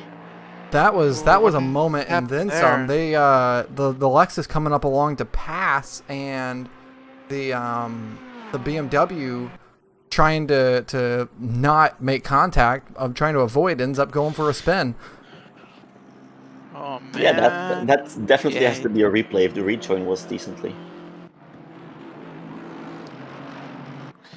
I was gonna say, yeah, we were fighting them for not position, but we've been fighting the Fleo Lexus for a while. Ooh, let's talk about the current man of the hour that's just been doing like run after run. We've got Diego Catalan still in the Bentley, and he's now P6 and only 7 seconds behind the 99 Mercedes we've seen constantly at the top, and now Catalan is Yeah, but he's also a GT hungry Hub driver, for so watch some out that he won't German get metal. kicked out. And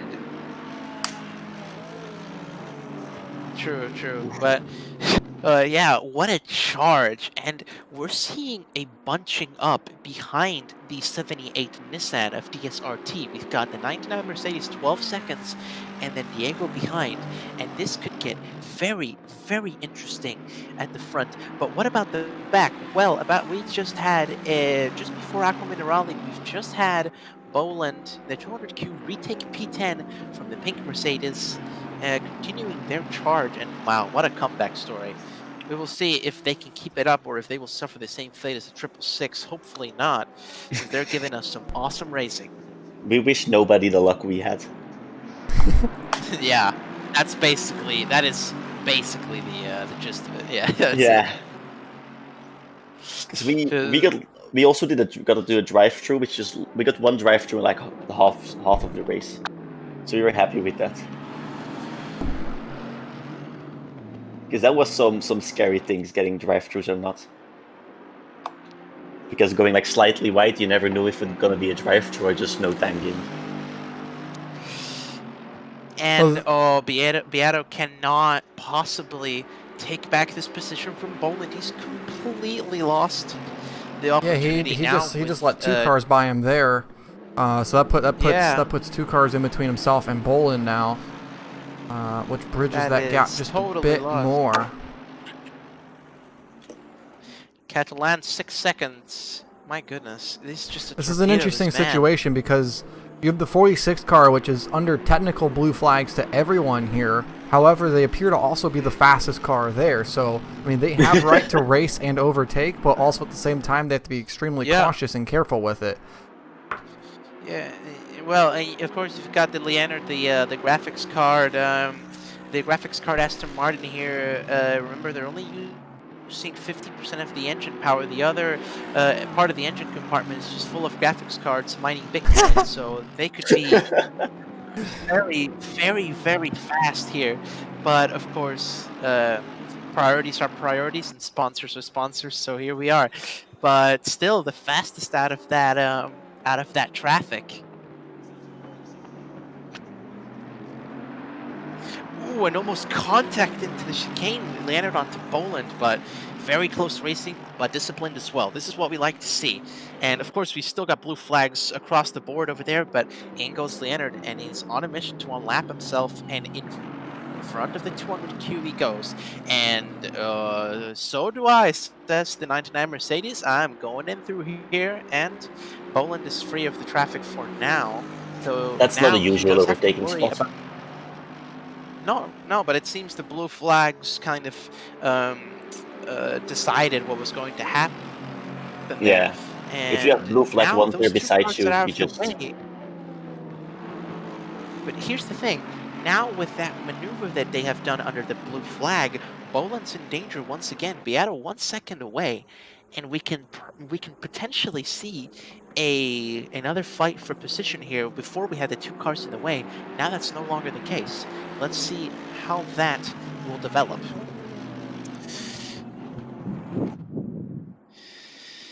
As we have someone waiting in the waiting room. Yeah, I'll be leaving then if let them join. Okay. So, I think he's another GT Hub driver, huh? Oh, he's from my car. Yeah. well, Pixel, it's been a pleasure, man. Yeah. I'll remember the swear jar for next race. Yes, please do. And I'll give it donate. We'll have the swear jar ready for you next race. Hope to see you there. Case will keep me accountable in the other server. Right Right, on. have fun. Right, and in the waiting room, we have a special guest, which is the second driver of the 515 car that I have that I've been racing with for the past 5 hours, and we've got Hugo Yeah, Gomez, you've basically Potato. all but abandoned at this stage. Found a more important job. And welcome to the commentator booth where I've been hiding from your where I've been hiding from you for the past 5 hours. It's like you've been avoiding us whenever you weren't driving. It's kind of funny. Really makes you think. Nah, it's just, you know, I've got two crazy talents. I gotta work on both, you know. I'm just such a fast driver. I gotta let the 741 Mercedes off the track.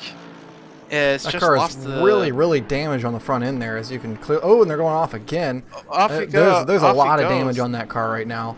Yeah, the 741 car has really been struggling for consistency all through the race. I don't think I've seen them play too clean laps in front of me, if I'm honest. I really gotta think at this So, point yeah. they gotta be coming in here soon with the way that looked through those couple corners. I don't know if that car can continue at a full race pace, so I would imagine that they might be stopping him for damage here in a minute, which should be fortunate anyways, because I do believe that pit cycles are starting here within just the next couple minutes anyway. Yep. So it shouldn't cause them too much of a missed time. Because yeah, that car is definitely not on the money right now. So, Gomez, I would normally when drivers get here, I usually interview them on their plans with the car, but it's a little bit awkward considering we are in the same car, so it's really. Yeah, I'm we're not going too on a bit of an alternative pit strategy right now, so I'm trying to. Yeah, some the good stuff. alternative pit strategies to be P18 all race. Yeah, that's pretty much going to be it, unfortunately. Especially with Morse being out in front of us and giving us that much of damage. It's kind of unfortunate how much anybody could do. Yeah, there was an accident between you and the 624 BMW that the cameras didn't catch. What happened there? We were coming down to, I don't know what turn it is. It's the left hander just before upcoming rally. He just lost control of it. And we were in a fairly tight pack, so the only way out was already taken by another car, so at that point it was over. You just got caught out by they made a mistake and you were just in the way. That's unfortunate. So now the 515 is in P18 after pitting for those damages, and still could be some redemption in these next 5 hours potentially. What's your take? It is certainly going to be hard because we're 2 laps down on P17. Of well, course, as you said, we're still 5 hours to go, so anything could happen really. Well, when the Especially 33 car considering going the off 13 there, has had. the 33 car going off there, that's an interesting one. Got a 33 car going off, and also the 13 Lexus off in the penultimate corner as well. That might hurt him. I hope there's not too much damage on that car, because it looks fine. I think the front end might be a little bit bumped there. And for the viewers, an update on our continental ballistic missile, Diego Catalan, just 3 seconds behind P5 right now. So, oh man. This Lork driving team here, they're again they're 2 drivers under the same last name, so it's a real family organization there, and it's quite spectacular seeing them currently running P3. And again, there's just 2 of them, but you have to question when the exhaustion is going to start stepping in for them, because I mean, they've already done, at least so far, 7 hours of racing, and they still have 5 more to go. I mean, this race is far from nearing the end, and it is far from being concluded in any way, shape, or form. There's still a lot of things that can happen in the next 5 hours of this race, and it's at a certain point, the exhaustion's got to step in. I know I'm getting exhausted just simply watching them go around the racetrack. Surely there are naps involved. Oh, I would imagine so, but there's only so much physical strain that you can take, especially with wheeling around that Lexus here at Imola. Ooh. Oh, and it seems to be an unlapping. I thought there was a fight for position here, P3 and P2. So close together, and Kroll is looking to unlap himself to fight this Lexus. I thought they were fighting for position. That would be really exciting, but doesn't seem to be the case. And yeah, only 2 drivers, but it seems that despite the limits, the limits that we expect from the 2 drivers, they are still making it work with the Lexus car, and just up there in P3, taking up the podium step. But now the real test starts around this point. This will be the point where we will see if their plan of using only 2 drivers will work to perfection and give them a podium, or if the exhaustion will get to them before the podium does. And in the fight for P6, and Catalan, in the time that it took us to make this conversation, is already caught up to P5. Man, it's just a sight to see this pace and this Bentley. My God. And we will definitely be seeing a fight, or maybe we won't even have time to see the fight between the Merc and that 12 Bentley. And oh, it seems the move is going to happen just now into Aqua Minerale. It's getting very, very close, and we'll see how that exit goes. And ooh, bad exit from the 99 Mercedes. Can Catalan capitalize on that into the chicane? Doesn't seem to want to go for it in the chicane. Understandably, very difficult place to overtake. Just going to take advantage of the exits, because the Merc has superior power generally. It's just going to go for a conservative approach to this overtake. Ego seems to be all over him though. He lost a little bit of time with him on the chicane, which is understandable, but he does seem to have the superior pace. Yeah, absolutely. And Catalan's been showing nothing this whole race but just pure raw pace. And we got a message from Merc Racer once again. That just said, Patterson works sim racing. It is father and son racing together, and that's awesome. And there appears to be another incident involving the 624. They have just gone off after the second chicane, but it seems they are back on track now.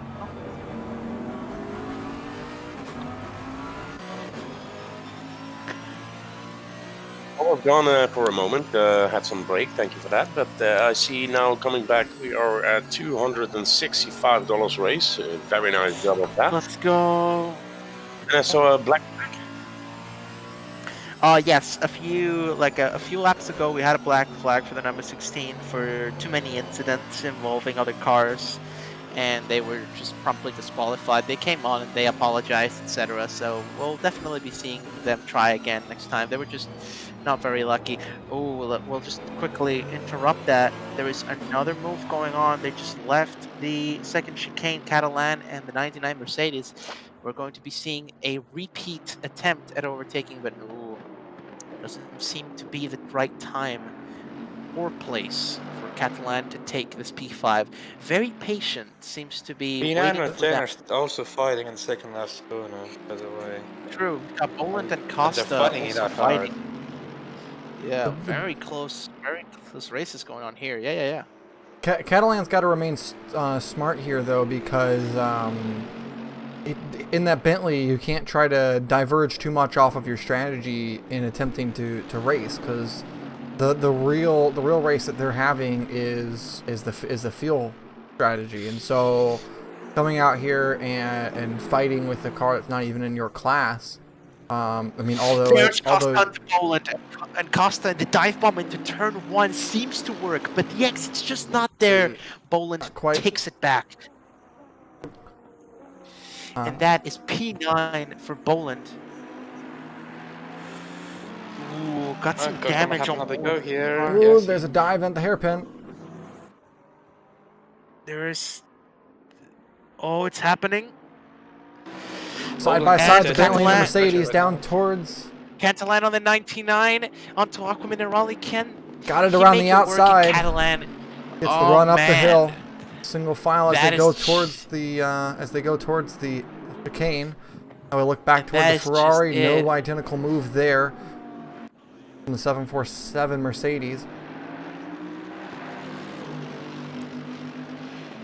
And there we go. And Catalan, I believe, at this point, has just finished his charge. The only place he can realistically get to now is P4 and P3, just 17 seconds off of that Nissan, and we also have the battle here for 13th on the racetrack between the 198 and the 46. Why is it that we go for an hour of nothing and then all three battles on the racetrack all at the exact same time? Both of them go off track simultaneously at turn 1. Both off track, and there is contact between the two. Oh my goodness, that was a very peculiar line into turn 1 for sure, taking that rallycross track part in order to make the overtake, but no joker laps here, and neither of them are going to be able to make it. Turn 1, he gets it. 747 overtakes the 200 at turn 1. Yep. So there's a swap for position at P9. And there it is, but Boland's done quite a good from me if I may say so. But Boland's thrown it back at Costa once before. Will he have the pace to throw it back onto P9 again? It doesn't seem to be the case, but we'll update on that. The Rising Phoenix Racing and the GRG Esports BMW here are still racing each other even a lap later after making contact when going off track there at turn 1. So these cars still not giving anyone an inch. 747's bridged a little bit of gap over the 200, and the 12 also bridged a little bit of gap over the 99. But you can see them, they're coming up to the rear end of this battle here. They're going to be attempting to overlap the 198 and 46 here. That is the battle for 5th, going to be lapping the battle for 13th. Oh, but there's a dive bomb! There's the Sen. And there's the dive bomb on the 46, but it's not going to work. That was never going to work. That was a really late move, and the 12 coming through now. Gonna try to overlap him. That's gonna split up those battles. And the 200 around at the chicane. Alec Boland. And Leonard's just what seems to have happened with the 200? Caught a little bit of a curb there to go for a spin, it appeared. Oh no, and there we have, and Leonard, he totally could have just braked normally when he went side by side, and it would have been his position, but oh man, he just went into that grapple, and now he's split with Catalan, 2 fights going on at once. There's going to be no mercy from Catalan for sure, but we will see if he can go for it again after Catalan inevitably overtakes that BMW. And just like that, we went from 3 battles on the racetrack back to none. But let's talk about what's going on with Leonard. We've seen Leonard and that BMW fight, but what about that Merc behind Catalan? Just 1.5 seconds. Catalan's been on a monster pace, but still it seems the Merc isn't exactly falling behind. Could we possibly see a comeback happening and a fight for position once again? The 99 Mercedes last time around ran a 145.2 compared to Diego's 144.2. So there was a second gap there as we saw Catalan get past Keshawn Hall there in the 198 car. So that's going to put Max Leinard now right in line to try to make a dive bomb. Here he goes for it. That time he makes it stick. This time it works, and he just copies and pastes and just changes the homework a little bit, and now it works. Through he goes, and in comes the Bentley now onto the pit lane. So he makes the move past the BMW and then dives in. That's going to remove that battle out of contention, but it's going to put these 2 cars back racing. The BMW possibly with the overspeed towards turn 1. Yeah, And there it is. You can see that Leonard just like my master's degree, just copy and paste the homework and change something a little bit so nobody notices. And there's the overtake onto Hall. Very nice. Their first attack, not that great, but that dive bomb there, that line was just it. That BMW, nowhere to go. And there is the position for now. Hall is not falling back, not just yet.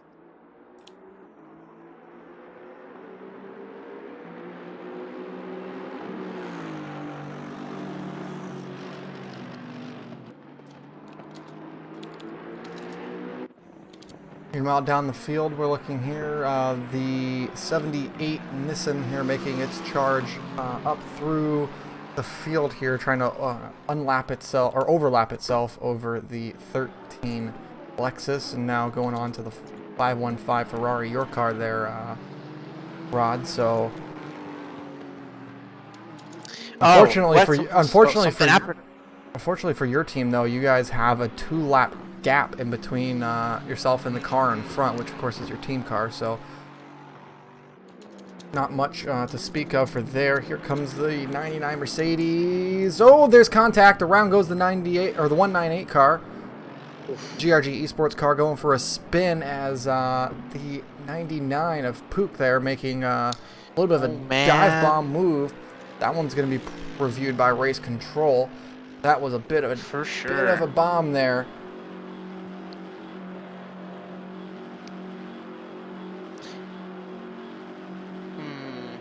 Really makes you think. And well, we can see now we had 30 minutes of incredible action, close racing, some contact, and now we are back into just a lapse of difference, and lots of seconds of difference. Looks like the 198 was maybe just a bit slower on the apex than Pook was expecting there. And so whenever he went to try to roll the apex, the Keshan there did not do the same. And so there was just contact made there. A little bit of a misjudgment there from the Mercedes. An unfortunate misjudgment, but one nonetheless. Now, could this misjudgment be treated by the stewards as a racing incident, or could it be something more? We are not too sure. At least I'm not. It seemed a bit like just, that's racing, but it could be penalized potentially. Yeah,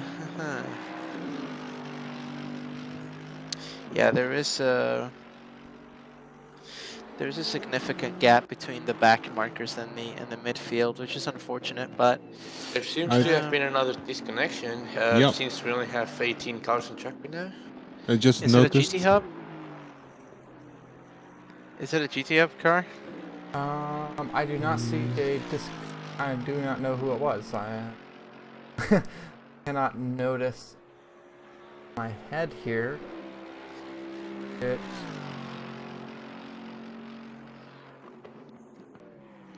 I just got a message from. I just got a message from the endurance chat that says anyone got disconnected. It seems we got.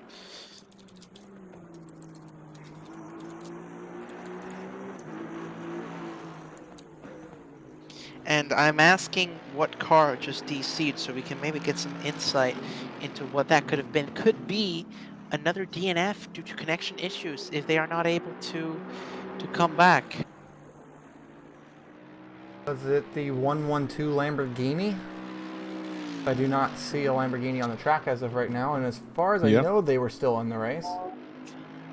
And the 112 Lamborghini has just disconnected, and they still have one more reconnection in the regulations allowed, but as long as the server allows them. Reconnect. That is, as long as the server allows them. Not been very happy recently. Absolutely not. No, there hasn't been much luck, at least not from the GT Hub side. So we will see if the 112 can get themselves back on track, or if that's it for them. And we have not just been GT Hub. A lot of people have been having issues here. We have not seen a lot of I don't think we've seen any DNFs due to damages or anything. Only that disqualification, but mostly just due to the connection. I guess it's in a way good that the DNFs are not caused by race accidents, because for a car to be DNF worthy, it has to be it's like a serious shunt. So in a way, in a twisted way, I guess it's not that bad. Though, And of there is course, confirmation that the car disconnected was indeed 112. That a little bit of investigation work. I realized there wasn't a Lamborghini on the grid anymore. Yeah, good call. And Looks like we need to monitor that gap there at position 11 between the 741 Racing Dot and the 46 Rising Phoenix car. Currently the gap's 7.5 seconds. I do believe that's closed as of recently. So it's worth monitoring that gap and seeing how much that they close there, because last time around it was 2 seconds faster for the 46 car. And it looks like as if they're going a half a second quicker so far just on this lap time. So that gap could be closing quickly, and it'll be worth watching to see if we got a fight here in just a couple laps time.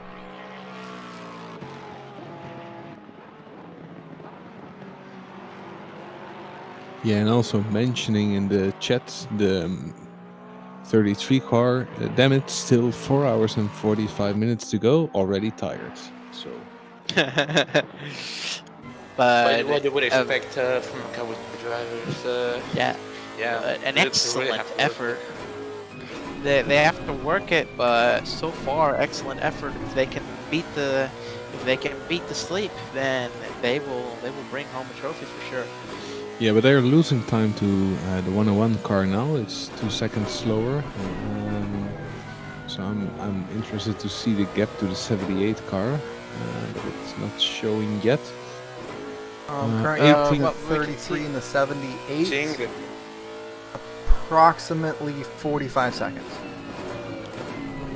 That's and the 99 Mercedes almost off the track there at turn 2, but seems to have it under control and does not fall for the same problems everyone else has been having in those next few corners. No gravel for the 99 Merc, and off they go happily into the hairpin, so no issue there.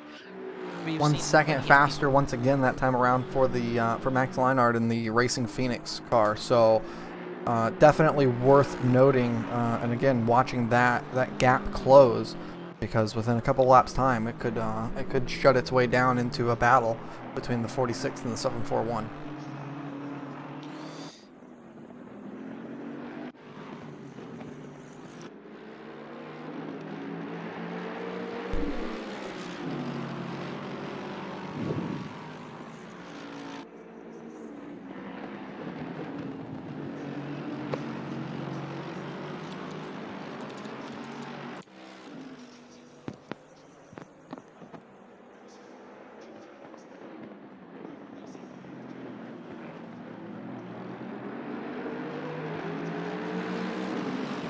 We see Andre Costa here, very close to that car of the GRG esports team. Oh, going for it. That was not. It could have been way worse, but in the end, nothing happened there in that penultimate corner. We have a mix-up of a bunch of different fields in there. We've got the 49 Merc just strolling on its own. Costa, Oliphant, and Hall, all from different sides of the score table at the moment, but seems to be like the blue flags are just going to organize this mix-up on its own. And let me check the...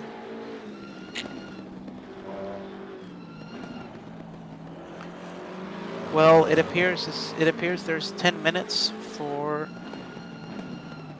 Is it? Yeah, we're receiving a call from our car. Yeah, we got. Yeah, okay. Drivers, Yeah, we're going to really quickly take a break. The commentator, the in-car commentators. We're gonna take a quick break and get our car sorted out. Go situate your guys' car. Yeah, and well, that's about it for now. Have a good one, gents. Yeah, Very thank much. you for Indeed. Thank you providing. very much for having us.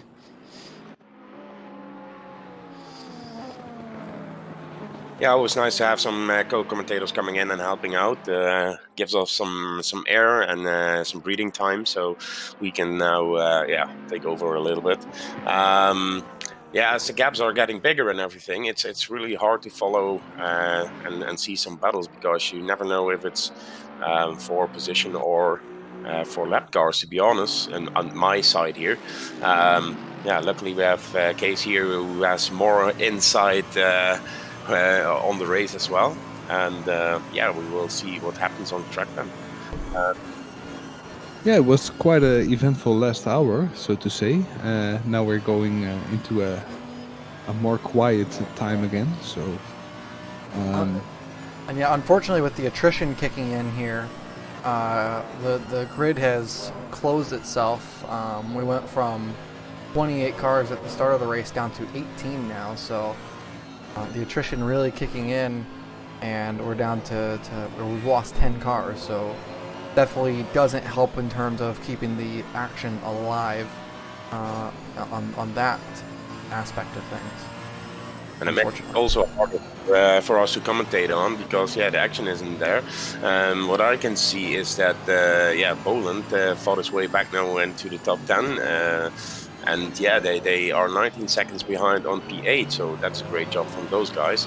Yeah, and P1 is on a blistering pace. They are leading all the way, and now 2 laps in front of Oliphant, car number 101. But after that is, I think, Kroll is 1 lap down on P2, and Oosting on P4 is 1 lap down on P3, when I'm correct. Now it says 20 seconds, so Kroll is now 20 seconds behind on P2. That's an amazing job. yeah, it was 12 seconds, but the that's a 33 dive bomb car. there on the 198. Wow. Ooh, that's sketchy. Maybe a little bit of contact. Yeah, tap of love again. But the gap was actually quite small. But after the Kroll car, the 33 car went off, and I think it has a little bit of damage that has to be repaired before they can pick up their old pace. So, and now Robin Oosting is 41 seconds behind P3, as we see the 12 car receiving a drive-through, probably for exceeding track limits, because there's nothing in the race control. So yeah, that's sad to see, because Diego did a really great job there in the 12 car, going through the pack like a hot knife through butter. Yeah, and as we were talking about the number 33 car, they are getting tired. They drive with 2 drivers, and they are a little bit, how do you say it, not consistent anymore. Normally they are in the 143s, and now they are driving 144s. Robin Oosting, car number 78, is now in the 143.8. So he's a little bit faster now than Kroll. So yeah, maybe we have a battle on the end. I don't know where.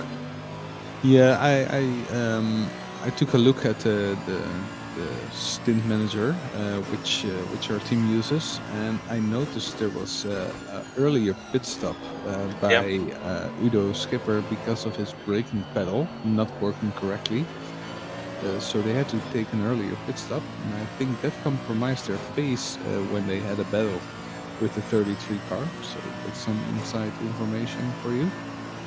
Yeah, I heard that as well, but I was on my break. But he said that his pedal was managed it to fix it, so he will be back in the car maybe after the stint. Yeah, and Robin took over, and he's on a great pace at this point. If we have now Leonard in P12, 4 seconds away from P11. So that's, I think, one of the closest guys. If he can close that gap, so we have a battle for P11. Also, guys, we still are on the charity run. We already raised $265. So if you want to donate, the links are coming into chat. And yeah, please do let us get those third goal that we just set, $300. We will really appreciate it. And we have somebody in the waiting room. Let's take a look. We'll be dragging him in. Yep. Alan Patterson here for the. This is the 101 Lexus, correct? That's correct. Yes. Well, you guys have had a pretty relaxed race here, at least for the last couple hours. In the early hours, it was kind of up and down for y'all, but here recently, it's been pretty relaxed up front, just minding your gaps and trying to stay as the best of the rest as the 49 Mercedes just continues to power itself through here. It's actually looking to get ready to lap your car here in just a matter of a few laps, possibly. Exactly. Yep. Yeah, we as you say, the best of the rest. Earlier on, we were obviously just trying to feel our way through it and see where we kind of position ourselves against the field. It didn't take too long. We saw a bit of racing going on between the Mercedes. The Bentley also was quite quick early on, but with the team shuffling and the driver shuffling happening, we've managed to extend our lead. We're almost, by the looks of it, half a lap, 3/4 of a lap ahead of third place, but yeah, we're a good lap and almost 2 laps down on the leading Mercedes, so they're a powerhouse for sure. I have to say that seeing that Lexus fly around, you are really doing an amazing job. Did you have a special strategy for this race? We didn't really. This is actually the first race we're racing as a full team. I'm the father of Kieran Patterson, who's a much faster, younger alien, as we like to call them, and then our other fast driver, who's Leslie Oliphant, who they two normally race in all our local leagues together, but this was the first time that we've done since the team's conception that we've had a full team race together. So it's nice for me to actually partake with these guys and race with them.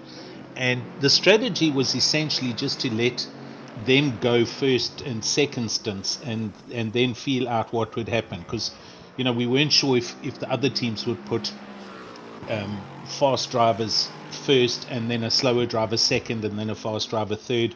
Everybody's got their own strats, so we just decided to go with what our gut feel was, and it was basically going to be hourly stints, running 120 liters in the car full tank, and try and go past the hour and see if we can minimize the pit time by running longer than 60 minutes on each stint, which is what we've managed to accomplish. Unfortunately, about an hour and a half ago, Kieran hurt the engine, so we've got a yellow light on the engine. We think we over-revved it a little bit, so we've got a short shift all the time now to look after the engine for the next 4.5 hours. So our pace has come down now. We're trying to just maintain the position because of the damage to the motor. That's an unfortunate thing. It's the same thing, yeah. That is an unfortunate thing there to have, but it is one of those parts of endurance racing that makes it so enticing at the same time. Exactly. Because without the damage and the punishments of pushing too hard or making small mistakes, then it would just be like any other 20-minute sprint race. Entirely. I mean, yeah, look, as I say, Kieran and Les have done 1 or 2 endurances. They've done, I think Kieran's raced a couple of times already with GRG Esports. This is, however, as I say, our first time, but it's also the first time we've had an engine problem, or not a failure, but we've encountered this issue. So we're a pretty new team at this. I mean, we've only been really going full steam for this year, and what a bad year it's been. However, yeah, we're making the best of it and enjoying the hobby and enjoying making new friends and racing against other like-minded enthusiasts. Well, we are definitely glad to have y'all here and to watch that Lexus be zooming its way around this Imola racetrack right now. It's it's doing a very good job at being that best of the rest for sure. I mean, it'd be great to see it up front, but the Speed Tavern Clown team, they've come to win. No question, man. Yeah, no question. They're on another level right now. I mean, they're getting ready to lap you and put you 3 laps down, and you're in second place. So exactly, that's another level of pace in terms of what they've been able to put down. Yeah, I think to be honest, all the drivers in that team are all pretty much, they're rapid professionals. I'm sort of scraping the fast bucket. I'm always about 1.5 seconds per lap slower than the 2 youngsters, but we knew we were going to be up against some competition, but the fun was to obviously, as I say, enter as a team and do it as a team, and we're not doing too badly, even though we're this little kind of baby team. We're boxing way above where we should be, and I'm very proud of the guys, Leslie and Kieran. Hey, you guys have put together a really good race, and again, keeping it clean whenever you got to, and getting your nose dirty whenever you have to be able to put yourself in a position to be second place right now and have a 20-25 second gap over third place. So you maintain that similar pace. The car that's behind you is a Lexus, so they're on the same pit strategy as you guys whenever it comes to fuel and such. So for the most part, it's beat them on pace, and you got them. And as of right now, you're doing the job. But with 4.5 hours remaining, anything can happen. Exactly, anything can happen. Still a lot of racing to go, but we're going to try our best. Hopefully we don't hurt the motor anymore, and hopefully we'll see or chat to you guys again a little bit later on. Yeah, for sure, that'd be great. As down the field here, we actually have a battle going on between the Racing Dot and the Rising Phoenix car here. Max Leinart is caught right up to the rear end of that 741 Mercedes. Battle for 11th position. Yeah. For most part, the racing's actually been really good. The guys have been good sports, and there's a good camaraderie and whatnot. We did have an earlier run-in with that number 16 Lexus, but I think the proof's in the pudding. They got handed a good couple of penalties, and they were just a bunch of maniacs, and they got DQ'd. So I think they got what they deserved at the end of the day. Around the outside's going the Rising Phoenix racing car here, which now becomes the inside by the time they get down to turn 2. Ooh, almost a little bit of a door kiss there between those two. The Aston Martin going to get the better of the Mercedes, though. Going to work their way out of turn 4 down towards turn 5, and that's going to be a clean pass there for the 46 car Max Leinart. Yeah, very nicely done. Yeah, I think the Mercedes speed has been compromised by their earlier accident. I think they still have some aero damage, because they're looking a little bit iffy on the gas and on the brakes. I think the car is a little bit unbalanced. You can see them twisting in and out of the corners.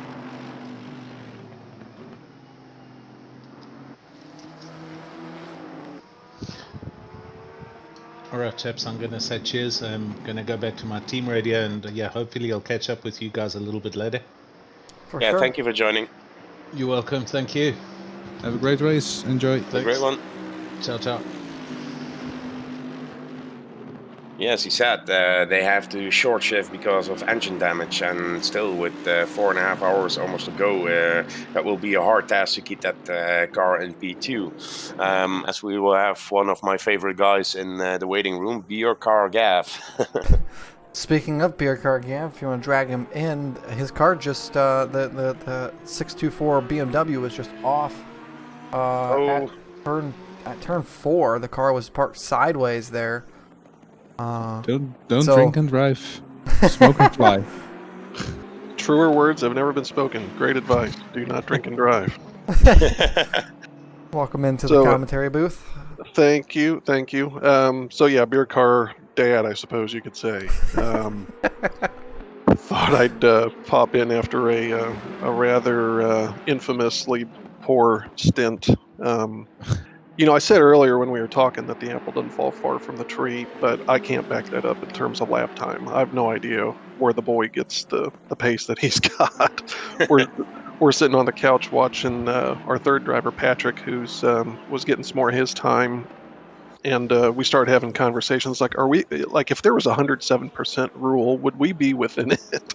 And and the reality is, like barely some laps. And it's unfortunate because the when that 16 car that got disqualified hit us, it broke the wheel on our side, and now we're stuck in engine map 8, which is like the safety car map. Oh, so that's why rough. we're so slow. Oh, That's really? not actually true. No, that's not But true. Okay. We're you are just moving that up the slow. ranks. You Yeah, are moving up the exactly. ranks with all the If, retirements.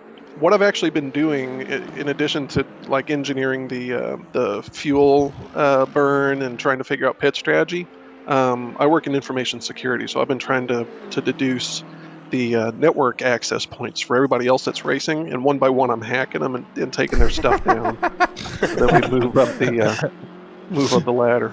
Again, not true. Hey, you gotta do what you gotta do. What's that? Gotta do what you gotta do. Yeah, well, if you hack into accounts, hack a bank and donate some more. And then I'll be able to afford to get good at sim racing at a level that I've not yet been. Pay to win. Pay to win. Pay to win, yeah. So anyway, no, I just wanted to drop in and mention that we're probably going to retire given our gap to the next place. Gavin could drive the next 5 days and not make up the number of lap deficit that we've established for him to the rest of the field. And so we're obviously not learning anything, and maybe worse, we're about to ruin races sometimes of the people at the sharp end of the field that are super well prepared. I can't believe personally. I mean, this is my only second big endurance race with you guys, and I'm just blown away at the pace all the way throughout the field. I mean, every one of these cars has got 3 guys or 4 guys or whatever that are lightning fast, and those are the kind of people that should be driving with Gavin, and we're not it, but we're having a blast doing it, and rather than make it worse for ourselves or anybody else, we're going to crack open some cold Busch Light Apple and watch this stream, and try to find another opportunity to get quicker and come and do this with you guys again in the future. Yeah, so send in some cans to the commentators booth as well. You got it. Thank you. And I think in terms of engineering, you're probably the best dad ever. So keep doing that. And the first 3 hours are proof of that, right? Yeah, to do as I say, not as I do. Yeah. But great to see this maturity in terms of retiring the car, and it was a real pleasure having you guys on the track. Also, again, thank you for this great donation. Fighting type 1 diabetes. So yeah, words of love from my side. Much appreciated. We really appreciate you guys putting this together and allowing us to be part of it. Obviously, this is a pretty big deal in the grand scheme of things, and yeah, we're just honored to have had a chance to get some TV time here. Well deserved, to be honest. Yeah, and what Cracker said, thank you very much for the donation. And you said it yourself, you're having a blast, and yeah, maybe that's what's count. I mean, we have a charity stream and everything, and it's not only racing fast, but having fun on track should be a part of it as well. That's what it's all about. Absolutely. Couldn't agree more. Thanks again, guys. Thank you. Have a great day, and bye-bye. So, well, that was a big round of interviews there. Lovely hearing the stories of all these people. Yeah, and you hear the different stories of problems they are having in the endurance race. Yeah, Gavin more than breaking a wheel needed repairs. They are 5 laps down, and now they decided, yeah, we have to retire because the car is in engine mode 8 and everything. So yeah, it doesn't matter anymore for them. Yeah, for us it's of course not good news, because then we have 17 cars, 1 less car in the race, and not enough to maybe have an exciting race anymore. But still, there are battles on the track. So yeah. I think enough. Still 1/3 of the race to go. That means we've done 66% of the race, and I'm actually feeling fine. What about you guys? Can we talk about something? Nap sounds nice right about now. I think Juan is napping for a little bit. He will be back in a few minutes. So if one of you guys want to take a short break after that. I think one case deserves to take a little break because she was here for longer than the rest, because I had a break for like half an hour ago or something. I'm actually pretty fine. I can chill out for a bit. We just missed an overtake there. The 7 car, who's really been working their way back up the grid. So I think they were like 16th or 17th not too long ago. They just made an overtake on the Alec Bolin there in the 200Q car. They've been putting together a really good stint, or a couple stints here to work their way back up the grid. I thought they had a penalty of some sort. Didn't they have like that sort of disconnection or something, or internet interruption here at this point? Oh yeah, going down the front straightaway, they had that big lag spike where they went through the front stretch wall, and then lagged back on, and that resulted in a lot of damage for them. So obviously they've repaired it and have been on a really good recovery drive since that moment. Yeah, it seems that the damage didn't do much to the car then, if they are on such a great pace, to be honest. Yeah, we see a round of pit stops. Boland there in the pits, and Gavin Moore there, probably pitting for the last time, as we just have heard in the driver's interview. The gaps up front are actually really big. As we see +2, +3, +4, +5, +6 laps in the top 8. So, yeah. Yeah, that's more than the battle of the blue flags than battles of track positions.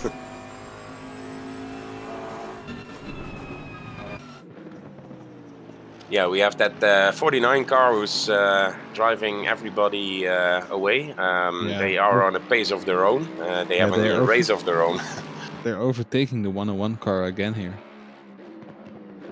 So that's 3 laps now. I think that's 3 laps up, right? Am I correct? And still they are short shifting and everything, but they are still in the 1:43. So for short shifting and keeping an eye on that engine, they are doing an amazing job at this point. Yeah, I'm surprised by their the way of how they approached this race. Not really into endurance racing, first time getting together and showing this pace. Well, that's promising for sure. Yeah, if they have more experience than as a team and everything, they can only improve, and maybe next time not 2 laps or 3 laps, but maybe 1 lap down, and then afterwards they can win something. A great job of that team, as the number 33 car still in P3, also 26 seconds behind of that Lexus. And the DSRT car pitted, had a driver swap. Rene Bosch is now behind the wheel, and they lost position against the 99 car. Yeah, but I think the 99 car still needs to pit.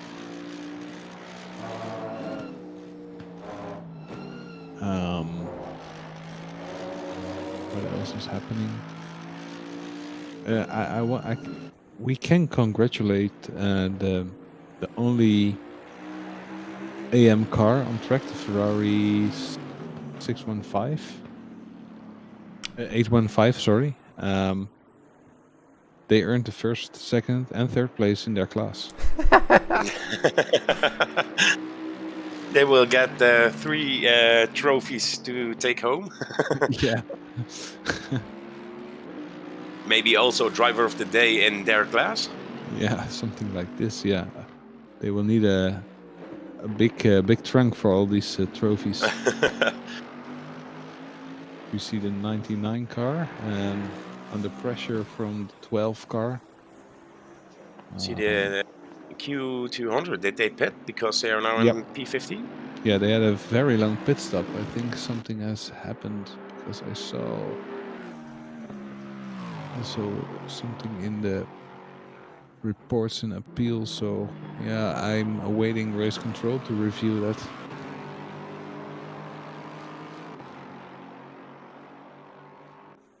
Last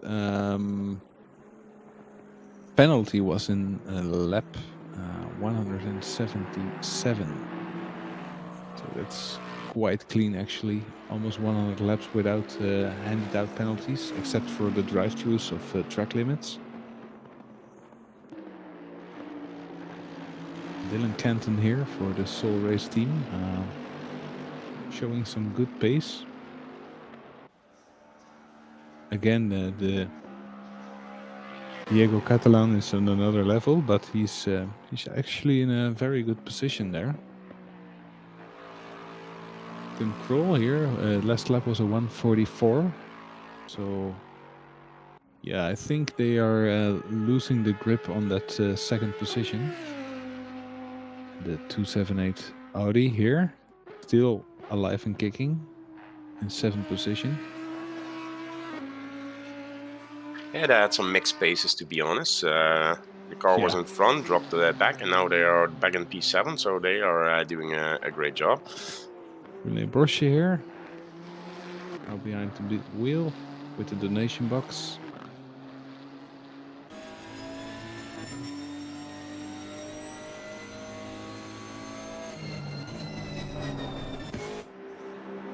Yeah, many gaps are here now. Can't see if Kroll now is climbing to P2, but I think they are fast. No, he's losing his second a lap. So at this point, yeah, Leslie's doing a great job keeping that car alive. Race control with a report here of a 15-second penalty for car number 78 for avoidable contact with a lap car, which was number 200. What? So that explains. Happened. Yeah, that explains what happened with the 200 car as to why it dropped down the grid, and it also explains why there's a 15-second penalty on the 78 car now. Blah. We don't agree with that. No. Yeah, well, it is what it is. Yeah, absolutely. And that's my chair squeaks. My hat off for Ethan for doing 12 hours of race controlling there. Yeah, an amazing job from him. Yeah, it's quite a task, to be honest.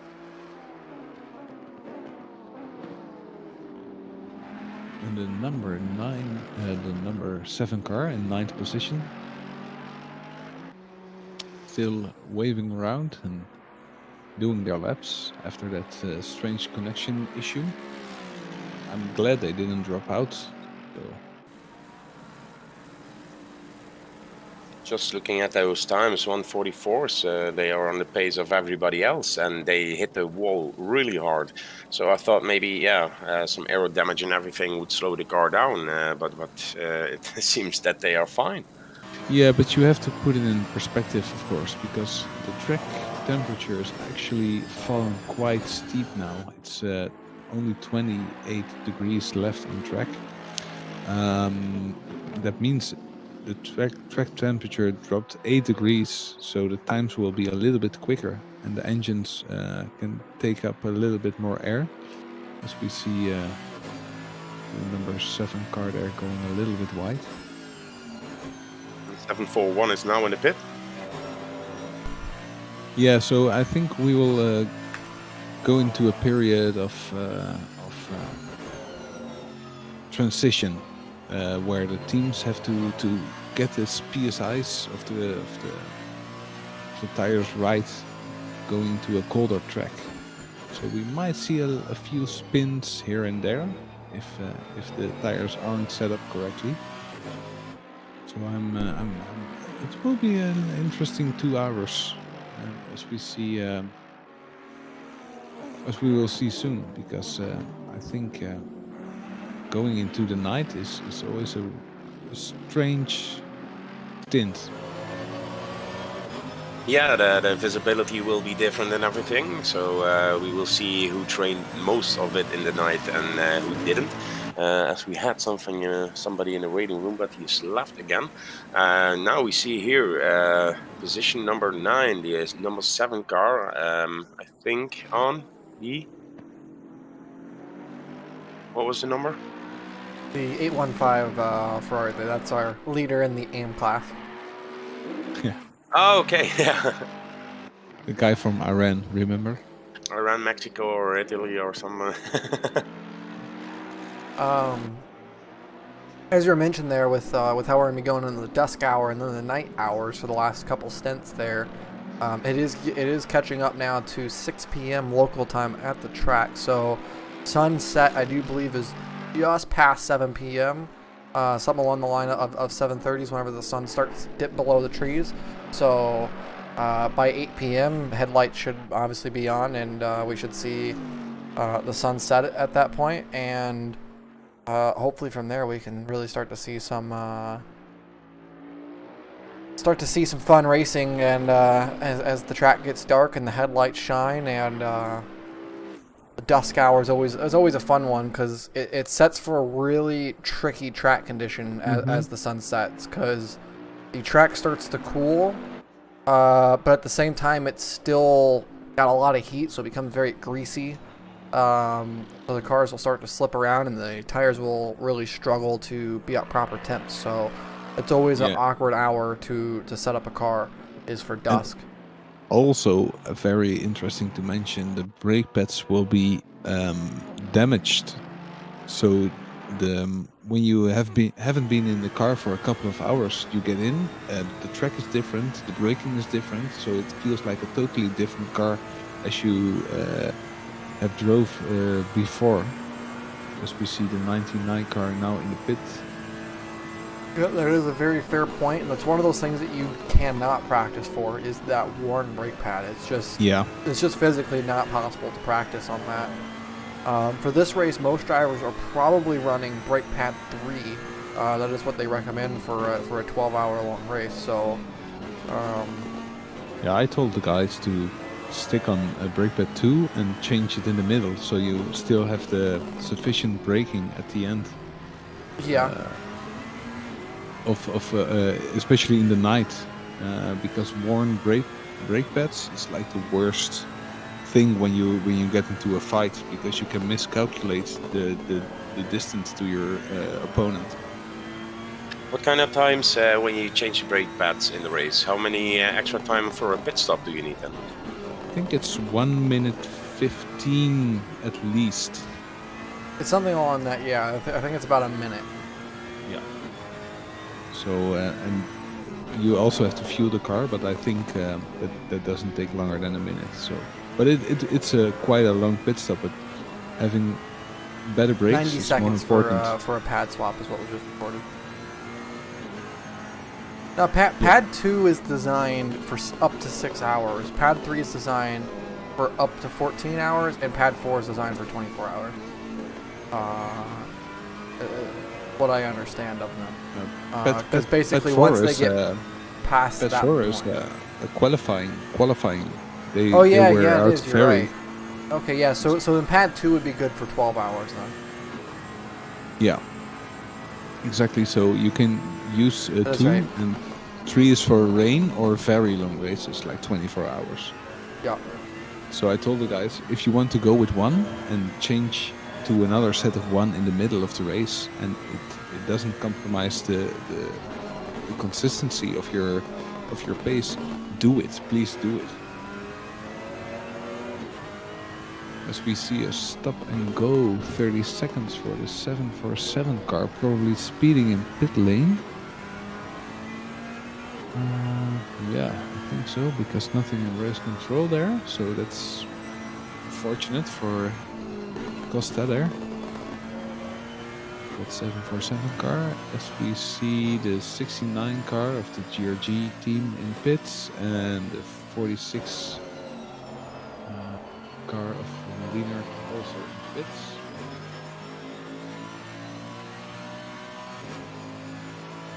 We see a beautiful Fanatec, pink Fanatec wing. 741 car.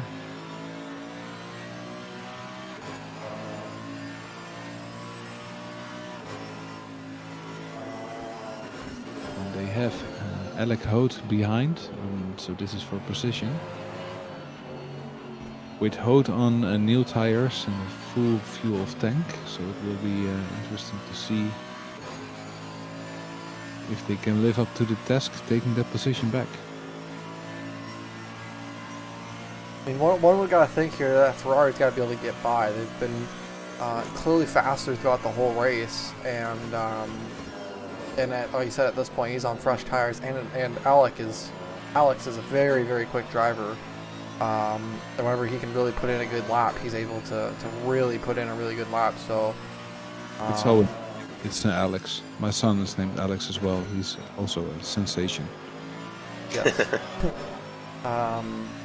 So I would assume that Alex will be able to get by here sometime soon, but the Mercedes seems to be just good enough to defend on the Ferrari, and I mean, as we've heard all day, the Ferrari is just not the right car of choice here. Again, I mean, at this stage in the race, we only have 5 mid-engine cars remaining, and only one of them is in the top 10. So definitely not a day for mid-engine cars here from Imola. That's for sure.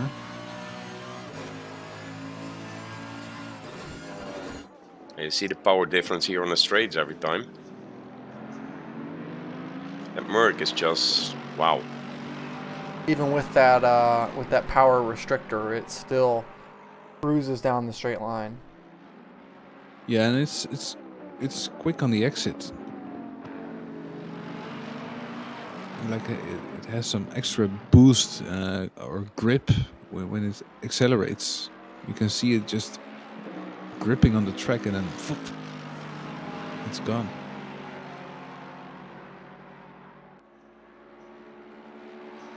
Just one moment.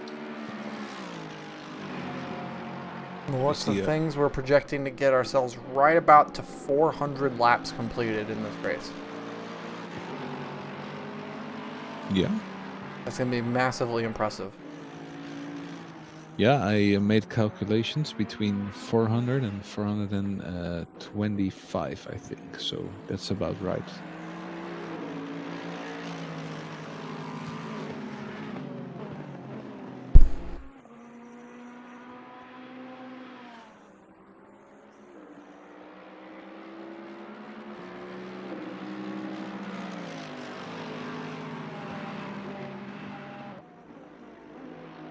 That 741 car is not giving up. As Alex Hood now taking a little bit of breathing space there. And the 13 car trying to unlap himself. Lexus. And yeah, the number 49 there.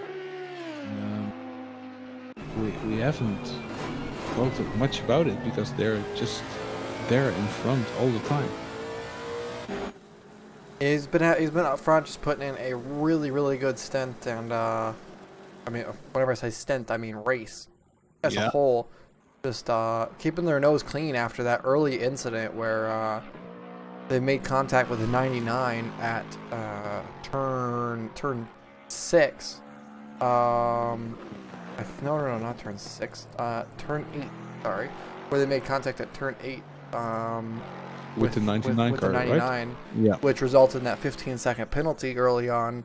But since that moment, they got the lead and they just haven't looked back. They've just tried to keep their nose clean since then. And speaking of keeping a nose clean, the 7 making a move on the hairpin there, contact with the 78 car. The 78 car is not having a great stint. That they are not, with the 15-second penalty already on course, and now contact here with the 7. Not quite sure what happened there. I think the number 7 car really dive bombed into that first chicane, but that's my point of view.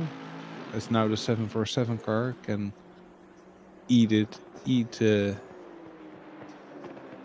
this car up. Yeah, I think it has damage or a puncture because it looks really slow now.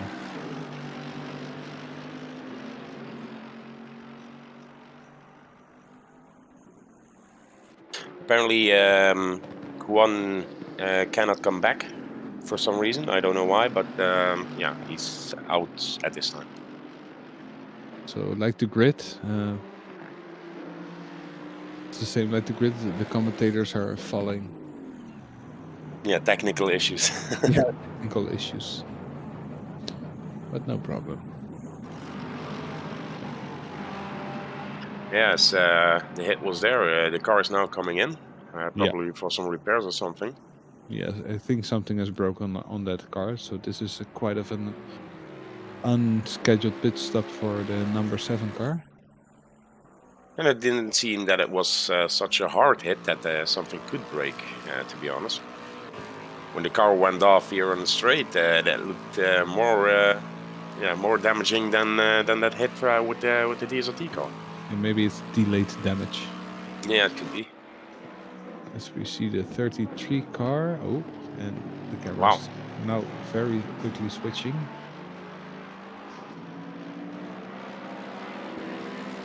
But still, this the 741 car leading this little group, making itself very wide. It's allowed to ignore these blue flags, and the 200 car, viewing this battle from a little bit back. Don't want to get involved into the action, because that might damage the car more than you want to. There's no reason to get into unnecessary battles here at this point. Again, there's still 4 hours remaining in this race. Yep. It could really damage your race and your strategy, so it's quite mature to stay back a little bit, use the slipstream, save some fuel, watch the battle unfold, and maybe walk away with a prize. What happened to all the GRG teams? Have you got any messages, Case, from your drivers? No, they've been keeping themselves in their voice discussion. They're all just talking about their race amongst themselves because they're all in a voice chat together. The races just seem pretty uneventful for the most part. The 198 obviously got into those incidents really early on, and then immediately got sucked into blue flags, and just really hasn't been able to recover from that. And the 69 was putting in a couple of good runs, but after a little bit of damage going off track there a couple hours ago, where they went nose into the wall at turn 6, they have gone into an off pit cycle, and it's just kind of pushed them down the field a little bit. Haven't been able to stay up front. Yeah, quite an uneventful race. Do you know if they have a lot of practice before this one? Yeah, I mean they put their laps in. Stayed true to the GRG fashion of put enough practice in without exhausting yourself. Yeah, it's kind of our motto. I'm gonna interrupt you here for a minute because Mr. Fick is in the waiting room from the 49 Speed Tavern Clown team. So I'm really interested hearing this story. Yeah. Hello, Fick. Hello. Welcome. Welcome. Tell us, how is your race going? Race is doing pretty good. We've lapped the entire field. Lapped the P2 guy twice. I think it's going tremendously well. My team has did an excellent job. Because I've only been in the car for an hour, and we were supposed to run hot laps. We were supposed to do a completely different strategy, but one of our drivers, Nigel, he forgot to change drivers during the pits, so he double stinted, and so we have to do an alternate strategy now. Okay, so the driver swap didn't work out the way it was planned. The way it was planned because he forgot to, because he's playing is using VR, so it's very difficult for him to see whether to see the HUD when he's using VR. I thought Trekker wanted to ask a question as well. Yeah, it doesn't really show in your pace that you had a small problem there with the lineup. So you said you only been in the car for 1 hour. That means you still have to do a double stint? It depends. It's either I'm still left to do a double stint or I only have to do one more stint, because just to fulfill the minimum 2 hours requirement for 4 drivers team. Yeah, but your team have done a great job setting up that car. How do you approach a race like this with 4 people and the setup, and how do you play it that it works for everybody? I think the preparation for this race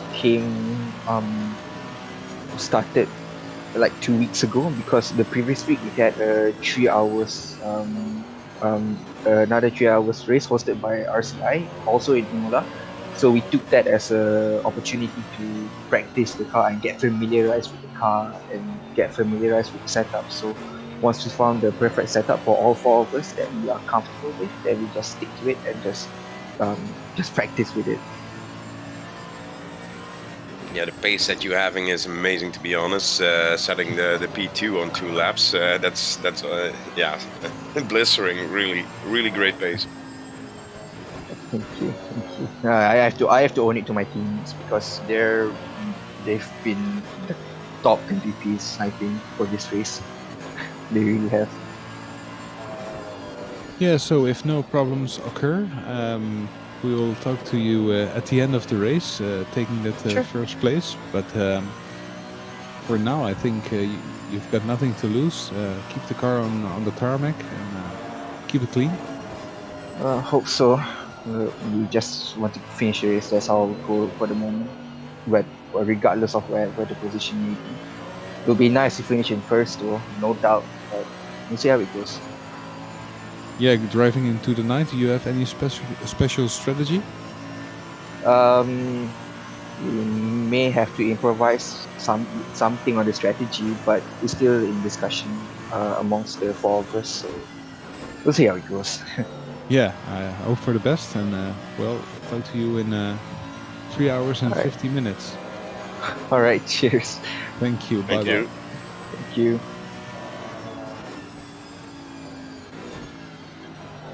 Oh, that's interesting. Even though they had a little bit of problems with the lineup, they still, I think they can fuel save this race and still win. Yeah, I think so as well. They are 2 laps ahead of P2. So yeah, maybe that lineup change that they did was the best strategy they could imagine. Yeah. Also very flexible of the rest of the team, and yeah, very well done. As we see Tim Krol here going into the pits. Nothing. I think this pit stop will take a little bit longer for them, because they had some damage from the incident. But yeah, the 78 car still has 15 seconds to make up. So yeah. Yeah, I think they are good for now. Yeah, but an eye for an eye. Yeah, absolutely. Yeah, the only battle is the 200. Still on the tail of that Merc, but yeah, they are, I think, for a few laps now behind him, but they cannot pass. I say pass, but I mean pass. Pass. All's good. All's good. It's getting late here in the Netherlands as well now, so normally it's bedtime.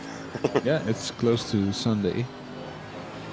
We're closing on Sunday, and still almost 4 hours, 3 hours and 50 minutes left. So yeah, it will be a late one. Very late one. So see the number 1 car now lapping somebody else. Also, track is free now. They are all on one side. Yeah, it tends to happen. I don't know why. I've seen it two or three times now with everybody on one side of the track. Yeah, so being like the number 7 car there on the left side of the track makes it really comfy with no one in front of you. As we had the driver change from the 33 car completed, and they are now out of the pits. Maybe the 99 car at the pit stop as well, because they are now behind the number 78 car. Correct. That was during the interview with Mr. Afik from the car we are viewing right now. The car looks really planted, to be honest. It's really sticky. And I love the way the front turns in on the It's curves. like it's on rails. Yeah. We see still the Ferrari and the Merc battling it out. Yeah, lap after lap after lap this time, and now we see 5 cars here on screen.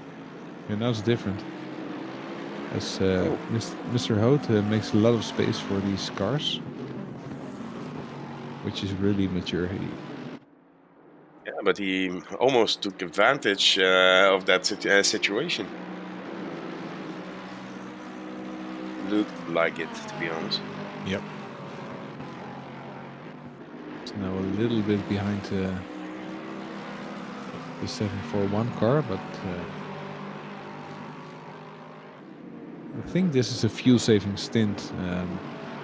Looking at the way they drive and not really making moves and letting people pass. Might be this stint. I think some teams are already calculating the last 2 or 3 stints. So it makes the last stint. They can maximize the last stint. Yeah, and the normal stint, what we talked about, is different for a few cars. Some can drive like 70 minutes, the other 80 minutes.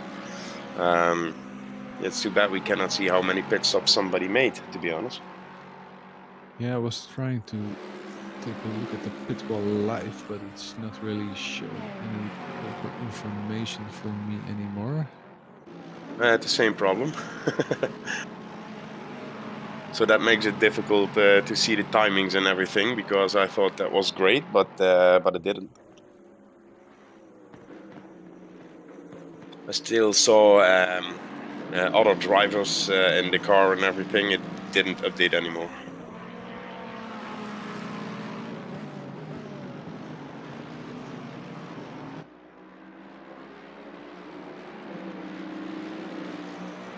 Yeah, the 200 car now, they lost like 2.3 seconds with all those blue flags and everything coming up. So yeah, maybe they can close the gap again and yeah, battle again for that position.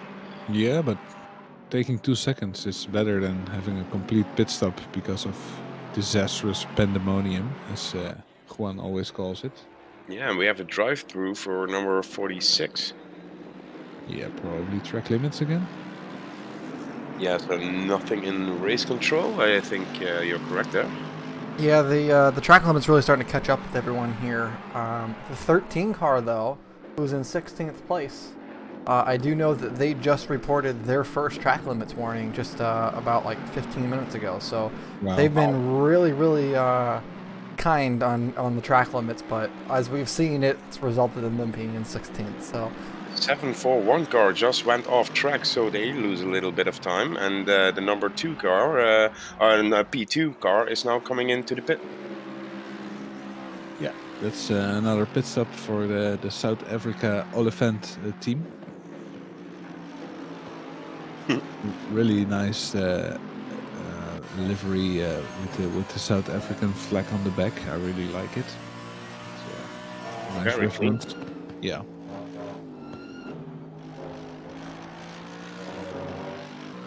Let's see that gap, 1.8 seconds now. So the off track of 741 costed them like more than a second to the 200 car again. Yeah. That 33 car looks better than in the front.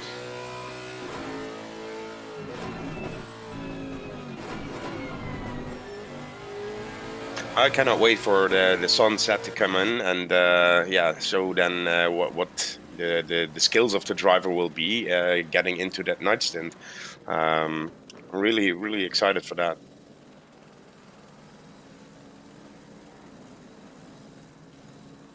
Yeah. You can see the shadows of the trees getting longer and longer. Now driving into the shadows of the trees. Luckily, the track layout doesn't mean you get the sun into your eyes.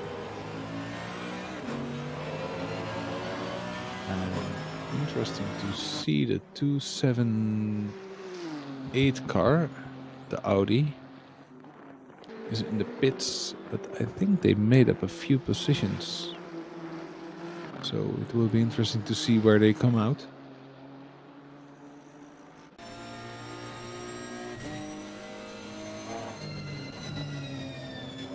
Sorry, I had a bad cough there for a moment. Me too.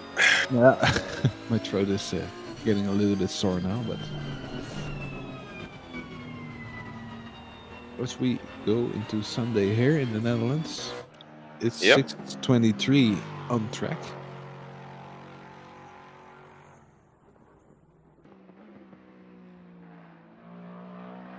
And remember, we are doing this for GDRF Game2Give. We already raised $265 in the last 8 hours.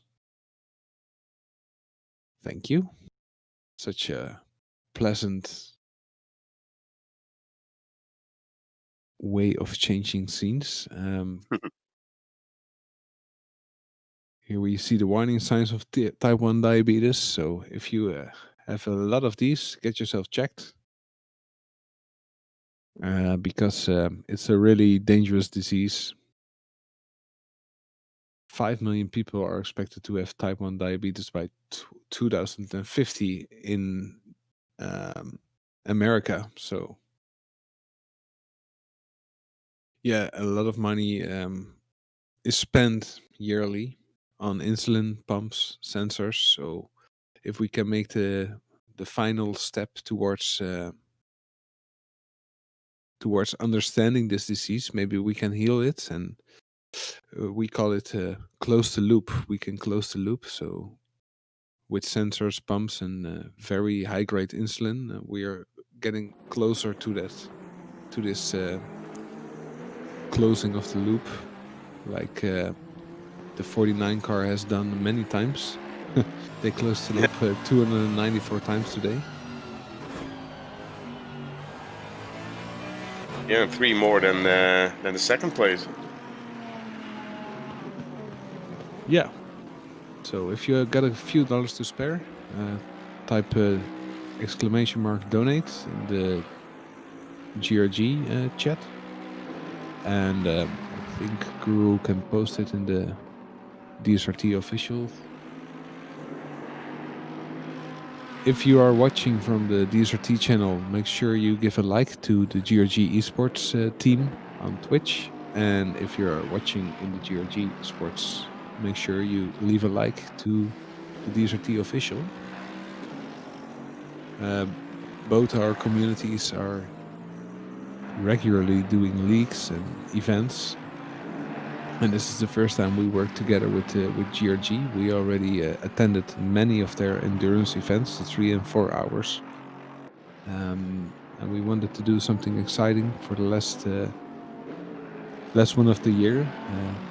Quite a controversial year, to be honest. But yeah, so far so good. We hit our goal twice, and it's now on $300. So yeah, Yeah, it would be nice if we can get that as well. As Just Race Control said, car 69, a 15-second time penalty for avoidable contact. So it's the GRG car. So yeah, both the DSRT and the GRG car have now 15 seconds penalty. The 46 car. 69. Yeah. Oh. I was surprised. The 46 car has been in the back most of the race, actually. I haven't really seen them. But they were in the front in the beginning of the race, right? Yeah, I will. Let me have a look here. 46 car. Yeah, they qualified 10th, so. Okay, I thought they were more in the front, but they lost 2 positions then. After 8 hours of racing, well, that's not bad. And that Aston Martin is probably. I'm not sure if it's the right car for this track, actually.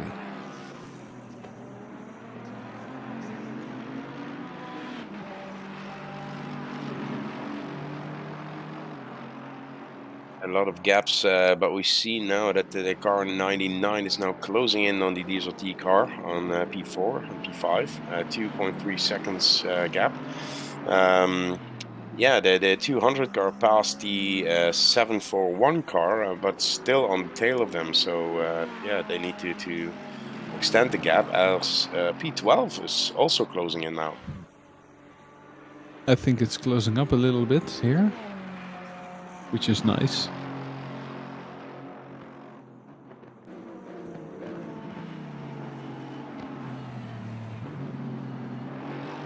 Ooh, as we see the the 741 car going off there for a little bit, and that's the move done. Yeah, that's moved on by the Aston Martin, number 46, what you said. So, yeah, it was a little bit of a mistake there. Didn't know what happened, but they lost control on the curves, what I could see. Yeah, the track is cooling down, so it might be getting a little bit slippier, and especially when you're under pressure, yeah, that might compromise you.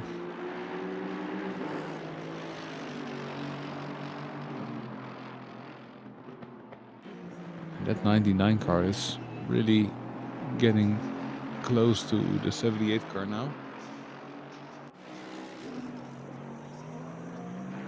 Oh, it will be interesting to hear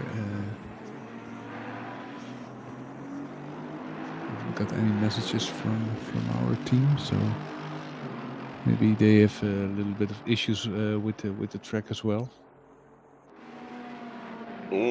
Yeah, Renee's doing 147s at this point, so maybe slight mistakes or something. But that's not the pace you want. Yeah, you want to be on.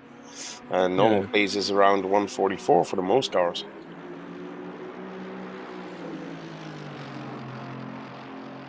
Yeah, they also put themselves into 144, so that's like what they trained for.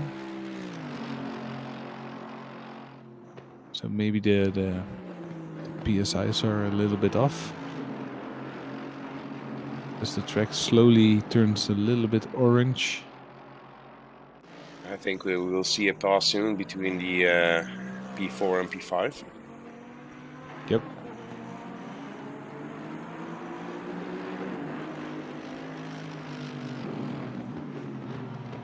Yes, everybody is still on one side of the track. Yeah. Sure who's on the back straight now, but he's lonely. It's a number 12 car.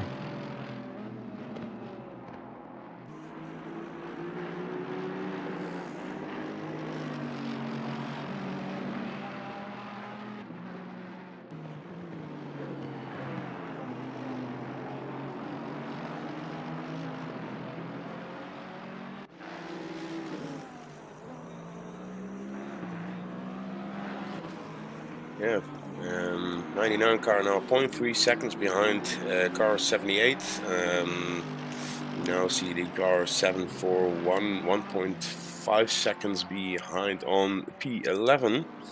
Yeah. But that's all the battles on this moment here on track.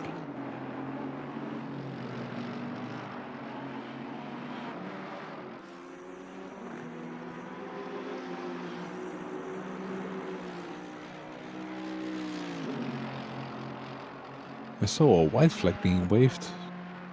That means there's a slow car on track.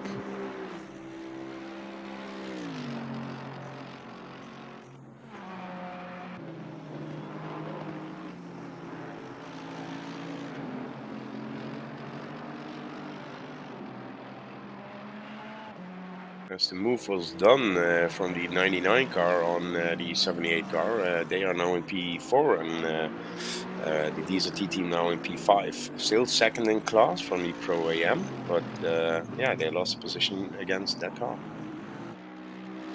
Yeah, they need they need to maybe pit or do something, because I think there's really something wrong with that car. Now already 4 seconds behind the 99 car. As we see the 185 car 1.2 seconds behind the 69 car. So they are virtually in front.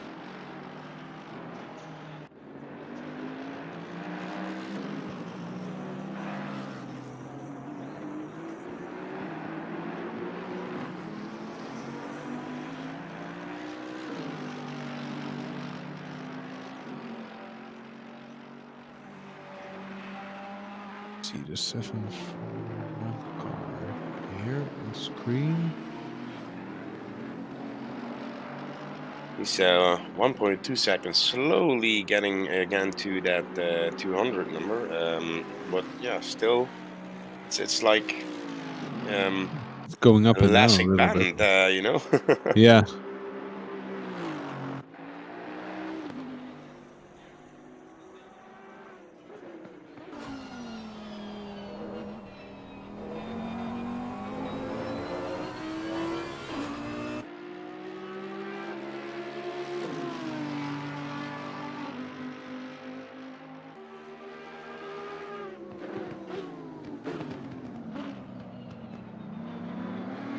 Wow. Oh, that move was Late done. dive. Yeah. Late dive there on the outside, but yeah, still on the tail here and maybe overtaking now. Yeah, imagine after so many laps, you know the track by heart. Yeah, you know how the car is going to react and everything, but still, sometimes those moves scares me. Yeah, yeah. Especially when you cannot control it.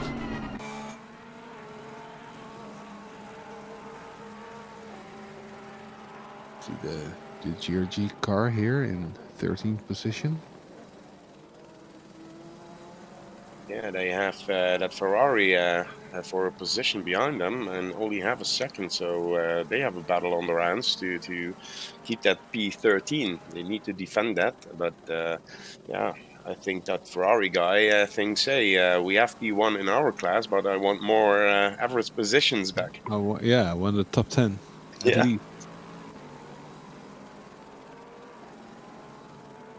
But hey, he can tell everybody he beat 3 pros.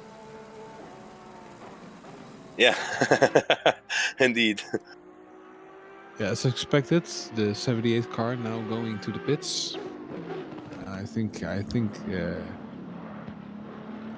there's something wrong with their car. Yeah, maybe due to that touch they have where they got that penalty, maybe some light damage or something. As he wasn't really on the pace that it should be. Yeah, it will be interesting to see if they lose the position to the number 12 car.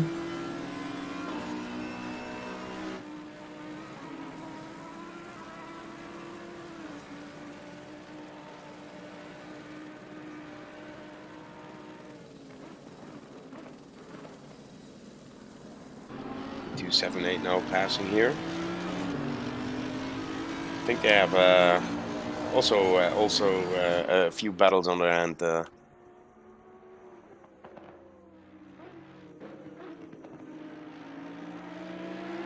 I think the penalty of the 69 car will be removed. The 46 car missing braking zone and rejoined on the apex of turn 2, making the contact with 96. So yeah, and there it is. It's removed.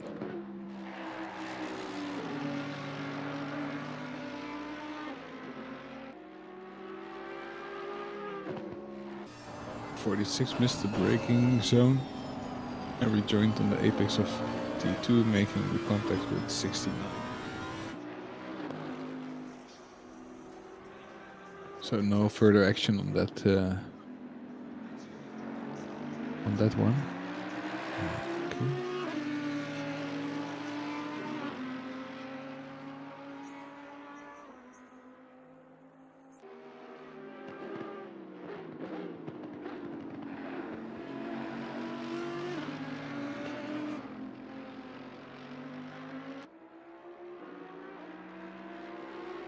So it's not many battles going on at this point. I need a little break for 1 minute, if you don't mind. Okay, thank you. Alrighty. And I'll step. Let's go ahead and let's go jump back. 1-5 Ferrari here. Appears to be the closest race on the track at the moment. Yeah, it's the closest battle, yeah. We also do got the 13 on the 198 though, so simultaneous battles here at the tail end of the field.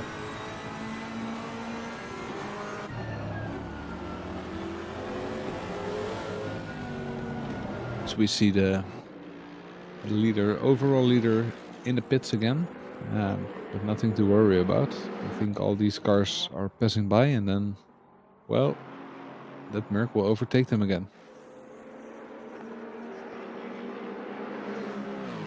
3.5 hours remain here in Imola. Been an eventful race so far, and as we're really closing down towards the end here,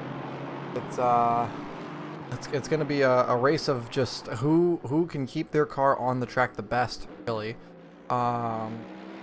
At least for the remainder of this one, as Drew goes the 13 on the 198. Took all the racetrack to do it, but they managed to get it done. 46 goes wide and off there, though, at the hairpin, as they were trying to sink their way through. Yeah, that's unfortunate. That's going to bring the 200 car right up to his tail there. Yep. No move down into the final corner, though. Now let's go ahead and jump back to this cute car. No, maybe not quite as close as I was expecting or hoping for there out of that battle. Yeah. Go ahead and jump back to this Ferrari here as it comes flying down the front straightaway. Handling the Porsche with its big old wing.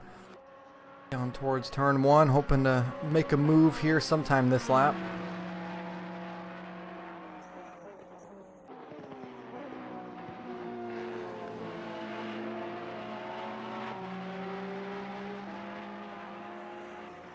Yeah, slowly getting closer and closing that gap, but not really making an impression yet.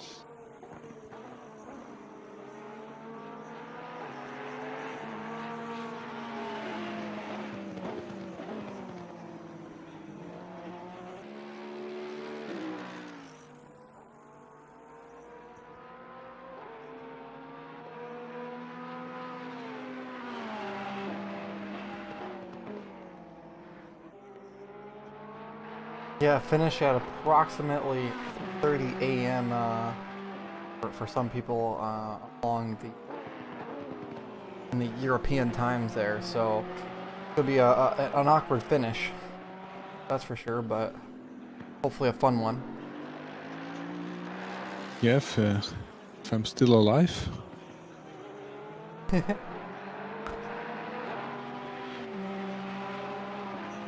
Much as it sucked getting up early for this one, at least I'll be able to go to bed early and have a night to sleep.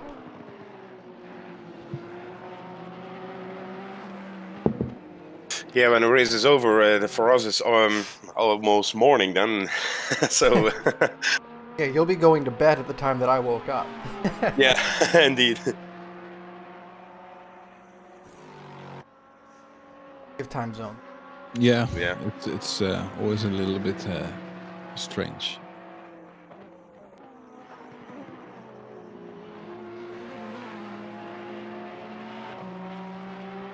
Cars seem very evenly matched here. The leading AM car and the Pro category 69 Porsche.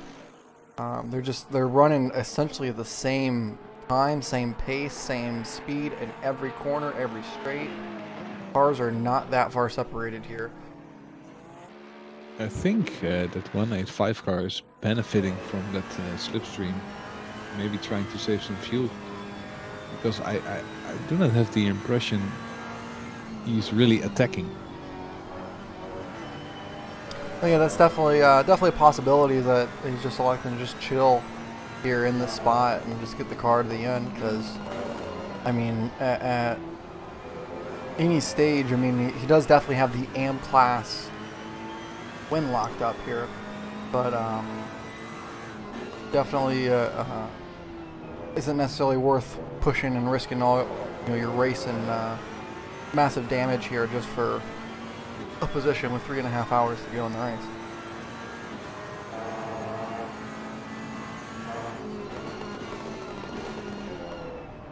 And try to go for a good run here though through the final 2 corners. Maybe try to really get an attack down to turn 1. I love these onboard shots, both in games and in real life. They're always really good at just showing how on the limit the drivers really are, because looking at it from a third-person camera that's following their tracing and such, you don't really get to capture the speed that these drivers are really doing and how much they're really having to work for this. But these onboard cams right here showing the wheel where they're gonna have to saw it back and forth, and how the pedals are moving, and how much of the curb they're using to have just a little bit left to use on the far edge. That it really just shows right there. The 69 dips into the sand just a little bit. It's going to give the Ferrari a run around the outside, going for the switchback. Nice job by the 69 to cover it off on defense. This is what I mean by attacking. This is attacking. You can see the car is going around on the straights and out of the corners with the steering wheel going left and right, and then you know someone is attacking instead of chilling behind and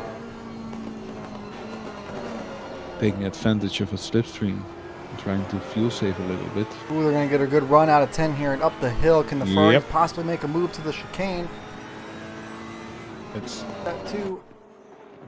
Porsche runs right through the chicane. That's going to be a track limits warning for that car. And due to the grass, going to get a bad run. That's going to allow the Ferrari right through on the position as well. Yeah, they broke under pressure there. That he did. Wiki with just a little bit of a mistake there, which allows the 815 NSIR car right on through, go and take the position away. See, 200 car just passed the DSRT car, and now it's Kroll behind him. So yeah, setting him on a lap or 2 laps. 2 laps. So Kroll 3, 5. Oh, there's even more.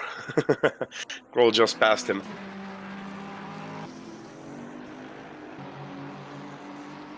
I have at this stage lost track of the pit stops and such, so I don't really know if this pit stop for the 12 is scheduled. I would imagine so. And being with the way that car is ran in the previous stints, I do believe they're on a 2-stop to the end at this point, which is basically the same for everyone, I feel like. Because you pit at the, it might be a 3-stop for most other people from this point on, depending on the way the pit cycle works. But if we see these drivers pit right around the 3-hour mark, that'll put them pitting again just after the 2-hour mark and again just after the 1-hour mark. It would be 3 stops to the. But the Bentley from here is 2 stops, but of course they did pit now, so that would technically count as their 3rd stop. So the pit strategies have synced up now, I would say, between the Bentley and one else. So where that car is running now, I do believe is its running position, and fight here with the 78 DSRT car is that is for position, and that is a fight. Yeah, but I think, to be honest, that the number 12 car has now the advantage after pitting and then being so close behind the DSRT car. They have the advantage, I think, because yeah, I don't know if the DSRT car they went offline off the pace with the strategy and everything because the pedals broke for one of the drivers. So yeah, it could be for position, or it could be that they need an extra stop. Yeah, but we also have to take in account with the track now 25 degrees. If you are on a two-stopper and you're still on this hard compound, but you need like something softer or something harder, there's only 2 times you can adjust it. If you take 3 stops, there's 3 times you can adjust it. So it will be interesting to see.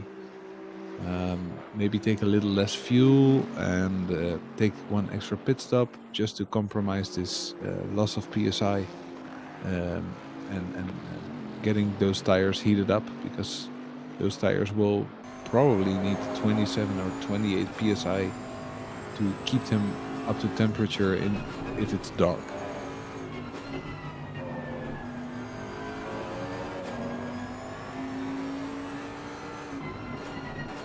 In about 10 minutes we have the sunset, and then we are going into nighttime almost, so that will be interesting.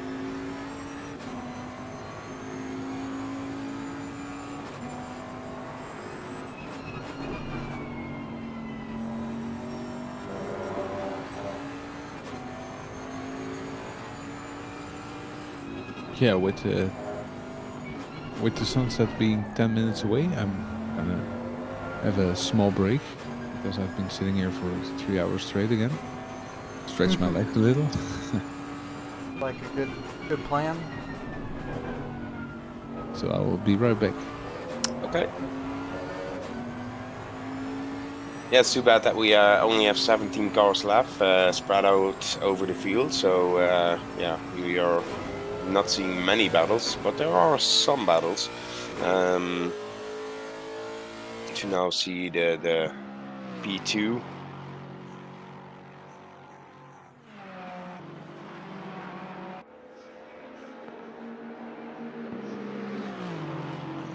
So we have a battle in our hands for the Pro AM class, the P5 and P6. They are close to each other, so that will be for position. If I'm correct, it's the car 69 and the 815 just switched positions again. Thought they would pass. But they did. They did swap positions there just a moment ago. So maybe a mistake of the 815 car then.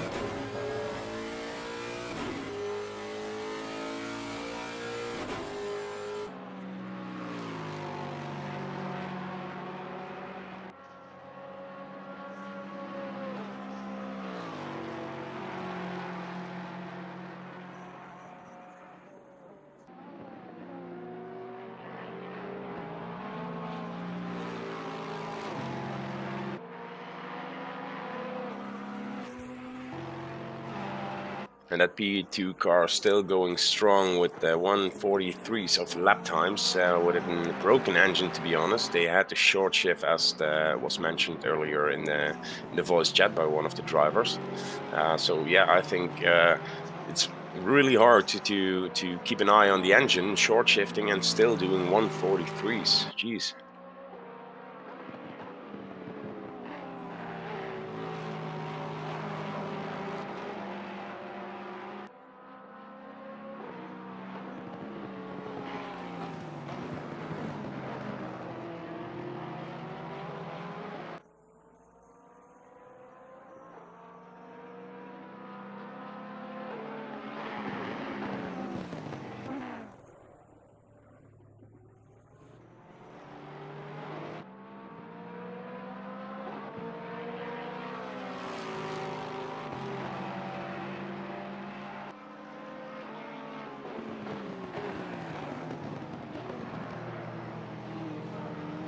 Ooh, off goes the 69 there.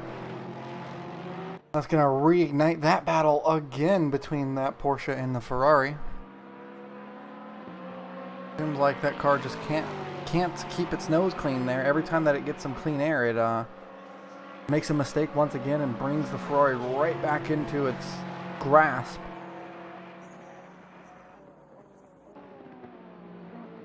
Yeah, they switched positions before, then they took the position back, and now after this mistake, indeed, it's the Ferrari. Now on the inside dive, That's an overtake. Jesus Christ, that's a nice overtake, to be honest. That was wow, really aggressive and to the point, but it got it done and cleanly. That was a heck of a move. That was commitment to the point, to be honest, to put it beside him and just stick it on there. And now they switch positions again, so the 815 car just took P13. I mean, whenever you see your opportunity, you got to take it. Yeah, absolutely. Well, it'll be interesting to see if the Ferrari can keep on that pace then, or maybe the 69 car, the GRG Esports car, can fight back and maybe overtake him again. So, as number 13 is now also in the pit.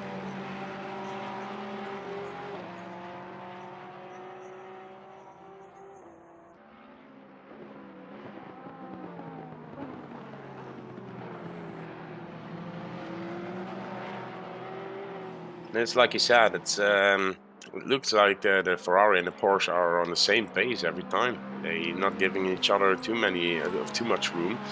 And in the slipstream, I think the Porsche can come back and maybe settle up a new attack for in about 2 laps or something.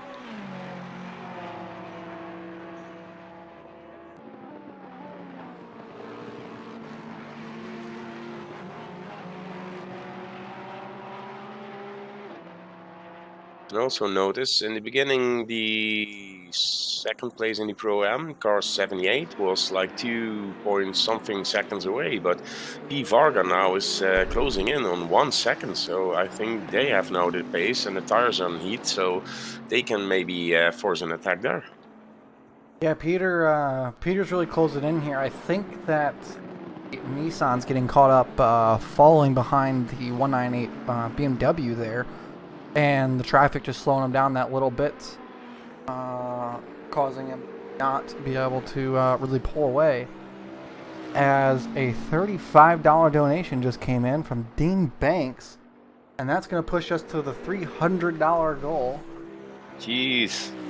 Thank you very much for that donation. Still so 3 hours to go. Dean. Again, still 3 hours to go, and we've now hit our 3rd donation goal. $300 raised for Game2Give Foundation for JDRF International. Wow, that's insane! I can't believe that we've hit $300. I was not even expecting to hit the 150, and we've doubled it now. I'm in shock. Yeah, to be honest, I had the same. As you know, I was the one with the real doubt here that said, should we do a charity now in the month of December after we had a 24-hour charity event? But we even got more money now than we had in the 24 hours. So yeah, I'm really shocked, to be honest, that we got those 300, doubled our goal. And now what are we doing? Should we set another goal, or do you say just leave it and see how far we can go?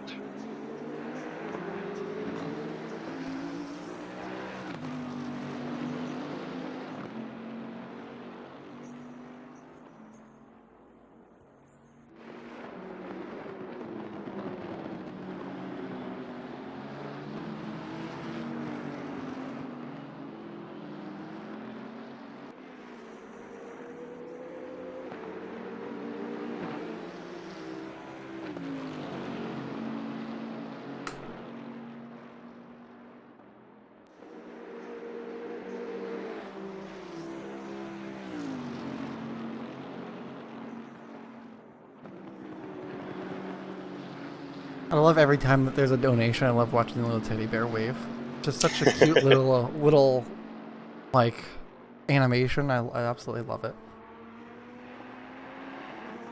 What do you say? What should we do about the goal? Leave it on 300 or raise it again? I don't know what we would raise it to. I'm amazed that we've hit the 300 mark already. Yeah, we can keep on going with this one and see how many people will donate again, and yeah, the money will count over our third goal.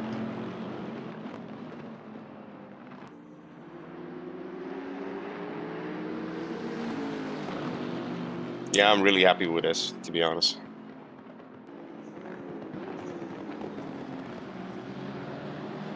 Brew goes to 78 on the 198 finally. It's been a fight for about 5 laps now. But he managed to get the overtake done, and that's really going to help bridge that gap a bit more to Peter Varga, because Varga was getting right up to his bumper. So now Varga's got to find his way past that BMW. Of course, the BMW, who's been getting reported all day for, in quotes, dangerous driving as being a lap car, you know, people are really getting annoyed with him because he doesn't really give you the room to just go by, and so it's not an easy pass. The car, I mean, that's the thing with everyone electing to go for GT3 instead of having a split class with GT4 and GT3. Having everyone going on the GT3 category just kind of makes it where the slow cars aren't really slow, if that makes any sense. You know, they're slow, yes, but being a second slower is a lot harder to pass than being 8 seconds slower or 10 seconds slower. And so having something like this where you're trying to overlap someone who's really not that much slower than you really makes it tricky to get it done. Varga there with a move at the hairpin, and it gets side by side with the BMW. Racing up towards turn 8, the BMW does have right to race him here. I mean, he does not have to give the spot up.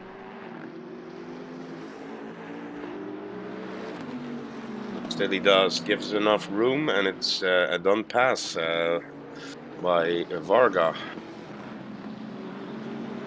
So, but yeah, you can still see in the fight he lost like 2 seconds almost to the DSRT car. So yeah, that helped a lot for the DSRT team. But yeah, I think the pace on this moment from Peter Varga is really fast, as the last lap times was equal. But yeah, remember that there was still a fight going on.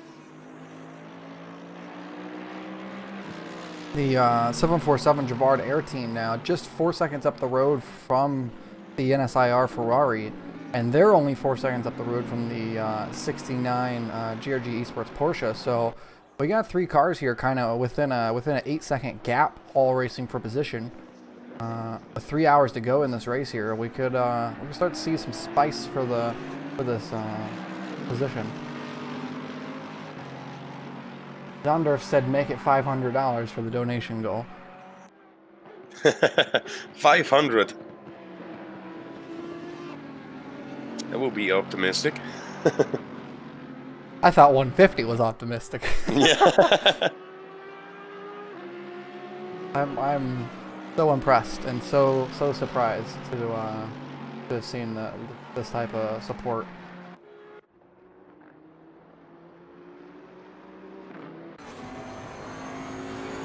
Yeah, really amazing support also from the racing teams, as you can see in the donations. Everybody is donating, and yeah, really helpful. Yeah, and so thankful for all those guys racing here and everything, and doing this. Yeah, it's really amazing. It gives me joy to watch, to be honest. It makes us a much more enjoyable race at the moment, knowing that people are here supporting it for a good cause.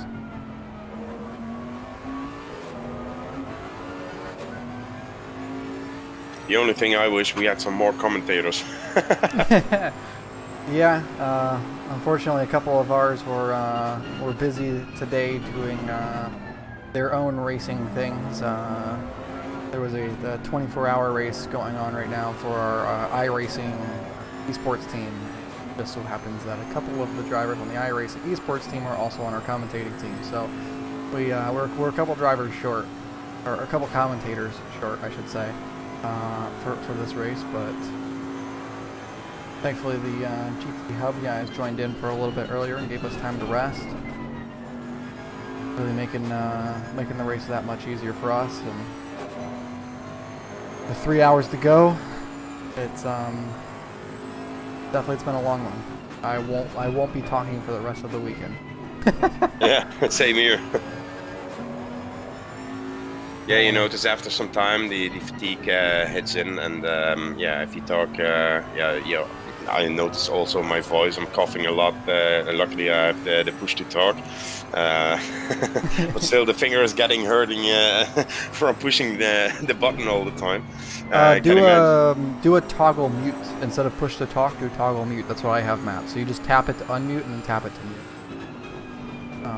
And that's I've always found that a much more functional way to do it than push to talk. Yeah, I'm pretty what do you say it? Used to it, to using this. But yeah, it's a long race, and then we did like 24 hours, and we noticed that if you do 24 hours, yeah, you need like a team of commentators.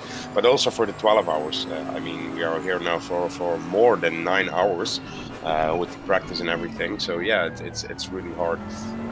Yeah, imagine Ethan. This stream has been live for 12 hours.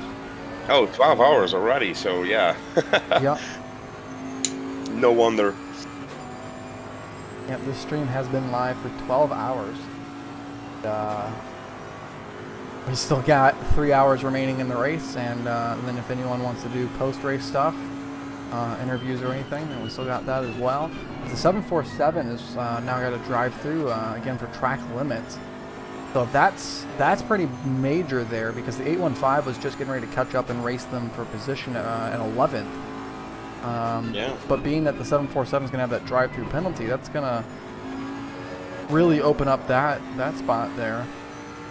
And that might push them, because the 200 U car is also on that lap, so that might push them all the way down into 14th or even 15th here as they're serving the drive-through now, so we'll see just how far they drop down the field. As the 99 car just came in race control, got a 15-second time penalty for avoidable contact. Yep, there it was, just tagged on. Avoidable contact with which car? With the 78 car, so with the DSRT car. Interesting. We've been sitting here on board for a little bit with it, so it's obviously a older report. Not quite sure what that was. My graphics card's definitely starting to not be happy, to say the least. I can hear my PC starting to get fed up with me. It's starting to make some buzzy noises that don't sound very great. I'm starting to make buzzy noises. Yeah.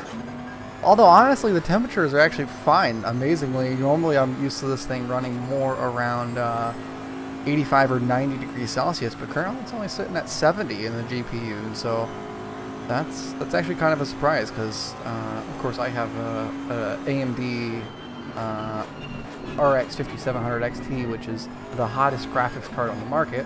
I wish I knew that before I bought it, but it literally its operating temp is at 90 degrees Celsius is what it's recommended to operate at.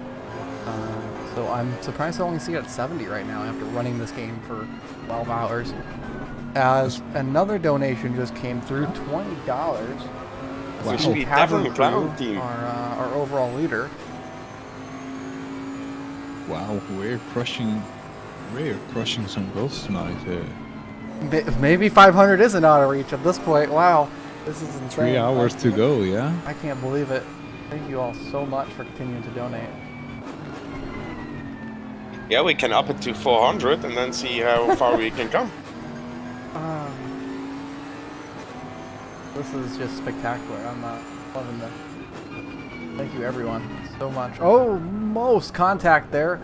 Not to distract, but the Soul Race team, the number 12, Peter Varga, they're going towards the turn 11 chicane almost ran right over the back of the donation box DSRT Nissan there. Yeah, don't hit the donations because you see it, you hit it a little bit and it jumps to 400. So let's get that 400, guys. A great effort there by everybody. Thank you all for your very kind donations. And we got someone in the GRG Esport Twitch telling us to make it 500. No problem if you can fill it up to 500. Then. So Sondorf, if you're still watching, no problem. Yeah, I can say when you donate, I will set it to 500, and then then you can donate, and the bar is full again. We can go on. Maybe we can have that 1,212 that we talked about. Yeah, that will be something, right? Maybe ask someone from AMD or NVIDIA, so we can also get a new graphics card for Case then. Once the 3080 is in stock, I'm buying one. Like, as soon as one's in stock, I'm buying it. I have already got the money set aside, and I'm ready for it. Yeah, but I'm not sure when they will start to produce more. Absolutely no idea, but I'm hoping sometime soon.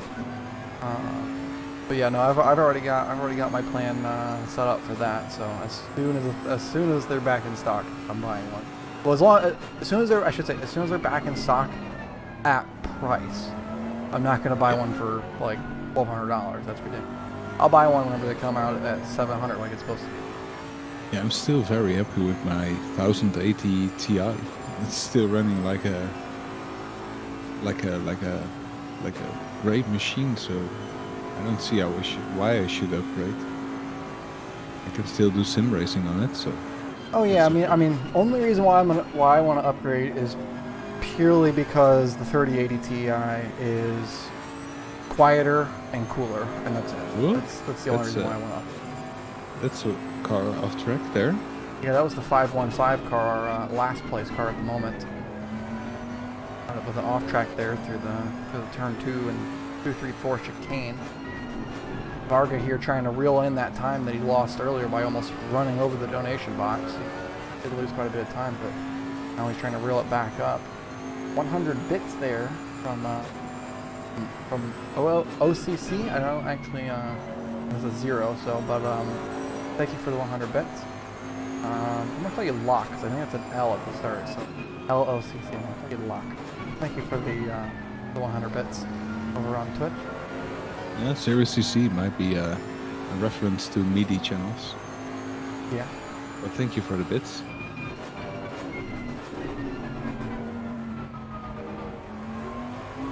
Three hours remain here from Imola. Cars are once again still spread out. We're sitting on board with the Soul Race Team number 12 Pro-Am Bentley at the moment. Because this is the closest battle on track, and honestly I'm kind of enjoying just watching this onboard. Ooh, and off goes them as we were just talking. Through comes the 7. Mercedes now putting a car in between. But I enjoy being able to just watch here these onboards and really just see how the track is really coming to grips at the moment, and watching as the sun sets. It's a nice, pleasant way to enjoy the race. And the sun is quite high actually when I take a look at the rides. Yeah, I was expecting a sunset somewhere around 7:30 to 8, as in the time where you'll see the sun like well below the trees. So another 20 minutes, I think we'll see the sun well below the trees, and then by 8 o'clock we should see the sun down, and of course everyone should have their headlights on at that time. Yeah, you can get a penalty for not turning on the lights, so I hope everybody is set to at least auto lights, or yeah, you will get a notification if the lights are off anyway.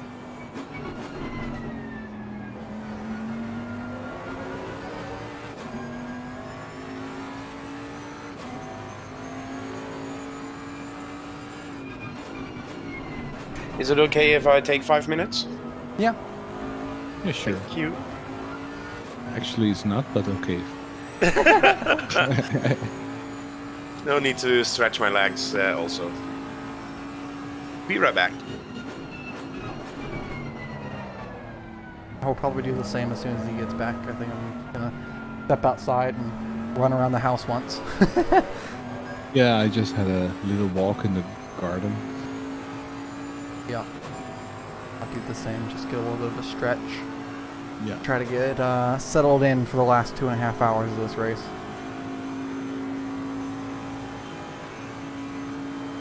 Go and see, so jump on board with our overall leader here.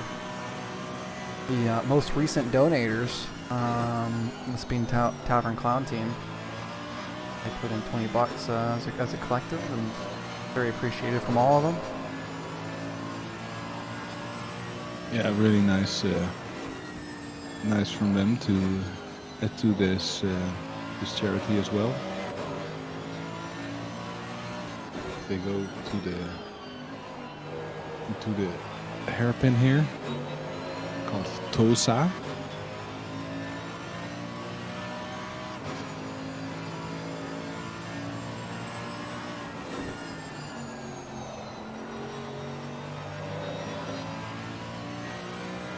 Going into Piratella, into the Acqua Minerale.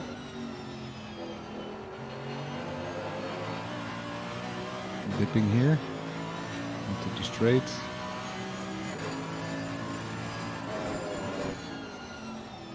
To the Variante Alta. And then a great run down to the back of the circuit.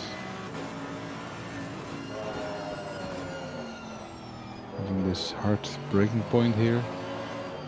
These two corners called Rivazza. Onto the main straight.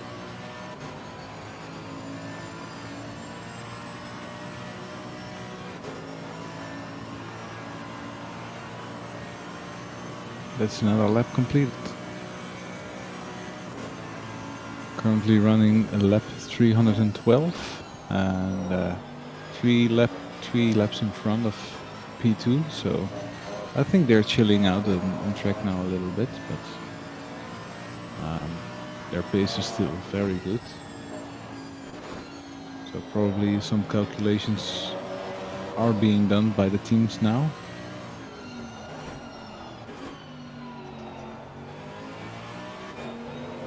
As the ambient temperature is now the same as the track temperature, so I think they will start to feel the difference in the track.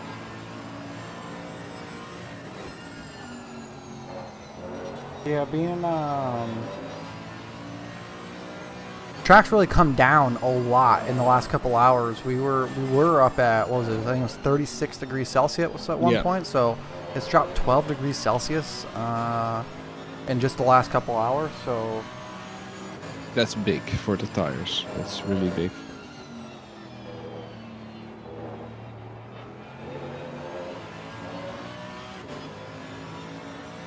So yeah, it will be a lot slippier, and as we spoke about before, the car will feel totally different from the setup they loaded 9 hours ago.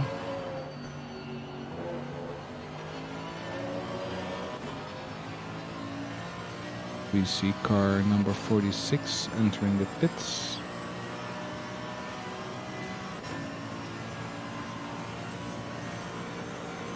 Go jump back on board here with the Bentley, because once again they're rolling their way right up to Nissan in front. We're actually gonna go on with the Nissan and look out the rear window and over the rear spoiler.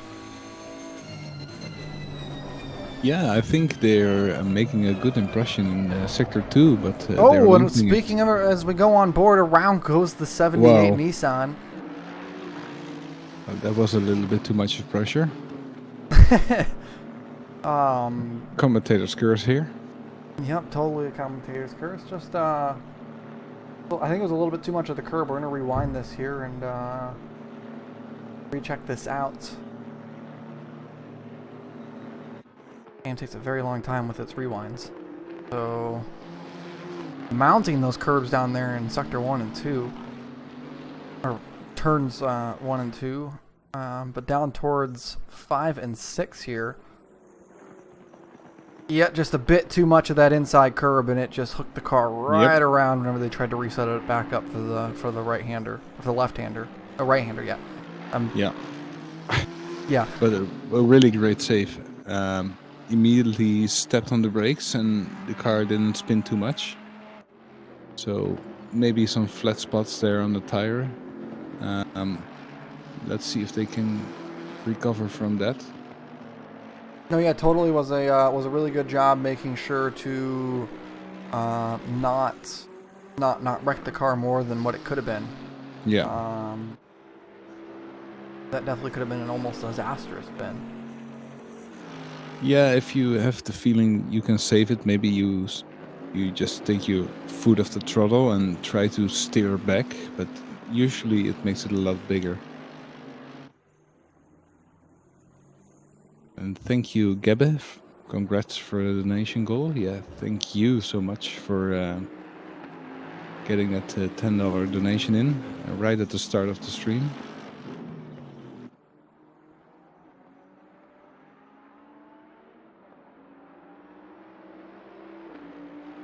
We see the 99 car now inside the pits, getting out and taking that 15-second penalty.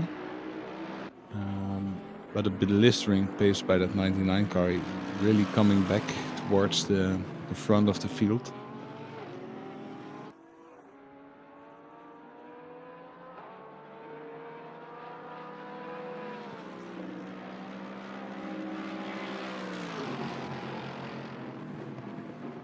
The 741 car now close behind the 101 car. A few laps behind, but it's good if you can follow guys like this around for a little bit, see if you can find some time or some interesting new things on the track. I always find when you're at the end of endurance, you know the track by heart and you learn some things in the end you wish you knew before.